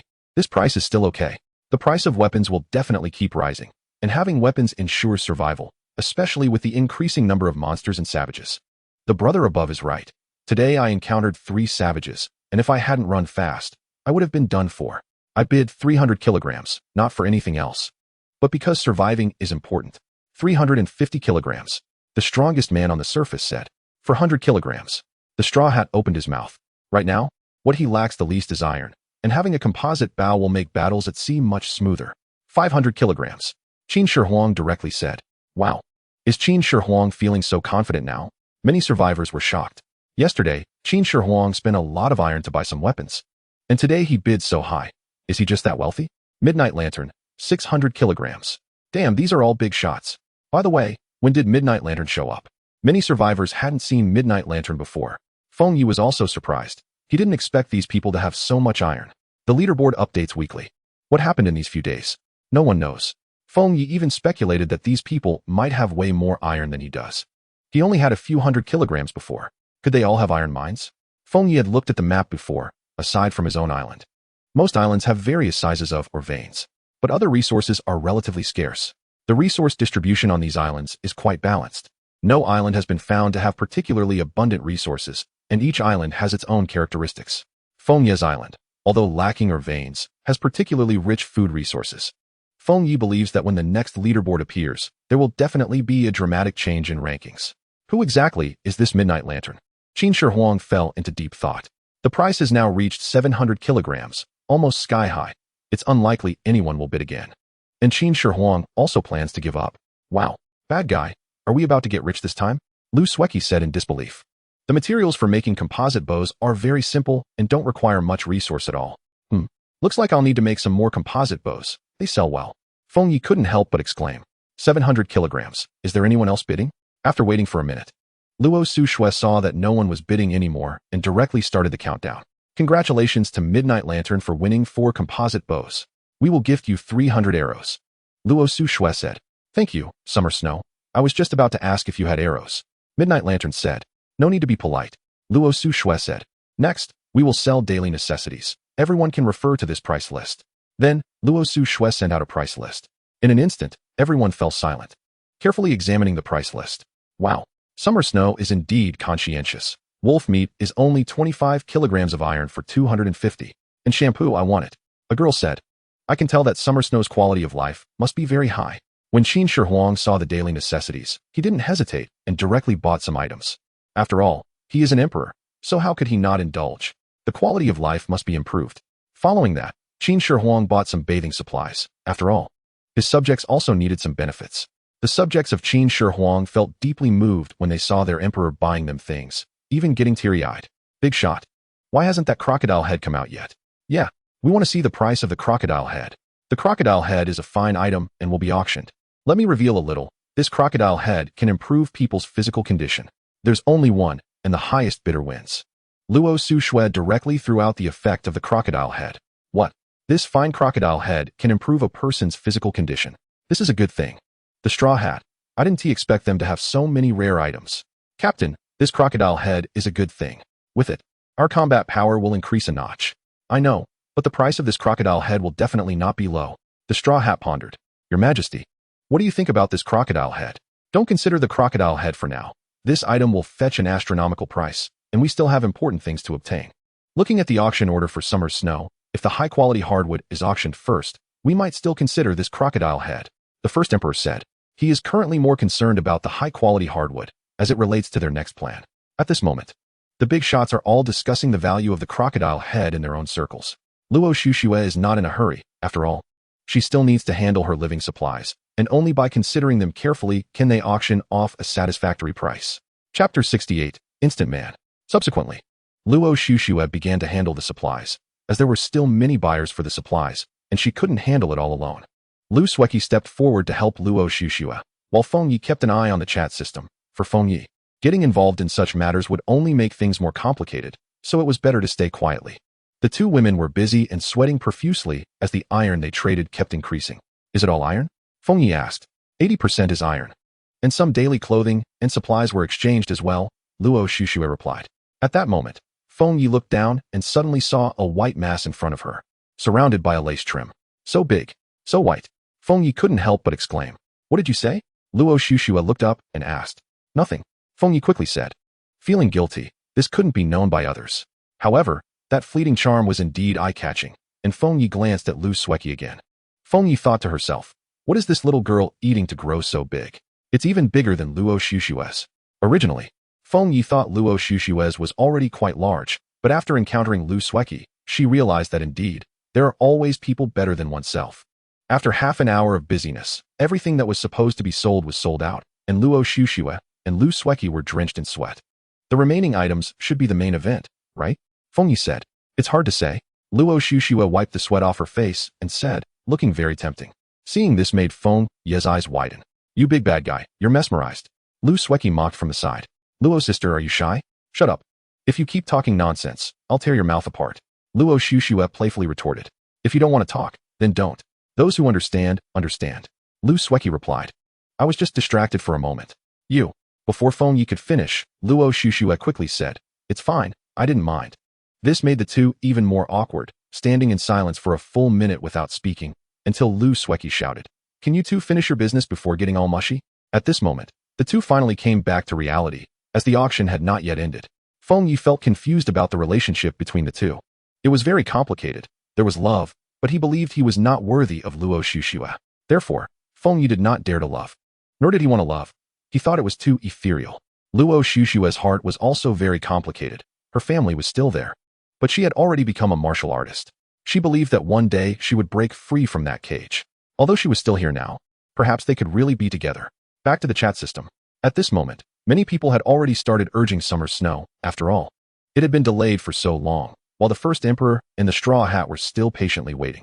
After all, what they wanted most this time was the high-quality hardwood. As long as it didn't show up, they were willing to wait even longer. Invincible beautiful girl. Go see what summer snow is doing. Invincible beautiful girl. They are handling serious business. They'll be here soon. Wow, that's a lot of information. No way. The goddess has already fallen. Those who understand, understand. No need for me to say more, right? Such ambiguous sentences are the easiest to make people speculate. Damn. In such a short time, Yi Feng still needs. Love it. Yi Feng seeks affection. Everyone, there was a little incident just now. It took a while. Now let's continue. Wow. Instant man. Absolutely an instant man. So Yi Feng is an instant man. Yi Feng, I have a family secret recipe here that guarantees you'll regain your manly vigor. Feng Yi saw countless people looking at him, completely bewildered. And how did he become an instant man? Luo Sushui was also puzzled. What just happened? Lu Sueki. Feng Yi's first thought was of Lu Sueki. She must have been the one stirring things up inside. However, there were simply too many people talking. And it was impossible to find out. What's wrong, big bad guy? Lu Sueki said from within the organization. Did you say something silly in the chat system? Feng Yi questioned. Say what? How could I say anything? Lu Sueki replied somewhat guiltily. Night Shadow, tell me, what did Lu Sueki just say inside? Feng Yi believed that Night Shadow would not lie to him. Upon hearing this, Lu Sueki panicked. Night Shadow had been present the whole time, and she would definitely be found out. I don't know. I'm not sure. Night Shadow replied directly. Did the little girl not say anything? Did I wrongfully accuse her? Feng Yi muttered to himself. Seeing this, Feng Ye's face immediately darkened. This is still related to him. Now there's no escaping. Lu Sueki was constantly cursing this person in her heart. Why was he so annoying? Invincible beautiful girl must have suffered at Yi Feng's hands. Yi Feng. Let go of invincible beautiful girl. Instant man. Stop it. Look at the trouble you've caused. Explain yourself clearly, or you won't be allowed to eat from now on. Feng Yi said angrily. Brother Feng Yi, don't be angry. Isn't this something you wanted to do but didn't dare to do? Lu Sueki looked at Feng Yi innocently. At this moment, Lu Sueki leaned close to Feng Ye's ear and said, Just now, you secretly looked at Luo's sister's chest. Wasn't it very enjoyable? What do you think would happen if I told Luo's sister you guessed it? Feng Yi almost spat out a mouthful of blood.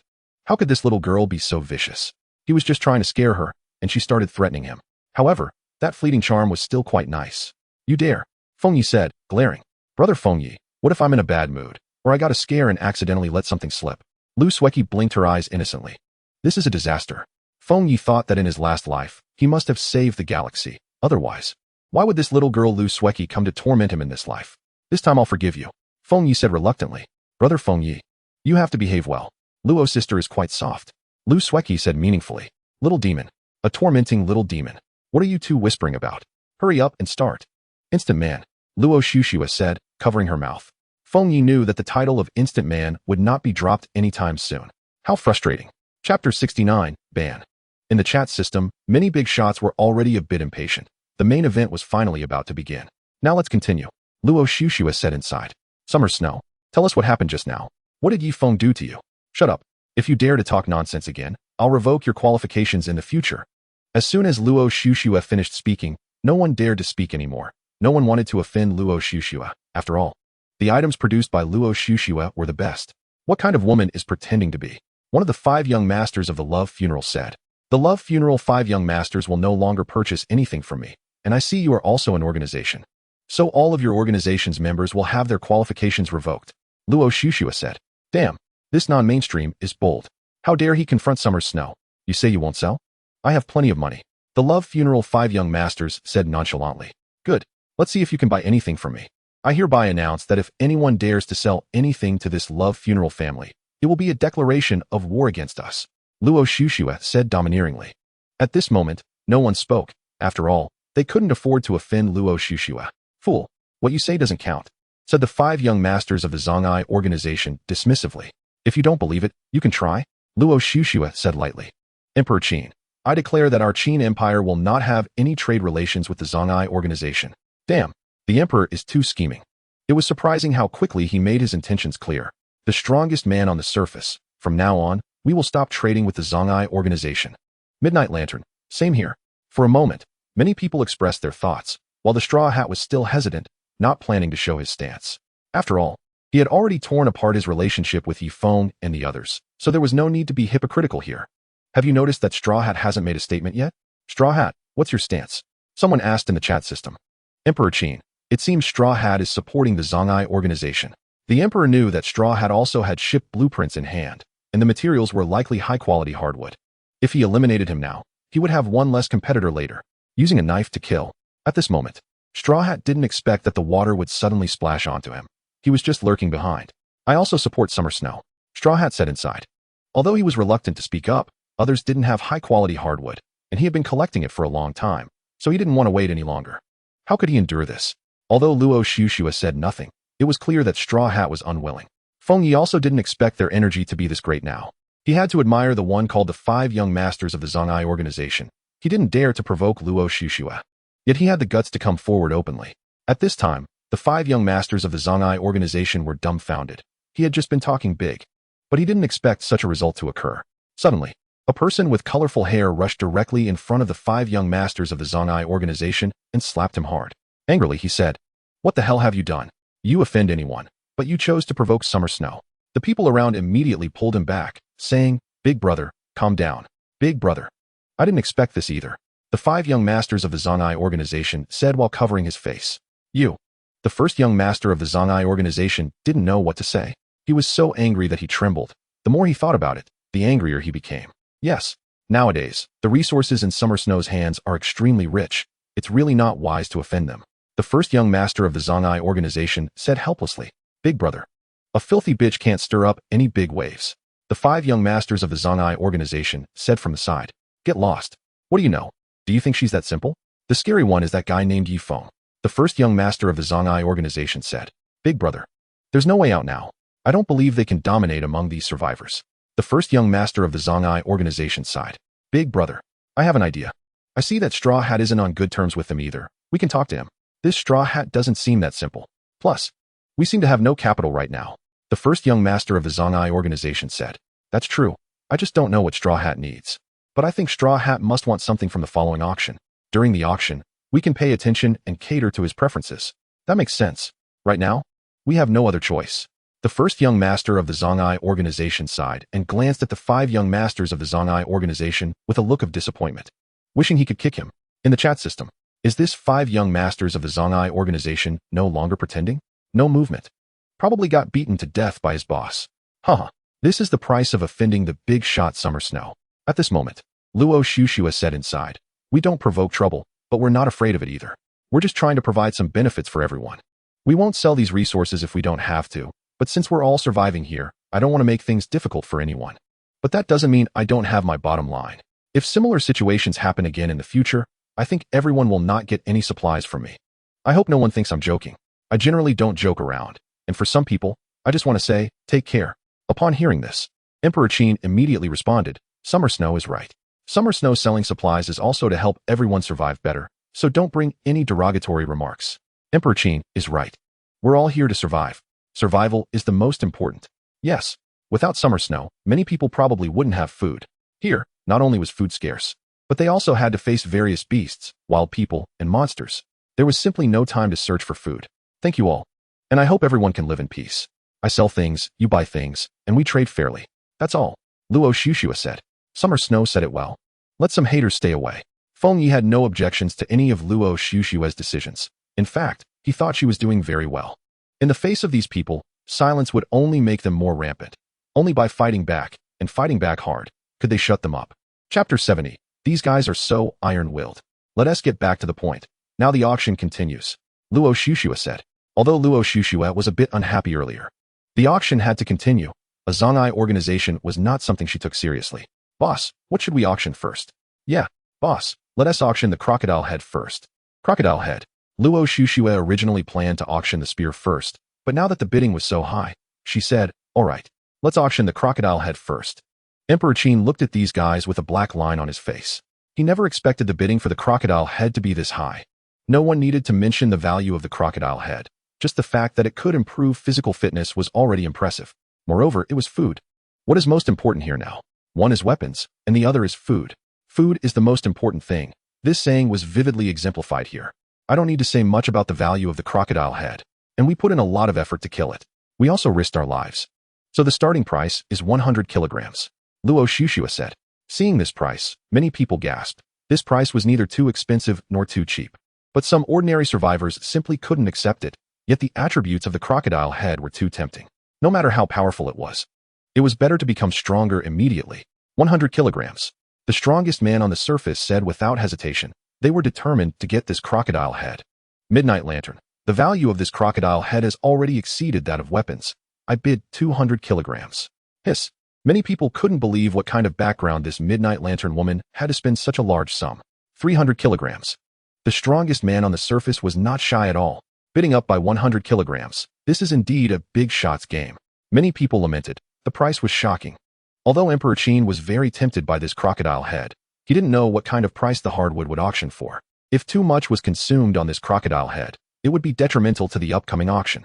Many organizations that knew about today's auction had been preparing for a day, but the timing was too rushed. Moreover, high-quality weapons had not yet appeared, so they didn't dare to bid too high.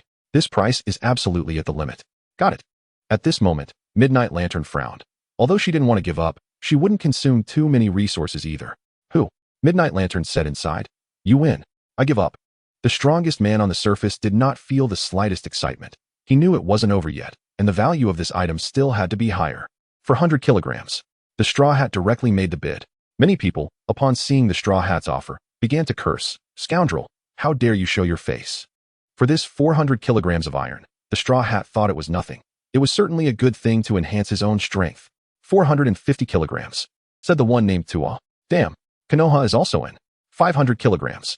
In the end, the crocodile head was auctioned off for 1,200 kilograms. Snatched away by the Jatian gang. The strongest man on the surface looked on with a dark face.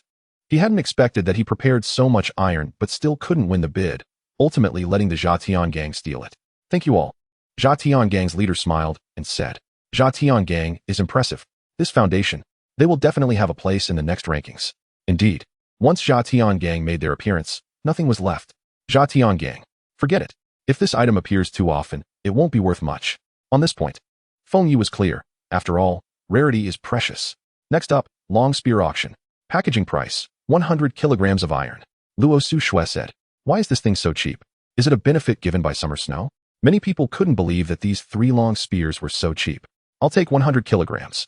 I bid 150 kilograms, said the strongest man on the surface. Damn, it's right at the throat. This is too much. The final bid for the long spear was won by the strongest man on the surface for 150 kilograms of iron. Quality hardwood, 5 pieces together, 300 kilograms of iron. As soon as Luo Su Shui finished speaking, someone immediately placed a bid. 350 kilograms. What is this thing even for? I don't know. It seems to be used for making boats. What? This thing is actually boat-making material. My goodness. This is serious. When Emperor Qin saw someone say this, it was no longer meaningful to keep it hidden. 500 kilograms. Emperor Qin directly placed a bid. 700 kilograms. The Straw Hat confidently placed a bid. 1,000 kilograms. Said a traveler. Brother, I found it. The Straw Hat needs quality hardwood. What? They actually need quality hardwood? What is this even for? Zhang Ai said in disbelief. It's said to be essential material for making boats. We have this stuff here. I'll go talk to the Straw Hat. Hello, Straw Hat owner. I am from the Zhang AI organization. I heard you need quality hardwood. At this moment, the Straw Hat saw that the quality hardwood had already been raised to 2,000 kilograms of iron, making him feel a bit toothache. He didn't understand how these guys managed to gather so much iron, especially that person called Traveler. At this time, he noticed a private message from someone talking to him. At first, he didn't pay attention, but this person kept talking. The Straw Hat opened it and saw that a member of Zhang AI was messaging him. Brother Straw Hat, I have quality hardwood. Zhang AI didn't beat around the bush. You have. The Straw Hat felt a bit incredulous. I do, but not much, about 3 pieces. Zhang AI said. 3. The Straw Hat couldn't believe it. He only needed 2. Let's discuss a price. The Straw Hat thought Zhang AI contacted him now to make some profit. No, I want to cooperate with Brother Straw Hat. Zhang AI said. Cooperate? The Straw Hat hesitated. Although the temptation of hardwood was great, if he got involved with this guy, it would mean declaring himself on the opposite side of summer snow. Brother Straw Hat, I can give you quality hardwood for free, but you need to be our backing. Chapter 71, each with their own agenda. The Straw Hat glanced at the current auction price for hardwood, which had already reached 3,000 kilograms of iron. This price made anyone who saw it gasp. Obviously, everyone knew the utility of a boat. Once this item was auctioned off, it would enter the sea and allow for more resources to be obtained. The Straw Hat was now in a dilemma. Although he had the strength to bid 3,000 kilograms, it would mean a huge loss for him. Moreover, 3,000 wasn't the final price. Everyone, there is now a question. The Zhang AI organization has quality hardwood, and they can give it to us for free. But the requirement is to cooperate with us. The Straw Hat said, yes, the price of this quality hardwood is too high. Why not take it for free? I'll take it. Let's completely sever ties with summer snow, said the Straw Hat. Damn, that woman is no good either, now that she's with that leaf wind guy. Once the boat is done, the first to be eliminated will be them. Now severing ties with summer snow isn't a good decision. Indeed, but I want that hardwood too. This is actually a good idea. With a boat, I won't fear a bitch. The Straw Hat said viciously. I see Emperor Qin also needs hardwood. Let's see if he has any extra hardwood, and we can collaborate with him. I'll go ask Zhang AI. I feel like this kid hasn't brought everything out. At this moment, Zhang AI was about to give up, feeling a bit unwilling. He hadn't expected to be ruined by a woman. 3 pieces of quality hardwood is not enough. The Straw Hat said to Zhang AI. What does Brother Straw Hat mean? Zhang AI asked. 3 is not enough to make a boat. I'll be honest with you. If the boat can't be made, severing ties with summer snow won't do me any good. And summer snow will still have hardwood, said the Straw Hat. Then how many do you want? Zhang AI knew this was negotiable. How many do you have? The Straw Hat countered. Zhang AI thought for a moment and said, I only have 4 pieces. I don't have any more. Seeing this, the Straw Hat couldn't help but smile. He originally wanted to bluff Zhang AI, but didn't expect to actually get something. Understood. Zong AI realized the Straw Hat had agreed. Subsequently, Zong AI traded the hardwood to the Straw Hat. The Straw Hat looked at the 4 pieces of hardwood, feeling it was somewhat unreal. These 4 were quite valuable. Take good care of your people. Don't talk too much for now. The Straw Hat said. Understood, I'll let them know. At this moment, Zong AI sighed in relief. Although the Straw Hat had agreed, Zong AI knew that improving his own strength was the most important thing. Record all the people who participated in today's hardwood auction. I want to have a good talk with them. Zong AI still had some quality hardwood left, about 10 pieces. In the chat system, the price of quality hardwood had already reached the terrifying amount of 4,000 kilograms of iron. The Straw Hat noticed that Emperor Qin's bidding was somewhat unstable, so he directly initiated a private chat with Emperor Qin. How about we collaborate? The Straw Hat sent. Collaborate? What chips do you have to work with me? Emperor Qin said in a condescending manner. The Straw Hat didn't mind Emperor Qin's attitude. After all, this guy was like that. I have extra hardwood. How about this chip? The Straw Hat said. It seems you are already ready to sever ties with Summer Snow. Emperor Qin said directly. Talking to smart people is painful. Although the quality hardwood is very tempting to me, severing ties with Summer Snow is not a good choice. Emperor Qin said. You also see the price of this quality hardwood has reached this amount, and it may not even be auctioned off. I have it readily available, and you will definitely have it too. Moreover, cooperating with me seems to benefit you. I need allies. You need quality hardwood, and with your strength. Would you still fear Summer Snow? The Straw Hat said. It seems like I'm the one profiting no matter how I look at it. Are you so willing to suffer losses, Straw Hat? Emperor Qin said. The role of interests is mutual. Moreover, I don't think I'm at a loss. On the contrary, I think I've gained a powerful ally. The Straw Hat said. The first emperor knew that the hardwood from Straw Hat had just been obtained, but he was unaware of the method used. Moreover, the stakes offered by Straw Hat were substantial, and since he would eventually be opposing Yi Feng and the others, it was better to agree to this ally. If the opportunity arose, he could eliminate him. Good. That's a decent stake. I agree, the first emperor said with a smile. I believe that in due time, we will meet. Straw Hat replied. I look forward to that day. The two had their own agendas while working together. Soon, Straw Hat traded 2 pieces of fine hardwood to the first emperor, who immediately issued orders to prepare for sailing the seas. Meanwhile, Zong AI Yishao continued to search for his allies and planned to find a ship blueprint, knowing he couldn't stay here forever as it was too passive. At this time, various forces began to plot in secret. In the chat system, the price of hardwood skyrocketed, and everyone wanted to seize this opportunity. Some even began preparing to collaborate to bid on the hardwood. Naturally, Feng Yi and his group wouldn't concern themselves with such matters. Once they secured it, they could do whatever they wanted with the iron. At this point, Feng Yi had not yet noticed the small moves of some people, nor did he know that some had already set their sights on him. At the same time, Feng Yi wasn't afraid of being targeted since it wouldn't be easy for them to find him anyway. Feng Yi speculated that even with a ship, the sea wouldn't be peaceful, as the deep sea was even more mysterious than land. Therefore, he wasn't in a hurry to build his yacht, especially since the materials needed were quite rare. The sea would inevitably limit his actions. It was better to develop the island honestly. Chapter 72. Huge Gains. Feng Yi actually hoped someone would come to fight him, as he always welcomed those who brought him supplies. Plus, he could test the power of the crossbow and see what kind of lethality this big guy could cause. In the chat system, the price of fine hardwood had reached 5,000 kilograms, offered by a traveler. Who was this traveler to offer such a price? 5,000 kilograms. Everyone found it terrifying. Surely this bid wouldn't be without iron for delivery. In a moment, when I win the bid, you'll know whether I have it or not. The traveler responded to the doubts of other survivors. Wow, this must be a hidden big shot, taking out so much iron at once. Next time, he'll definitely be in the top 3 on the leaderboard. I suspect the next leaderboard first place will still be Yi Feng. Absolutely.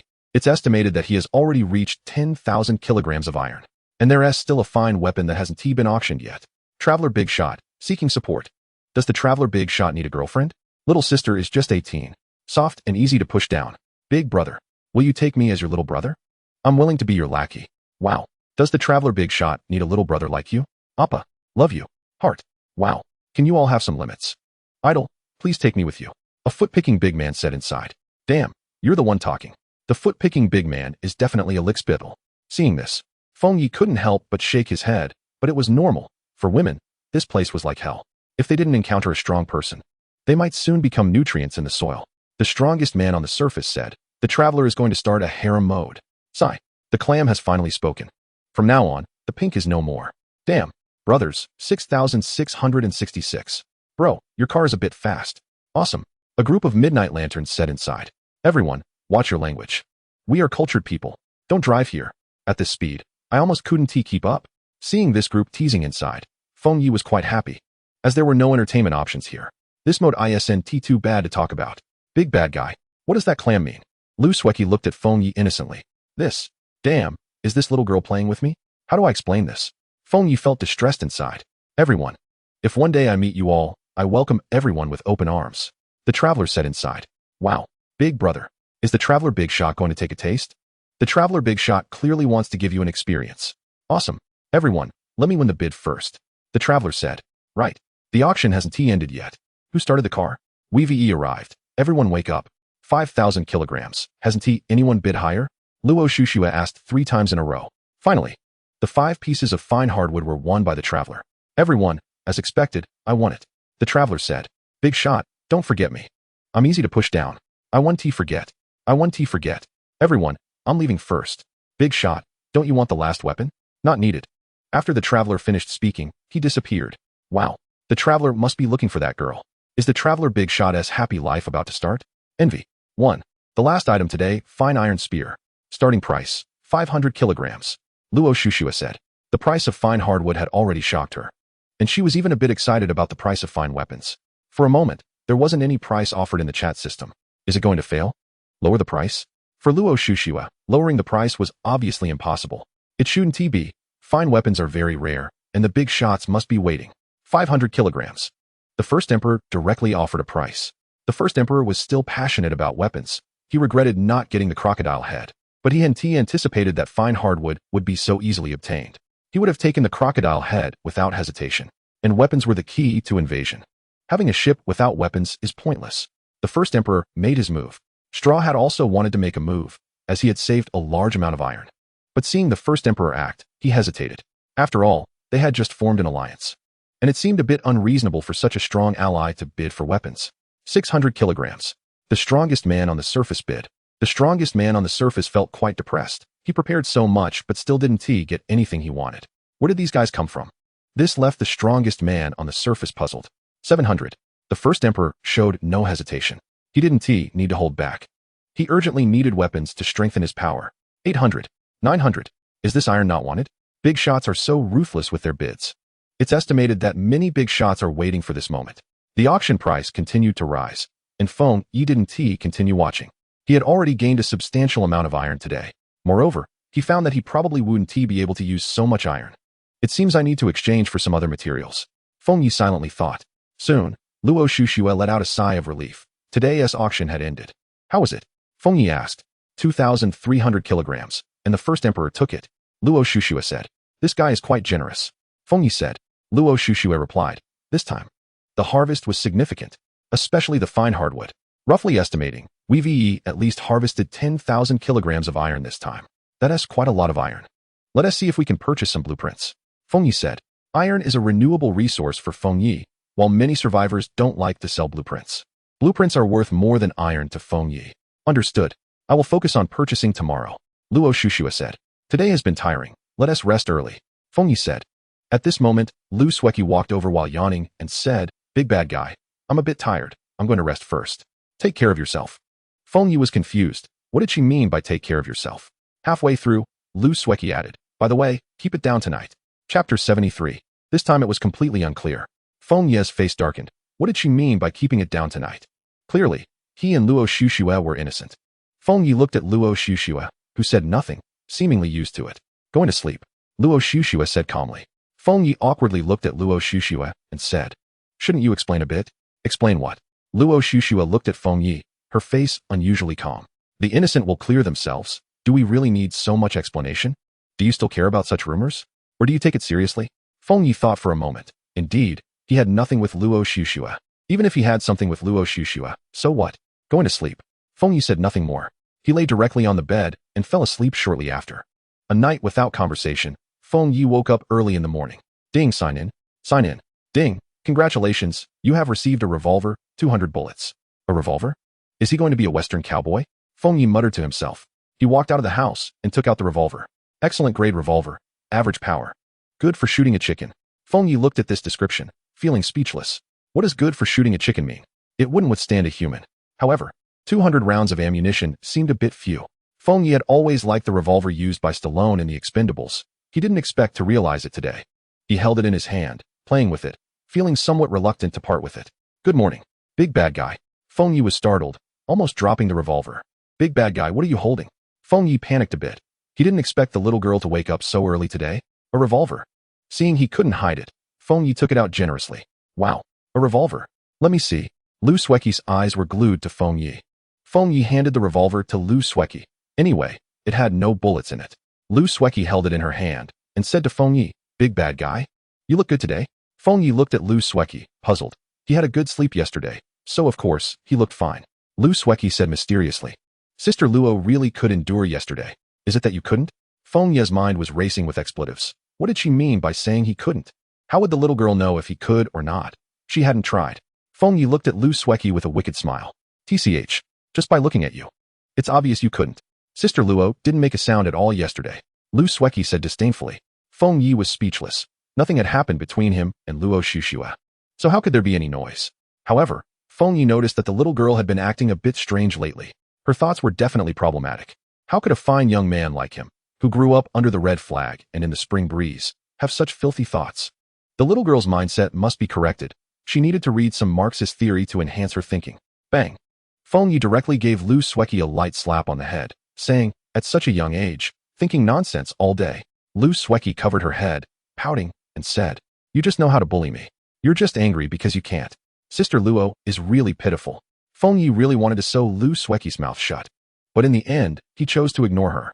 Ignoring was quite effective against Lu Sueki. Seeing Feng Yi going to cook and ignoring her, Lu Sueki turned and entered the house. Seeing Luo Shushua still lying in bed, she directly woke her up. Luo Shushua woke up groggily, looking at Lu Sueki, feeling speechless. Was it really so hard to get a good sleep? Luo Shushua was surprised that Lu Sueki had woken up so early. This was unusual. Sueki, why are you up so early today? Luo Shushua asked sleepily. I went to bed a bit early yesterday, so naturally, I woke up early. Lu Sueki said. All right, wait for me, I'll get up. Luo Shushua realized she couldn't sleep anymore and had to get up. Sister Luo, did you sleep late yesterday? Not really. I told you. The big bad guy can't do it. He won't admit it. I need to find something to help him. Lu Sueki said quietly. Sueki, what are you talking about? Luo Shushua asked. Sister Luo, I'll help you make the bed. Lu Sueki said with a smile. Can you? It's just making the bed. Sister Luo, you just watch. At this moment, Lu Sueki directly opened the quilt, and suddenly, she saw a box inside the bed. Lu Sueki took the box, and her face immediately turned red. Luo Shushua saw the box in Lu Sueki's hand and knew it was bad. Now it was impossible to explain clearly. Lu Sueki saw the box was open and looked at Luo Shushua meaningfully. Sueki, it's not what you think. Luo Shushua was also panicking at this moment. Sister Luo, you don't need to explain. I understand. I understand. I definitely won't speak carelessly. Luo Shushua was a bit speechless. She thought hiding this thing under the bed would be safe, but she didn't expect it to be discovered by Lu Sueki. Sister Luo, is the big bad guy not capable? Lu Sueki asked curiously. Immediately, Luo Shushua's face turned red. How would she know if he was capable or not? She had never used it. How would I know? You can ask him. Luo Shushua said. Oh, it's time to eat. At this moment, Feng Yi shouted from outside. Sister Luo, go eat first. Lu Sueki naturally wouldn't continue holding the little umbrella. She didn't need it. Arriving at the table, Lu Sueki looked at Feng Yi curiously. Luo Shushua also didn't say a word today. The atmosphere was quite strange. What's wrong with you two today? Nothing much. Lu Sueki said while eating. And you? Feng Yi looked at Luo Shushua. I just woke up early. Luo Shushua said, looking down. Oh, then after eating, you can take a nap. There shouldn't be anything today. If there is, the little girl can handle it. Feng Yi said while eating. Lu Sueki felt a bit black-lined. This was really biased. I protest. Lu Sueki said angrily. Protest invalid. Humph. The big bad guy is biased. Lu Sueki said. I want to. I'm fine. Luo Shushua said. Okay, you take care of your rest. Anyway, there's the little girl. Night Shadow, and I will continue building the wall today, Feng Yi said.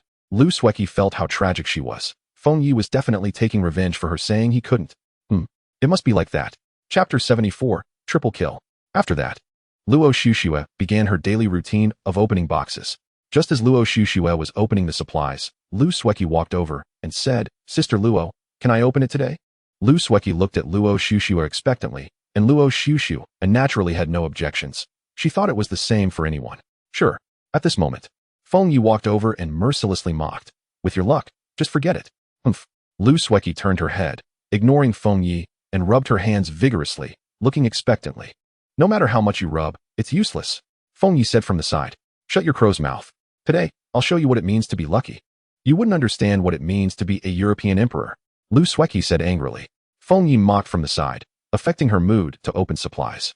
Who? Lu Sueki exhaled a breath of foul air. You're raising the clear air and sinking the turbid air. If you let out another fart, it'll all collapse. You're disturbing my mindset. You must die, Lu Sueki said angrily, making a killing gesture with her hand. Little girl, you're the one being unkind first. Feng Yi thought to himself, clearly very concerned about what the little girl said about him not being capable. Just watch. Lu Sueki opened the first supply box with great anticipation, and when she looked inside, her face instantly darkened. What is this? Luo Shushua also curiously looked over. Lu Sueki took out an item from inside, and surprisingly, it was something cartoonish. Feng Yi couldn't help but laugh out loud upon seeing it. Feng Yi usually wouldn't laugh unless he couldn't hold it back. Little girl, I have to say this really suits your age. Feng Yi mocked mercilessly. Lu Sueki pouted and looked at it, repeatedly muttering, this isn't scientific. Little girl, this is very scientific, suitable for your age, but not for your size. Humph. It must be because you, the unlucky one, are beside me. Otherwise, I would definitely be able to get something good. Lu Sueki said. You're clearly shirking responsibility. It's obvious you can't do it. Lu Sueki took a deep breath, ready to find her rhythm, convinced that this time it would work. No need to be so troublesome. Just open it quickly. Time is tight. No matter how prepared you are, the result will still be the same. Wishes are beautiful, but the process is tortuous. And the result is impossible. Poor child, you should wake up. The result you want is impossible to achieve. Luo Shueshua watched Feng Yi talk nonstop beside her. Also a bit surprised at what was going on with him today. You're talking a lot today, Luo Shueshua commented. Lu Sueki had a black line on her face. This guy must be retaliating against her, and she absolutely couldn't get angry. Getting angry would mean losing. Just wait. I will slap your face hard. Until it's swollen. I look forward to that. Feng Yi said, then stopped talking. Sometimes knowing when to stop is the best effect. Otherwise, the little girl would become immune to her own trash talk. Lu Sueki nervously opened the second supply box. Upon seeing what was inside, Lu Sueki felt completely defeated. Feng Yi walked over to take a look and couldn't help but laugh even harder this time. It was still cartoonish, but it looked significantly larger. Your luck is quite good. The last one was too small. This time it's enough. Feng Yi said. You. Lu Sueki was utterly speechless. Her mindset completely collapsed. Was her luck really this bad? She began to deeply question herself. Luo Shueshua also felt a bit sympathetic towards Lu Sueki, but she didn't know how to say it. It had happened twice in a row. Double kill. Congratulations, little girl. This could probably go down in history. Big bad guy. Did you secretly tamper with it? Lu Sueki looked at Feng Yi with suspicion. She believed it was impossible to get the same item twice in a row. Feng Yi replied, little girl. You can eat whatever you want, but don't say whatever you want. How could I have tampered with it? It must have been when you were cooking breakfast this morning. Lu Sueki asserted confidently. I didn't even know you were going to open supplies, and besides, I don't have that kind of free time. If your luck is bad, don't try to argue, Feng Yi said. At this moment, Luo Shueshua also had some doubts about whether Feng Yi had tampered with it, but after thinking about it, she felt it was impossible. After all, it was always her who opened supplies, and Feng Yi wouldn't gross himself out. This much Luo Shueshua was very sure of. The only explanation now was that Lu Sueki's luck was genuinely terrible. Could it really be that my luck is bad? Lu Sueki began to doubt her own luck. But the facts were right in front of her, making it hard not to believe. Little girl, it seems your luck is really bad. 2 consecutive boxes with the same item. I don't know what else to say. Feng Yi said, throwing in some sarcasm. Isn't someone's luck the same? You still have the nerve to talk about me. Lu Sueki retorted. No. Don't misunderstand. My luck is awesome today. I've already started with a revolver. Feng Yi shook the revolver in his hand, looking smug. Humph. Isn't it just a pistol? I can do it too. I'm watching. Little girl. How about this? Let us make a bet. Let us bet on your luck this time. Feng Yi said with a smile. Lu Sueki looked at Feng Yi, who was smiling, and felt that nothing good would come of it. So she decisively refused. You're so sly. I won't bet with you. This surprised Feng Yi. This little girl wasn't following the script. Shouldn't she say, let us bet? At this moment. So timid. I'm willing. You can't control that. Besides, betting with a big bad guy like you will definitely lead to a loss. I've seen plenty of examples. Lu Sueki said. If you don't want to bet, then forget it. I want to see what else you can open. Feng Yi said, a bit disappointed. Humph. Lu Sueki opened the supply box again, this time feeling confident that she would definitely get something good. But when she saw it, she was completely stunned. Feng Yi curiously walked over, as he also didn't know what would come out. Feng Yi burst into laughter, feeling that something was off. But the facts were right in front of him. Triple kill. Beautiful. Luo Shueshue saw Feng Yi's expression and realized that it wasn't Feng Yi tampering with it. It was really Lu Sueki's luck that was poor. Phew. Lu Sueki saw this and suddenly felt relieved that she hadn't bet with Feng Yi earlier, otherwise she would have lost. I really am a little clever girl. Chapter 75. Who writes a diary seriously? Feng Yi walked over to Lu Sueki and patted her shoulder, saying, "Don't be discouraged, there will be more chances in the future." Lu Sueki didn't expect Feng Yi to comfort her. She thought he would mock her. "Compared to me, you're still a bit lacking." After saying that, Feng Yi slowly left, leaving Lu Sueki with his back. "Show off," Lu Sueki said to Feng Yi's back. She definitely thought too much. How could a big bad guy like Feng Yi comfort her? Luo Shueshue, watching from the side, also felt it was somewhat unreal, but the facts were right in front of her. There will be more opportunities tomorrow. Luo Shueshue could only say that. Lu Sueki felt like crying without tears. What was wrong with her luck today? Why was it so bad? Looking at 3 identical items, Lu Sueki wanted to throw them away, but with supplies so scarce here, she tearfully put them away. Feng Yi pedaled the tricycle to the beach to collect today's supplies, as this was part of his daily routine. As for the fishing rod, Feng Yi planned to fish personally. The sea wasn't too calm right now, and although Luo Shueshue had martial artist strength, she still didn't know how to utilize it. If danger arose, it would be a loss rather than a gain. Supplies are small, but human safety is the most important. Luo Shueshue saw that Feng Yi went to the beach without calling her and, knowing Feng Yi's thoughts, didn't dwell on it. At that moment, Feng Yi noticed Night Shadow building a wall nearby, greeted him, and then walked towards the beach. He couldn't help but sigh. It's great to have a helper. Upon arriving at the beach, Feng Yi pulled out the fish trap, which caught some fish and shrimp. Nothing extraordinary. Then, Feng Yi began to fish with the rod. Before long, 5 boxes were pulled up, and Feng Yi opened them one by one. Glass 20, wire 500, surveillance design blueprint, beer 50, cola 50. High-quality glass, relatively hard glass. Said to be bulletproof, made in Huaxia, definitely a fine product. The wire was still ordinary wire, nothing special about it. Perfect surveillance design blueprint. Requires 10 kilograms of iron, 5 kilograms of copper, 500 wire, 10 plastic, smart motherboard, monitor, hard drive. Upon seeing this, Feng Yi couldn't help but feel happy. He could gather the earlier materials. But it seemed like his survival shop didn't have the monitor and hard drive. Once these items were manufactured, he could constantly see what was happening in other places, providing greater security for himself. However, for now, it would have to be set aside. Beer. Ordinary beer, nothing special about it. Although Feng Yi wasn't particularly fond of alcohol, he knew that to relieve worries, there's only Kong. This stuff is a magical stress reliever. Coke, regular Coke, known as the happy drink for chubby guys. Not bad, not bad. Feng Yi was very satisfied with the things he caught today. Each one was quite good, especially the perfect monitoring, which must be done as soon as possible. This way, the husky can also rest. Back at the camp, Lu Sueki was fiddling with weapon molds, which made Feng Yi feel quite pleased.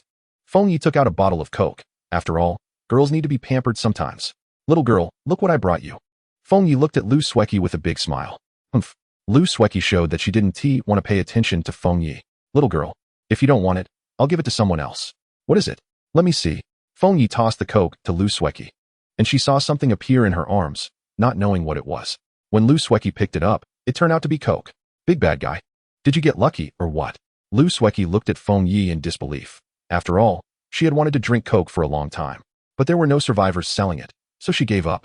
When luck is on your side, nothing can stop it. Pour it into a cup. Lu Sueki opened it directly and took a sip, feeling very satisfied. If only it were cold. Lu Sueki couldn't help but sigh. Just put it in cold water for a while, and it'll be cold. Right. How did I not think of that? With your IQ, it still needs improvement. Humph. I'm done talking to you. I'm going to chill the Coke. Feng Yi put the supplies aside, not noticing Luo Shueshue, and didn't care, after all. Luo Shueshue wouldn't run far. He needed to go fix the wall now. Feng Yi arrived at the wall and found that Night Shadow was moving very quickly. In such a short time, he had already completed more than half. Did you do all this? Feng Yi said, somewhat incredulous. Night Shadow nodded without saying anything, and Feng Yi gave him a thumbs up. Then, Feng Yi joined in the wall building action. After a morning, the wall was completed, and Feng Yi tested it. The wall was very sturdy, and even if they encountered large beasts, there would be no problem. Feng Yi found that after working all morning, he didn't feel tired at all, not even sweating. Night Shadow was the same. Don't you feel tired? Feng Yi asked curiously. As a grandmaster, would I feel tired from this little bit of labor? Night Shadow countered. At that moment, Feng Yi realized he had asked a pointless question. Both he and Night Shadow were grandmasters, and such a level of labor was nothing. When he returned to the room, Feng Yi found that Luo Shueshue was not in the room. So he asked, "Little girl, where's your sister Luo?" "Oh, big bad guy. It's only been a morning, and you're already missing her. Where's your sister Luo?" Feng Yi chose to ignore Lu Sueki's trash talk. "I don't know, probably in the warehouse," Lu Sueki said. Feng Yi didn't pay attention to Lu Sueki anymore and walked to the warehouse, where he found Luo Shueshu counting supplies. "Working so hard," Feng Yi said with a smile. "What else can I do? Want to help me?" Luo Shueshu said irritably. "Forget it. I can't help with this," Feng Yi quickly said. "Sigh. If only I had paper and a pen, then I could record it accurately." Luo Shueshu said somewhat regretfully. She didn't have any when she was inside either. "I have." "You have? Why didn't you say so earlier?" "You didn't ask." "I thought this thing was useless all along," Feng Yi said with a smile. "Humph. Take it out. I want to record." Then, Feng Yi exchanged for 2 notebooks and 5 pens, 2 of which were markers, in the survival shop. Luo Shueshu looked at the notebooks Feng Yi brought over, which surprisingly had some cartoon characters on them. "I didn't expect you to have a childlike heart." This, Feng Yi was somewhat speechless. How could the things he exchanged be like this? It must be that little girl's stuff in the morning that affected me, Feng Yi thought to himself. This thing should be nice for writing a diary. Feng Yi suddenly said, "You write a diary?" Luo Shueshu said in surprise. "I don't write diaries." "What serious person writes a diary?" "Just a sudden feeling," Feng Yi said. "Why doesn't a serious person write a diary?" Luo Shueshu looked at Feng Yi with curiosity. As she herself wrote a diary, she liked to record what happened to her that day, whether good or bad. Just think about it. Who can write their innermost thoughts in a diary? Can you? "I can't," Luo Shueshu said. "Is what you write still called innermost thoughts?" Luo Shueshu shook her head, looking at Feng Yi with curiosity. "Do you understand now?" Luo Shueshu secretly vowed that she would never write a diary again unless she couldn't help it.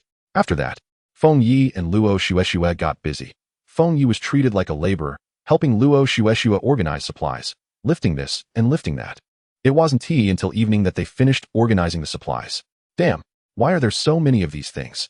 Although Feng Yi wasn't tired, moving them around was quite a headache. Having so many things is not a good thing. Luo Shueshu gave Feng Yi a big eye roll. "I was just lamenting. At this rate, the supplies will soon fill up the entire yard," Luo Shueshu said. "It seems we need to find a place specifically for the supplies." "Yeah, I think it's best to build one next to our yard." Tomorrow, I'll start building with Night Shadow. It should be done in a day." "Okay. There are too many supplies, so I want to list them all for you. You can go cook now." Feng Yi's head was buzzing. Even the landlord's donkey wasn't worked this hard. Can't he rest for a while? The capable take on more work. Luo Shueshu said lazily. "I guess you were definitely a strict boss before." "I treat my employees very well," Luo Shueshu said. "I can't tell. Being your employee must mean working overtime often." "Not at all. Normal working hours, no overtime." "So good. Then you don't count as my employee. This workload is a small matter for you." "Not human," Feng Yi thought to himself. "Go cook." After saying that, Luo Shueshu walked away, and Feng Yi walked dejectedly into the kitchen to start cooking. "No way. I must find a partner who can cook," Feng Yi secretly vowed. He had done enough cooking already. At that moment, Lu Sueki peeked her little head and looked at Feng Yi, saying, "Big bad guy, what delicious food are you making today? Just make something." "Brother Feng Yi, can I order food?" Lu Sueki looked at Feng Yi expectantly. "No." Feng Yi directly refused, leaving no room for negotiation. "Brother Feng Yi." Lu Sueki hugged Feng Yi's arm, shaking it repeatedly and rubbing against him. Damn, not this trick again. Feng Yi thought to himself. This tactic is really too powerful. Feng Yi was almost unable to resist. "Stop, stop, stop, let go first. Brother Feng Yi, if you don't agree to me, I want to let go." Feng Yi felt somewhat helpless. How did this little girl start being unreasonable with him? "Fine, I agree to you, is that okay?" Feng Yi was indeed a bit scared, afraid he wouldn't be able to hold out. "Great. Big bad guy, I want sweet and sour pork and braised ribs." "Stop, stop, stop.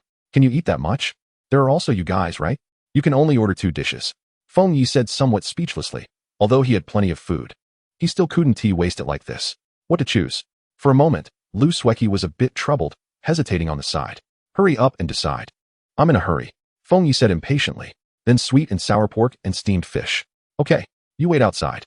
After a while, Feng Yi finished cooking and called Luo Shueshu and the others to come eat. After dinner, Feng Yi sent the little girl to wash the dishes. Lu Sueki said unwillingly, "Big bad guy, didn't you say I wouldn't have to wash dishes in the future? I've decided today to train you well. You still have to wash these dishes." Feng Yi originally thought he didn't have many bowls, but today while organizing supplies, he discovered he had quite a lot. Now he isn't afraid of breaking any bowls. "Aren't you afraid I'll ruin all the bowls?" "It's fine, if you break one today. You'll just eat a little less rice in the future. Isn't that simple? What if I don't wash them? Then you won't be able to eat in the future." You're such a bad guy. Are you joking with me? How could I not eat? You started the joke first. From now on, these bowls are yours to wash. Otherwise, you won't have any food. Poor child, you'll starve in the future. I heard that people who starve to death are very scary. Lu Sueki felt like crying without tears, wondering what she did wrong to deserve such punishment. Is it really necessary to punish myself for just speaking the truth? Now even the truth can't be spoken. I'll wash. Lu Sueki gritted her teeth and said angrily. Go ahead. Pikachu. Feng Yi quietly approached Luo Shushua from behind and found her writing something. The weather is great today, but I felt a bit uncomfortable this morning. Seems like my period is here. Luo Shushua, startled like a scared rabbit, quickly covered what she was writing. When did you get here? Luo Shushua asked nervously. Oh, I just arrived not long ago. Feng Yi replied. What did you see? Nothing. Phew. Luo Shushua breathed a sigh of relief. You actually write a diary. I can't believe it. But you said you didn't see anything, right? Luo Shushua looked at Feng Yi with some panic. Thank goodness. Thank goodness. Luo Shushua thought to herself. You should have said you were on your period earlier. I'll make you some brown sugar water. You should rest early today, Feng Yi said. MHM. Luo Shushua nodded gently. In the kitchen, Feng Yi saw Lu Sueki washing dishes while cursing him. Ahem. Feng Yi lightly coughed twice, and Lu Sueki immediately smiled and said, Brother Feng Yi, how do you think I wash the dishes? MHM. Not bad. Keep it up. Feng Yi stood there without any intention of leaving. Brother Feng Yi, aren't you leaving? I'm going to make some brown sugar water. Brown sugar water? Lu Sueki looked confused. Sister Luo is on her period. She needs to replenish. Chapter 76, Wildman Camp. You're biased, bad guy. I came too. Why don't I get this treatment? Lu Sueki pouted, dissatisfied. You're young. Tough. Lu Sueki had a black line on her face. What does being tough mean? She's also a delicate girl. Are you done washing? If you're done, hurry up and rest. I'm done. Lu Sueki looked puzzled. What happened? This bad guy is suppressing her. Humph. Lu Sueki turned and left, ignoring Feng Yi. Not long after, Feng Yi finished making the brown sugar water, filled 2 bowls, and handed one to Lu Sueki. This bad guy is not so bad after all. Lu Sueki thought happily. I made a bit too much. I'll give you some. You star. Lu Sueki, who had just felt a bit grateful, instantly wished she could tear Feng Yi apart. She gulped it down. Phew. So hot. Luo Shushua held the brown sugar water made by Feng Yi, feeling quite complex, and quietly said thank you. Drink it all. It will help a bit, and rest early. Luo Shushua took small sips of the brown sugar water. She used to dislike it, but this time it tasted exceptionally sweet. A night passed without a word. In the morning, Feng Yi stretched lazily, feeling like he hadn't slept well. This life is getting more and more comfortable. Ding. Sign in. Sign in. Congratulations. You've received an intelligent motherboard. The intelligent motherboard is quite good. Feng Yi couldn't believe it. An intelligent motherboard came out today.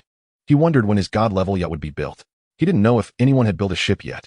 Now that he had the intelligent motherboard, he still lacked a display and a hard drive, while the monitoring equipment continued to gather dust on the side. Feng Yi began to make breakfast, and soon, others started waking up. Do you think that bad guy is dead? Lu Sueki pointed to the wild man not far away. No, we give him food every day. He won't die? Feng Yi replied without even looking. Feng Yi observed the wild man and realized he wasn't in good shape. He understood that this guy couldn't die, yet since they still needed him to lead the way. Feng Yi, the straw hat has already built the ship. Luo Shushua said. MHM, not bad, quite fast. Seeing Feng Ye's calm demeanor, Luo Shushua hesitated and said, Aren't you afraid he will attack us again? But it's better to be careful. After all, it's not that we're afraid of thieves stealing, but that we're afraid of thieves having intentions. Luo Shushua said. That's true, flies are indeed disgusting. However, even if they have a ship, they won't find us here easily. The sea is not as safe as land. That's true, but we still need to pay attention. MHM. Today you and the little girl shouldn't go anywhere. Night Shadow, and I will deal with the wild men. Okay, what about fishing? Alright, I'll gather some supplies in the camp today. MHM, the husky is kept for you. It's still very useful. It can sense danger first, especially for the little girl. Just stay in the camp. Got it. Lu Sueki said weakly. Feng Yi took out a revolver and handed it to Luo Shushua. You should practice with this. It's very effective against enemies. Don't you need this? No, and the wild men's weapons are very primitive. Alright then, I'll keep it for now. Feng Yi and Night Shadow took the wild man out of the camp.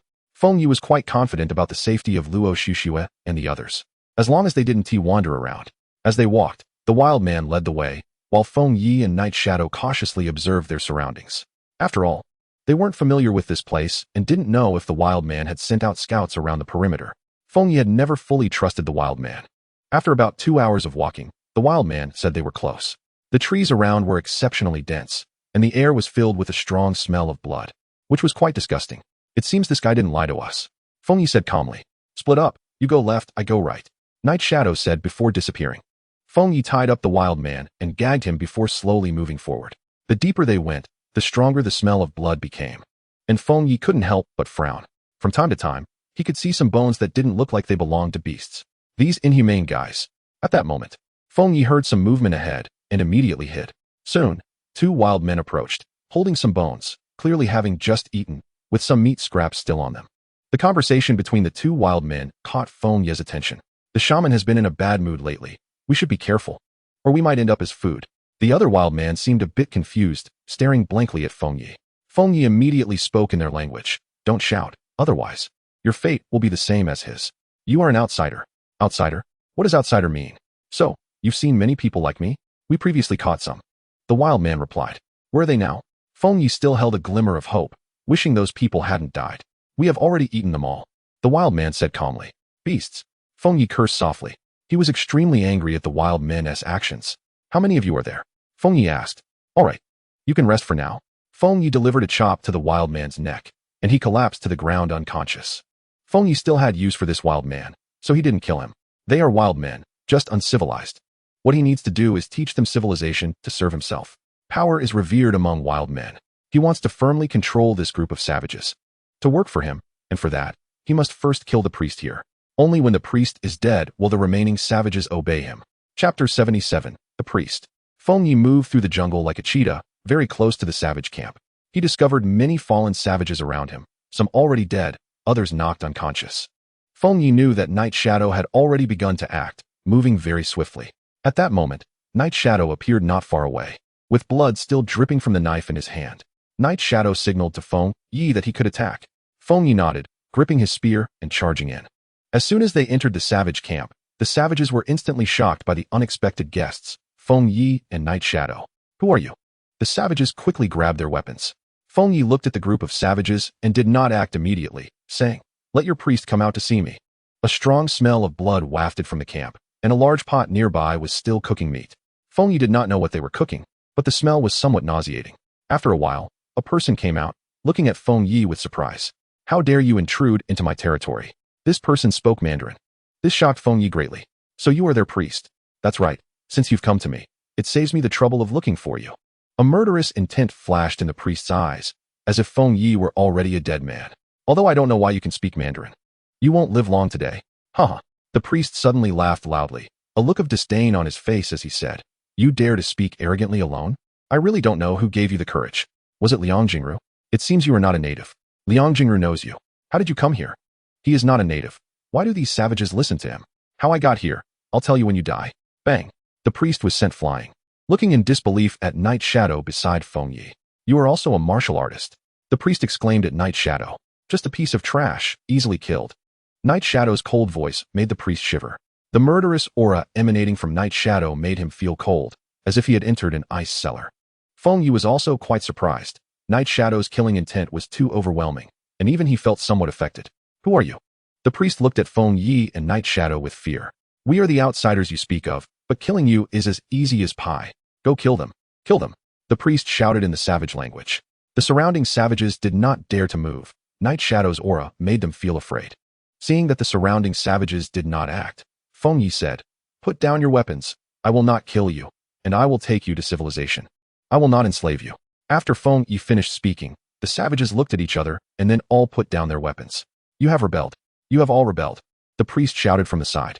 Now we should be able to have a good talk. You, an outsider, are worthy to talk to me. The priest shouted angrily. It seems I need to show you some color. Your mouth is quite hard. I wonder if your bones are hard as well. Night Shadow stepped forward and said, You don't need to. I will come. I have a method of interrogation that can make a person wish they were dead, and no one has been able to withstand it until now. At this moment, Night Shadow took out a packet of silver needles from somewhere. Feng Yi looked at Night Shadow curiously, thinking, could it be that Night Shadow also knows traditional medicine? Don't look at me like that. I don't know traditional medicine. And my silver needles only kill. Night Shadow said, I was just curious.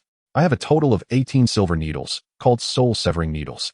Each needle will bring you immense pain. So far, no one has been able to withstand all 18 needles, and the strongest could only endure 10. After saying that, Night Shadow directly flicked out a silver needle, hitting a pressure point on the priest's body. The priest felt the silver needle hit his pressure point and did not feel a thing, laughing loudly. Your boastful attack. Before he could finish speaking, a painful expression appeared on the priest's face. What the hell? So magical. Feng Yi couldn't believe what he was seeing. This is the first needle. Every subsequent needle will be double the pain of the previous one. If you don't want to continue suffering this torment, you can tell us what we want to know. Night Shadow said. Impossible. I will not speak. The priest's forehead was already covered in cold sweat. That's right, a tough guy. I like tough guys like you. It makes things more interesting. Whoosh. Night Shadow flicked out another silver needle, which directly penetrated the priest's body. The priest immediately screamed in agony, while the nearby savages trembled in fear. After a while, the priest fell silent. Dead? No, just unconscious. Night Shadow said, shooting another silver needle into the priest's head, causing him to wake up instantly. Are you devils? Tell us what we want to know. Night Shadow's cold voice rang out. Don't think about passing out. I will keep you awake the entire time. Feel this pain. Feng Yi couldn't help but get goosebumps. This was more unbearable than being killed. Delusional, the priest said painfully, his face already starting to twist. That's right. This is getting more and more interesting. Whoosh. The third silver needle entered the priest's body, and the priest felt as if all the bones in his body had shattered. I don't understand what you're still holding out for. If you speak, you won't suffer this pain. You will be liberated. At this moment, the priest's eyes had lost all light, and he seemed to be in a stupor. I will speak. The priest's weak voice sounded. He could no longer endure the immense pain. If you had said this earlier, you wouldn't have had to suffer. Swipe. What do you want to know? He can speak now. Awesome. Feng Yi gave a thumbs up, genuinely admiring him. You can speak now. Who are you? How did you come here? Feng Yi asked. I am. The priest hadn't finished speaking before he began to foam at the mouth, convulsing all over, and fell dead. Dead. Feng Yi exclaimed. Poisoned to death. Night Shadow said, looking at the corpse. We're about to find out. This guy actually died just like that. Chapter 78. Subduing the savages. Poisoned to death? That's right. He had poison hidden in his teeth. The intense pain earlier caused him to bite through his teeth. Perhaps even he didn't know that he had poison hidden in them. Night Shadow said. Who was controlling him? Feng Yi fell into thought. It seemed there was an invisible hand manipulating everything. They came to this place, and someone was orchestrating it all. Everything was under the control of this invisible hand. However, no one had ever questioned it. In fact, everyone was too busy surviving to think about these things, as living was the most important thing. Faced with these questions, Feng Yi wanted to know the truth, but this truth seemed far away from him. The priest might have known something, but now he was dead, taking the secrets in his heart to the grave. At this moment, the nearby savages, seeing that the priest was dead, were filled with panic and did not dare to make any moves against Feng Yi and Night Shadow. What to do with these savages? Kill them all? Night Shadow said, looking at Feng Yi. Good. However, these savages still have their wildness. They are still quite dangerous. Night Shadow said, no worries. Even pet dogs were once wild. The principle is the same. At this moment, Feng Yi spoke to the group of savages. Your priest has been killed by me. And now you have two paths to choose from. The first is to submit to me. The second is to die. The sound of the wind leaf is not loud, but it is very penetrating. When the wild people heard it, they immediately knelt down and kept bowing to the wind leaf. You don't need to do this. What I need is your obedience. I hope this form does not appear again in the future, said the wind leaf. The wild people stopped their actions upon hearing this, but their eyes still looked at the wind leaf with fear. Now, bring all your tribesmen here. After the wind leaf finished speaking, the wild people gradually came forward, and soon the place was filled with wild people. The wind leaf counted and found a total of 40 wild people, including women and children, all dirty. Now, take your tools and throw away everything else. I will give you 5 minutes, said the wind leaf. The wild people immediately began to act quickly, and before long they had gathered their tools. The wind leaf glanced at them. They were all primitive tools. You should throw away your tools too. The wind leaf sighed, realizing that their tools were too outdated. He could provide them with better tools, making these useless. The wild people showed no hesitation, not even questioning the wind leaf, and directly discarded all their tools. Let's go. Then, the wind leaf set off with the wild people. His idea was simple, to use these wild people to form his combat strength. They would be located 500 meters from his camp, so they wouldn't disturb his daily life and could come to his aid at any time. 2 hours later, the wind leaf found a place and told them to set up their new camp here. He also asked Luoshu Shui and Lu Sweki to bring new tools. Big bad guy, will these wild people pose any danger to us? Lu Sweki was still filled with disgust for the wild people. They won't pose any danger to us, the wind leaf said, stroking Lu Sweki's head with a smile. Anyway, these wild people are not good things. Lu Sweki pouted. You can rest assured about this. They won't pose any danger to us, and they will be our subordinates in the future. They won't enter the camp but will guard outside, said the wind leaf.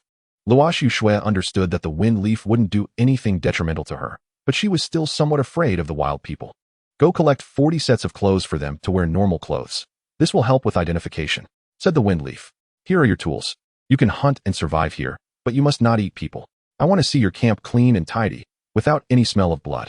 Do you understand? The wild people immediately shouted, understanding the wind leaf's meaning. Food was a significant issue for these wild people, but they could hunt for themselves. As long as they had weapons, hunting was instinctive for them, so the wind leaf didn't need to worry too much about food.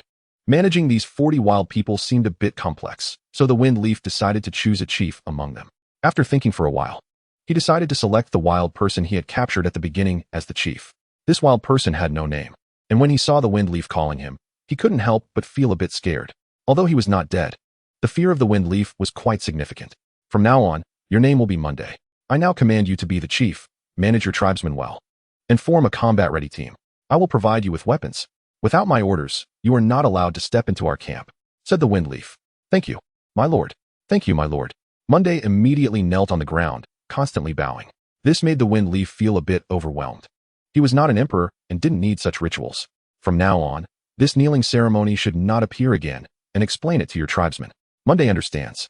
Although Monday didn't know the meaning of this name, it was bestowed upon him by the wind leaf and was something other tribesmen did not have. Then, Monday began to lead his tribesmen to build their camp. The wild people's actions were very skilled. Before long, one camp after another was built by the wild people. And by evening, they completed their camp. While the wild people were building the camp, the wind leaf did not stay there to watch, but went to the seaside to collect the fish traps, which contained more than 40 fish. With the use of the fishing rod, he also caught beer, cola, glass, hardwood, and a box of work clothes. The wind leaf opened the box and counted. There were more than 80 pieces of clothing, and they were very uniform. Since it was the first day and they had no food, the wind leaf decided to give them some fish to get through today, and they would hunt tomorrow.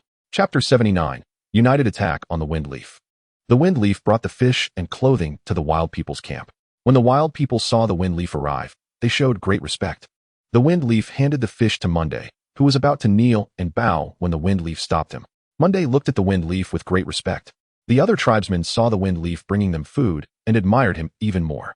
My lord, what is this? Monday pointed at the work clothes and asked.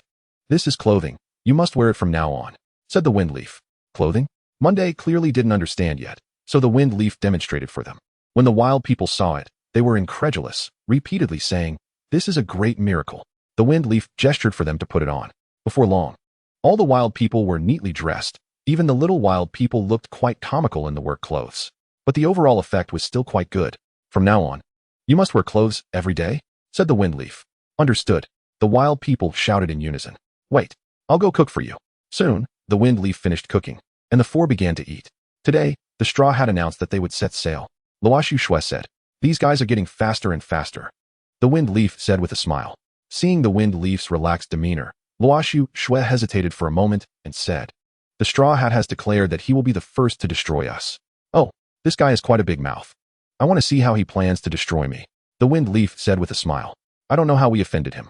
Luoxu Shui said, this guy wanted to cooperate with me before, but the price I offered was too high, and we parted ways unhappily. Plus, we severely suppressed the weapons he made. It's understandable that he resents us, said the wind leaf. But this guy is really weak. Lu Sweki said from the side. Even if we didn't offend him, wouldn't he come looking for us anyway? I guess they will still come looking for us. After all, the resources in our hands are recognized as abundant. If they take our resources, their resources will increase. Luoxu Shui said, that's right. As the saying goes, a common man is innocent, but a treasure may cause trouble. It's normal for them to want to share our resources. I suspect that not only the Straw Hat is interested in us, but other organizations are likely interested too, the wind leaf said with a smile. Before, the Straw Hat didn't have quality hardwood, but who provided him with quality hardwood? The quality hardwood of the Straw Hat was either bought at a high price, but that's obviously unlikely. If he had quality hardwood, auctioning would be the best way to maximize profits. Alternatively, someone might have provided it to him, and the purpose is simple, to unite. Unite? But they don't seem to be on the same island. Luoxu Shui said, this kind of union has many layers of meaning. Just like we sanction the Burial Love Organization. We can sanction them without having to act face to face. It's the same principle. Even if they are not on the same island, the resources on each island are different, which can also be called resource sharing, said the wind leaf. Resource sharing is temporary. A person like the Straw Hat, who has wild ambitions, now building ships, will surely cause trouble for some islands. He may even find people to cooperate with him in the future and swallow them without hesitation. Luoshu Shui said, "That's right. The Straw Hat goes to sea to gain greater benefits."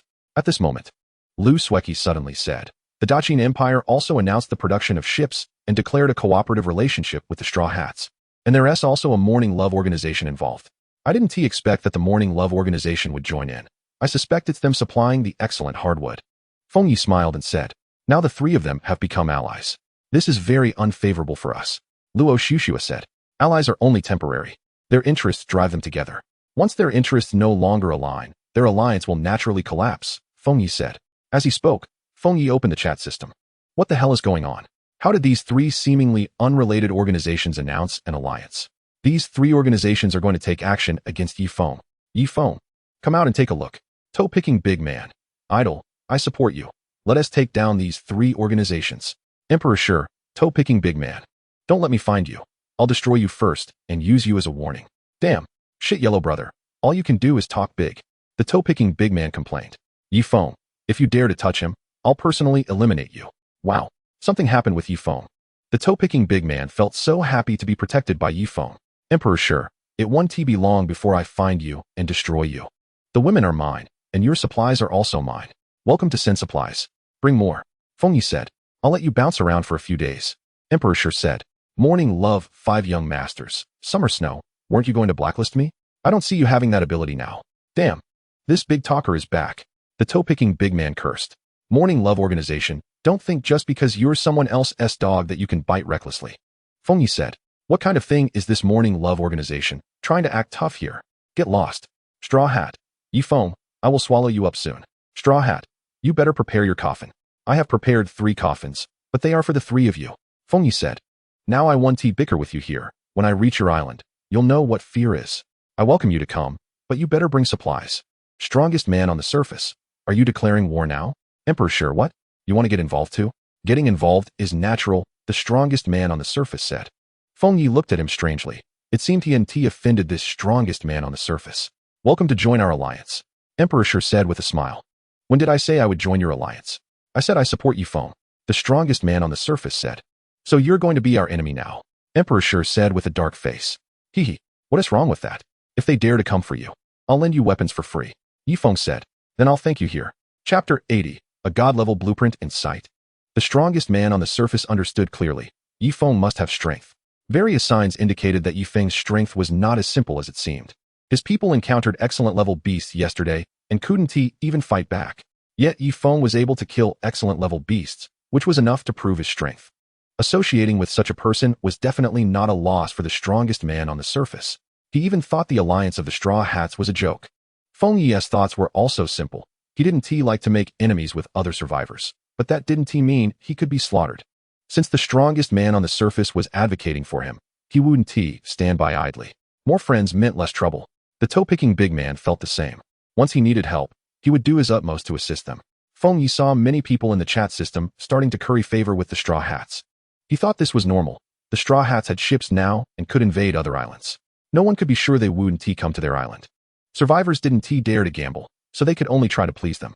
These guys are just opportunists. I should blacklist them all. Lu Sueki said angrily after seeing this. Their behavior is quite normal. After all, they also want to survive. If we blacklist them all, our business will decline. They're just trying to stay alive. Feng Yi said, that's true, but it's still infuriating to watch. This is a world for the strong. Their behavior is normal. Survival of the fittest. The weak who can't find a strong backing will ultimately become insignificant, like fallen leaves in autumn. So do we also need to accept this group of weak survivors? Lu Sueki asked. Not for now. The thoughts of survivors are too complicated and hard to manage. With the existence of wild men, there's no need to accept them. That's right. Humans are the most complex animals.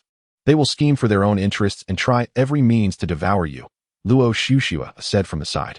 Therefore, I plan to base the island's power on these wild men, and there's not just one wild man tribe on this island. There should be 9 more like it. If we can subdue the remaining 9 tribes, our strength will become even greater. Moreover, wild men are easier to manage, which is why I'm keeping them. After all, we don't have enough manpower, and survivors aren't reliable.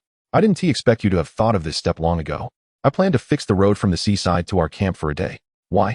Isn't it fine now? To get rich, one must first build roads. Luo Shushua said from the side. Right, once the road is fixed, Movement will be more convenient, and I'll build 2 watchtowers by the sea to place crossbows there. If anyone attacks, we can intercept them immediately. The crossbows are meant for siege. Keeping them in the camp is a waste. But fixing the road requires a lot of time. With these wild men, it'll be much easier to fix the road. They are ready-made labor. Luo Shushua said. We just need to provide them with enough food while they work on the road, and they won't be dissatisfied. Fengyi said. 40 wild men. How much food do we need each day? We'll prepare some, and they'll send out hunters, so we don't need too much food. Fengyi explained. Although Fengyi had accumulated some food before, it wouldn't last long, so it was still necessary to let the wild men hunt for themselves. By the way, I received the items you asked me to collect today? Luo Shushua suddenly remembered and said. Received? Fengyi was a bit incredulous. He thought this would be a matter of chance, not expecting it to arrive so quickly. Yeah, but the price was a bit high. I had to use a weapon to trade for it, Luo Shushua said. That's not expensive at all. We can get as many weapons as we want. But this item is different. There's no surplus, Fengyi said. What is this thing for? Lu Sueki asked, confused. With this monitor, we can make our safety much more secure, Fengyi said excitedly. He felt that they were getting closer to civilization, and the materials in the survivors' hands were becoming better. They were no longer just simple food or iron. I heard someone say today that someone has a god-level design blueprint. Luo Shushua finished. God-level design blueprint. Do you know what it is? Fengyi was shocked. This was a valuable item. No matter what it was, its quality would be god-level. It seems to be a vehicle, but no one can clarify. Luo Shushua said. If it's a vehicle, that would be amazing. This thing could accelerate movement on the island. Fengyi pondered. Clearly, Fengyi was very interested in this vehicle. He found the tricycle very labor-saving, let alone a car. But if it were a sports car, that would be a disaster, because it doesn't have much effect. But the problem is quite big. I will pay more attention recently to see if this person will appear again, Luo Shui said. She also understood the significance of the car. All right, pay more attention recently, and the little girl should pay attention too, to see what kind of car it is. The estimated price must be very high, Fengyi said. I don't think so. Cars can only be used on land, and only on the island. They are not as popular as boats, Luo Shui said. This is indeed the case, but with a boat, it can be taken away, and it is of divine level. I'm just afraid it can navigate in water. That's true. I will pay attention. Since this person has appeared before, they will definitely appear again, Luo Shui said. I hope we don't get beaten to it, Fengyi said. Let's hope so. But I believe the materials for making it can't be that simple, Luo Shui said. That's right. Even now our divine yacht materials are still incomplete, Fengyi said. If it can be made, it has value. If it can't be made, it's just waste paper. We still need to strive for it. After all, we still have a lot of materials in hand. Let's do our best. Divine blueprints are rare, and materials are even harder to come by. Even if we can't make it, we still know what materials are needed, which is good to keep an eye on. After all, some strange materials, no one knows what they can do or how valuable they are. That's right. We need to have a clear understanding so that we can make it when the time comes. Chapter 81, Muscle Fan. Let's stop here for today. Everyone go rest. After Fengyi finished speaking, he walked out of the house and immediately felt a chill. Why did the temperature suddenly drop? Fengyi muttered to himself. Behind him, Lu Sueki crossed her arms and said, It's clearly still summer. Why is it so cold?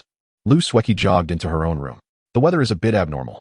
Fengyi found a place to sit down and took out a bottle of beer to drink. As soon as it entered his throat, a cold sensation slid down. This room temperature beer is already ice cold. Originally, Fengyi wanted to take a sip of beer to warm himself up, but unexpectedly, it made him colder. Fengyi then opened the chat system to see if there were any updates from other survivors. What the hell is this weather? Why is it so cold? Me too. Me too. Does anyone have a blanket to sell? I wonder if Summer Snow is around. I can ask. Right. We can ask Summer Snow. Summer Snow. Do you have a blanket? After a while, there was no response. Summer Snow might not be around. Maybe she is sleeping. But we don't have a blanket either. Fengyi said inside. What the heck? Yifeng is actually here. I wonder if everyone is like this. Fengyi asked. Love it. Love it. Yifeng is so approachable. Yifeng, I want to have your baby. Go away. Yifeng is mine. I never expected Yifeng to have no heirs at all. Can we chat normally? Fengyi said helplessly. Beer, drinks, mineral water, peanuts, melon seeds, 8 treasure porridge. Does anyone want any? What the heck? This feels like a train. Everyone in front, tuck your legs in. Fengyi was very happy to see this group of survivors. Their mindset was genuinely good, still having fun in this place. Everyone. I'm logging off. We'll chat again when we have time. After Fengyi finished, he logged out. The beer was almost finished. Weather changes were occurring everywhere. And Fengyi felt this matter was not that simple. Back in the house, Luo Shui was already asleep. Fengyi lay in bed and also started to sleep. Morning. Fengyi drowsily heard someone shouting. He slowly opened his eyes and felt a hint of coldness. Wow, is this snow? Feng Yi recognized it was Lu Sueki's voice and said with a dark face, "What is this little girl yelling about so early in the morning?" Feng Yi walked out of the house, and outside was a silver world, all white. The wind blew against him, bringing a touch of coldness. He couldn't help but shiver. "This damn weather," Feng Yi said with a dark face. "Ah, bad guy, is this snow? It's so beautiful," Lu Sueki said happily. "This is not snow. It's just a layer of frost," Feng Yi said somewhat speechlessly. "Not snow?" Lu Sueki said with some disappointment. Seeing Lu Sueki's disappointed expression, Feng Yi then said, "When winter comes, it will snow here." "Really?" Lu Sueki looked at Feng Yi with some anticipation. "Really?" Feng Yi, although not completely sure, felt that if winter came, how low would the temperature be? "It would be great if we could record this," Lu Sueki said somewhat reluctantly. "Unfortunately, my phone was lost a long time ago. I have a phone." Feng Yi suddenly remembered that his phone had been soaked in seawater before and had not been used since. "I wonder if it can be turned on," Feng Yi said. "Bring it over, let me take a look." Feng Yi searched inside for a long time before finding the phone. He tried it, and after a while, the phone surprisingly turned on. This surprised Feng Yi, making him somewhat sigh. Domestic products are indeed good. Previously, Luo Shue's phone seemed to not turn on. After opening it, Feng Yi checked the battery, and it was only 20%. "Wow, bad guy, I didn't expect you used to be quite handsome. Just average. But bad guy, your phone quality is really good." Lu Sueki directly snatched Feng Yi's phone. "It's a pity there's only this little battery left." Feng Yi gave Lu Sueki a playful hit on the head and said, "Can't you charge it when it runs out of battery?" Lu Sueki covered her head and said, "I forgot. What are you two doing so early?" Luo Shue asked. "Luo Jia, look." Lu Sueki shook the phone in her hand. "It's just a phone. There is no signal here," Luo Shue said. "Cut it out, Luo Jia. With a phone, we can take pictures, Luo Jia. Help me take a photo." Lu Sueki pulled Luo Shue's hand and walked outside. "Why didn't the system remind me to check in today?" "I forgot," Feng Yi said somewhat speechlessly. How could he forget this? But he wouldn't forget. System check-in. Ding. A box of temperature-regulating clothing. "What is this?" Feng Yi asked with a puzzled face. "Host, can't you check it yourself?" The system seems to exist just to retort him. Epic temperature-regulating clothing. Wearing it can maintain the most comfortable temperature for humans, whether in heat or cold. "What the hell? This thing is great," Feng Yi said in disbelief. "Host, mind your manners. This kind of thing is just average." Feng Yi rolled his eyes and stopped talking. He happily put on a piece. However, the color made Feng Yi somewhat unable to accept. "Why is it pink, system?" Feng Yi said somewhat helplessly. "Pink is the dream of a pure man." Feng Yi was somewhat speechless. If this got out, it would be somewhat embarrassing. But this clothing is really comfortable. As long as I'm not embarrassed. The one embarrassed is others. "Wow, bad guy, is this the legendary muscle pink?" "This bad guy, I didn't expect you to have a girl-less heart too." Uffed. Luo Sueki couldn't help but laugh out loud. "Sorry, I just couldn't help it." Feng Yi looked at the two with a black line on his face. This was his lifelong reputation. "This is temperature-regulating clothing. You also have a share." Feng Yi had no choice but to take out the remaining temperature-regulating clothing. "Bad guy, are we wearing the same style?" "Same style," Feng Yi said awkwardly. Luo Sueki looked at the description of the temperature-regulating clothing and immediately understood its importance. "You guys try it. The effect is really good. I'm going to get one for Night Shadow." Just as Feng Yi was about to walk out, Luo Sueki said from behind, "This color really suits you." Chapter 82, Betting Again. Feng Yi stumbled and almost fell. He didn't expect that even Luo Su Shui would tease him. "System, this color is ruining me." "Host, this color is so vibrant." Feng Yi approached Yi Ying with a dark face. Yi Ying looked at the clothes Feng Yi was wearing with a calm expression, as if he hadn't seen anything. Feng Yi thought to himself, Yi Ying is still so calm, he won't mock me. "This is for you. It can keep you warm," Feng Yi said, holding the temperature-regulating suit. Yi Ying remained silent, staring at the suit in Feng Yi's hand, indicating he didn't want to accept it. "The weather has been abnormal lately. This suit can maintain your body at the most comfortable temperature," Feng Yi insisted. "No need. I can adjust myself." Yi Ying rejected outright without thinking. "This." Feng Yi looked at Yi Ying awkwardly. The color was indeed a bit inappropriate, especially for someone as aloof as Yi Ying. He wondered how it would feel to wear it. Although this color is a bit fresh, the effect is still very good. Feng Yi continued. "No need." Yi Ying coldly refused again. "Are you feeling a bit embarrassed? Look, everyone is wearing it. There is nothing to be shy about." "No need. My cultivation has already reached the Grand Master level, so this weather has no effect on me. Your cultivation is indeed high, but comfort for your body is still important," Feng Yi said with a smile. "No need. Just let others wear it." This made Feng Yi a bit awkward. He had promoted it so much. Yet Yi Ying just wouldn't accept it. Yi Ying looked at the muscle man pink and shook his head. He would never wear that color, even if it killed him. Yi Ying also didn't understand why Feng Yi, as a Grand Master, was still affected by the weather like a normal person. This puzzled Ying. And he even felt that Feng Yi was a fake grandmaster. Usually, when Ying looked at Feng Yi, there was no energy flowing in his body, just like an ordinary person. However, during battle, the aura around him was unmistakable. Could this be what returning to simplicity means? Ying murmured. Ying, what do you mean by returning to simplicity? Feng Yi looked at Ying with a puzzled expression. Nothing. I'm going to gather supplies. After saying that, Ying disappeared without a trace, leaving Feng Yi standing there holding the pink temperature-regulating suit. After a while, Luo Su-shui and Lu Xueqi walked out, both wearing the pink temperature-regulating suits, looking very beautiful. This effect really shouldn't appear on me. Feng Yi couldn't help but sigh after seeing this. Feng Yi decided to wear another piece of clothing over the temperature-regulating suit, so it wouldn't show.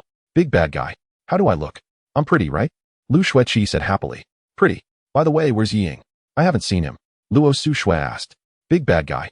Did the wooden block not wear the temperature-regulating suit you had? No. Ying ran away. Feng Yi looked awkwardly at the two.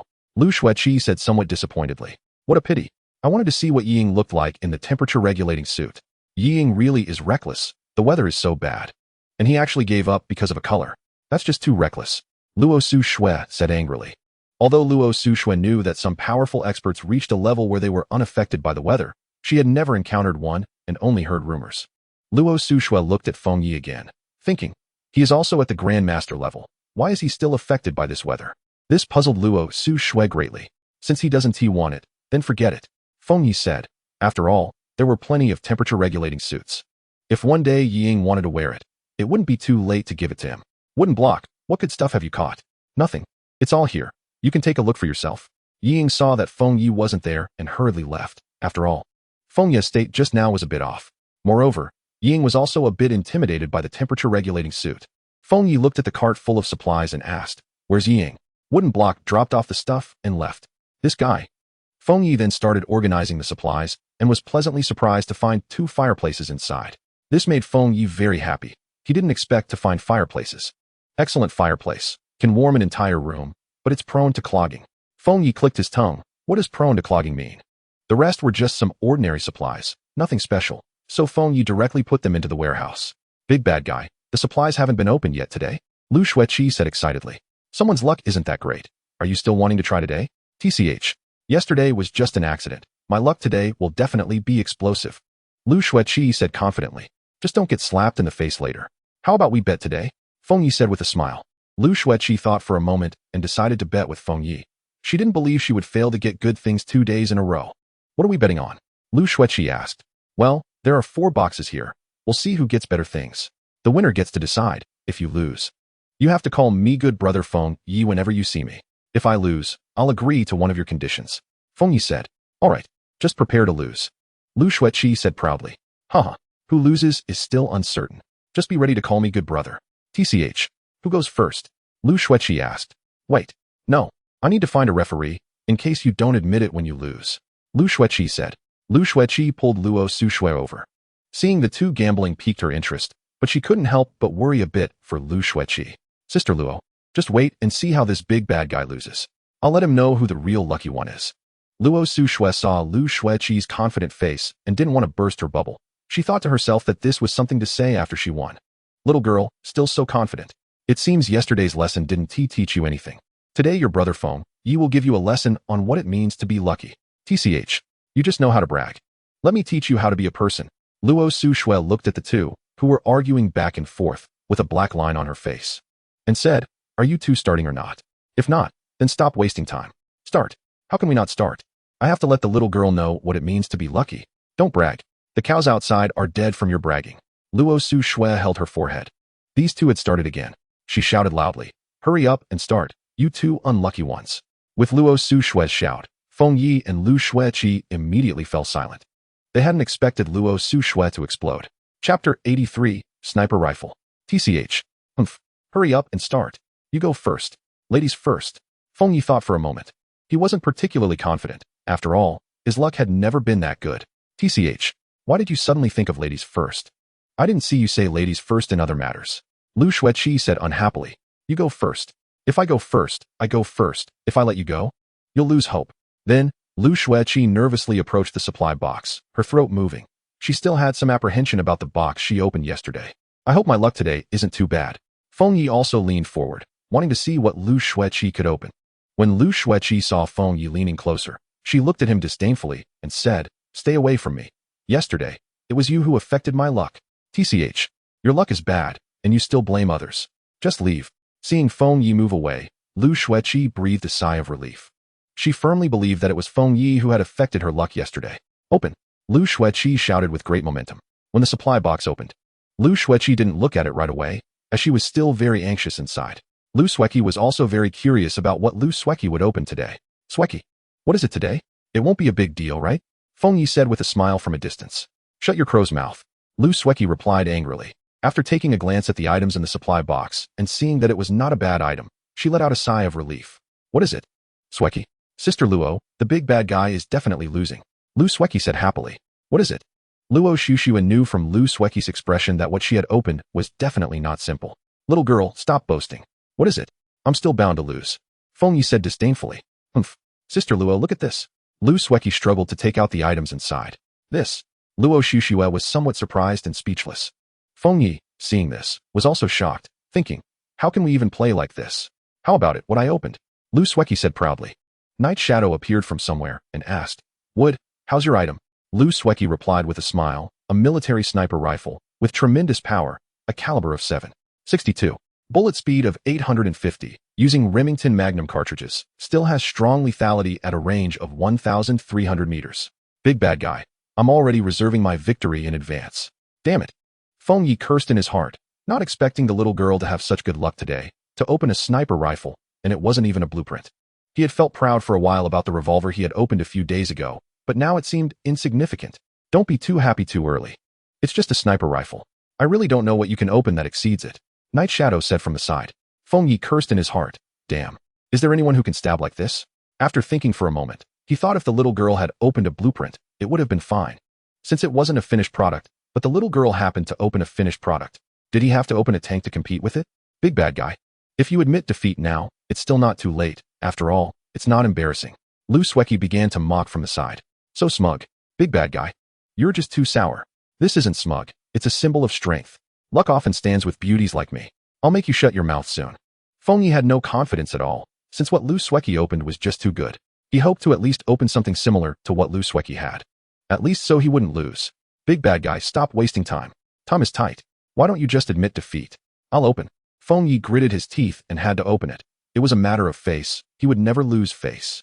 Luo Xuxue was also very curious about what Feng Yi would open. After all, Lu Xueqi had already opened such a good item. After Feng Yi opened it, he burst out laughing. "Big bad guy, did you lose your mind? Little girl, let me show you what I opened." Feng Yi laughed. He took out the items from the supply box. An 821 sniper rifle.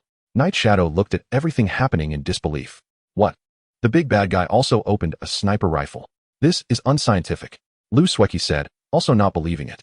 "Little girl, are you still boasting?" Feng Yi said angrily. "Humph.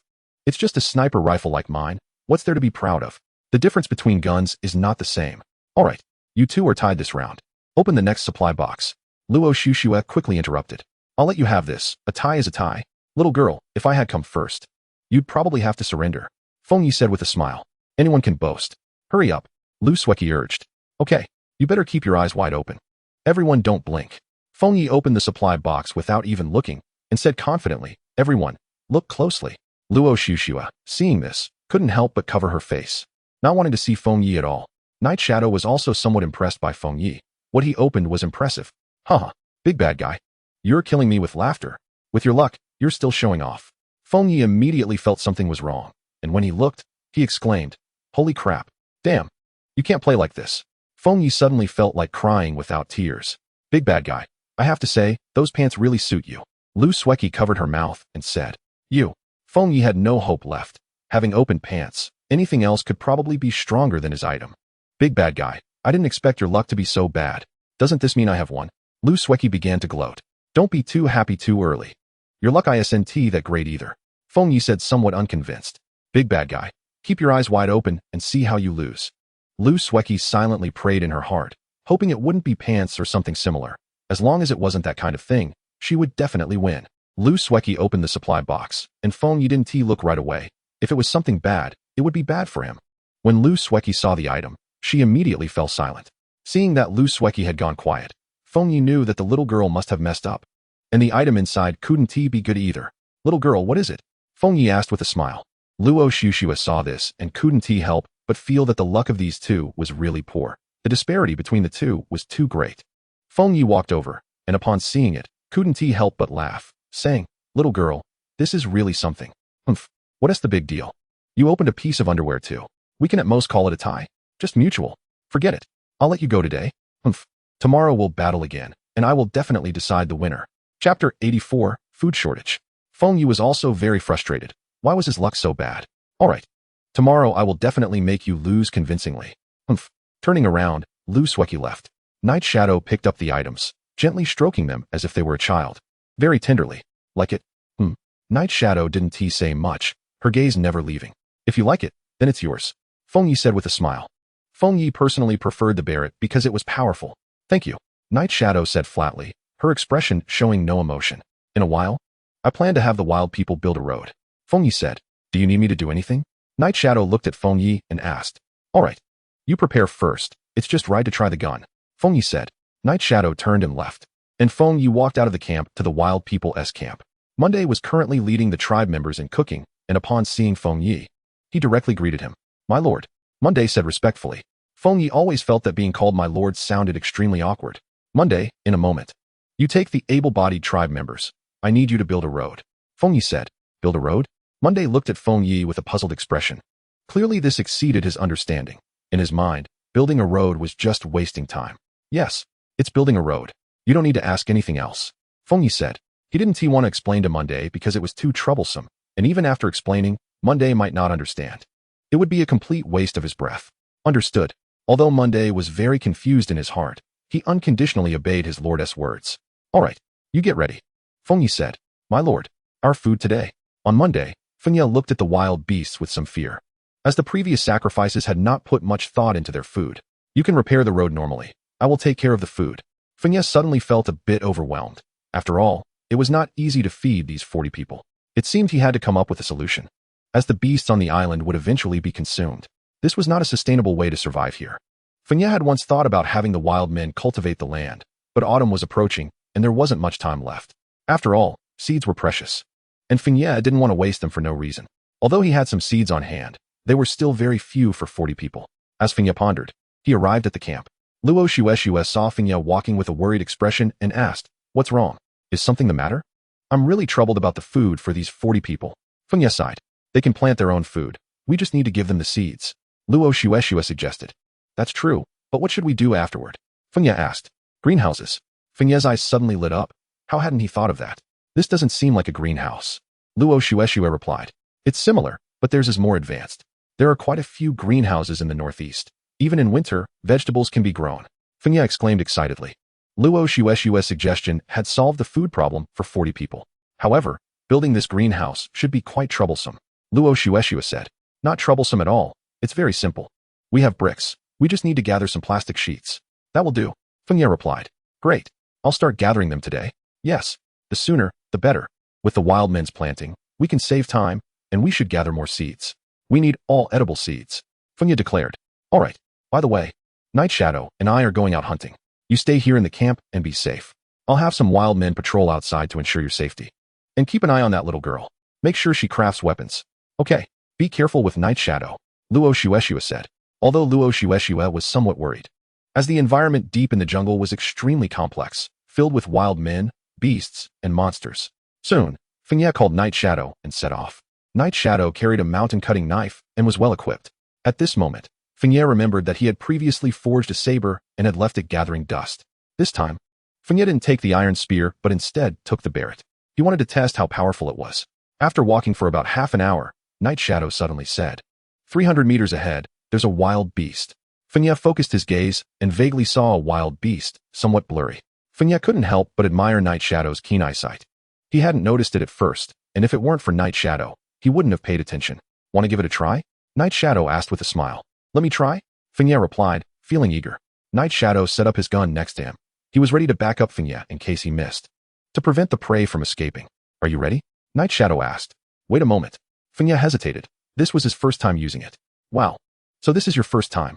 Night Shadow thought his decision to back up was very wise. Night Shadow quickly explained how to use it, as prey wouldn't just stand still. Time was of the essence. Although Feng Ye knew how to use it, he was a bit nervous using such a big gun for the first time. He had seen it in movies and games, but it was different to handle it in real life. After all, this wasn't a game. I'm ready. Feng Ye took a deep breath and said, "You can shoot anytime." Feng Ye looked through the scope and saw a gazelle 300 meters away, its head visible, but its body blocked by a large tree. To kill it with one shot, he could only aim for the head. Bang! After aiming, Feng Ye fired. The moment he shot, he felt a powerful recoil, and his body shook slightly. He instantly knew he had missed. Bang! Right after that, Night Shadow fired, and the gazelle's head exploded. Good shooting. Feng Ye couldn't help but exclaim. He knew how difficult it was to hit a target, and his shot had startled the gazelle, yet Night Shadow had still managed to get a headshot. His shooting skills were amazing. However, Feng Ye felt a bit frustrated. Did he shoot so poorly? His shot had hit a distant tree trunk, splitting it in half. Nonetheless, Feng Ye marveled at the power of the gun. Night Shadow dashed forward, moving incredibly fast, almost instantly reaching the gazelle's corpse. Feng Ye followed closely and, upon seeing the gazelle's body, suddenly noticed some footprints around it. After careful examination, he said, "These are bear tracks. It seems this bear just left not long ago. It should be nearby." Night Shadow remarked. "The gunshot probably startled it, and it will arrive soon. Should we withdraw?" Night Shadow asked. Feng Ye shook his head. He didn't want to retreat. Food was being delivered right to them, so why would they leave? "Let's wait here for the bear to come. We'll kill it directly." "All right." Feng Ye and Night Shadow hid in some bushes 100 meters away. Feng Ye opened the survival shop, realizing that his shooting skills were quite poor. After searching for a while, he finally found a skill to master firearms and another one for perfect accuracy. The system was indeed powerful. When one was lacking, the system would help. After waiting for half an hour, Feng Ye started to lose patience, but Night Shadow remained calm, making Feng Ye admire his patience. "Something's coming," Night Shadow said. "It seems quite big." Feng Ye felt the ground tremble slightly. "No, trust me this time. I will definitely hit it," Feng Ye said confidently. Night Shadow looked at Feng Ye with surprise. But seeing his confident demeanor, he didn't say anything else, already planning to back him up if needed. Feng Ye couldn't tell Night Shadow that his shooting skills had improved dramatically due to the system. Less than a minute later, a huge creature charged out, and Feng Ye gasped when he saw the bear. "Is that a bear?" Night Shadow was also speechless. The bear's size was different from what he had imagined. Feng Ye estimated the bear to be at least 5 meters tall, its body like a moving small mountain. Ding! Kill a perfect level brown bear. Reward, innate chi. Feng Ye was shocked. He hadn't expected the brown bear before him to be perfect level. But what was this innate chi reward? He had never heard of it. Night Shadow, do you know what innate chi is? Feng Ye asked. He felt this must relate to cultivation, something he knew nothing about, so he guessed Night Shadow might know. Innate chi? Night Shadow was also puzzled. He had never heard of such a thing. Seeing Night Shadow's expression, Feng Ye knew he didn't know either. It seemed the only way to find out what it was would be to kill this brown bear. This brown bear is perfect level. I feel the bullets might not penetrate its skin. Night Shadow said. Let's give it a try. My gun has immense power. Feng Ye replied. He wanted to test how much his shooting skills had improved, regardless of whether he could kill the bear or not. He had to try. Night Shadow said nothing. Even though this bear was at a perfect level, he was confident he could kill it. After all, they were both at the level of grandmasters. Bang! Feng Ye fired without any hesitation, hitting the brown bear right on the head. Night Shadow looked at Feng Ye in shock. This marksmanship had improved too quickly. Although the brown bear was enormous, hitting its head was not an easy task. Boom! The bear's head did not explode as imagined, but the powerful impact knocked it down. Roar! The brown bear stood up directly, with no sign of injury on its head. Hiss! Damn, this brown bear's defense is too strong. Night Shadow knew that ordinary bullets could not penetrate the bear's body. The brown bear immediately sensed the presence of Feng Ye and Night Shadow, swatting a paw down with tremendous force. Feng Ye and Night Shadow quickly dodged to the sides. Boom! The ground trembled as the bear's massive paw left a deep imprint. Damn, this power! Night Shadow drew his mountain-splitting knife and charged forward, moving as swiftly as a ghost. Clang! The mountain-splitting knife struck the bear's arm, producing a crisp sound. Night Shadow frowned. His mountain-splitting knife was perfect grade, yet it couldn't break through the bear's defenses. The brown bear's enormous paw reached for him, and Night Shadow suddenly released his Grand Master aura, enveloping his hand with a surge of energy. He clashed against the bear's paw. Bang! The immense impact sent shockwaves that shook the surrounding trees. Night Shadow stared in shock at the brown bear. It actually had the strength of a Grand Master. This was something Night Shadow never expected. Feng Ye was astonished to see Night Shadow evenly matched with the bear. He quickly opened a private chat and said to Luo Shueshua, "Give me my iron spear." Without hesitation, Luo Shueshua understood they must be in trouble, or he wouldn't ask for the spear. The iron spear exchanged hands, and a wave of gun intent erupted from Feng Yi, causing cracks to form in the ground. The brown bear felt Feng Yi's powerful aura and looked over. The bear swatted its paw down without hesitation. Feng Yi did not dodge at all, directly using the iron spear to block the blow. Bang! A massive shockwave erupted, and Feng Yi felt an overwhelming force pressing down on him. The iron spear even bent slightly. This guy seems to have the strength of a grandmaster.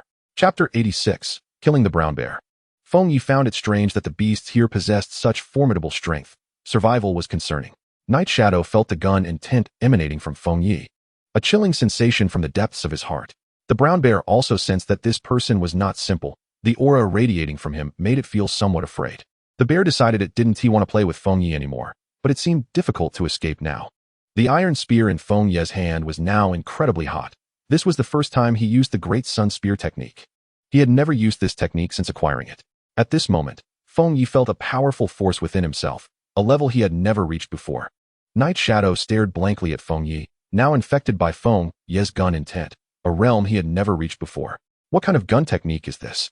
The brown bear's massive claws came swiping down, filled with primal power, very domineering. Whoosh! Feng Yi's figure suddenly vanished from the spot, and the bear's claws swiped at empty air.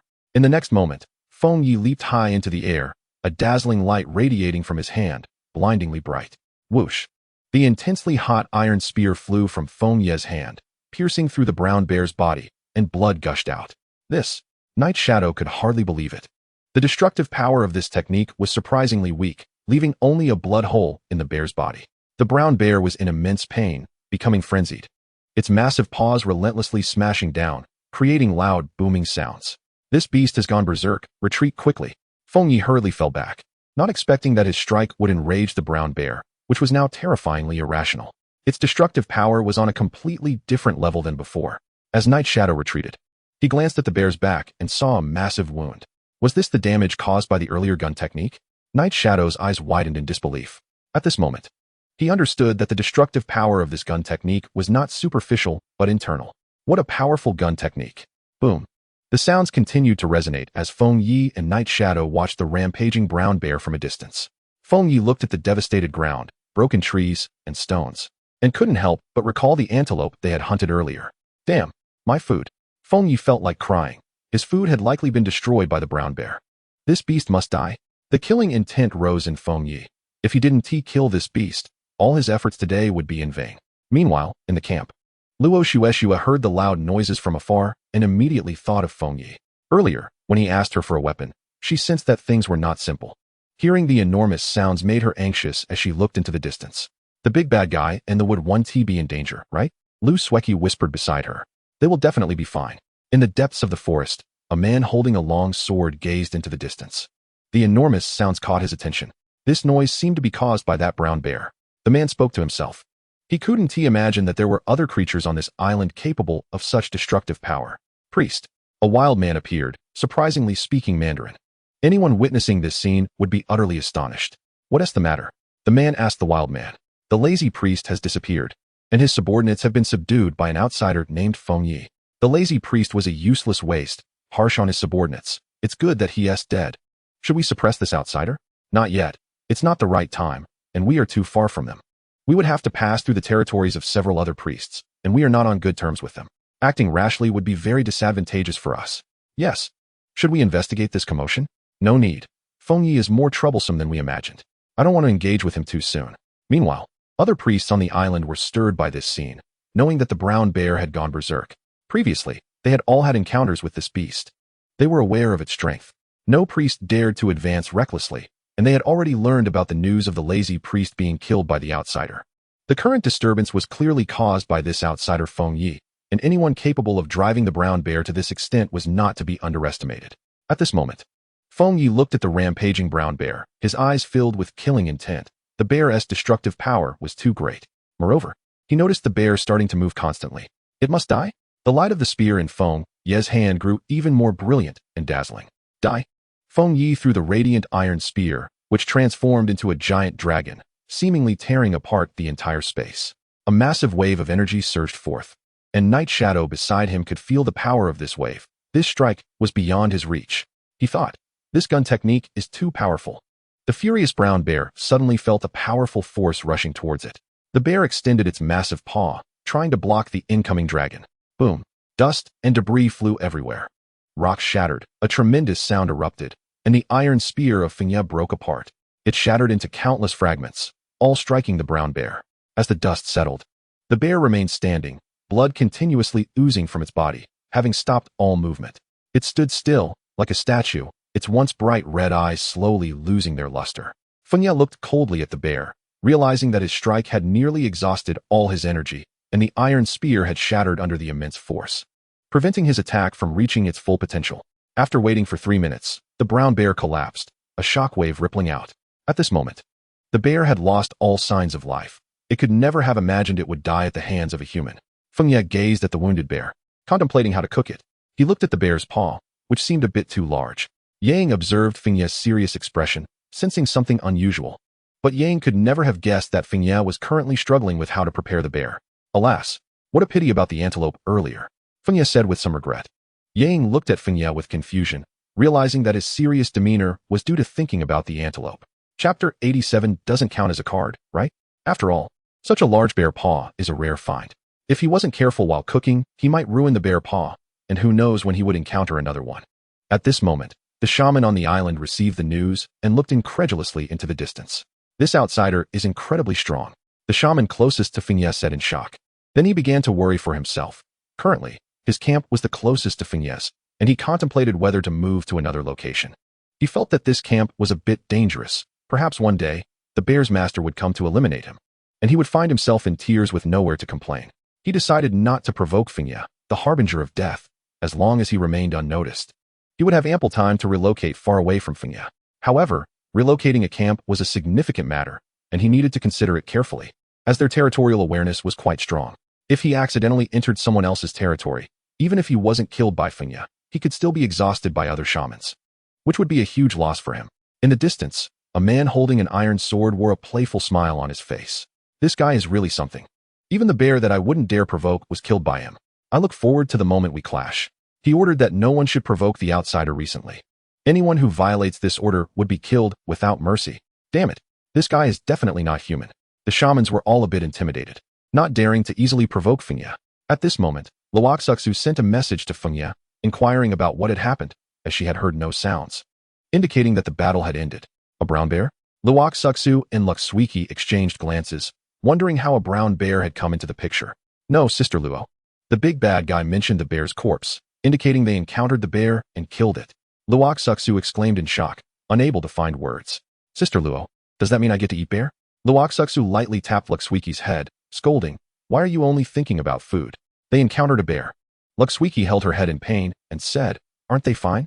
You should see what the big bad guy has to say. Luoxuxu noticed Fengya was silent and asked, is the bear very big? Very big. Neither Yang nor I could lift it. Fengya replied, somewhat troubled. Luoxuxu thought for a moment and said, you should directly trade the bear's corpse with me. That way, it will be teleported to the camp. Fengya smacked his forehead, realizing he hadn't thought of that trick. He said, does this count as exploiting the chat system? By the way, find a more open area. Otherwise, it would be bad if it crushed the plants. Fengya added. Luoxuxu, although unsure of how enormous the bear was, obediently found an open space. I'm ready, she said. Then, with a flash of light, the bear's corpse vanished from the spot, and at the same time, Luoxuxu clicked to retrieve it. Boom. Luoxuxu felt a gust of wind on her face as the enormous body crashed into the ground, creating cracks. Luoxuxu was so shocked she could hardly speak. Wow, this bear paw is enormous. Luxuiki exclaimed, wide-eyed, rubbing her eyes to ensure it was real. It's like a small mountain. This is a perfect level beast. Upon seeing this, Luoxuxu felt somewhat overwhelmed. How powerful must a perfect level beast be? She couldn't fathom how Fengya and the others had killed it. At that moment, Fengya said to Luoxuxu, my iron spear shattered. Have the little girl make me another one. Luoxuxu noticed the blood holes on the bear and realized that the shards of Fengya's spear were embedded throughout the bear's body. Sweki, Fengya wants you to make another iron spear using fine iron. Luoxuxu instructed. Luoxuxu found a jar and collected some of the bear's blood. But ultimately didn't gather much, about 2 liters. Luoxuxu noticed that the blood from the perfect level bear emitted a sheen and didn't have a strong bloody smell. In fact, it even carried a unique fragrance. Perfect level bear blood significantly improves a person's physique. Usage limit. Once. Luoxuxu knew her choice was correct. A perfect level beast was filled with treasures. Luoxuxu also understood that this was all she could manage. After all, her strength couldn't shake the bear. She even tried to slice it with a knife, but couldn't even pierce the bear's skin. After all, being prepared is never a bad thing. We're in for a feast tonight, Fenya said happily as he entered the house. Big bad guy, how do we cook this bear paw? It's too big, Luxwiki said excitedly. Luoxuxu shot them a glance, thinking how carefree they were, only thinking about food. Did you get hurt killing this guy? Luoxuxu asked. Fenya patted himself and said, with this body of mine, I'm perfectly fine. It's just a little bear. How could it hurt me? Yang, unable to listen any longer, chimed in. Can you stop pretending? You clearly know how dangerous it was. However, Fenya sighed, but what a pity about my antelope. Luoxuxu looked at him with confusion. Yang was completely speechless. It's been so long. Why are you still thinking about that antelope? Chapter 88, Dealing with the Brown Bear. Big bad guy, what antelope? Luxwiki asked curiously. Fenya said with a hint of sadness. It's a tragic story. Tragic?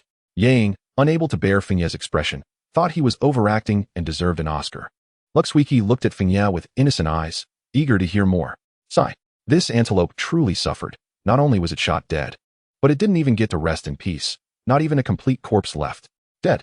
Yes. It died so thoroughly that not even a fragment was left. Isn't that tragic? It is indeed tragic. But what does it have to do with you? This has nothing to do with me, Feng Yi said somewhat angrily. Lu Sueki and Luo Shushua looked at Feng Yi with puzzled expressions, as this seemed unrelated to him at all. If it weren't for that damn bear, would I have lost my roasted leg of lamb? Feng Yi said a bit excitedly. Luo Shushua and Lu Sueki were completely confused and had no idea what Feng Yi was talking about. Night Shadow, unable to bear it anymore, turned to leave. Night Shadow, where are you going? Don't you think it's a pity about the antelope? Night Shadow felt as if he had turned to stone, troubled inside, wondering why he couldn't be left out of this. Night Shadow expressed his desire to leave quickly, feeling conflicted over just one antelope. He said nothing and continued walking ahead, quickly disappearing from the view of the three. After feeling regretful for a while, Feng Yi was unable to hold back and said, you should stop worrying about the antelope for now. If it knew how much you missed it, it would surely be very comforted up in heaven. Really? Luo Shushua rubbed her head, feeling speechless. Why is Feng Yi being such a blockhead today? Really? Hurry up and deal with the brown bear. At this moment, Feng Yi suddenly remembered that he hadn't dealt with his biggest harvest, the brown bear, which was of utmost importance. He then approached the brown bear, which lay in the yard like a small mountain. Feng Yi couldn't help but feel a bit of a headache. Processing such a large brown bear was truly not easy. Its weight alone had already reached 4 tons. After thinking for a while, he began to act, taking out a small knife and making a cut on the brown bear's fur, only to find it had no effect, leaving just a white mark on it. Feng Yi felt speechless. The brown bear's fur was too tough. He didn't know if the bear's meat was tough or not. After all, his teeth weren't very good and were more suited for soft food. He then concentrated energy onto the small knife, easily slicing through the brown bear's fur, being very careful. He didn't want to damage the bear's fur. If the fur were made into armor, even bullets couldn't penetrate it. Of course, he wouldn't wear it himself, as it was still too ugly. He planned to make some armor for the wild men, which would increase their combat effectiveness. After taking the fur, Feng Yi set it aside. After all, the fur was too big, and just this task took him a full 2 hours. Phew, finally done. With the fur taken, the remaining meat could also be handled by Luo Shushua and the others, and Feng Yi planned to give half of the brown bear's meat to the wild men. This would ensure they could eat delicious food, while also significantly improving their physical condition. After all, the wild men would be his combat force in the future, so he naturally wouldn't be stingy. Feng Yi cut off a bear paw, which was so huge it was unbelievable.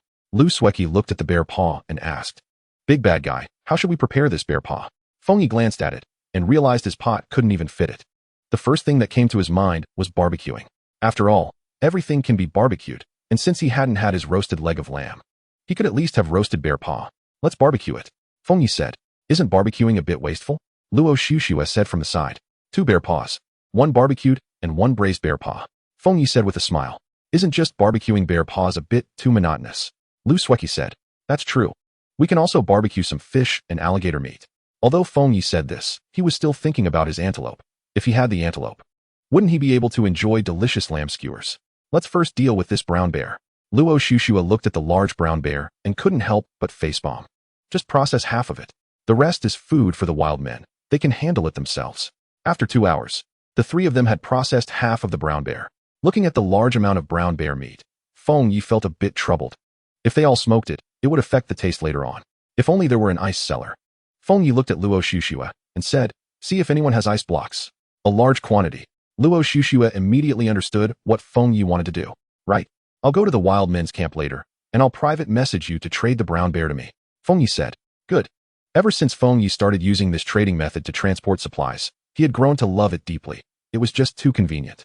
As long as there were two people, it was possible. Vehicles were simply too weak in comparison. Feng Yi found vehicles suddenly not so appealing anymore. However, they were still quite good for getting around. Feng Yi arrived at the wild men's camp, and Monday immediately came over. "My lord, you have arrived." Feng Yi nodded and said, "I brought you some food." Upon hearing this, Monday immediately knelt, as he never expected that his new lord would care about him so much. He increasingly felt that his tribe had not followed the wrong person. After that, Feng Yi private messaged Luo Shushua, and Luo Shushua traded half of the brown bear over. Feng Yi took it out and let Monday and the others handle it themselves. "My lord, this." Monday was so shocked he couldn't speak. He thought the food Feng Yi brought wouldn't be much, but now it seemed to be too much. This half of the brown bear would be enough for them to eat for a week. "My lord, this is too precious." "Precious? It's just average." "This." Monday was completely shocked into silence. Such a large brown bear was actually described as average. Monday carefully observed the half of the brown bear, although it had no fur. He felt he had seen this bear somewhere before. At this moment, a wild man beside Monday said, "Chief, this seems to be the big guy from the jungle." Monday suddenly remembered. He had seen it before and had been terrified at the time, and still felt a bit of a shadow in his heart. "My lord, what did you do?" "I didn't do anything, just killed a little bear." Chapter 89. Has Feng Yi lost his senses? Feng Yi slightly pretended to take a small sip. Monday immediately knelt down. Feng Yi glanced at him and said, "How's the road construction going?" "So soon," Feng Yi said in disbelief. "Please allow me to inspect at any time." Monday said confidently, "All right, you all process the food first. I'll go take a look. Your humble servant sees you off." "My lord." With curiosity, Feng Yi found it hard to believe that the wild men could work so quickly. After all, building a road is quite difficult.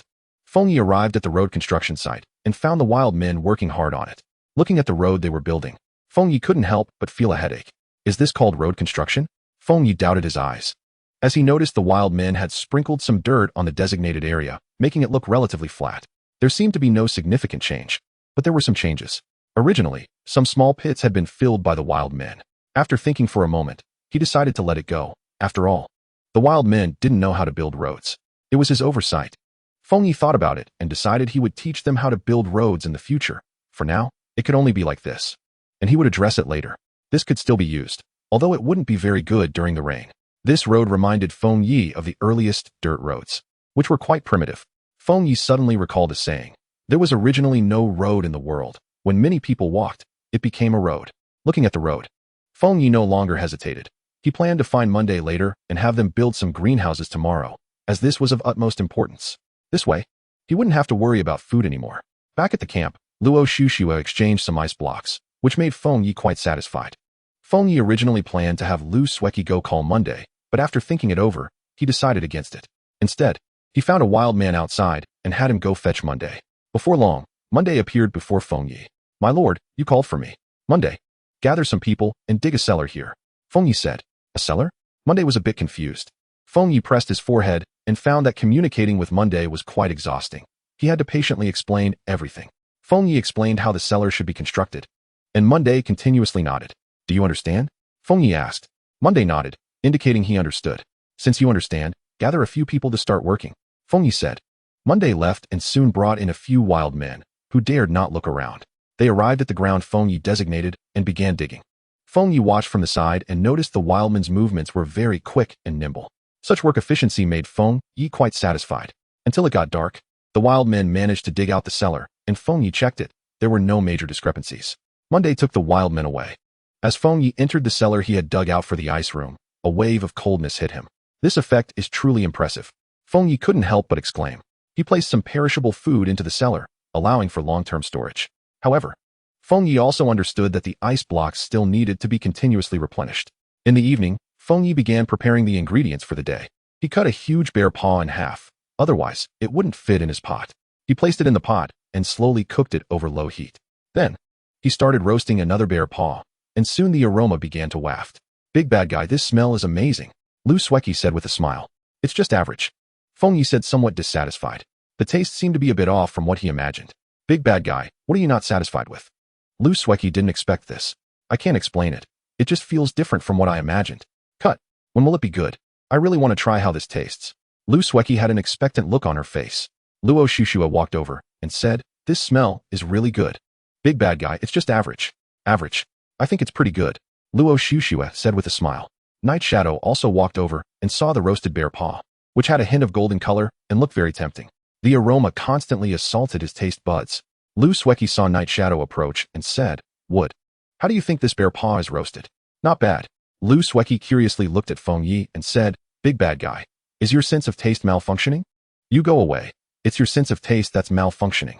Feng Yi replied irritably, but he indeed couldn't feel any taste. He couldn't help but start to doubt. What was wrong with him? After a while, once the bear paw was roasted, the smell filled the entire yard. Lu Sueki took a deep breath and said with a look of ecstasy, this taste is too delicious. Feng Yi cut a piece and handed it to Lu Sueki. She took a bite, and her face showed indescribable joy. Luo Shushua and Night Shadow also took a bite and praised it endlessly. Feng Yi took a bite and found there was no taste at all, like chewing wax. Feng Yi frowned, wondering what was happening to him. How could this happen? Did something go wrong with his body? But Feng Yi felt no problem with his body at all. Big bad guy, what's wrong with you? Lu Sueki curiously looked at Feng Yi. Nothing, I'm just full. Feng Yi hastily ate a few bites, feeling that there was no problem. Watching Feng Yi leave, Lu Sueki curiously asked, Big bad guy, what's going on today? Luo Shushua looked at Feng Yi and shook her head. She also didn't know what had happened to him. Just felt that Feng Yi was a bit strange. Night Shadow looked at Feng Yi's back with curiosity in his eyes. Has he lost his sense of taste? Night Shadow thought to himself. At this moment, Feng Yi felt a blur in front of his eyes. Suddenly, he couldn't see anything clearly. He didn't understand what had happened to him. Why couldn't he see? Feng Yi wanted to know what had happened to him. Why had his sense of taste and vision disappeared? You are. Feng Yi had just heard 3 words when he found that his hearing had also disappeared, leaving him a bit dazed. Had he lost all 3 senses? Lu Sueki watched Feng Yi stumble and said, Big bad guy, you haven't even drunk any alcohol. How could it turn out like this? Luo Shushua also felt something was off and called out, Feng Yi. At this moment, Feng Yi couldn't hear anything or see anything. Don't interfere. This is his path. Chapter 90, Evil Feng Yi. What are you talking about? What is his path? The big bad guy's like this. You still won't let us interfere. Lu Sueki said angrily. Just as she was about to get up, she was pulled back by Night Shadow, who emitted a powerful aura that suppressed Lu Sueki. Humph. Wood, I don't want to deal with you anymore. Luo Shushua calmly looked at Night Shadow. Although she didn't understand why Night Shadow was acting this way, she firmly believed that Night Shadow wouldn't harm Feng Yi. Are we just going to watch? Luo Shushua asked. Yes, this is something he has to accomplish alone. No one can help. Night Shadow calmly looked at Feng Yi's back, but inside he was extremely agitated. He never expected that the realm he had read about in ancient texts would appear in Feng Yi today. This shouldn't appear here. Night Shadow thought to himself. At this moment, Feng Yi was in immense pain. He felt no sensation at all. Even his sense of touch had vanished. He felt utterly powerless. Suddenly, he could not sense any taste. It was as if he were isolated from the world. This feeling was something he had never experienced before. Pain, anxiety, hesitation, fear. In an instant, all of it surged towards Feng Yi, and he was on the verge of collapse. He bent over, painfully lying on the ground. Suddenly, images of Luo Shushua, Lu Sueki, and Night Shadow appeared in his mind. He wanted to grab hold of them, but their figures kept receding. No. Feng Yi cried out deep within. He didn't want to lose his companions. At this moment, outside, Luo Shushua watched Feng Yi's painful expression, feeling very uncomfortable.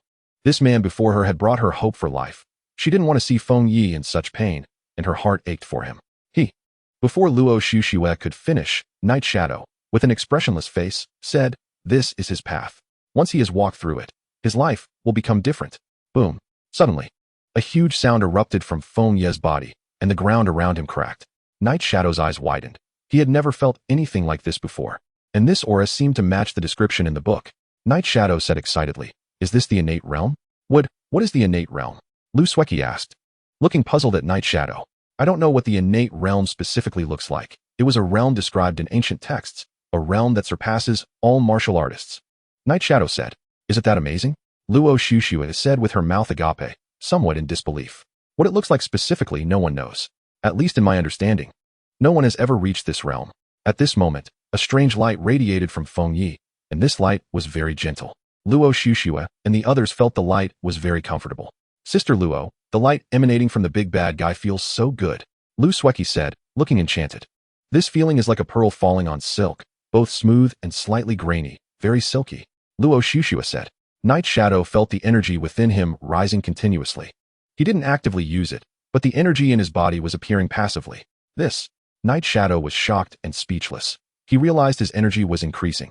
At this moment, Feng Yi felt he was in a pitch-black space, vast, desolate, and unsettling.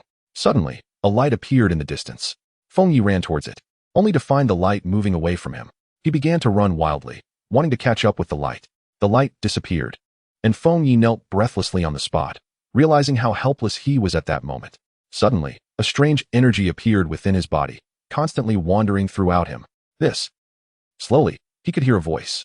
He opened his eyes and found himself on a patch of grass, facing a person who looked exactly like him. But this person wore an evil smile on his face. Who are you? Feng Yi asked. Who am I? I'm you. The other Feng Yi's smile was very sinister. No, you are not me. Who exactly are you? A powerful aura emanated from Feng Yi, directly pressing towards the other Feng Yi. Bang! The evil Feng Yi stretched out his hand and waved forcefully, dispersing Feng Yi's aura. Looks like you're not very friendly. With that, the evil Feng Yi made his move. A massive aura trying to envelop Feng Yi. Feng Yi threw a punch with all his might, but the evil Feng Yi dodged it and kicked Feng Yi directly. The kick landed on Feng Yi's ribs, and he heard the sound of his bones cracking. Ignoring the pain, Feng Yi charged forward again. You're so weak. Looks like I need to take your place. The evil Feng Yi shook his head. Suddenly, a long spear appeared in his hand, and a massive spear intent rushed towards Feng Yi. Feng Yi thought to himself, not good. This spear intent was all too familiar. It was his ultimate move. The Great Sun Spear technique. Feng Yi retreated, calming himself down. His previous attack had been too clumsy. This person who looked exactly like him was familiar with his moves. He couldn't attack recklessly. A thought flashed through Feng Yi's mind, and a long spear appeared in his hand, the same spear intent emerging, directly pressuring the evil Feng Yi. Now you're serious. This is much more interesting. Who are you? Why are you here? Guess who I am. Ding. Slay the evil side. Reward innate cultivation. Upon hearing the system's voice, Feng Yi suddenly understood that this person who looked like him was his evil side. At that moment, Luo Shuiyu and the others noticed that Feng Yi's aura had become violent, causing them to feel frightened. Stay away from him, Yi Ying immediately said. The two women kept retreating, feeling the threat of death from Feng Yi's aura. Lu Sueki patted her chest and sighed. That really scared me to death just now. What's wrong with Feng Yi? Luo Shuiyu looked at Yi Ying and said. She believed Yi Ying must know something. Although Yi Ying had said a bit earlier, it wasn't comprehensive. He should be elevating his realm. Perhaps he doesn't even know it himself. Yi Ying said, Realm? What realm? Isn't he already at the highest realm? How can he still elevate? Luo Shuiyu said in confusion. The Grand Master is not the highest realm. There is a realm that surpasses the Grand Master in legend. But no one has ever reached it. I have seen it in ancient texts, but I never expected to witness it today. Chapter 91, Slay. Wait, what are you talking about? I don't understand. Luo Shuiyu interrupted Yi Ying. Yi Ying sat cross-legged on the ground, feeling the aura emanating from Feng Yi. At this moment, Feng Yi was still in a fierce battle, and his clothes were already tattered, blood continuously flowing from his arms. Is this all the strength you have? Come, feel the pain. The evil Feng Yi suddenly condensed a long spear in his hand and directly threw it into Feng Yi's body, piercing through. Ah! Feng Yi cried out in pain, feeling excruciating agony. Experience the pain. Such a wonderful taste. Ha ha. In an instant, the evil Feng Yi's laughter was so harsh. From now on, I will become the new you. That girl outside is not bad. Saying this, the evil Feng Yi licked his lips, as if savoring a delicacy. You. Feng Yi's face was full of pain, but his body couldn't move. It should be very smooth. The evil Feng Yi whispered in Feng Yi's ear. Go to hell. Feng Yi's body suddenly became violent, and he pulled out the spear embedded in him, stabbing it directly at the evil Feng Yi. The evil Feng Yi dodged, looking at Feng Yi with mockery, and said, Your strength is nothing. At that moment, the aura within Feng Yi's body became active again, constantly repairing his body. The evil Feng Yi widened his eyes in surprise. He did not expect Feng Yi's recovery ability to be so powerful. The speed of his recovery was visible to the naked eye. Before long, Feng Yi's aura underwent a huge change. You. The evil Feng Yi looked at Feng Yi in shock, disbelief on his face. It's actually innate one chi. At this moment, Feng Yi remembered that when he killed the brown bear earlier, the system rewarded him with innate one chi, which he had not noticed before. It must have entered his body. Now it was time to counterattack. You can die now. Whoosh. In an instant, Feng Yi appeared directly in front of the evil Feng Yi, and the innate one chi erupted, instantly shattering half of the evil Feng Yi's body. So powerful. Boom. The evil Feng Yi was directly annihilated by Feng Yi, just like that, in an instant. Ding. Congratulations, host, for completing the task, rewarding innate realm. Reward automatically extracted. In an instant, Feng Yi felt countless auras continuously appearing within his body. Is this the innate realm? Feng Yi clenched his fists, somewhat in disbelief. This power was extremely strong. Feng Yi was confident that if he encountered a beast like the brown bear again, he could kill it with just one strike. At this moment, Luo Shuyu noticed that Feng Yi's aura had disappeared. The aura is gone. Luo Shuyu stared blankly at Feng Yi. Just then, Feng Yi woke up, seeing himself lying on the ground, and Luo Shuyu looking at him anxiously from a distance. What exactly was his feeling for her? The big bad guy is awake. Lu Sueki said in surprise. Awake. Luo Shuyu immediately rushed over and hugged Feng Yi tightly. This left Feng Yi somewhat at a loss. You. Feng Yi hadn't finished speaking when he heard Luo Shuyu's sobbing voice. You scared me to death just now. I thought you were going to die. I'm fine. Just had a little accident. Feng Yi said, feeling a bit embarrassed. At this moment, Lu Sueki leaned her little head out and said, Sister Luo, you're so shy. Luo Shuyu blushed and released Feng Yi, giving Lu Sueki a fierce glare. Lu Sueki stuck her tongue out and left. Yi Ying stood up.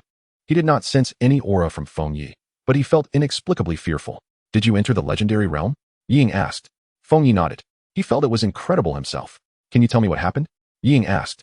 But Feng Yi was about to speak when Luo Shuyu interrupted the two. Feng Yi just woke up and needs to rest. Can't we talk about it later? Feng Yi looked at Luo Shuyu, indicating that he couldn't help it, and Yi Ying didn't continue to press. This experience had greatly helped his own realm. I'm fine. Don't worry, Feng Yi said. Whether you're fine or not, what does it have to do with me? Luo Shuyu rolled her eyes at Feng Yi. This woman was really two-faced. She had just been concerned about him, and in the blink of an eye, her attitude had changed. So complicated. Feng Yi thought to himself. Then why do you care about me? I'm not caring about you. I'm afraid you'll die and no one will protect me. Can you two stop flirting? By the way, the food is getting cold. Lu Sueki leaned her little head out and said, Eat. That's all you know. Luo Shuyu said angrily, then left. Lu Sueki looked at Feng Yi in confusion and said, Did I do something wrong? You didn't do anything wrong. You just shouldn't have appeared at this time. Feng Yi walked up to the bear paw with a smile. Previously, he had lost his sense of taste and hadn't properly savored the bear paw. Now that his sense of taste was back, he naturally wanted to enjoy it. After all, this was a rare delicacy. Luo Shueshua saw Feng Yi and Lu Sueki feasting in the room and couldn't help but feel a bit angry. She cared so much for him. Yet he was there eating and drinking heartily. So delicious. Feng Yi took a bite of the bear paw and sipped some beer, feeling extremely comfortable. You bad guy? This is so tasty, Lu Sueki said from the side. The more Luo Shueshua watched, the angrier she became. She hadn't eaten much before, and now her stomach was growling. You two heartless people. It drives me crazy. Don't you know I haven't eaten yet? Don't you know to call me? You bad guy, Luo's sister hasn't eaten much either. Lu Sueki said tipsily. Didn't you just eat? Feng Yi looked at Lu Sueki in confusion. I had a couple of bites, then I saw you fall to the ground, and Luo's sister was so worried. So no one ate anymore. Lu Sueki said with a somewhat dazed look. I'll go call you Luo's sister. Not eating dinner is not okay. Feng Yi stood up and walked into the house. Seeing Feng Yi coming over, Luo Shueshua quickly lay down. She didn't want Feng Yi to catch her secretly observing them. Feng Yi came to Luo Shueshua's bedside and said somewhat awkwardly, The little girl said you didn't eat dinner tonight, so I came to call you for dinner. I'm not hungry, Luo Shueshua said stubbornly. Grr. Luo Shueshua's stomach growled, and she felt extremely embarrassed. How could her stomach betray her? Still saying you're not hungry. The stomach doesn't lie. Humph. You heard wrong, Luo Shueshua said, her face turning red. Then please reluctantly have a bite. Chapter 92. Beasts. Alright, since you said so, I'll reluctantly give you face. Looking at Luo Shueshua's expression, Feng Yi found that this woman also had such a cute side. Back at the dining table, Lu Sueki was eating heartily, and upon seeing Luo Shueshua arrive, she said, Luo sister, weren't you not hungry? Luo Shueshua shot Lu Sueki a glare. Thinking to herself, I definitely wasted my concern earlier. Lu Sueki saw the look in Luo Shueshua's eyes and immediately quieted down, lowering her head to eat, not daring to say more. No one spoke at the dining table, and the atmosphere was unusually quiet. Feng Yi ate quickly, the delicious food making his eating manner rather ungraceful. In contrast, Luo Shueshua's eating manner was extremely elegant, which made Feng Yi somewhat mesmerized. Lu Sueki said with a wicked smile, You bad guy, does it look good? If it looks good, look a few more times. At this moment, Feng Yi realized that he had lost his composure earlier. He awkwardly looked at Luo Shueshua. Luo Shueshua elegantly wiped her mouth and said, I'm done eating. It was very delicious. You can go rest now. I'll tidy up. Have you heard? Someone was attacked. Luo Shueshua said. It wasn't a wild man. It was a survivor. What did you say? Feng Yi said in shock. It was a survivor, and it's one of our old friends. The Straw Hat organization did it. Haha, I really didn't expect these guys to be so quick. Feng Yi felt no surprise at this. Their attacking other survivors was expected. Should we take some protective measures? Luo Shueshua asked. For now, our safety measures are still quite good. Tomorrow I'll have the wild men strengthen patrols around the camp. If there is anything unusual at sea, we can discover it immediately. That is best. Don't worry. Our strength is very strong now. If they come, it's just delivering supplies. Feng Yi said with a smile. All right. With you here, I feel at ease. I'm going to rest first. Don't stay up too late. After Luo Shueshua finished speaking, she turned and left. Feng Yi tidied up for a while, then sat down beside and opened the chat system. This was Feng Yi's habit, to check on other survivors on different islands every day. Sigh. I don't know when Big Boss Yeffing will sell weapons. Feng Yi had just opened it when he saw someone sighing. Yeah, I'm really anxious right now. I don't know if that Straw Hat group will come to my island. Damn, these guys are just bandits. I heard that they kill the men and keep the women. They're just a bunch of beasts. I've heard that too. The Straw Hats are heinous. As soon as they enter an island, they look for other survivors. Everyone, for your safety, I suggest you move inland. After all, the Straw Hats only dare to search the outskirts. Straw Hat, everyone, prepare your supplies. I will soon visit your islands. Damn, Big Boss Yeffing, hurry up and sell weapons. Straw Hat, Yeffing that bastard, don't let me find you. Straw Hat, you're so annoying. Why do I feel so upset? I just feel like Big Boss Yeffing is hiding. Old Diver, Straw Hat, clean your neck and wait for me.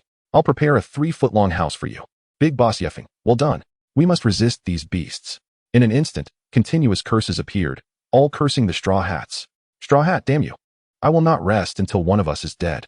Someone named Qingqing Zichin said. I must kill you. Qingqing Zichin, your wife is quite nice too, very pretty. Just like Run, said Straw Hat. What happened? Did Qingqing Zichin's wife get? Before Qingqing Zichin could finish speaking, he suddenly fell down, darkness enveloping him. You really are a beast. Feng Yi said with a cold smile. Feng Yi never expected that the Straw Hats could be so ruthless. I heard that summer snow is very beautiful. I wonder what it tastes like. Haha, you claim to be a beast, yet you don't want to be human. You can come find me anytime. I'll be waiting for you. Feng Yi sincerely didn't want to waste time talking with the Straw Hats here. The first emperor saw the Straw Hats' actions in the chat system and was somewhat speechless. The first emperor began to doubt whether forming an alliance with the Straw Hats was the right decision. He fell into deep thought. I won't waste any more words with you. I'm going to enjoy the beauties. Damn, this beast, how many girls has he harmed? Big Boss Yeffing, please protect me. I don't want to be caught by the Straw Hats. Seeing this, Feng Yi couldn't help but feel a bit moved. The actions of the Straw Hats were despicable, but he currently had no way to help. Feng Yi decided to make some weapons and sell them at a low price. This could be considered as providing them some welfare. Everyone, my abilities are limited. Whether you can survive depends on yourselves. Moreover, you don't have a boat and can't go to sea. I can't do anything about it. Feng Yi said, Big Boss, you can come pick me up. Yeah, Big Boss, you can totally come out to sea and pick us up, take us to your island. Feng Yi was instantly speechless. How could these people be so shameless, always seeking protection? Everyone, I don't have a boat. Everything still depends on yourselves. Only by becoming stronger can you survive here. Feng Yi said, Big Boss, we also want to strengthen our power, but we don't have weapons. Yeah, Big Boss, it's very difficult to get weapons now. The Straw Hat Group has both melee and ranged weapons. We have no way to defend ourselves. Big Boss, please sell some more weapons. Big Boss, you must have a lot of weapons. Feng Yi looked at these survivors. He indeed had quite a few weapons, but those were prepared for the wild men. After all, with the wild men as strong combat power, his own combat power would also be strong. Sigh, even if the Big Boss sells weapons, can you all afford them? Indeed. The Big Boss's weapons are too good. We can't afford them at all. You guys should think about how to improve your own strength. Sigh, is it really just waiting to die? Brother, don't be so pessimistic. There should be many islands here. The Straw Hats might not find you. It's best to take this time to improve. Chapter 93, Leasing Items. Big Boss, I have an idea. I don't know if I should say it. One named Doghead Military Counselor said. What method? Feng Yi asked curiously. Big Guy, this is a method. Big Guy, implement it. My life depends on you to save me. Feng Yi fell into deep thought. He didn't understand the things involved. This was also the first time he had heard about it. I need to study this. Feng Yi said inside. Do you know about leasing? Feng Yi asked. I know, but I haven't studied it in detail. Luo Shueshua replied. Now, all the survivors want us to lease some weapons. What do you think? I have no objections to leasing weapons, but the profit isn't big. Luo Shueshua said. Previously, Luo Shueshua also wanted to lease some, but found the prices weren't very high. So she gave up. A little profit is still profit. After all, we have plenty of weapons. It's just a way to benefit them. Feng Yi said. Should we lease out that crossbow cart? Luo Shueshue was furious after seeing what the straw hat said in the chat system. Are they playing so big? Yes. It won't get damaged anyway. Luo Shueshue said. This thing has a huge destructive power. I'm afraid they won't be able to handle it. Feng Yi said. Whoever can destroy the straw hat's ship, I'm willing to lend it to them for free. Hearing this, Feng Yi couldn't help but wipe the cold sweat. This was too ruthless. What about the crossbow arrows? Feng Yi asked. Obviously, she was very dissatisfied with the straw hat. Okay, you handle it. Luo Shueshue nodded and then began to organize. Back to the chat system. No way. Didn't Big Guy Yifeng say to discuss it? He must be discussing it with Big Guy Summer Snow. Everyone, we just discussed it, and we have adopted the dog-headed strategist's suggestion. However, the price hasn't been decided yet. Feng Yi said. Big Guy is invincible. Big Guy, I love you. I want to have your babies. Big Guy, if there's a chance, I will personally serve you. I will do well. Feng Yi was somewhat speechless. What kind of wolfish words are these? Can we talk about serious matters? Haha. Big Guy Yifeng is a bit overwhelmed. You ladies should be a little more reserved. After a while, Luo Shueshue said inside. The leasing items are done. Everyone go take a look. Wow, Big Guy is indeed a big guy. Actions are this quick. Feng Yi curiously clicked in, and inside were weapons, knives, guns, and bows. The prices are also reasonable. 5 kilograms for 2 hours of leasing rights. 10 kilograms can be used for 5 hours. When Feng Yi saw the crossbow cart, it actually required 50 kilograms of iron, and one crossbow arrow costs 10 kilograms of iron. The usage time is only 1 hour. Wow, everyone. Big Guy Yifeng is definitely ruthless this time. The crossbow cart is out. Yes, although the price is a bit high, this thing is worth the price. Love it. Love it. Big Guy Yifeng is simply thinking too much for everyone. Everyone, there aren't many weapons inside. Hope everyone leases them reasonably. Feng Yi said. Big Guy, don't worry. We will only lease when we need it. That's good. Otherwise, if someone really needs it, they won't be able to lease it later. Summer S. Snow, please return the items as soon as you finish using them. Don't affect the next person's use. Wow. The two big guys happened at the same time. Emperor sure saw this scene, his eyes clouded with gloom. He never expected that Yifeng actually had a crossbow cart in his hands. This made him realize that without certain strength, he wouldn't easily provoke Yifeng. After all, the crossbow cart in Yifeng's hands is too intimidating. Emperor sure estimated that as soon as he shows his head on the sea, he would be shot through by Yifeng's crossbow arrows. He even guessed that Yifeng must have even more powerful weapons. After all, he dares to lease something like a crossbow cart. At this time, the straw hat was still hugging a beauty to sleep. Hearing someone knock on his door, the straw hat impatiently cursed. Who the hell is disturbing my sleep? Not good. Yifeng is doing leasing inside. What leasing? The straw hat said somewhat dissatisfied. Leasing items can be leased to others, instantly boosting their combat power, which is bad news for us. Just a bunch of rabble. Nothing to worry about. The straw hat said nonchalantly. That's not the most shocking part. The most terrifying thing is that Yifeng is leasing the crossbow cart. What did you say? The straw hat said in shock. Captain, it's the crossbow cart. This thing is a siege weapon with extremely powerful lethality. The straw hat immediately became more alert. The appearance of the crossbow cart made him feel uneasy. Captain, I want it too. Slap. Get the hell out of here. The woman curled up in fear beside him. At this moment the straw hat was extremely unhappy. Yifeng is always opposing me. I must kill you. Emperor sure said to the straw hat. Stay low-key recently. Understood. I will definitely make that guy die. The one we can't provoke right now is him. This person is too strong. Even if you and I join forces, we can't guarantee to take him down. Let us develop first. Wait until we have enough strength. Then it will be his death. Emperor sure said. I know. I'm looking for Yifeng's island every day. Good. If found, don't alarm the snake. We need to take it slow. This person is a big piece of meat. Needs to be digested slowly. Understood. It's getting late. I'll rest first. Emperor sure wanted to say something else. But seeing the straw hat like this, he couldn't help but shake his head.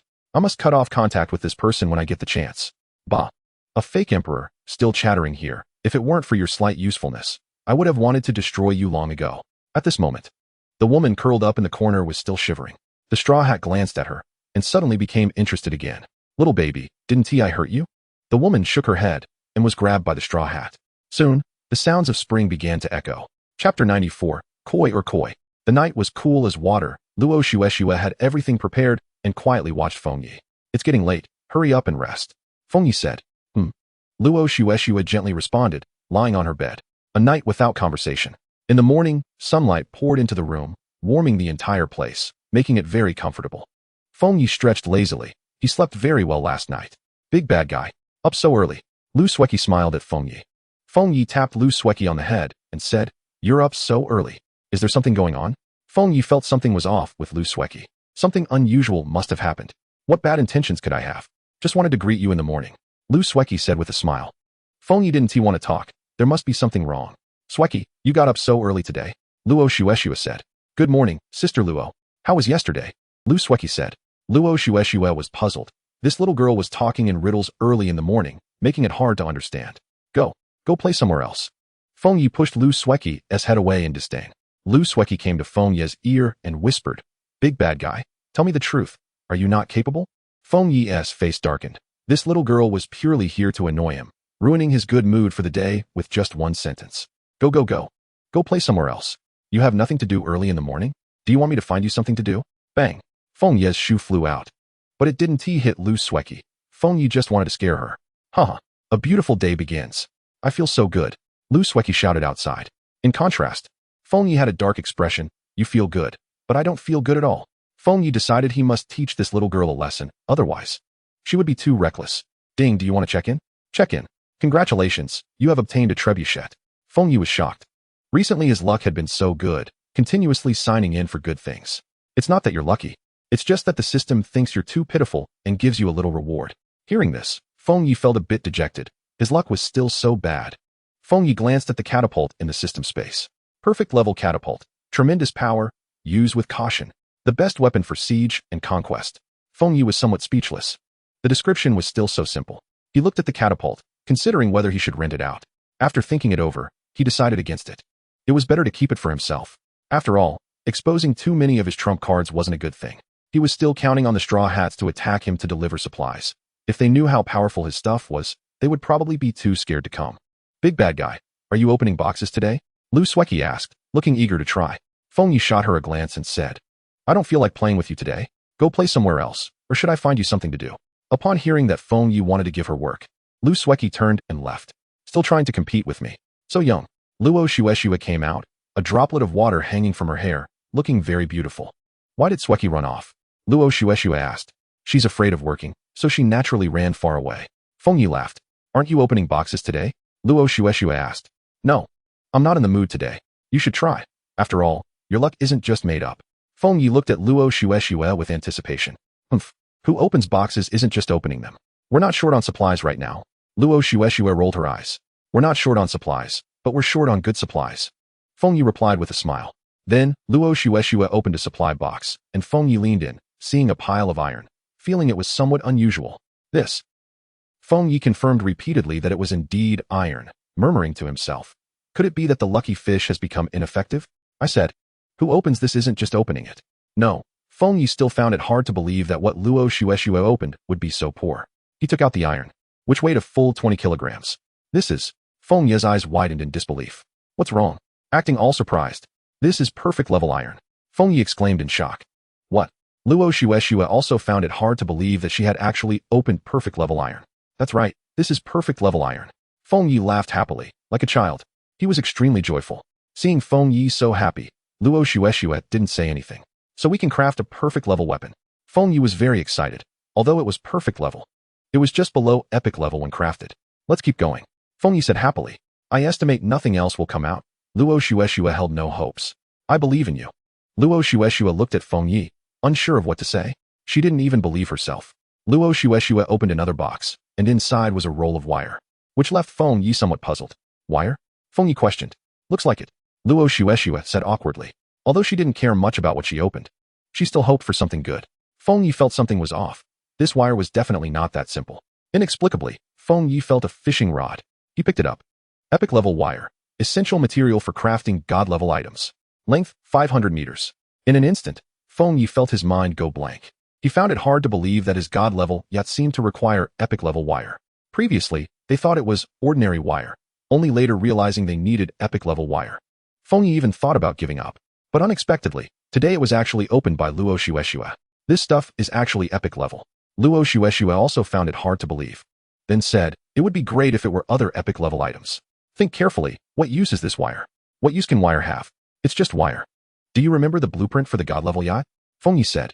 Suddenly, Luo Shueshua remembered. running into the warehouse to retrieve the blueprint for the god-level yacht from a corner.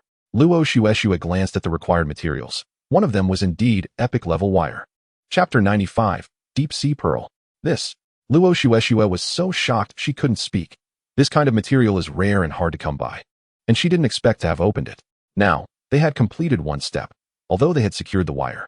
The Deep Sea Pearl and God-level Energy Stone were both very difficult to obtain, Feng Yi said. That's true, but having one is still hope. Feng Yi smiled. Let's continue opening the remaining two.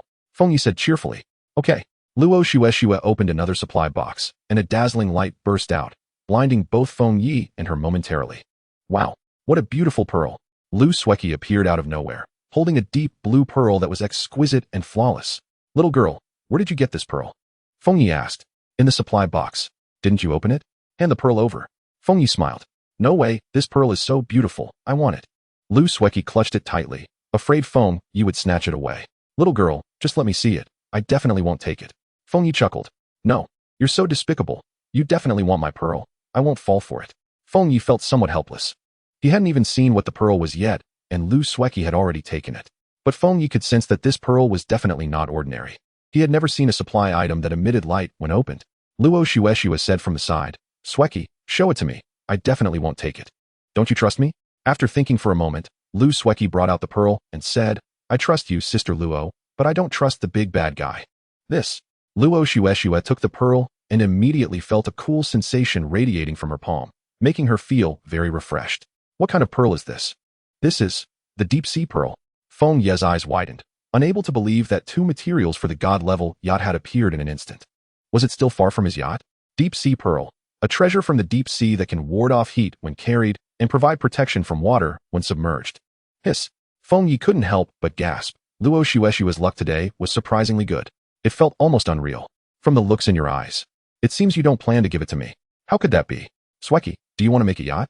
Feng Yi smiled. Lu Sueki cautiously looked at Feng Yi and said, Your smile is so lewd. Damn it. Feng Yi felt something was off. How had he become lewd? Do you want to ride on a yacht? Feng Yi continued to ask. Of course. Lu Sueki replied. Then give me this pearl. And I'll let you ride on the yacht in the future. Feng Yi smiled. No. You must be lying to me. You just want my pearl. Lu Sueki immediately became vigilant. This left Feng Yi feeling a bit overwhelmed. Why was this little girl so protective of her food? Forget it. The current materials aren't enough. Let us leave it with Sueki for now. We'll ask for it back when the materials are complete. Luo Shueshue said from the side. All right. It has to be this way. After all, Feng Yi felt that god-level energy stones wouldn't be so easy to obtain, even if he had the pearl. It would just sit there gathering dust. Little girl, keep the pearl safe. Don't lose it. When the materials for the god-level yacht are all gathered, you must hand over the pearl. Feng Yi said. Got it. Lu Sueki replied impatiently, as Feng Yi began to fiddle with the beads. The divine energy stones sounded difficult to acquire, and Lu Sueki cursed in her heart that Feng Yi would never obtain it. There was also a box. Open it. Feng Yi said. Another dazzling light appeared, and this time Feng Yi did not hesitate at all, directly taking the items from the supply box into his hands. Suddenly, a warm sensation entered his hand. What is it? Luo Shueshue and Lu Sueki looked at Feng Yi with puzzled expressions. They hadn't seen what was inside the box because Feng Yi was too fast. Big bad guy, what did you take? Lu Sueki asked. Feng Yi opened his palm, keeping a distance from Lu Sueki, fearing she would snatch it away. A golden bead appeared in Feng Ye's hand, emitting a soft glow and carrying a sacred aura. Holy Light Pearl contains powerful holy light energy, capable of healing physical ailments. Evil spirits cannot approach. Feng Yi looked at this bead, equally confused, not knowing what it was useful for. Big bad guy, can you give me that bead? Lu Sueki asked with a smile. Don't you already have one? Besides, this was opened by your sister Luo. If it's to be given, it should be given to your sister Luo. Feng Yi replied. I'll trade with you. Although Lu Sueki was reluctant to part with the Deep Sea Pearl, she preferred the Holy Light Pearl even more. You should discuss this with your sister Luo. Saying this, Feng Yi threw the Holy Light Pearl directly to Luo Shueshue. Lu Sueki looked at Luo Shueshue with anticipation. Okay, I'll trade with you. Luo Shueshue had originally planned to trade the Holy Light Pearl with Lu Sueki, and since Lu Sueki brought it up, Luo Shueshue did not refuse. Luo Shueshue understood that the Deep Sea Pearl was very significant at the moment. If Lu Sueki lost it, the divine yacht would be ruined. Hee. Sister Luo is so good to me. Unlike the big bad guy who just knows how to squeeze me every day. Feng Yi was somewhat speechless with anger. How was he squeezing her? Was that even something a person would say? All right, let's go eat first. Feng Yi, you should be cooking. Luo Shueshue said. Feng Yi couldn't help but sigh. No matter how powerful he was still destined to be the cook. He really wished for a partner who could cook, so he wouldn't have to work so hard every day. Luo Xuxue made a necklace-like item and placed the deep-sea pearl inside, turning it into a necklace to wear around her neck. "Sister Luo, I want one too," Lu Sueki exclaimed when she saw the beautiful necklace Luo Xuxue made. Soon after, Luo Xuxue made another one, and Feng Yi, surprised, said, "You can do this too? Shouldn't I be able to?" Luo Xuxue stared at Feng Yi. "You should, but your craftsmanship is really good," Feng Yi praised, noting how exquisite it was and how well it matched the beads. "It's just average. My skills have become a bit rusty." Chapter 96. You are the one I entrust my back to. I just didn't expect you to have this skill. It's just cooking skills from before. There's nothing to show off, Luo Xuxue said calmly. "You." Before Feng Yi could finish, Lu Sueki said pitifully from the side, "Big bad guy. When are we eating?" Feng Yi gently patted Lu Sueki's head, affectionately saying, "We'll eat soon." Night Shadow put the supplies into the warehouse and found a place to begin training. Seeing Night Shadow in this state, Feng Yi couldn't help but marvel. Night Shadow truly was a training fanatic. After a while, Feng Yi finished preparing the meal, and after the few had eaten, Feng Yi went to the wild people's camp. "Master, you've arrived," Monday said respectfully. "How have you been living here?" "Very well. We really like it here," Monday replied with a smile, his face full of joy. "That's good. I came this time to discuss how to obtain food long-term." "Food?" "Yes. Right now, food is always insufficient, and it won't work long-term," Feng Yi said. "Master, I don't understand what you mean. Food has indeed been short, but we are hunting every day." Monday thought Feng Yi wanted to abandon them. Hunting is ultimately not a long-term solution. The food on the island will gradually decrease, and eventually, there will be no beasts left here. Feng Yi said, "Master, I still don't quite understand." Monday still did not grasp Feng Yi's meaning. However, Feng Yi thought it was normal, and then said, "I need you to cultivate the land." Cultivate the land? Monday completely did not understand what this meant, but he knew in his heart that Feng Yi would not harm them. Then, Feng Yi roughly explained to Monday, and while he only partially understood, he grasped some of it. "Now gather some tribesmen. I need you to start construction," Feng Yi instructed. Then, Monday found 10 strong young tribesmen, who looked at Feng Yi with some trepidation. After all, they had seen Feng Yi's skills. Seeing their expressions, Feng Yi immediately said, "You don't need to be so scared. I'm not going to eat you, just act normal." The 10 tribesmen looked at each other, but remained very reserved. At this moment, Monday said, "Recently, you need to follow the master's arrangements." Understood. Feng Yi took the 10 tribesmen away to find an open area that was overgrown with weeds and needed to be cleared. "Your task today is to clear this area," Feng Yi instructed. Understood. Feng Yi handed tools to the wild people and then said, "Use these tools. You should be able to finish today. I will have Monday bring you food during mealtime." Understood. "All right, you can start working." The 10 wild people began to act, moving quickly and efficiently. After watching for a while, Feng Yi turned and left. After all, building greenhouses required a lot of bricks, which needed to be prepared. "Go to the wild people's camp. About the greenhouse we discussed, let them build it," Feng Yi said. "Oh, what are you doing?" "Collecting supplies, and today I found that everyone has some strange stones," Luo Xuxue said. "Stones?" Feng Yi asked in confusion. "I tried collecting one. You take a look," Luo Xuxue said. Luo Xuxue took out a red stone, which looked completely ordinary. "What is this?" "Firestone, but no one knows its specific use," Luo Xuxue said. Feng Yi took it in his hand and immediately felt a warm sensation spread through his palm, quite comfortable. "How many of these stones are there?" Feng Yi asked. "There are still many in the survivors' hands, but no one knows the use of this stone," Luo Xuxue said. "What is the price?" Feng Yi inquired. "The price is also very cheap. We can collect some of these types of stones. I have a feeling they will be very useful," Feng Yi said. "Okay, I'll collect some, but the current survivors are very smart. If we collect too much, they will definitely think this stone is valuable, and the price might gradually increase." "That's fine. If the price is too high, we won't collect it. After all, we don't know what this stone is truly useful for. We just want to keep some for backup." "All right. Today I heard they said the straw hats have started moving. These guys really have a lot of energy," Feng Yi said with a smile. However, most survivors have already entered the jungles on the island to avoid the straw hats. The straw hats won't last long, but the first emperor hasn't shown any movement. Feng Yi frowned. Although Feng Yi was not afraid of them, if these people played tricks, he and Night Shadow could not split up, so Feng Yi was quite concerned about their actions. There hasn't been much news about the first emperor lately, but some say he's also attacking other islands, but he doesn't kill anyone. Instead, he recruits them all, Luo Xuxue said. "Hehe. The first emperor is much smarter than a straw hat. After all, the more people you have, the better you can survive," Feng Yi said. "Don't we need to make a ship and go to other islands to take a look?" Luo Xuexue said. Feng Yi shook his head. He had thought about it before. But the hearts of the survivors are too complicated. Once he exposed his position, he wasn't sure if these people would betray him. Besides, he didn't lack people right now. The wild men of a tribe were all his subordinates. Although these wild men didn't know much at the moment, he could teach them patiently. Let's not do that for now. We still have 9 other tribes on our island. If we rashly go out to sea, those 9 tribes might ambush us. Feng Yi said.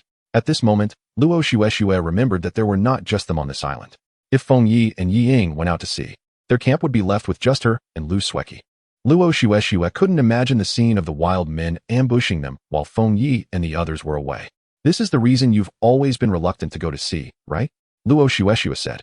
At this moment, one point was also about the hearts of people. Don't you trust everyone? No, I only trust those I believe in. I don't trust others. Feng Yi said. What about me? You are the person I can trust with my back. What do you say? Luo Xuexue felt delighted in her heart. She didn't expect to be so important in Feng Yi's eyes, to the extent of being trusted with his back. Chapter 97, Short Knife. What about me? Lu Sueki appeared at some point, looking at Feng Yi. Feng Yi smiled and patted Lu Sueki's head, saying, You only know how to eat. Humph. Lu Sueki pouted in dissatisfaction. Luo Jia, the big bad guy seems a bit strange today. Strange? What's strange? Luo Xuexue asked, feeling that Feng Yi was quite normal, with no oddities. Strangely handsome, Lu Sueki said with a grin. Luo Xuexue rolled her eyes at Lu Sueki. This cheesy compliment was really hard for her to bear. Go play somewhere else. I need to do something serious. Humph. As if no one else has serious business. Luo Xuexue glanced at Lu Sueki, not really believing that the little girl had serious matters to attend to. Feng Yi went up to the lookout tower, where he could clearly see every move of the wild men. The 10 wild men he had arranged earlier were working hard. From up high, he could see that a small area had already been cleared, and he felt that it could be completed by tonight. Tomorrow, they could build the greenhouse. In the evening, Feng Yi came down from the lookout tower, and Luo Xuexue had already received quite a few strange stones. Today's harvest is not bad. It's okay. There are about 10 pieces of each type of stone. What kinds of stones? Firestone, sky blue stone, ice stone. For now, there are only these 3 types. You've worked hard. What do you want to eat tonight? Feng Yi said with a smile. Big bad guy, I'm also very tired, okay? Why don't you ask me? Lu Sueki pouted, looking very cute. What did you do? I spent the whole day making weapons, and I'm very tired too. Feng Yi looked at Lu Sueki with a black line on his face. Is that even tiring? Making a weapon takes an hour, and the rest of the time. You really have nothing to do. Oh, what weapons did you make? Feng Yi asked. Exquisite compound bow, ordinary spear. Just these 2? Feng Yi said. Just these 2. Didn't you say that the wild men can use spears and bows? You did a good job. I'll reward you with a big chicken leg tonight. Feng Yi said with a smile. That's good. I want to eat oil-braised shrimp tonight. All right, I'll satisfy you, you little glutton. By the way, the perfect iron you opened this morning wasn't he used, right? Feng Yi asked. I refined it into epic level iron. Lu Sueki said proudly. Little girl, not bad. You're so smart now. Then let me refine it into a compound bow. After Lu Sueki finished speaking, Feng Yi almost spat out a mouthful of old blood.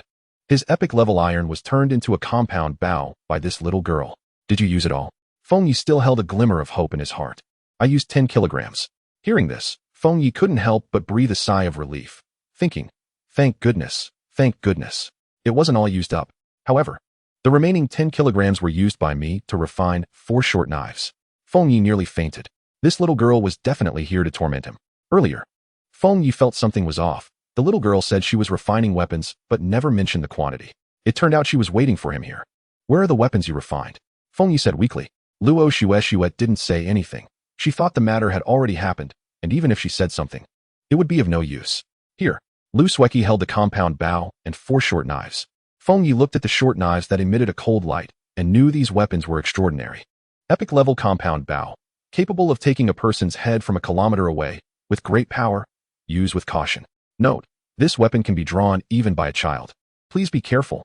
Epic level short knife, blade length 30 centimeters, width 17 centimeters, blade edge about 0.8 millimeters, blade has flame patterns, sharp as autumn frost, cuts iron like mud, can sever gold and jade.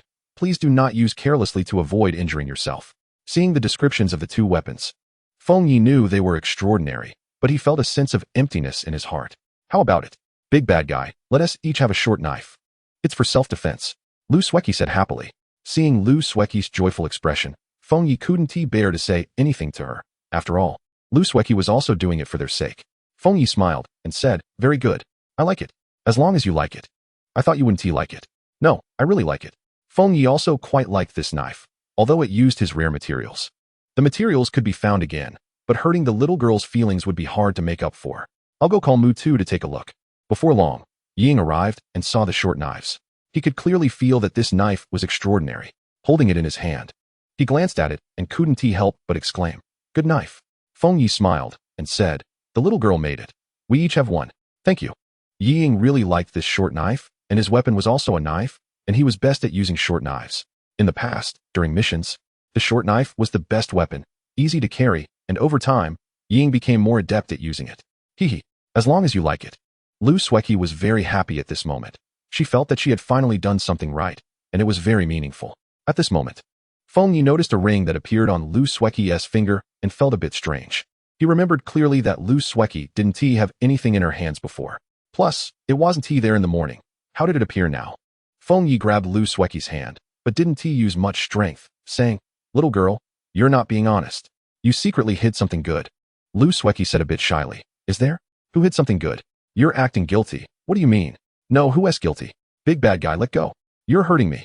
Feng Yi knew the little girl was acting. He hadn't used much force at all. "Feng Yi, let go of Sueki. Don't hurt her."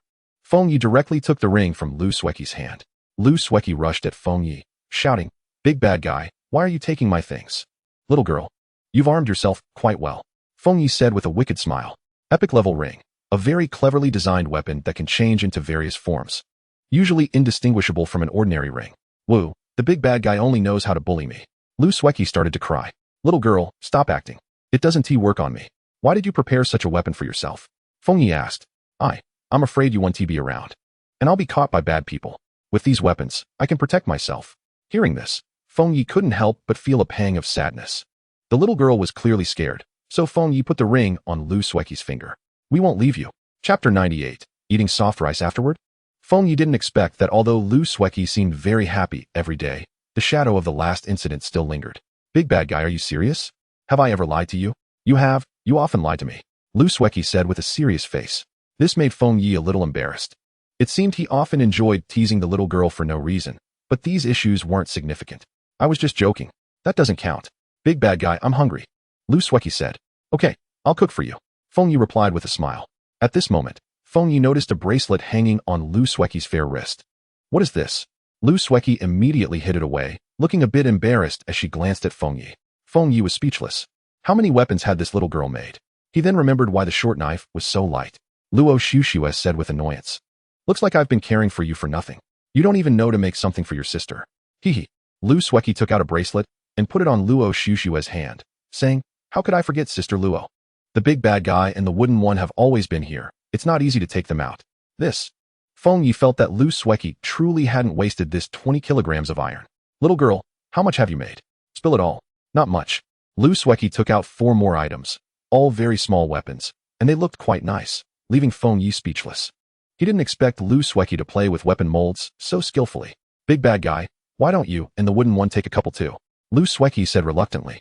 Seeing Lu Sueki like this, Feng Yi said, "Forget it, I won't need them." "I won't need them either." Lu Sueki immediately put them away, happily saying, "I offered them to you. It's your choice to refuse, so don't say I didn't give you anything." Looking at these little trinkets, Feng Yi realized he really wouldn't use them, and Night Shadow felt the same, but they really liked the short knives. "Sister Luo, take 2 more of these," Lu Sueki generously said. Luo Shushue glanced at them and took 1 earring, but didn't take the rest. "The rest are all mine. All yours." Seeing Lu Sueki's money-loving look, Feng Yi didn't know what to say, but Lu Sueki had indeed touched his heart just now. "All right, put away your things. Be careful with these, don't hurt yourself," Feng Yi advised. Although these were just small items, Feng Yi knew their lethality was anything but small.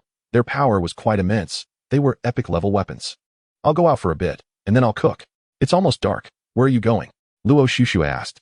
"I want to see how the wild men are doing." "Do you want to come?" Feng Yi looked at Luo Shushue. Luo Shushue thought for a moment. She originally didn't want to go. But since the wild men had been here for a few days, it wouldn't hurt to check on them for long-term survival. "Okay, I'll go take a look too." Feng Yi immediately felt a bit surprised. He didn't expect Luo Shushue would go with him. Seeing Feng Yi and Luo Shushue heading out, Lu Sueki said, "Are you two sneaking out for a date?" Feng Yi ruffled Lu Sueki's hair and said, "Don't talk nonsense. We're going to the wild men's camp. Do you want to come?" "I'd rather not. Those wild men are still quite scary, and I don't want to be a third wheel." "Then you and Night Shadow stay home." "Wong Wong." The husky looked at Feng Yi, expressing that it also wanted to go. Lu Sueki hugged the husky and said, "Little Wind, we're not going to be third wheels. You play with your sister at home." Feng Yi hadn't noticed this dog for a few days. He didn't expect it had grown so big. Has this dog been on hormones? Maybe the quality of food is better. It grows faster when it eats well. Then, Feng Yi and Luo Shushua went out together, and the sunset was particularly beautiful at this moment. "Tonight is really beautiful. Life here is getting better and better," Luo Shushua said. "This place is nice, no city noise, no work pressure, it's really great." "Yeah, since coming here, I've completely relaxed." "Were you very tired before?" "It was okay. I've gotten used to it. There are some things I must do. It seems you've been carrying a lot. What about you?" "I've never heard what you did before." Luo Shushua looked at Feng Yi and asked, "As for me, I've been wandering through various jungles, enjoying the peace of the world." Feng Yi replied. "And you? Doing jewelry business?" Feng Yi asked. "Sort of. I have many industries." "Oh, so you're a little rich lady," Feng Yi said with a smile. "All right. I've eaten all kinds of meals, but I've never eaten soft rice. Not running away. If there's food to eat, why would I run? If you want to eat my soft rice, it's not that easy," Luo Shushua said playfully. "Why isn't it easy? I have many pursuers. You'll need to drive them away one by one. Otherwise, you won't be able to enjoy the soft rice." "Hee. I'm so capable. Handling them will be a piece of cake." As they chatted, they arrived at the wild men's camp, and Monday came running over. "Master, you're here. How's it going?" "It's done. Is this the mistress?" "What did he say?" Luo Shushua looked at Feng Yi curiously. "He said." Feng Yi looked awkwardly at Luo Shushua. "What did he say?" Luo Shushua felt this must have something to do with her. Otherwise, the way this wild man looked at her was off. "He said you are the mistress." "Mistress?" Luo Shushua's face immediately turned a bit red. Maybe he misunderstood. Forget it. Monday still wanted to kneel, but Feng Yi directly stopped him. "All right, Monday, get ready to start building the greenhouse tomorrow." Luo Shushua looked at the wild men's camp. They were wearing clothes that looked less intimidating than before. Many little wild men looked at Luo Shushua with some trepidation, but they couldn't help but stare. They had never seen such a beautiful person. Luo Shushua looked around. She felt that this time the wild men gave her a different impression. There was no strong smell of blood in the camp, and the hygiene had improved quite a bit. Chapter 99, The Bloodshed Caused by Candy. Luo Shushua didn't expect the wild men to change so much in just a few days. A wild child looked at Luo Shushua with curiosity. Luo Shushua squatted down to look at the child, pulling a piece of candy from her pocket. This candy was given to her by Lu Sueki. Luo Shushua gestured for the child to take it, but the child didn't dare to. The mother nearby quickly knelt down, which left Luo Shushua a bit at a loss. Luo Shushua only heard the child's mother speaking, but she had no idea what she was saying. Feng Yi saw that something seemed to be happening with Luo Shushua and hurried over, asking, "What happened?" "I don't know. What is she saying?" Luo Shushua asked. "Nothing. She thinks the child scared you and is apologizing." "Tell her, the child didn't scare me. No need for that." After that, Feng Yi explained a bit. And only then did the child's mother stop, but her eyes were still filled with fear. Luo Shushua handed the candy to the child. At first, the child didn't dare to take it. Only after Monday commanded did the child take the candy, looking at it with curiosity. This was something unknown to him, and he had no idea what it was. Seeing this, Luo Shushua opened the candy and indicated that it was edible. The child put it in his mouth, and suddenly a sweet sensation burst forth, continually impacting his taste buds. The child felt very good towards Luo Shushua, and as she was leaving, he kept waving. On the way back, Luo Shushua said, "Language barriers are always a problem." "That's true. I plan to let them learn recently, but there aren't any suitable candidates. I'll teach them. The sooner they learn, the better they can communicate." "All right, I'll have Night Shadow protect you, and if any problems arise, they can handle it immediately," Feng Yi said. Luo Shushua originally planned not to make it so complicated, but seeing Feng Yi's insistence, she didn't say anything more. "By the way, what you gave the kid earlier was candy, right?" Feng Yi asked. "Yes. Is there any left?" "I don't have any here. This candy was given to me by Xue Qi. That little girl, actually hoarding it all. Do you like candy?" "No. I was planning to give some to the wild people to gain their favor." "Oh, I see. But it's fine to keep the candy. It shouldn't be a problem. By the way, how's your discussion going?" Luo Shushua asked. "Not bad. We can officially start tomorrow." "That's good. The seeds are ready. But I found a type of soil at the trading post." "What kind of soil?" Feng Yi looked at Luo Shushua curiously. "Soil that can accelerate the growth of crops. Such soil exists," Feng Yi said in disbelief. "Yeah, I was shocked at first too. I collected some and did a simple experiment. The effect is very strong." "Is it easy to collect this soil?" "Not very easy after all. Everyone understands that to survive here long term, planting is essential, unless those who are eager to exchange will sell it." "Oh," Feng Yi said somewhat dejectedly. Then said, "It seems I can only leave it to fate." I'll do my best to collect it. Feng Yi tapped Lu Xueqi's head and said, "You're not starving to death. You could go days without starving to death." Hee hee, I was just making a metaphor. Don't be so cheeky. I ask you, where did your candy come from? Candy? What candy? You big bad guy, do you have any? Don't play dumb with me. Where did the candy come from? I don't have any candy. If you don't tell the truth, you won't have dinner tonight. Feng Yi threatened. Big bad guy. How can you be so heartless? I really don't have any candy. You don't need to pretend. Your sister Luo has already told me. Lu Xueqi looked at Luo Su Xue and said, Sister Luo, how could you expose me? Luo Su Xue looked at Lu Xueqi awkwardly and apologized. Little girl, just say it. That was given to me by Mu Tu. Night Shadow gave it to you? Feng Yi felt something was off. This melon is a bit big. Yeah. It was given to me by Mu Tu. Night Shadow, is what the little girl said true? Feng Yi asked in disbelief. She took it herself.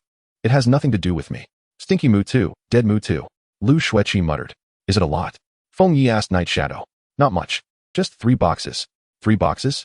Feng Yi said in disbelief. 3 boxes are not a lot. You are too pretentious. Hee hee, Sister Luo, don't be angry. I'm just planning to make it last. Feng Yi grabbed Lu Xueqi and said, let's go. Hand it over. Sister Luo. Lu Xueqi looked at Luo Su Xue pitifully. Luo Su Xue indicated that she didn't want to deal with her. She must give her a lesson for tricking her. Lu Xueqi felt a sense of despair when she saw her beloved sister Luo ignoring her. Little girl, quickly confess, or there won't be any good outcome for you. Feng Yi said with a wicked smile at Lu Xueqi. Lu Xueqi looked at the carefree Feng Yi and the expressionless Night Shadow beside her, and immediately knew she was completely doomed. Where is it hidden? Lu Xueqi said pitifully. Over there. Feng Yi moved aside the things next to her, revealing 3 boxes inside, along with some scattered candies and wrappers. Little girl, your hiding skills are pretty good. Hee hee, it's okay, but it was still discovered by you. Feng Yi's expression changed and said, don't be so cheeky. I said before, I don't like people hiding things. You broke my rules today, you can go. Big bad guy. What are you saying? You don't want me anymore? Lu Xueqi cried. You can go. You broke the rules here. This place is not suitable for you. Feng Yi said sternly. Night Shadow remained expressionless, and Luo Su Xue said nothing. Whoa, big bad guy, you don't want me anymore? You can go. Lu Xueqi suddenly took out a short knife from somewhere and stabbed it directly into her stomach. If it weren't for her quick reflexes, she might have died on the spot.